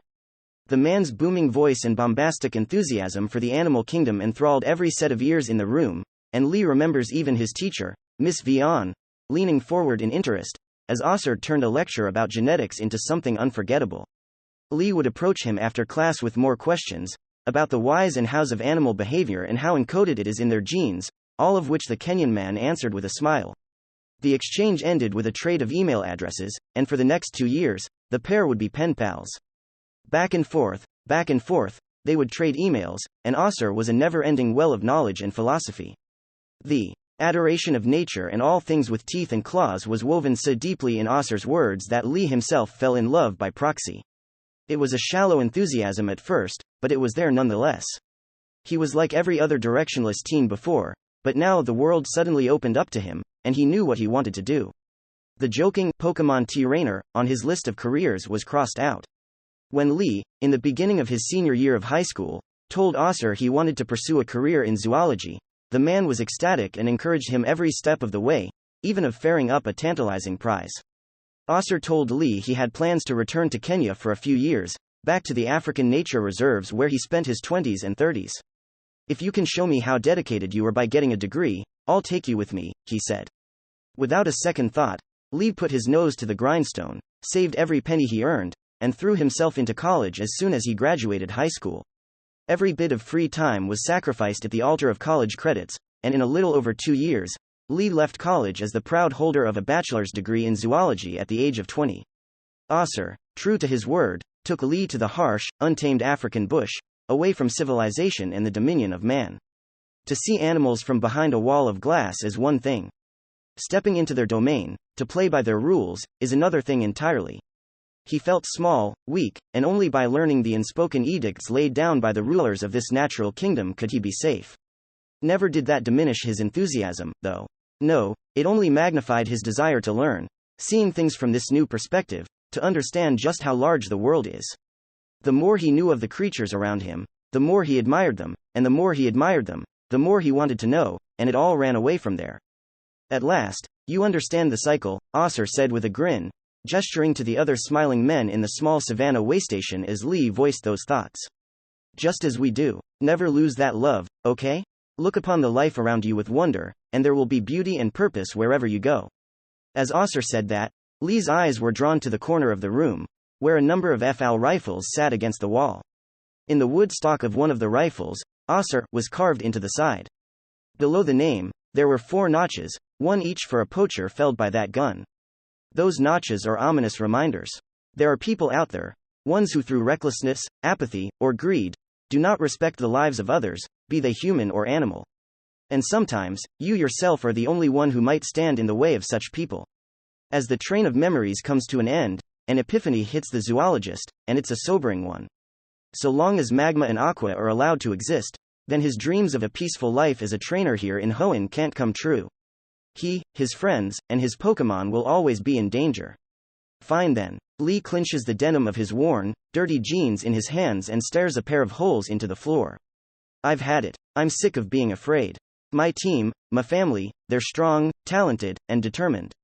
I'll dedicate my whole being into raising them high, turning them into juggernauts so strong it would be insanity to fight them. His hand rises to his chest, pressing against the spot where Ninetails was maimed.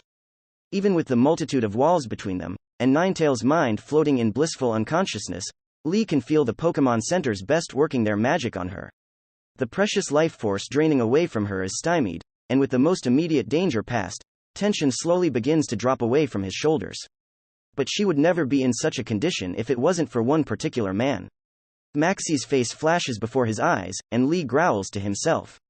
I'll make them strong enough that nothing can ever hurt them, to make anyone who tries regret it. Lee recalls all of the research he's done so far, and how people think he's making waves with what he and his Pokémon have done. His eyes narrow. You call those waves? I'll break every known rule of the world if it means we get to live in peace afterward. Act 2.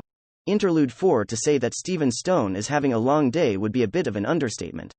Firstly, his Aerodactyl did something to upset his mate, a lovely and equally fiery Charizard owned by Drake of the E4. Aerodactyl always makes it everyone's problem when he lands himself in the doghouse, and has been incooperative all day. Secondly, his attempts to ferret out more info on the happenings around Ash Ketchum have hit brick wall after brick wall. No matter how he tried, Kanto refused to part with any information regarding the young trainer beyond the absolute basics. Within him burns equal parts curiosity and a concerned desire to know what sort of possible danger the young, mysterious trainer might be dragging along in his wake.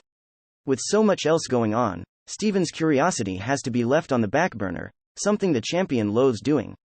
Thirdly, returned in rough condition, but alive. I believe that concludes my report, Champion Stone. Leaning back in his office chair, Stephen sighs and looks at the ceiling, processing everything Laverage's chief Pokémon Ranger just said. A clash on Mount Chimney. The involvement and near death of Lee Henson's group. The appearance of Magma and their shadowy leader. In one fell swoop, all of the information given to the Hoenn champion by Lee Henson has more or less been validated, and many lingering suspicions of the man's motives have been put to rest. If all the reports are accurate, then Lee's Ninetails was nearly a fatality in the melee, so at the very least, the man is genuine in standing against the eco-terrorists.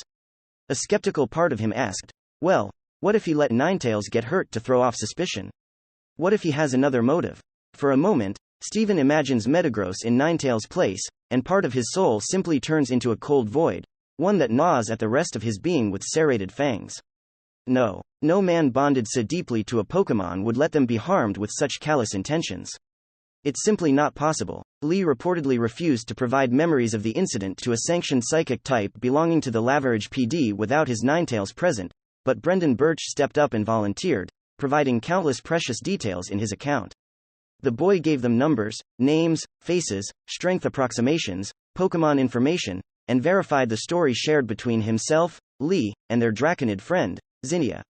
The plot to extract fire-type energy from the volcano for a reason Brendan didn't understand. It fits Lee's abridged description of Magma's plans to awaken Groudon to a disturbingly accurate T. Perhaps the greatest thing the young Birch provided is an accurate image of Magma's leader. A memory-assisted sketch of Maxie matches one Maxwell Matsuba. Maxwell Matsuba seems rather unremarkable on paper. Born into old money and journeying around Hoenn from the ages of 14 to 20. He inexplicably and abruptly retired from the life of a trainer and became an ecologist with a handful of published articles on the subject of nature conservation. Over the next 2 decades, he would go on to fund a handful of successful startups and was a key investor in the Devon Corporation, helping the Hoenn-based company grow and rise to rival Kanto's Silphco. The smart business moves would nearly double the Matsuba family's already impressive wealth. Then Matsuba began to pull back. He was never one for the public eye, but he became a recluse. No one truly minded, as rich types tend to be strange that way, which is why no one noticed him quietly liquidating his assets, or moving his money out of Hoenn's national bank. Eventually, the Hoenn civil government began to look for him regarding unpaid taxes, and that's when his disappearance came to light. That explains Magma's funding. Stephen sighs once more. Apparently, Maxie hasn't been idle over the years in regards to his Pokémon. His stint as a trainer painted him as rather average, but if his Camerupt could fight and defeat 3 above-average teams all at the same time, then the Camerupt must at minimum be an elite. That alone is worrisome, but even worse are the other things reported by young Brendan. The Claydol. The dangers presented by Pokémon able to manipulate minds cannot be overstated. Mind reading, memory wiping, psychic domination? All felonious crimes punishable by decades, if not life, in prison. Even frontier regions in the borderline anarchist land of Or agree on such things. The loss of one's sanctity of mind is a unique horror that many can't even properly fathom, and that's the reason why league-sanctioned psychic types are trained so thoroughly, and why amateur psychics meddling where they shouldn't be are punished so harshly. The description of the events upon the volcano makes it seem like Maxie was treating the cardinal sins of psychic manipulation as a checklist. What in the world is compelling the man to do this? Regardless, Magma has made their intentions clear, and they can be afforded no quarter. What is Team Aqua doing during all of this? Stephen can't help but wonder. Do they have something even more insidious planned? Are they merely sitting back and watching? The inaction of Magma's rivals is disconcerting. Champion Stone? Stephen's desk phone asks. Are you there? With a start, Stephen realizes he's still on a conference call with Laverage's chief ranger. My apologies, I was busy thinking, he says, sitting up and steepling his fingers on his desk. Thank you for your prompt report, Ranger Jeremiah. I'm going to contact the Department of Justice once all the proper reports are on my desk and we can make sense of the situation. I have a feeling that Magma and their rivals, Aqua, are going to be wanted men very soon. That's good to hear, sir. The ranger sounds relieved. I'll keep my men on high alert. Do we have a time frame on when we are going to receive an official update? Stephen mulls it over. That's difficult to say. I'm going to be personally overseeing the progress of this investigation, and I imagine that we will have an official decision within 2 weeks? Maxie's frown is as grim as grey death itself. Doctor, I believe that you were mistaken. Hector Kale, Director of Medical Operations within Team Magma and former native of Cinnabar Island, is currently in the process of regretting his life choices. Ever since starting this gig, his life has been nothing but sleepless nights, meek acquiescence, and pulling miracles out of thin air. Behind Maxie, Claydol looms like some sort of warped specter, its 8 eyes all looking in different directions, yet seemingly focusing on Hector at the same time. The pink, psychic sheen on the wall means there must be a sound-catching barrier isolating the infirmary. Some might see the measure as smart or necessary, but Hector knows a menacing gesture when he sees one. Looking up from the unconscious mountain of muscle that is Maxie's Camerupt on the infirmary floor, Hector stares into Maxie's eyes, feeling as if Giratina itself is staring him down. No, this is worse, the middle-aged doctor thinks, keeping his grimace to himself. Giratina would be more fair. I apologize, Leader Maxie. Hector bows his head demurely, but Camerupt is going to require at least 2 weeks of rest followed by another week of abstaining from strenuous activity. Your latest test run has pushed him to his limit. Any further, and his long-term health will be compromised. Truly, Camerupt needs at least a month, ideally more, to recover from his extensive list of injuries. With his countless lacerations, cracked bones, bruised organs, an enormous rent in his side, desiccated and necrotic skin patches from dark poisoning, and full body strain from mega-evolution, Camerupt seems to be faring from every injury conceivable. Poor thing. What did he pit you against? The doctor can't help but pity the camel Pokémon. Not that Maxie cares about details like that, or he would not have let his Pokémon fall into such a state. The magma leader stalked into a part of the infirmary reserved for his Pokémon, practically fuming. Without a word, he deposited his bleeding Camerupt on one of the low-set beds. Hector required no orders, and got to work stitching the behemoth back together as his assistants carted in blood bags and citrus slurry for transfusion after transfusion. There must be other injured Pokémon if the volcano operation went so sideways that Camerupt was incapacitated, but they will simply have to wait until Maxie's Pokémon is treated. Only now, after several hours of continuous work, is the monstrous Pokémon stable. But I will give it my best effort to ensure that Camerupt is back on his feet within a week. The doctor lowers his head further. Silently, Hector apologizes to Camerupt. It's you or me, Camerupt. I'm sorry. The answer seems to be exactly what Maxie wants to hear, for the frown on his face is replaced with the smallest of smiles. Excellent. Your expertise and work ethic are appreciated as always, Dr. Kale. What is the status of Cladol's extras? All 10 have been recovered from their hiding places around the volcano. Hector sighs, preparing himself for Maxie's probable displeasure. Baltoy number 6 is no longer fit for duty. The strain of working in concert with Cladol has left number 6 with greatly diminished psychic capabilities. Maxie hums. Cladol can be quite hungry during missions, can't he? He asks rhetorically, peering over his shoulder towards his Pokémon. Like it always is, Cladol is utterly impassive and so still it's as if the space around it is frozen in time. Retire Baltoy 6 and replace it. Maxie waves his hand as if warding away an irritating insect. While you're at it, lower Camerupt's dosage of suppressants. For a moment, Hector flashes back to a moment in time a number of years ago, back to the day that set him on the path of ruin. I must say, Mr. Kale, I was quite impressed by your studies of genetic similarities between the limbic system in humans and Pokémon. In a darkened meeting room and sitting across from a gentleman older than he, Hector smiles nervously and nods. Thank you. Your suggestions that people and Pokémon may share common ancestry based off of your findings is a bold one, yet succinctly supported and thought-provoking in your follow-up research and addendums. I believe that you are just the kind of mind that we are looking for. His lab coat-wearing interviewer smiles and pushes his glasses further up his hooked nose. For a second, Hector wonders just what he is getting into. What sort of job offer requires such secrecy and security? Nervously, he glances behind him. Standing at the door are 2 men dressed in black, their hats tilted down to cover their eyes. The man on the right stands with a full-grown Nidoking, while the left is partnered with a Raiden. I am gathering a team for a special project, Hector's interviewer continues, reaching a hand into his lab coat and producing a closed folder. I cannot say much right now, but we need the greatest minds of our age, particularly ones well-versed in Pokémon genetics and biology. Believe me, Mr. Kale, our work will rock the entire world to its foundations. The interviewer opens the folder and slides a single sheet to Hector, along with a pen. Here is our initial proposal. Please take some time to read it before signing.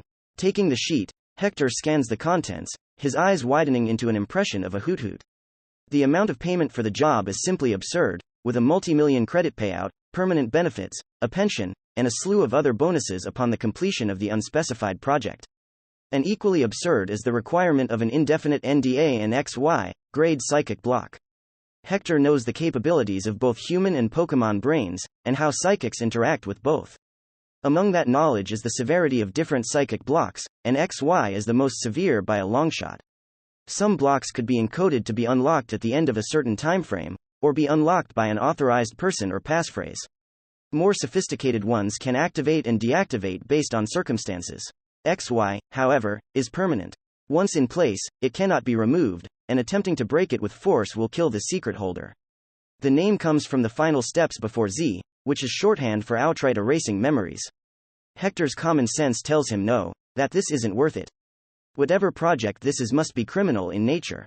The secrecy, the guards, the shady meeting place, it's all so stereotypical that Hector is kicking himself for not realizing it earlier. But, what if this is worthwhile? If he doesn't take it, will he be missing out on something big? T.O. promised such an unearthly reward. Caution goes to war with greed and a desire to use his talents.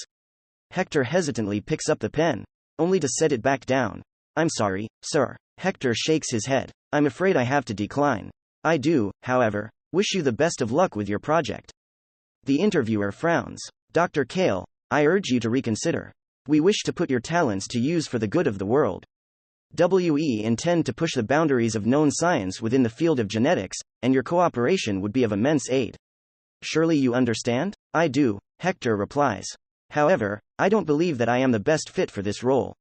It's a very generous offer, but it's not for me. The man across the table leans back, his glasses catching a harsh glare off of the dim lighting above. Very well. If nothing else, please take this. A business card is slid across the table. If you reconsider, and I do believe you will, contact me straight away. On the plain white business card are a phone number and a name.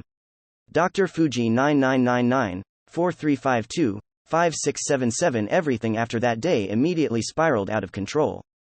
2 days after the fateful meeting, Hector was called during work to meet with a grim-faced Blaine, gym leader of Cinnabar Island and director of the Cinnabar Laboratory of Genetics. Out of nowhere, Blaine informed Hector that he was being terminated from his position within the lab. A shocked Hector tried to ask why, but Blaine would answer nothing. It's fine, Hector thought once the shock passed.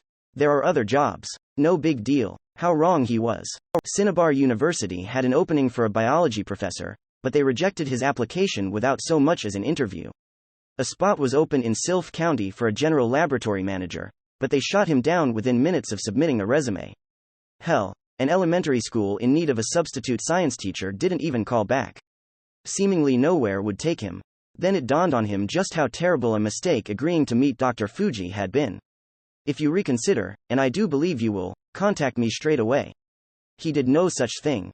Hector fled the region, running away to the distant land of Hoenn to escape, for the sheer reach of his tormentors clued him in on exactly who he had slighted.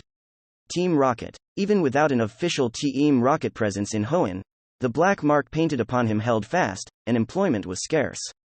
Down to his last credits and desperate, Hector latched onto the first people to give him a chance.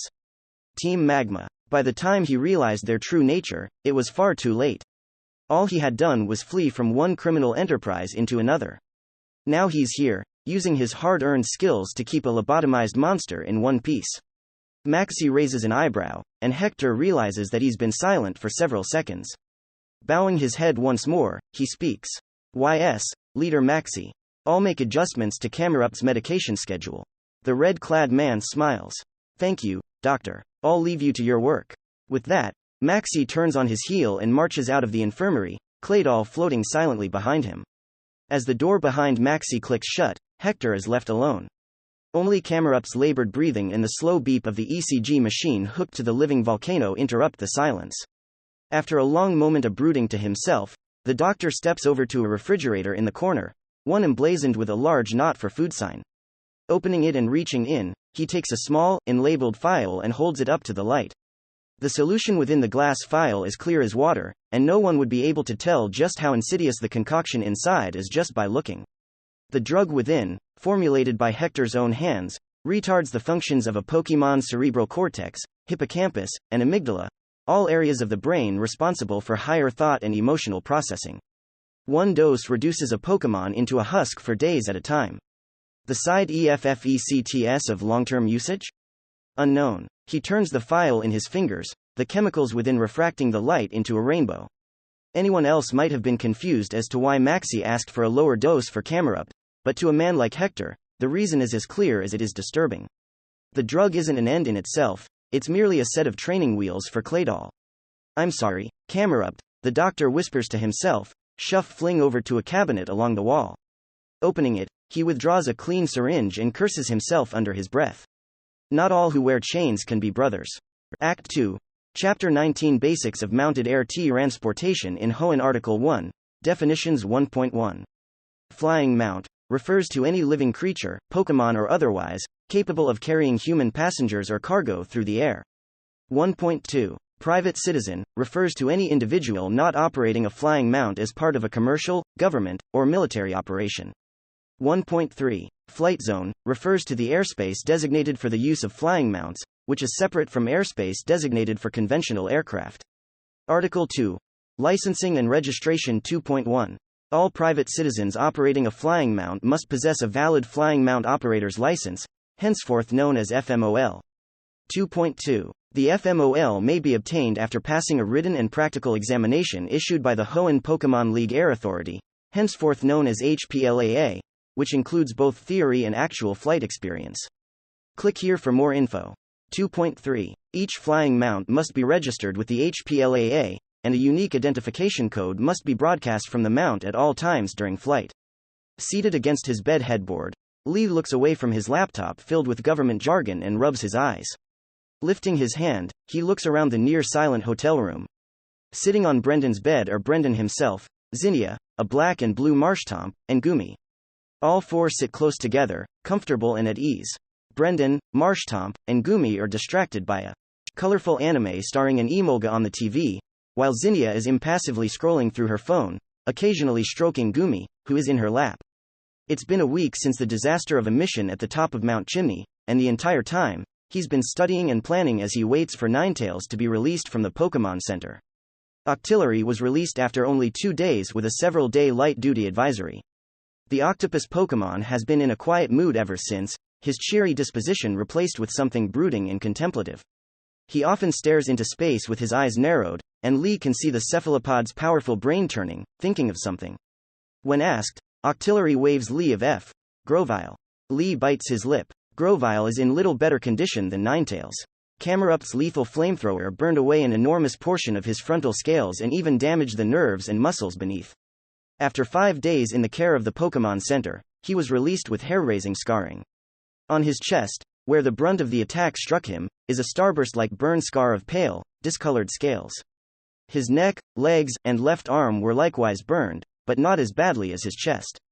Regardless, he kept his head held high and insisted he walk out of the burn ward on his own power, no matter how much each step obviously pained him. According to Nurse Joy, it's going to be weeks before he regains full mobility and nerve sensitivity, and even then, he'll need either specialist treatment or evolution to undo the worst of the scarring. As Lee expected, Grovyle rejected the notion of waiting around for an available specialist, even at Lee's urging. He did, however, allow Lee to restrict him to rest for the next week. You really are a legend in the making, Grovyle. Lee's fingers brush the gecko's Pokeball, and the ball wiggles in reply. Please don't overdo it, though. Finally, Ninetales.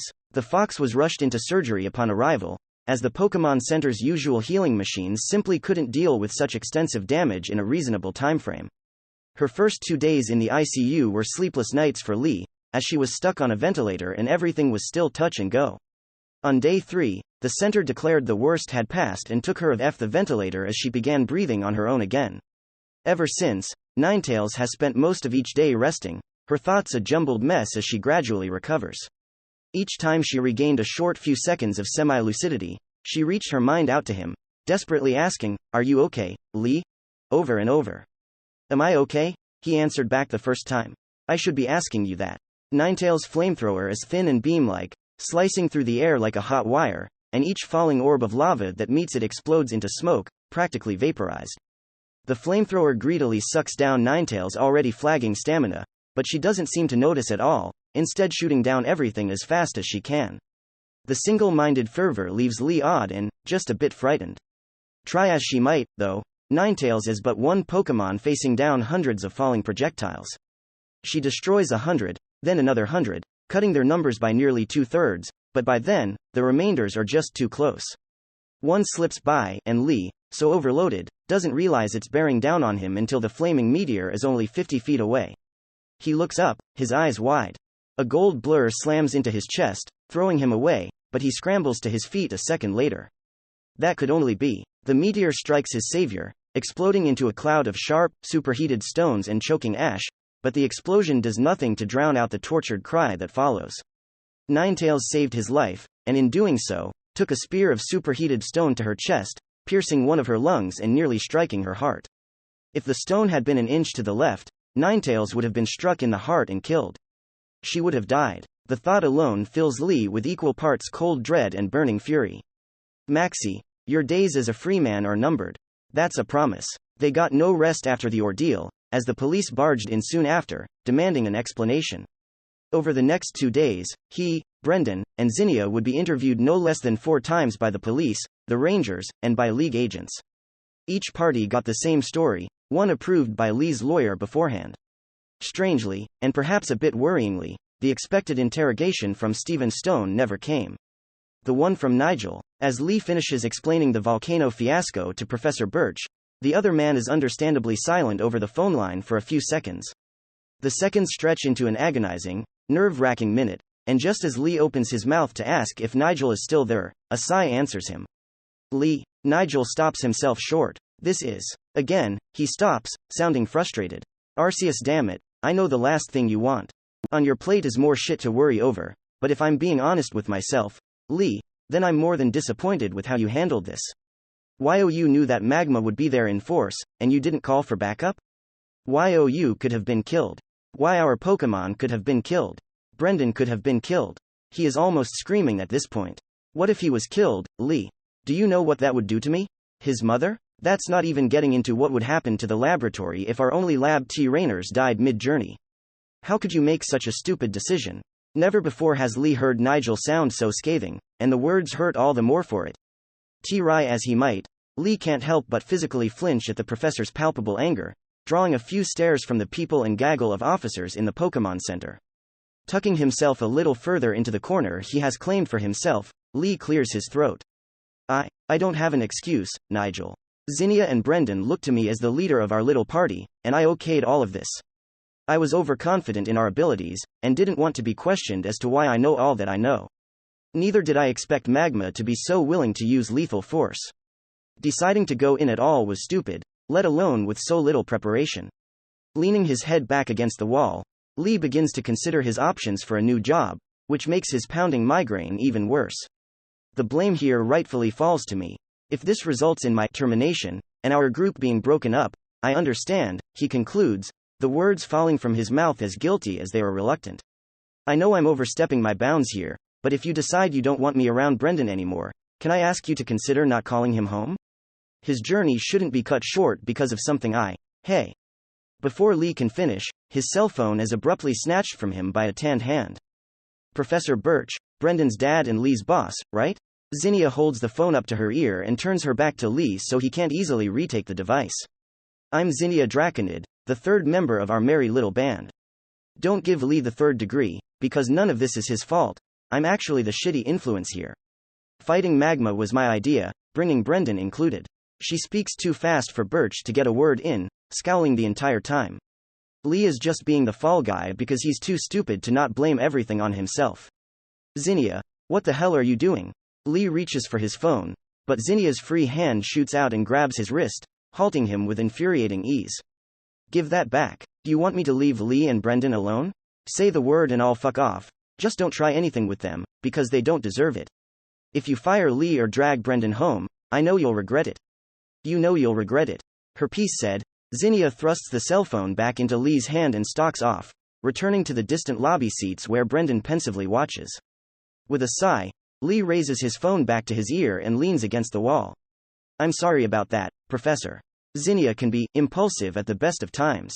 Was there any truth to what she said? Nigel's anger seems to have abated, replaced with a weariness that drips from each word. Lee's first instinct is to answer with, no, but he pauses. It's complicated. She knows what Aqua and Magma are really up to, he stresses this, hoping Nigel understands, and has taken it upon herself to try and stop them. She insisted on confronting Magma on the volcano, but things still went sideways because of my negligence. The fault still belongs to me. The sound of a hand tiredly rubbing an unshaven face is barely audible over the phone. I see, Nigel mutters. You know, from the moment he could walk, I did my best to instill the value of family in my son. Lee blinks in confusion at the seeming non sequitur. Nigel? I like to think I did pretty well, considering he always makes time to call home when he can, the regional professor continues. You know he talks about you too? You and your friend Zinnia? He does? Lee asks, mildly surprised. Brendan's calls home are usually private, so he had no idea. He cuts his eyes over to the boy in question. Liberated of his injured Pokémon and sitting shoulder to shoulder with Zinnia, Brendan looks so small and vulnerable. It's unsettling to look at. You and her are his favorite subjects outside of Pokémon and battling, Nigel confirms. He tells me about clever little tricks he's learned from Zinnia, and all the lessons he gets from you, and how much fun you all have traveling together. To him, it's never about what he does alone, but what you all do as a group, the professor reveals. I can hear it in his voice. For better or worse, Brendan looks at you two like family, perhaps like the siblings he has never had. Even after all the trials of the day, a spot in Lee's chest musters some warmth at hearing that. If I call Brendan and tell him to come home immediately, do you know what his answer is going to be? Lee doesn't even need to answer. Brendan's determination for excellence in all things Pokémon makes it clear what he would say. I'm not going to let you go or call Brendan home, Lee, Nigel finally says, lifting a weight off of Lee's shoulders. Our Pokémon are strong, and you're a good trainer, but I don't think you realize just how high the peaks can get in Pokémon battling. Don't play it fast and loose with Magma and Aqua anymore. If things begin to look sketchy, you have plenty of resources to call on. For the sake of everybody in your group, use those resources. Heck, call me if you need to. I know this won't happen again, correct? It will not, Lee promises quietly. Good. Nigel sighs once more, this time sounding relieved. Now, if you will please excuse me, I have to call my son and bite his head off. The call from Nigel could have been worse. Much worse. Lee was certain that he was about to lose his job and likely be blacklisted from every Pokémon academic institution in Hoenn. After the worst parts of the conversation had passed, Lee was informed by Nigel that he had talked with a psychic expert about meeting Lee and Ninetales to aid in the mediation of their telepathy, and that the expert was making plans to meet them in Falarbor. The news left him with a touch of apprehension, but with bigger worries afoot, Lee moved those concerns to the back burner. Thankfully, it looks like everything is on the upswing for once. The Pokémon Rangers locked down teleportation in and out of Lavarage for the duration of their investigation, so Lee hasn't been able to meet with Mabel this week. In lieu of that, preparation for his team's overhauled training regime took center stage. Article 3. Flight Operation and Safety 3.1. Flying mounts may only be operated within designated flight zones. 3.2. Operators must maintain a minimum safe distance of 500 feet from buildings, structures, and other flying mounts outside of the operator's formation, unless for takeoff or landing. 3.3. Flying mounts must be equipped with proper lighting and signaling equipment for night flights. 3.4. Operators must be equipped with proper radio and IFF transceiver equipment. 3.5. Operators must follow all traffic control instructions issued by Air Traffic Control, henceforth known as ATC. 3.6. Operators must not fly under the influence of alcohol or any mind-altering substances. 3.7. Operators are required to carry a first aid kit, redundant communication devices, and emergency signaling equipment during flights. Article 4. Maintenance and Health of Flying Mounts 4.1. Flying mounts must undergo regular health checkups to ensure safe flight capability. 4.2. Operators must maintain a record of their flying mount's health and maintenance history, which must be presented upon request by relevant Pokémon League and civil government officers. 4.3. Operators must ensure that their flying mounts are well rested and well fed prior to flights. Article 5. Prohibited Activities 5.1. Flying mounts may not be used for illegal activities or to facilitate the commission of crimes. 5.2. Private citizens may not use flying mounts to carry hazardous materials or engage in mounted aerial combat without express Pokémon League permission. 5.3. Operators may not fly in restricted airspace or near sensitive infrastructure, such as military installations or power plants, without proper authorization. First among that, get a flying license. Of course, one can't just hop on the back of a flying Pokémon and go wherever they want, it has to be mired down in regulations. Many of the regulations are sensible and even agreeable, but it's still annoying. The test is simple enough, almost as simple as getting a driver's license. A written test, an inspection of the Pokémon you intend to fly on, and a practical test.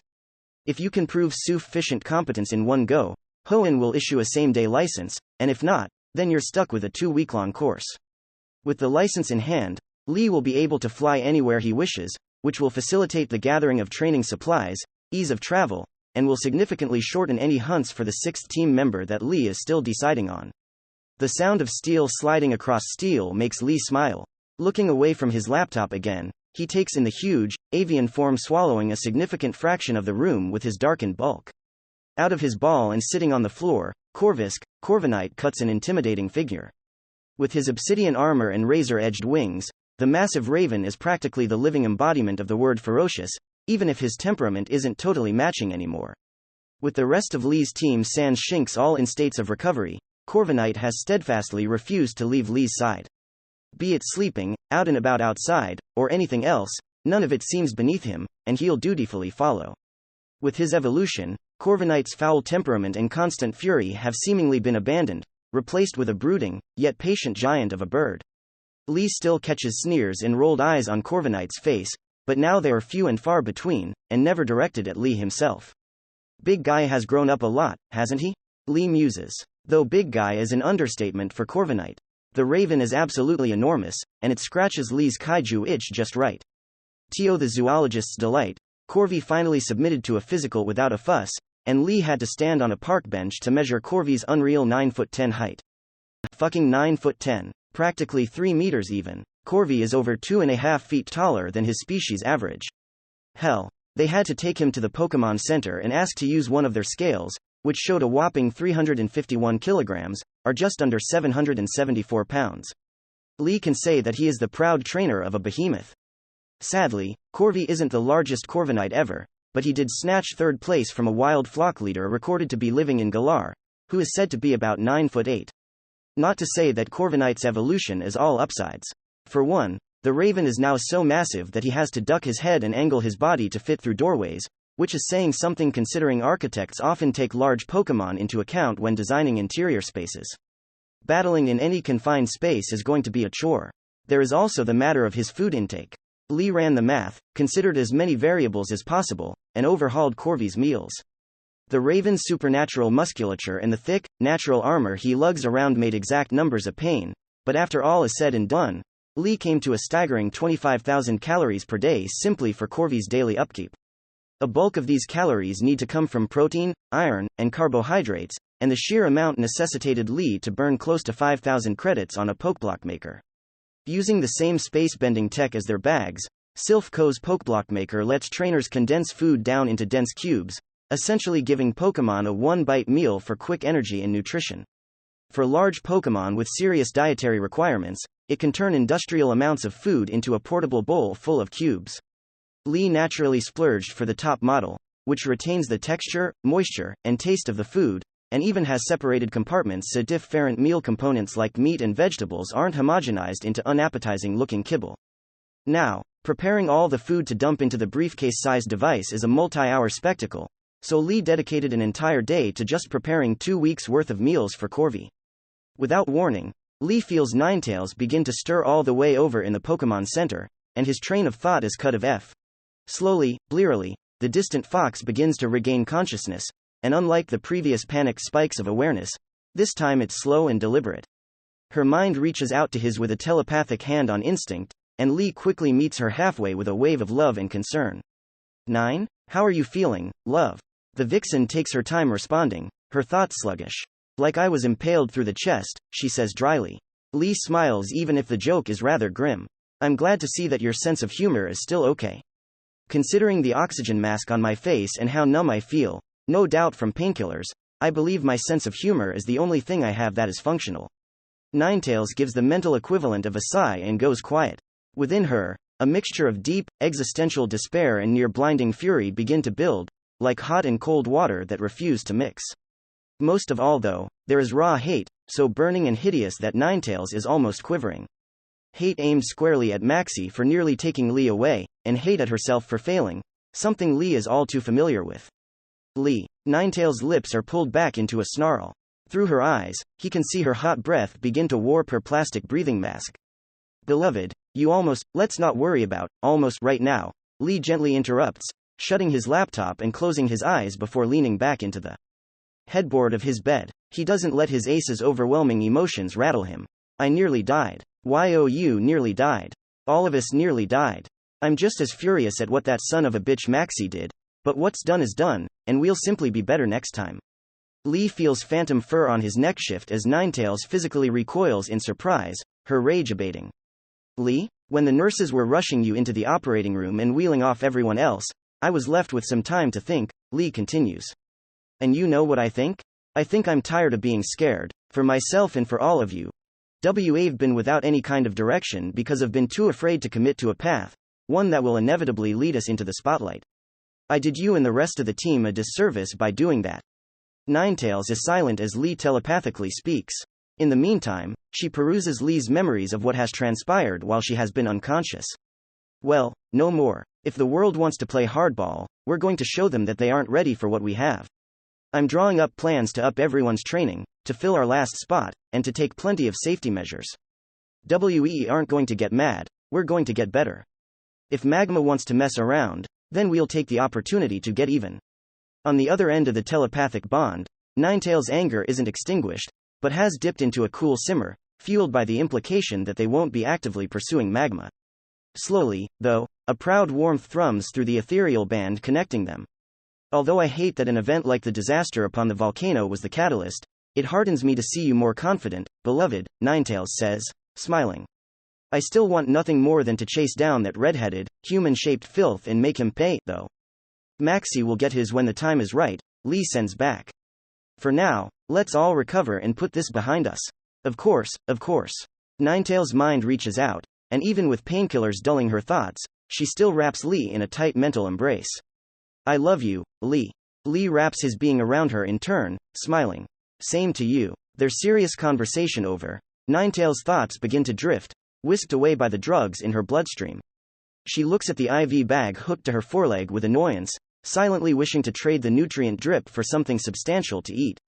I'll get you something big and tasty as soon as I get the all clear from the center, Lee promises. As Ninetails shuts her eyes for some real sleep, Lee is given a front row seat to her vivid imagination going wild. Just before she conks out, Lee is treated to the image of a hungry Nine biting into an entirely too big burger, one he recalls eating at some hipster joint in college. Returning back to the real world, Lee looks at the clock on the wall, noting that it's nearly 1 p.m. Shoving his laptop of his lap, he stands and stretches, drawing curious looks from the rest of the room. Corvi and I need to go take that flying license exam. We'll be back in a few hours. Where is it being held at? Zinnia questions, putting her phone down. The ranger station on the edge of town. Tion Hall only does tests if you schedule 2 weeks in advance. Lee answers. I need to stop by the Pokemart and pick up the saddle I ordered first, though. The supplier had to custom build one for Corvi's size. The massive raven just a handful of feet away scowls, miff-fed about how undignified wearing a saddle is going to be. The practical part should be at 3 p.m. or so, if you guys want to come watch, Lee continues. 3 p.m. assuming there aren't any delays. There are only 2 other people taking the exam today, but you never know. I know I'll be there. Zinnia smirks. Just remember to clench your legs and your butt when they run you through the high G-turn portion, or you'll black out. Lee raises an eyebrow. Do you already have a license? Pretty much every Draconid does, Zinnia confirms.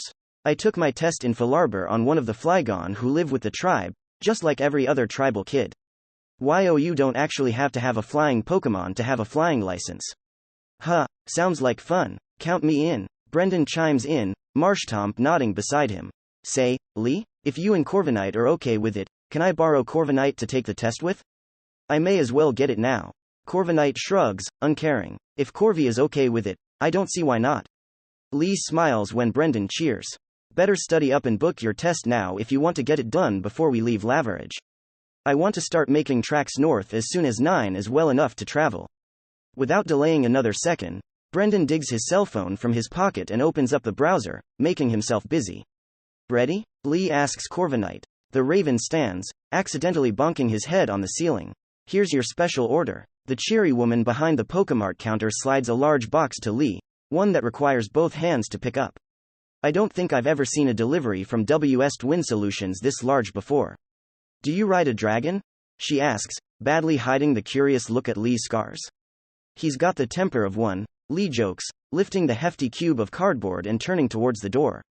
Thank you, no problem, have a nice day. The clerk waves goodbye, stepping through the automatic doors and into the tiny parking lot of the mart. Lee, followed by Corvi, who has been loitering outside, head of F to a bench around the corner of the building. Phew. Lee drops the box on the ground and wipes his forehead. Geez, this thing is heavy. I hope it doesn't add too much weight for you, Corvi. Red eyes blink as the titanic bird gives Lee an incredulous stare. Corvi then croaks mockingly, as if challenging the notion that the contents of the box would even be noticeable on his back. Sure, I get it. Lee rolls his eyes. Let's not go overboard, though. Every ounce matters. Corvi clicks his tongue, but doesn't protest further.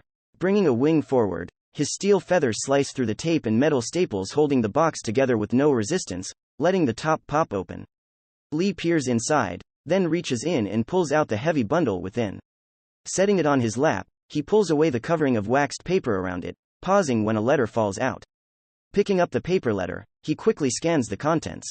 Westwind Solutions custom products for flying Pokémon Est. 198X, proudly in Veole City, Johto. Dear Mr. Lee Henson, congratulations. Our package from Westwind Solutions has arrived, and within it lies a crowning jewel of our craftsmanship, a custom saddle designed exclusively for your magnificent Corviknight companion. We extend our heartfelt gratitude for choosing us as your trusted supplier of bespoke products for flight-capable Pokémon. At Westwind Solutions, we take great pride in our ability to blend innovation, functionality, and artistry into every creation. Our team of skilled artisans and engineers has poured their passion and expertise into crafting a saddle that not only enhances the comfort and performance of your majestic Corviknight but also showcases our commitment to excellence. The letter is rather self-aggrandizing, and quite frankly goes on for too long, so Lee skips to the end. Fly high and forge new horizons, knowing that Westwind Solutions is your ally in the skies. Order details. Saddle, including selected options, 4209.50C Expert T Raveler Equipment Pack 2550.00C 1550.00C, Special Promotion, Custom Size XXXL 1109.50C Custom Folding Mechanism 1088.70C Rush Interregional Shipping 581.71C Sales T-Ax 426.97C Wisdom in Picking Westwind, priceless. Total amount. 8,966.38C Payment due by Prep Aid. Thank you for choosing Westwind Solutions for your custom flight product needs. We greatly appreciate your business. If you have any questions or concerns regarding this invoice, please don't hesitate to contact our customer service by phone at 2100-9887-1302 or email us at service@wwsolutions.j2. We are here to assist you. Be sure to follow our BattleNet page for new products and special promotions. Windbag Solutions is more like it. Lee snorts. Here I am spending money like I'm made of it. Maybe we'll head back to Mauville after this and give Aaron's a new TM to copy. How does a business trip sound, bud? Care to menace sleazy businessmen for me? He asks Corviknight. The Raven smirks, eyes literally flashing in cruel anticipation. Lee finishes unwrapping the saddle and hefts it up on his shoulder. Alrighty, let's get this thing on. Corviknight sighs, but bends down so Lee can toss the saddle on his back. The exorbitant amount of manufacturer bluster might actually be justified, because the saddle truly is superbly made. The whole thing folds into rectangular fourths for storage, giving it just barely enough clearance to be dropped into Lee's backpack. The contact surface intended for Corvi's metallic back is fitted with soft, yet durable rubber, and when the leather straps around Corvi's chest are fastened, the saddle is rock-solid secure. The seat is split in half along the middle folding point and is made up of two separate, leather-wrapped cushions, each one shaped to slot into the other. When unfolded, the cushions mesh together, providing a comfortable seat. The stirrups are fitted with leg-securing straps, and through some feat of mechanical engineering that Lee has trouble wrapping his head around, the leg straps apparently auto-squeeze during high-G maneuvers, aiding the rider in preventing blackouts. Near the rubber-coated handholds on the saddle and molded into the leather are a number of mechanical instruments, namely an altimeter, a compass, and a speedometer. Around those are a number of different pouches for equipment. One for an IFF transceiver, another one for a radio, a large one for an emergency oxygen tank, a holster for a flare gun, and several other miscellaneous pouches for whatever the rider might need. Since Lee ordered all the accessories mandated by law and then some, all of the pouches are already filled with their equipment. Likewise, the slots in the saddle for safety reflectors and signaling lights are already populated. Powering it all is a pair of enclosed, cylindrical wind turbines mounted above the saddlebags, which feed into a battery bank. Finally, the handholds are fitted with a number of pressure-sensitive buttons that activate vibrating motors in the saddle, the intensity and location of which are used for different instructions, like increasing or lowering altitude, increasing or decreasing speed, turning, and maneuvering. Theoretically, a rider can give accurate instructions to their Pokémon without ever saying a word. That should do it. Lee nods and steps back, inspecting his work. How does it feel? Corviknight grumbles in his throat and struts in a large circle, moving his wings about and testing his mobility. The frown on the raven's face eases some, but doesn't totally go away. Comfortable? Lee probes. Give me your honest opinion. I won't hesitate to send it back if it's not. After mulling over his answer, Corviknight nods once, though he still seems sour. His displeased face melts when Lee steps closer and reaches up, scratching the great avian beneath his beak. I don't think it looks undignified. Lee soothes him with a small smile. In fact, you make it look good. Corviknight is too busy leaning into the scratching fingers to reply. After they toss the box into the dumpster behind the Pokemart, Man and Mon make the walk to the Pokemon Ranger Station out on the edge of town, cutting through the midday streets with the same ease Corviknight's wing did the cardboard box a few minutes prior. Where Ninetales parts crowd slowly, everyone trying to linger and peer at her as long as they can, Corvi is more akin to a landslide, in that no one has any choice but to move, and they do so with haste. Besides the buildings on either side of the road, Corviknight is the tallest thing around, and thus everyone is given plenty of forewarning to step aside and to occasionally snap a photo on their phones. Lee's Raven has no reaction to the attention, and his cold indifference seems to spur more admiration from onlookers than it does resentment. Upon arriving at the Pokemon Ranger Station, which has a door large enough for Corvi, the pair walk inside. The Ranger Station is sparse, as to be expected. Other than the front desk, there are a couple of seats along the wall, a water fountain, and a small shelf with a handful of recruiting pamphlets. Lee and Corviknight ignore everything but the front desk and approach the bored teenager manning it. Welcome to the Laveridge Ranger Station, what can I? The teen scratches a zit on his chin and looks up, double-taking when he sees the gigantic raven looming behind Lee. Lee Henson and Corviknight, here for the flying license exam. Lee smiles and makes it as kind as he can, all too aware of how Corvi is probably pinning this kid in place with his red-eyed stare. I called and scheduled a couple days ago? Oh, sure. The teen regains his bearings and puts his phone down. He then brings up a spreadsheet on his computer and looks at it. The test begins in about 10 minutes. In the meantime, my supervisor will inspect your Pokemon. Do you have a vaccination and preventative care manifest from the Pokemon Center? Lee produces the requested form from his back pocket and unfolds it, handing it of F to the teenage attendant. The teenager takes the paper and photocopies it with a small copier on his desk before handing it back. Ranger W. Anda will be with you in a couple of minutes. Just as the front desk attendant said, a young woman in a Pokemon Ranger uniform comes and leads everyone of F to a small classroom promptly before handing out a thick packet of paper to each test taker. At the same time, another ranger takes everyone's Pokemon out back to be inspected. Corviknight's company in that regard ends up being a Pidgeot and a Skarmory.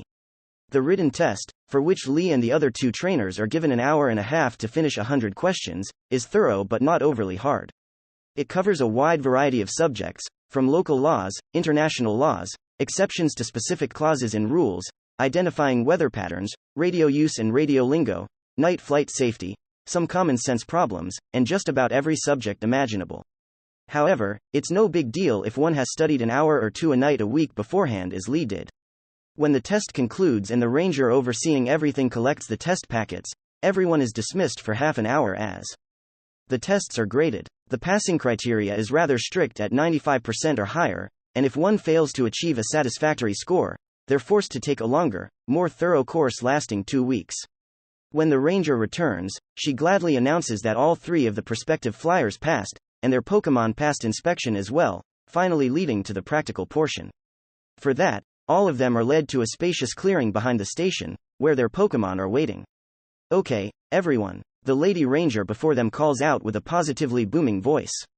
We'll be going over equipment checks, communication with air traffic FIC control, maneuverability, and defensive flying to start out. Go ahead and approach your Pokemon and begin making your initial checks. I'll be walking around and observing, she says, folding her arms behind her back. Beside her, her saddled Firo looks as bored as can be, having probably heard all these lines a million times already. Once we get into the air, remember to listen closely to our instructions. Flying with your Pokémon is an incredible, liberating experience and one of the best bonding exercises around, but don't get carried away. Yeesh, Lee quells the urge to pick his ear with his pinky as he walks over to Corviknight. And I thought Zinnia had a big mouth. I guess the instructor needs to be loud in case someone's radio fails or something. One of the other two trainers, a 14-year-old boy, has to drag his infatuated Skarmory's attention away from Corviknight, who in turn seems exasperated. The other one is a middle-aged woman who leads a Pidgeot. The Pidgeot unfortunately doesn't seem to respect his trainer, and behaves passive-aggressively throughout the entire process of having his saddle mounted. Here goes nothing. Lee sighs, a tad nervous as Corvi leans down to let Lee mount. Lee has to bring his leg high, step into the stirrup, and with a grunt, throw his other leg over Corvi's wide back. There we go. Ooh shit. Corviknight stands to his full height again, his back tilted forward so Lee doesn't fall of F, and all of a sudden the ground is a damn sight farther away than he'd been expecting. Corviknight turns his head, his red, luminescent eye questioning. I'm fine, Corvi. Lee takes a deep breath and pats the raven on his neck. It's no slight to you, I've just never flown before. Back on the volcano, I was too distracted to really have it sink in that we were flying. Corvi nods, his gaze sharpening. A deep croak reverberates in his throat, and Lee doesn't need telepathy to understand the dark bird. I will not allow harm to come to you, the croak says. I know you won't. He smiles, and Lee can't help but be heartened when Corvi's beak twitches up, nearly forming a smile. Lee then busies himself with checking over all the equipment in the saddle, watching from the corner of his eye as the instructor has to help the flustered woman beside them with her incooperative Pidgeot. He inputs the temporary IFF code the instructor provided into the IFF transceiver and sets the encryption to none, then moves on to the radio. West Wind provided a rather nice unit, fitted with a wind noise-canceling headset, and a small magnet-fitted speaker that Lee attaches to Corvi's helmet so he doesn't have to scream instructions over the wind. Lee taps the microphone on his headset. Corvi, is the volume okay? The raven flinches at the noise, so Lee twists the knob labeled output number 2 on the radio down to half power and tries again. Better? Corvi's wings slump in relief. Lee tests the buttons on the saddle handholds, and after Corvi confirms that he can feel each motor vibrating, Lee straps his legs into the stirrups and watches the other license hopefuls. The boy trainer and his Skarmory are ready a few minutes later, but unfortunately for the third trainer, she and her Pidgeot are failed and dismissed by the instructor due to Pidgeot's foul attitude, forcing the poor woman to recall Pidgeot and leave, dejected. The flying instructor clears her throat. Okay boys, the Skarmory trills in her throat. And girl, the ranger corrects, equipment checks have been completed, so let's get to the fun part. Mr. Lee and Mr. Corviknight, let's have you guys go first. Corviknight, with Lee astride his back, steps forward and stares down at the smiling instructor. Your temporary call sign is going to be BC01, and I'm going to play the part of air traffic FIC control. YOU can refer to me as Ranger Ground. Remember to use phonetics on the radio. Tune your radio to reserve frequency number 7. The instructor takes a pair of Pokeballs from her pocket and enlarges them out of their travel size. Both balls pop open, and on either side of her, a pair of T-Ropius materialize. Each of the dino-like Pokemon are wearing green, visored helmets. My friends here will be acting as backup in case something goes wrong, so if they grab you guys, don't resist and make their job harder. In response to the ranger's words, each T-Ropius extends 4 thick vine whips, one from under each of their wings. Qua. Corvi croaks, openly offended at the notion of needing help. Lee once more pats his neck, and the crow tones down his annoyance. Lee adjusts the microphone of his headset once more and hits the transmit button on the left ear cup. Bravo Charlie, 01, ready. Smiling, the instructor takes the handheld radio from her belt and holds it to her mouth. Bravo Charlie, 01, this is Ranger Ground. Permission granted for vertical take of F at the Laveridge Ranger Station. For the duration of your sortie, attempt to use nonverbal controls where possible. Winds are 270 at 5. Maintain altitude at 1,000 feet, then take a holding pattern over the ranger station and await further instructions, over. Shit, they're actually about to fly. Lee's nerves clash with his excitement, and for a moment he forgets what 270 at 5 means, then it comes back to him. Wind is coming in from the west at 5 knots, right? Phew, you got this, Lee. Corvi won't let you down. Cleared for vertical take of F at Laveridge Ranger Station. Will maintain 1,000 feet and prioritize nonverbal controls, Ranger Ground. Bravo Charlie, 01, out. Lee takes his hand of F his headset and grips both handholds. Taking a deep breath, he taps the buttons under his index fingers twice. Corvi spreads his wings, and in a single flap, the ground falls away, dragging Lee's stomach right into his toes. Oh shit. The zoologist gasps, his stomach rolling. He takes a deep gulp of air, which zips into his mouth without needing much aid from his lungs. The rushing winds try to yank him of the saddle, only for the straps on his legs to hold tight. Hazarding a look at the ground, everyone below are already little more than dots, and the buildings are dollhouse size. The only people he can make out are Brendan and Zinnia, who must have shown up when he wasn't looking. Then the instinctual surge of panic is tossed aside. He's got a license to get, and if he messes up now, he and his friends will be stuck here for weeks of remedial classes. Pulling his eyes away from the ground, Lee instead focuses on the cluster of instruments just above his hands, which grip the saddle handles with white knuckles. The altimeter is rising fast, and before he knows it, they've already cleared 900 feet. He grips both middle finger buttons harshly, and Corviknight begins to level out, stopping his ascension at just a hair above 1,000 feet. Hot damn, Lee breathes harshly, struggling to keep the tremor out of his voice. He squints his eyes into the wind, wishing that he'd had the foresight to bring goggles. Hot damn, Corvi, he repeats, holding the secondary transmit button on his headset. You are fast. The crow lets out a gravelly chuckle that crackles in Lee's headset. Without needing any instructions, Corvi gently yaws to the side, taking a wide, continuous turn over the ranger station. A moment later, the pair of T-Ropius catch up, flying on Corviknight's flanks. There aren't immediately more instructions over the radio, giving Lee plenty of time to catch his breath and once more send a tentative glance down at the ground. It's not so bad the second time, he says to himself. With the reassuring hulk of a bird beneath him, the height, the speed, and the whipping winds aren't so daunting. Lee loosens his tight grip on the saddle, his churning stomach beginning to calm, and his nausea transforming into something light and excited. He can't help the grin that forms on his face. He is 1,000 feet in the air flying on the back of his Pokémon. This is unreal. Lee is so caught up that he almost doesn't see Corvi turning his neck to peer back at him. When he notices, the man is dumbfounded for a moment. Corviknight is smiling. It's no smirk, no vicious grin, nothing of the sort, it's genuine happiness. It's the first time Corvi has ever worn such an expression with him. The fact that the smile made its emergence here, during their first time flying together, isn't lost upon Lee. The radio crackles. Bravo Charlie, 01, this is Ranger Ground. Lee composes himself and touches the transmit button on his headset. This is Bravo Charlie, 01, go ahead, Ranger Ground. Bravo Charlie, 01, good work on Maneuver 1. You will notice a tall tree at bearing 180 with a red ribbon affixed to the tallest branch. Increase altitude to 1,500 feet and make a pass over the tree. Return to Ranger Station airspace and resume holding pattern after. Confirm receipt, over. Roger, Ranger Ground. Changing altitude to 1,500, course to 180, and will make a pass over the red marked tree. Bravo Charlie, 01, out. Lee lets the transmit button go and grips the saddle controls again. Okay, Corvi, let's ace this. Corviknight lets out a screech and zooms toward their objective. An hour later finds a jittery Lee and a content Corviknight on the ground again and back inside the ranger station, standing before the front desk. A little ways behind them, Brendan and Zinnia stand, both wearing identical smiles. As Lee hoped, they passed the test with flying colors, and now they just need to wait for Lee's license to be printed. The instructor was merciless.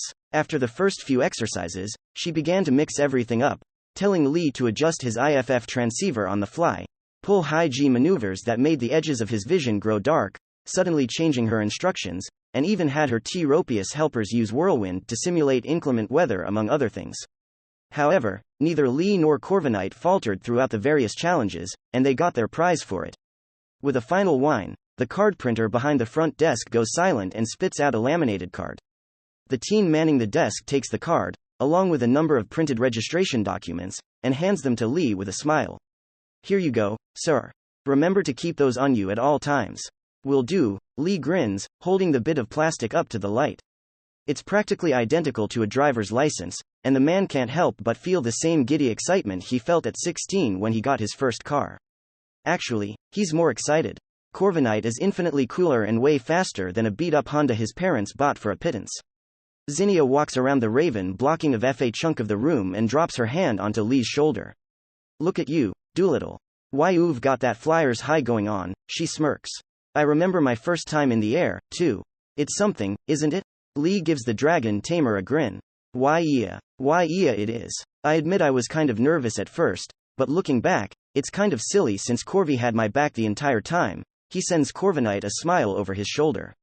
The great Raven visibly preens under the praise, his metallic feathers puffing up. I can't wait for Shelgon to evolve. Zinnia groans. What about you, little hero?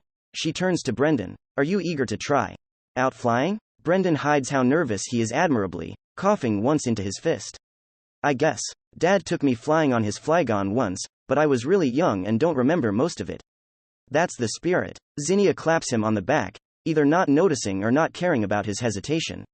Turning the license in his fingers over once more, Lee sends a look up to Corviknight. Say, Corvi? He begins slowly and a touch unsurely. How about we go practice flying? We still have plenty of daylight left, and the more we learn now, the better we'll be later, right? The Corvid's eyes light up in joy. He nods his head eagerly and shifts on his feet, clearly eager to go back outside. We'll be back later, guys, Lee addresses Zinnia and Brendan. Now that we've jumped through the hoops, I want to get some practice in. You mean you want to go have fun? Zinnia asserts with a smile. No judgment here, Doolittle. There's nothing quite like being in the air on Pokemon back. It's the ultimate kind of freedom, and once you have a taste, you never want to do without again.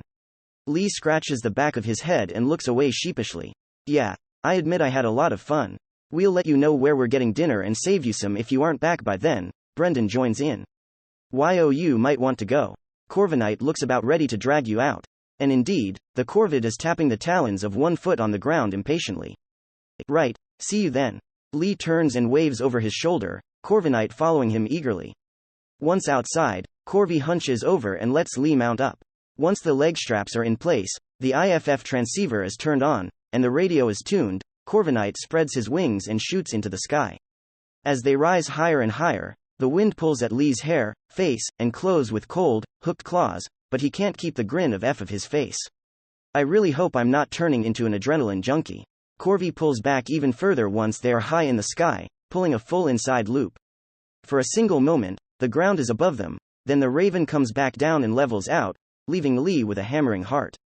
Oops, I was supposed to radio before leaving the ground. I've only had this license for 10 minutes and I'm already breaking the rules. Lee smacks his forehead and tunes into Laverage Air Traffic FIC control. ATC, this is HLC, I mean. This is Hotel Lima Charlie, 0 TWO, over.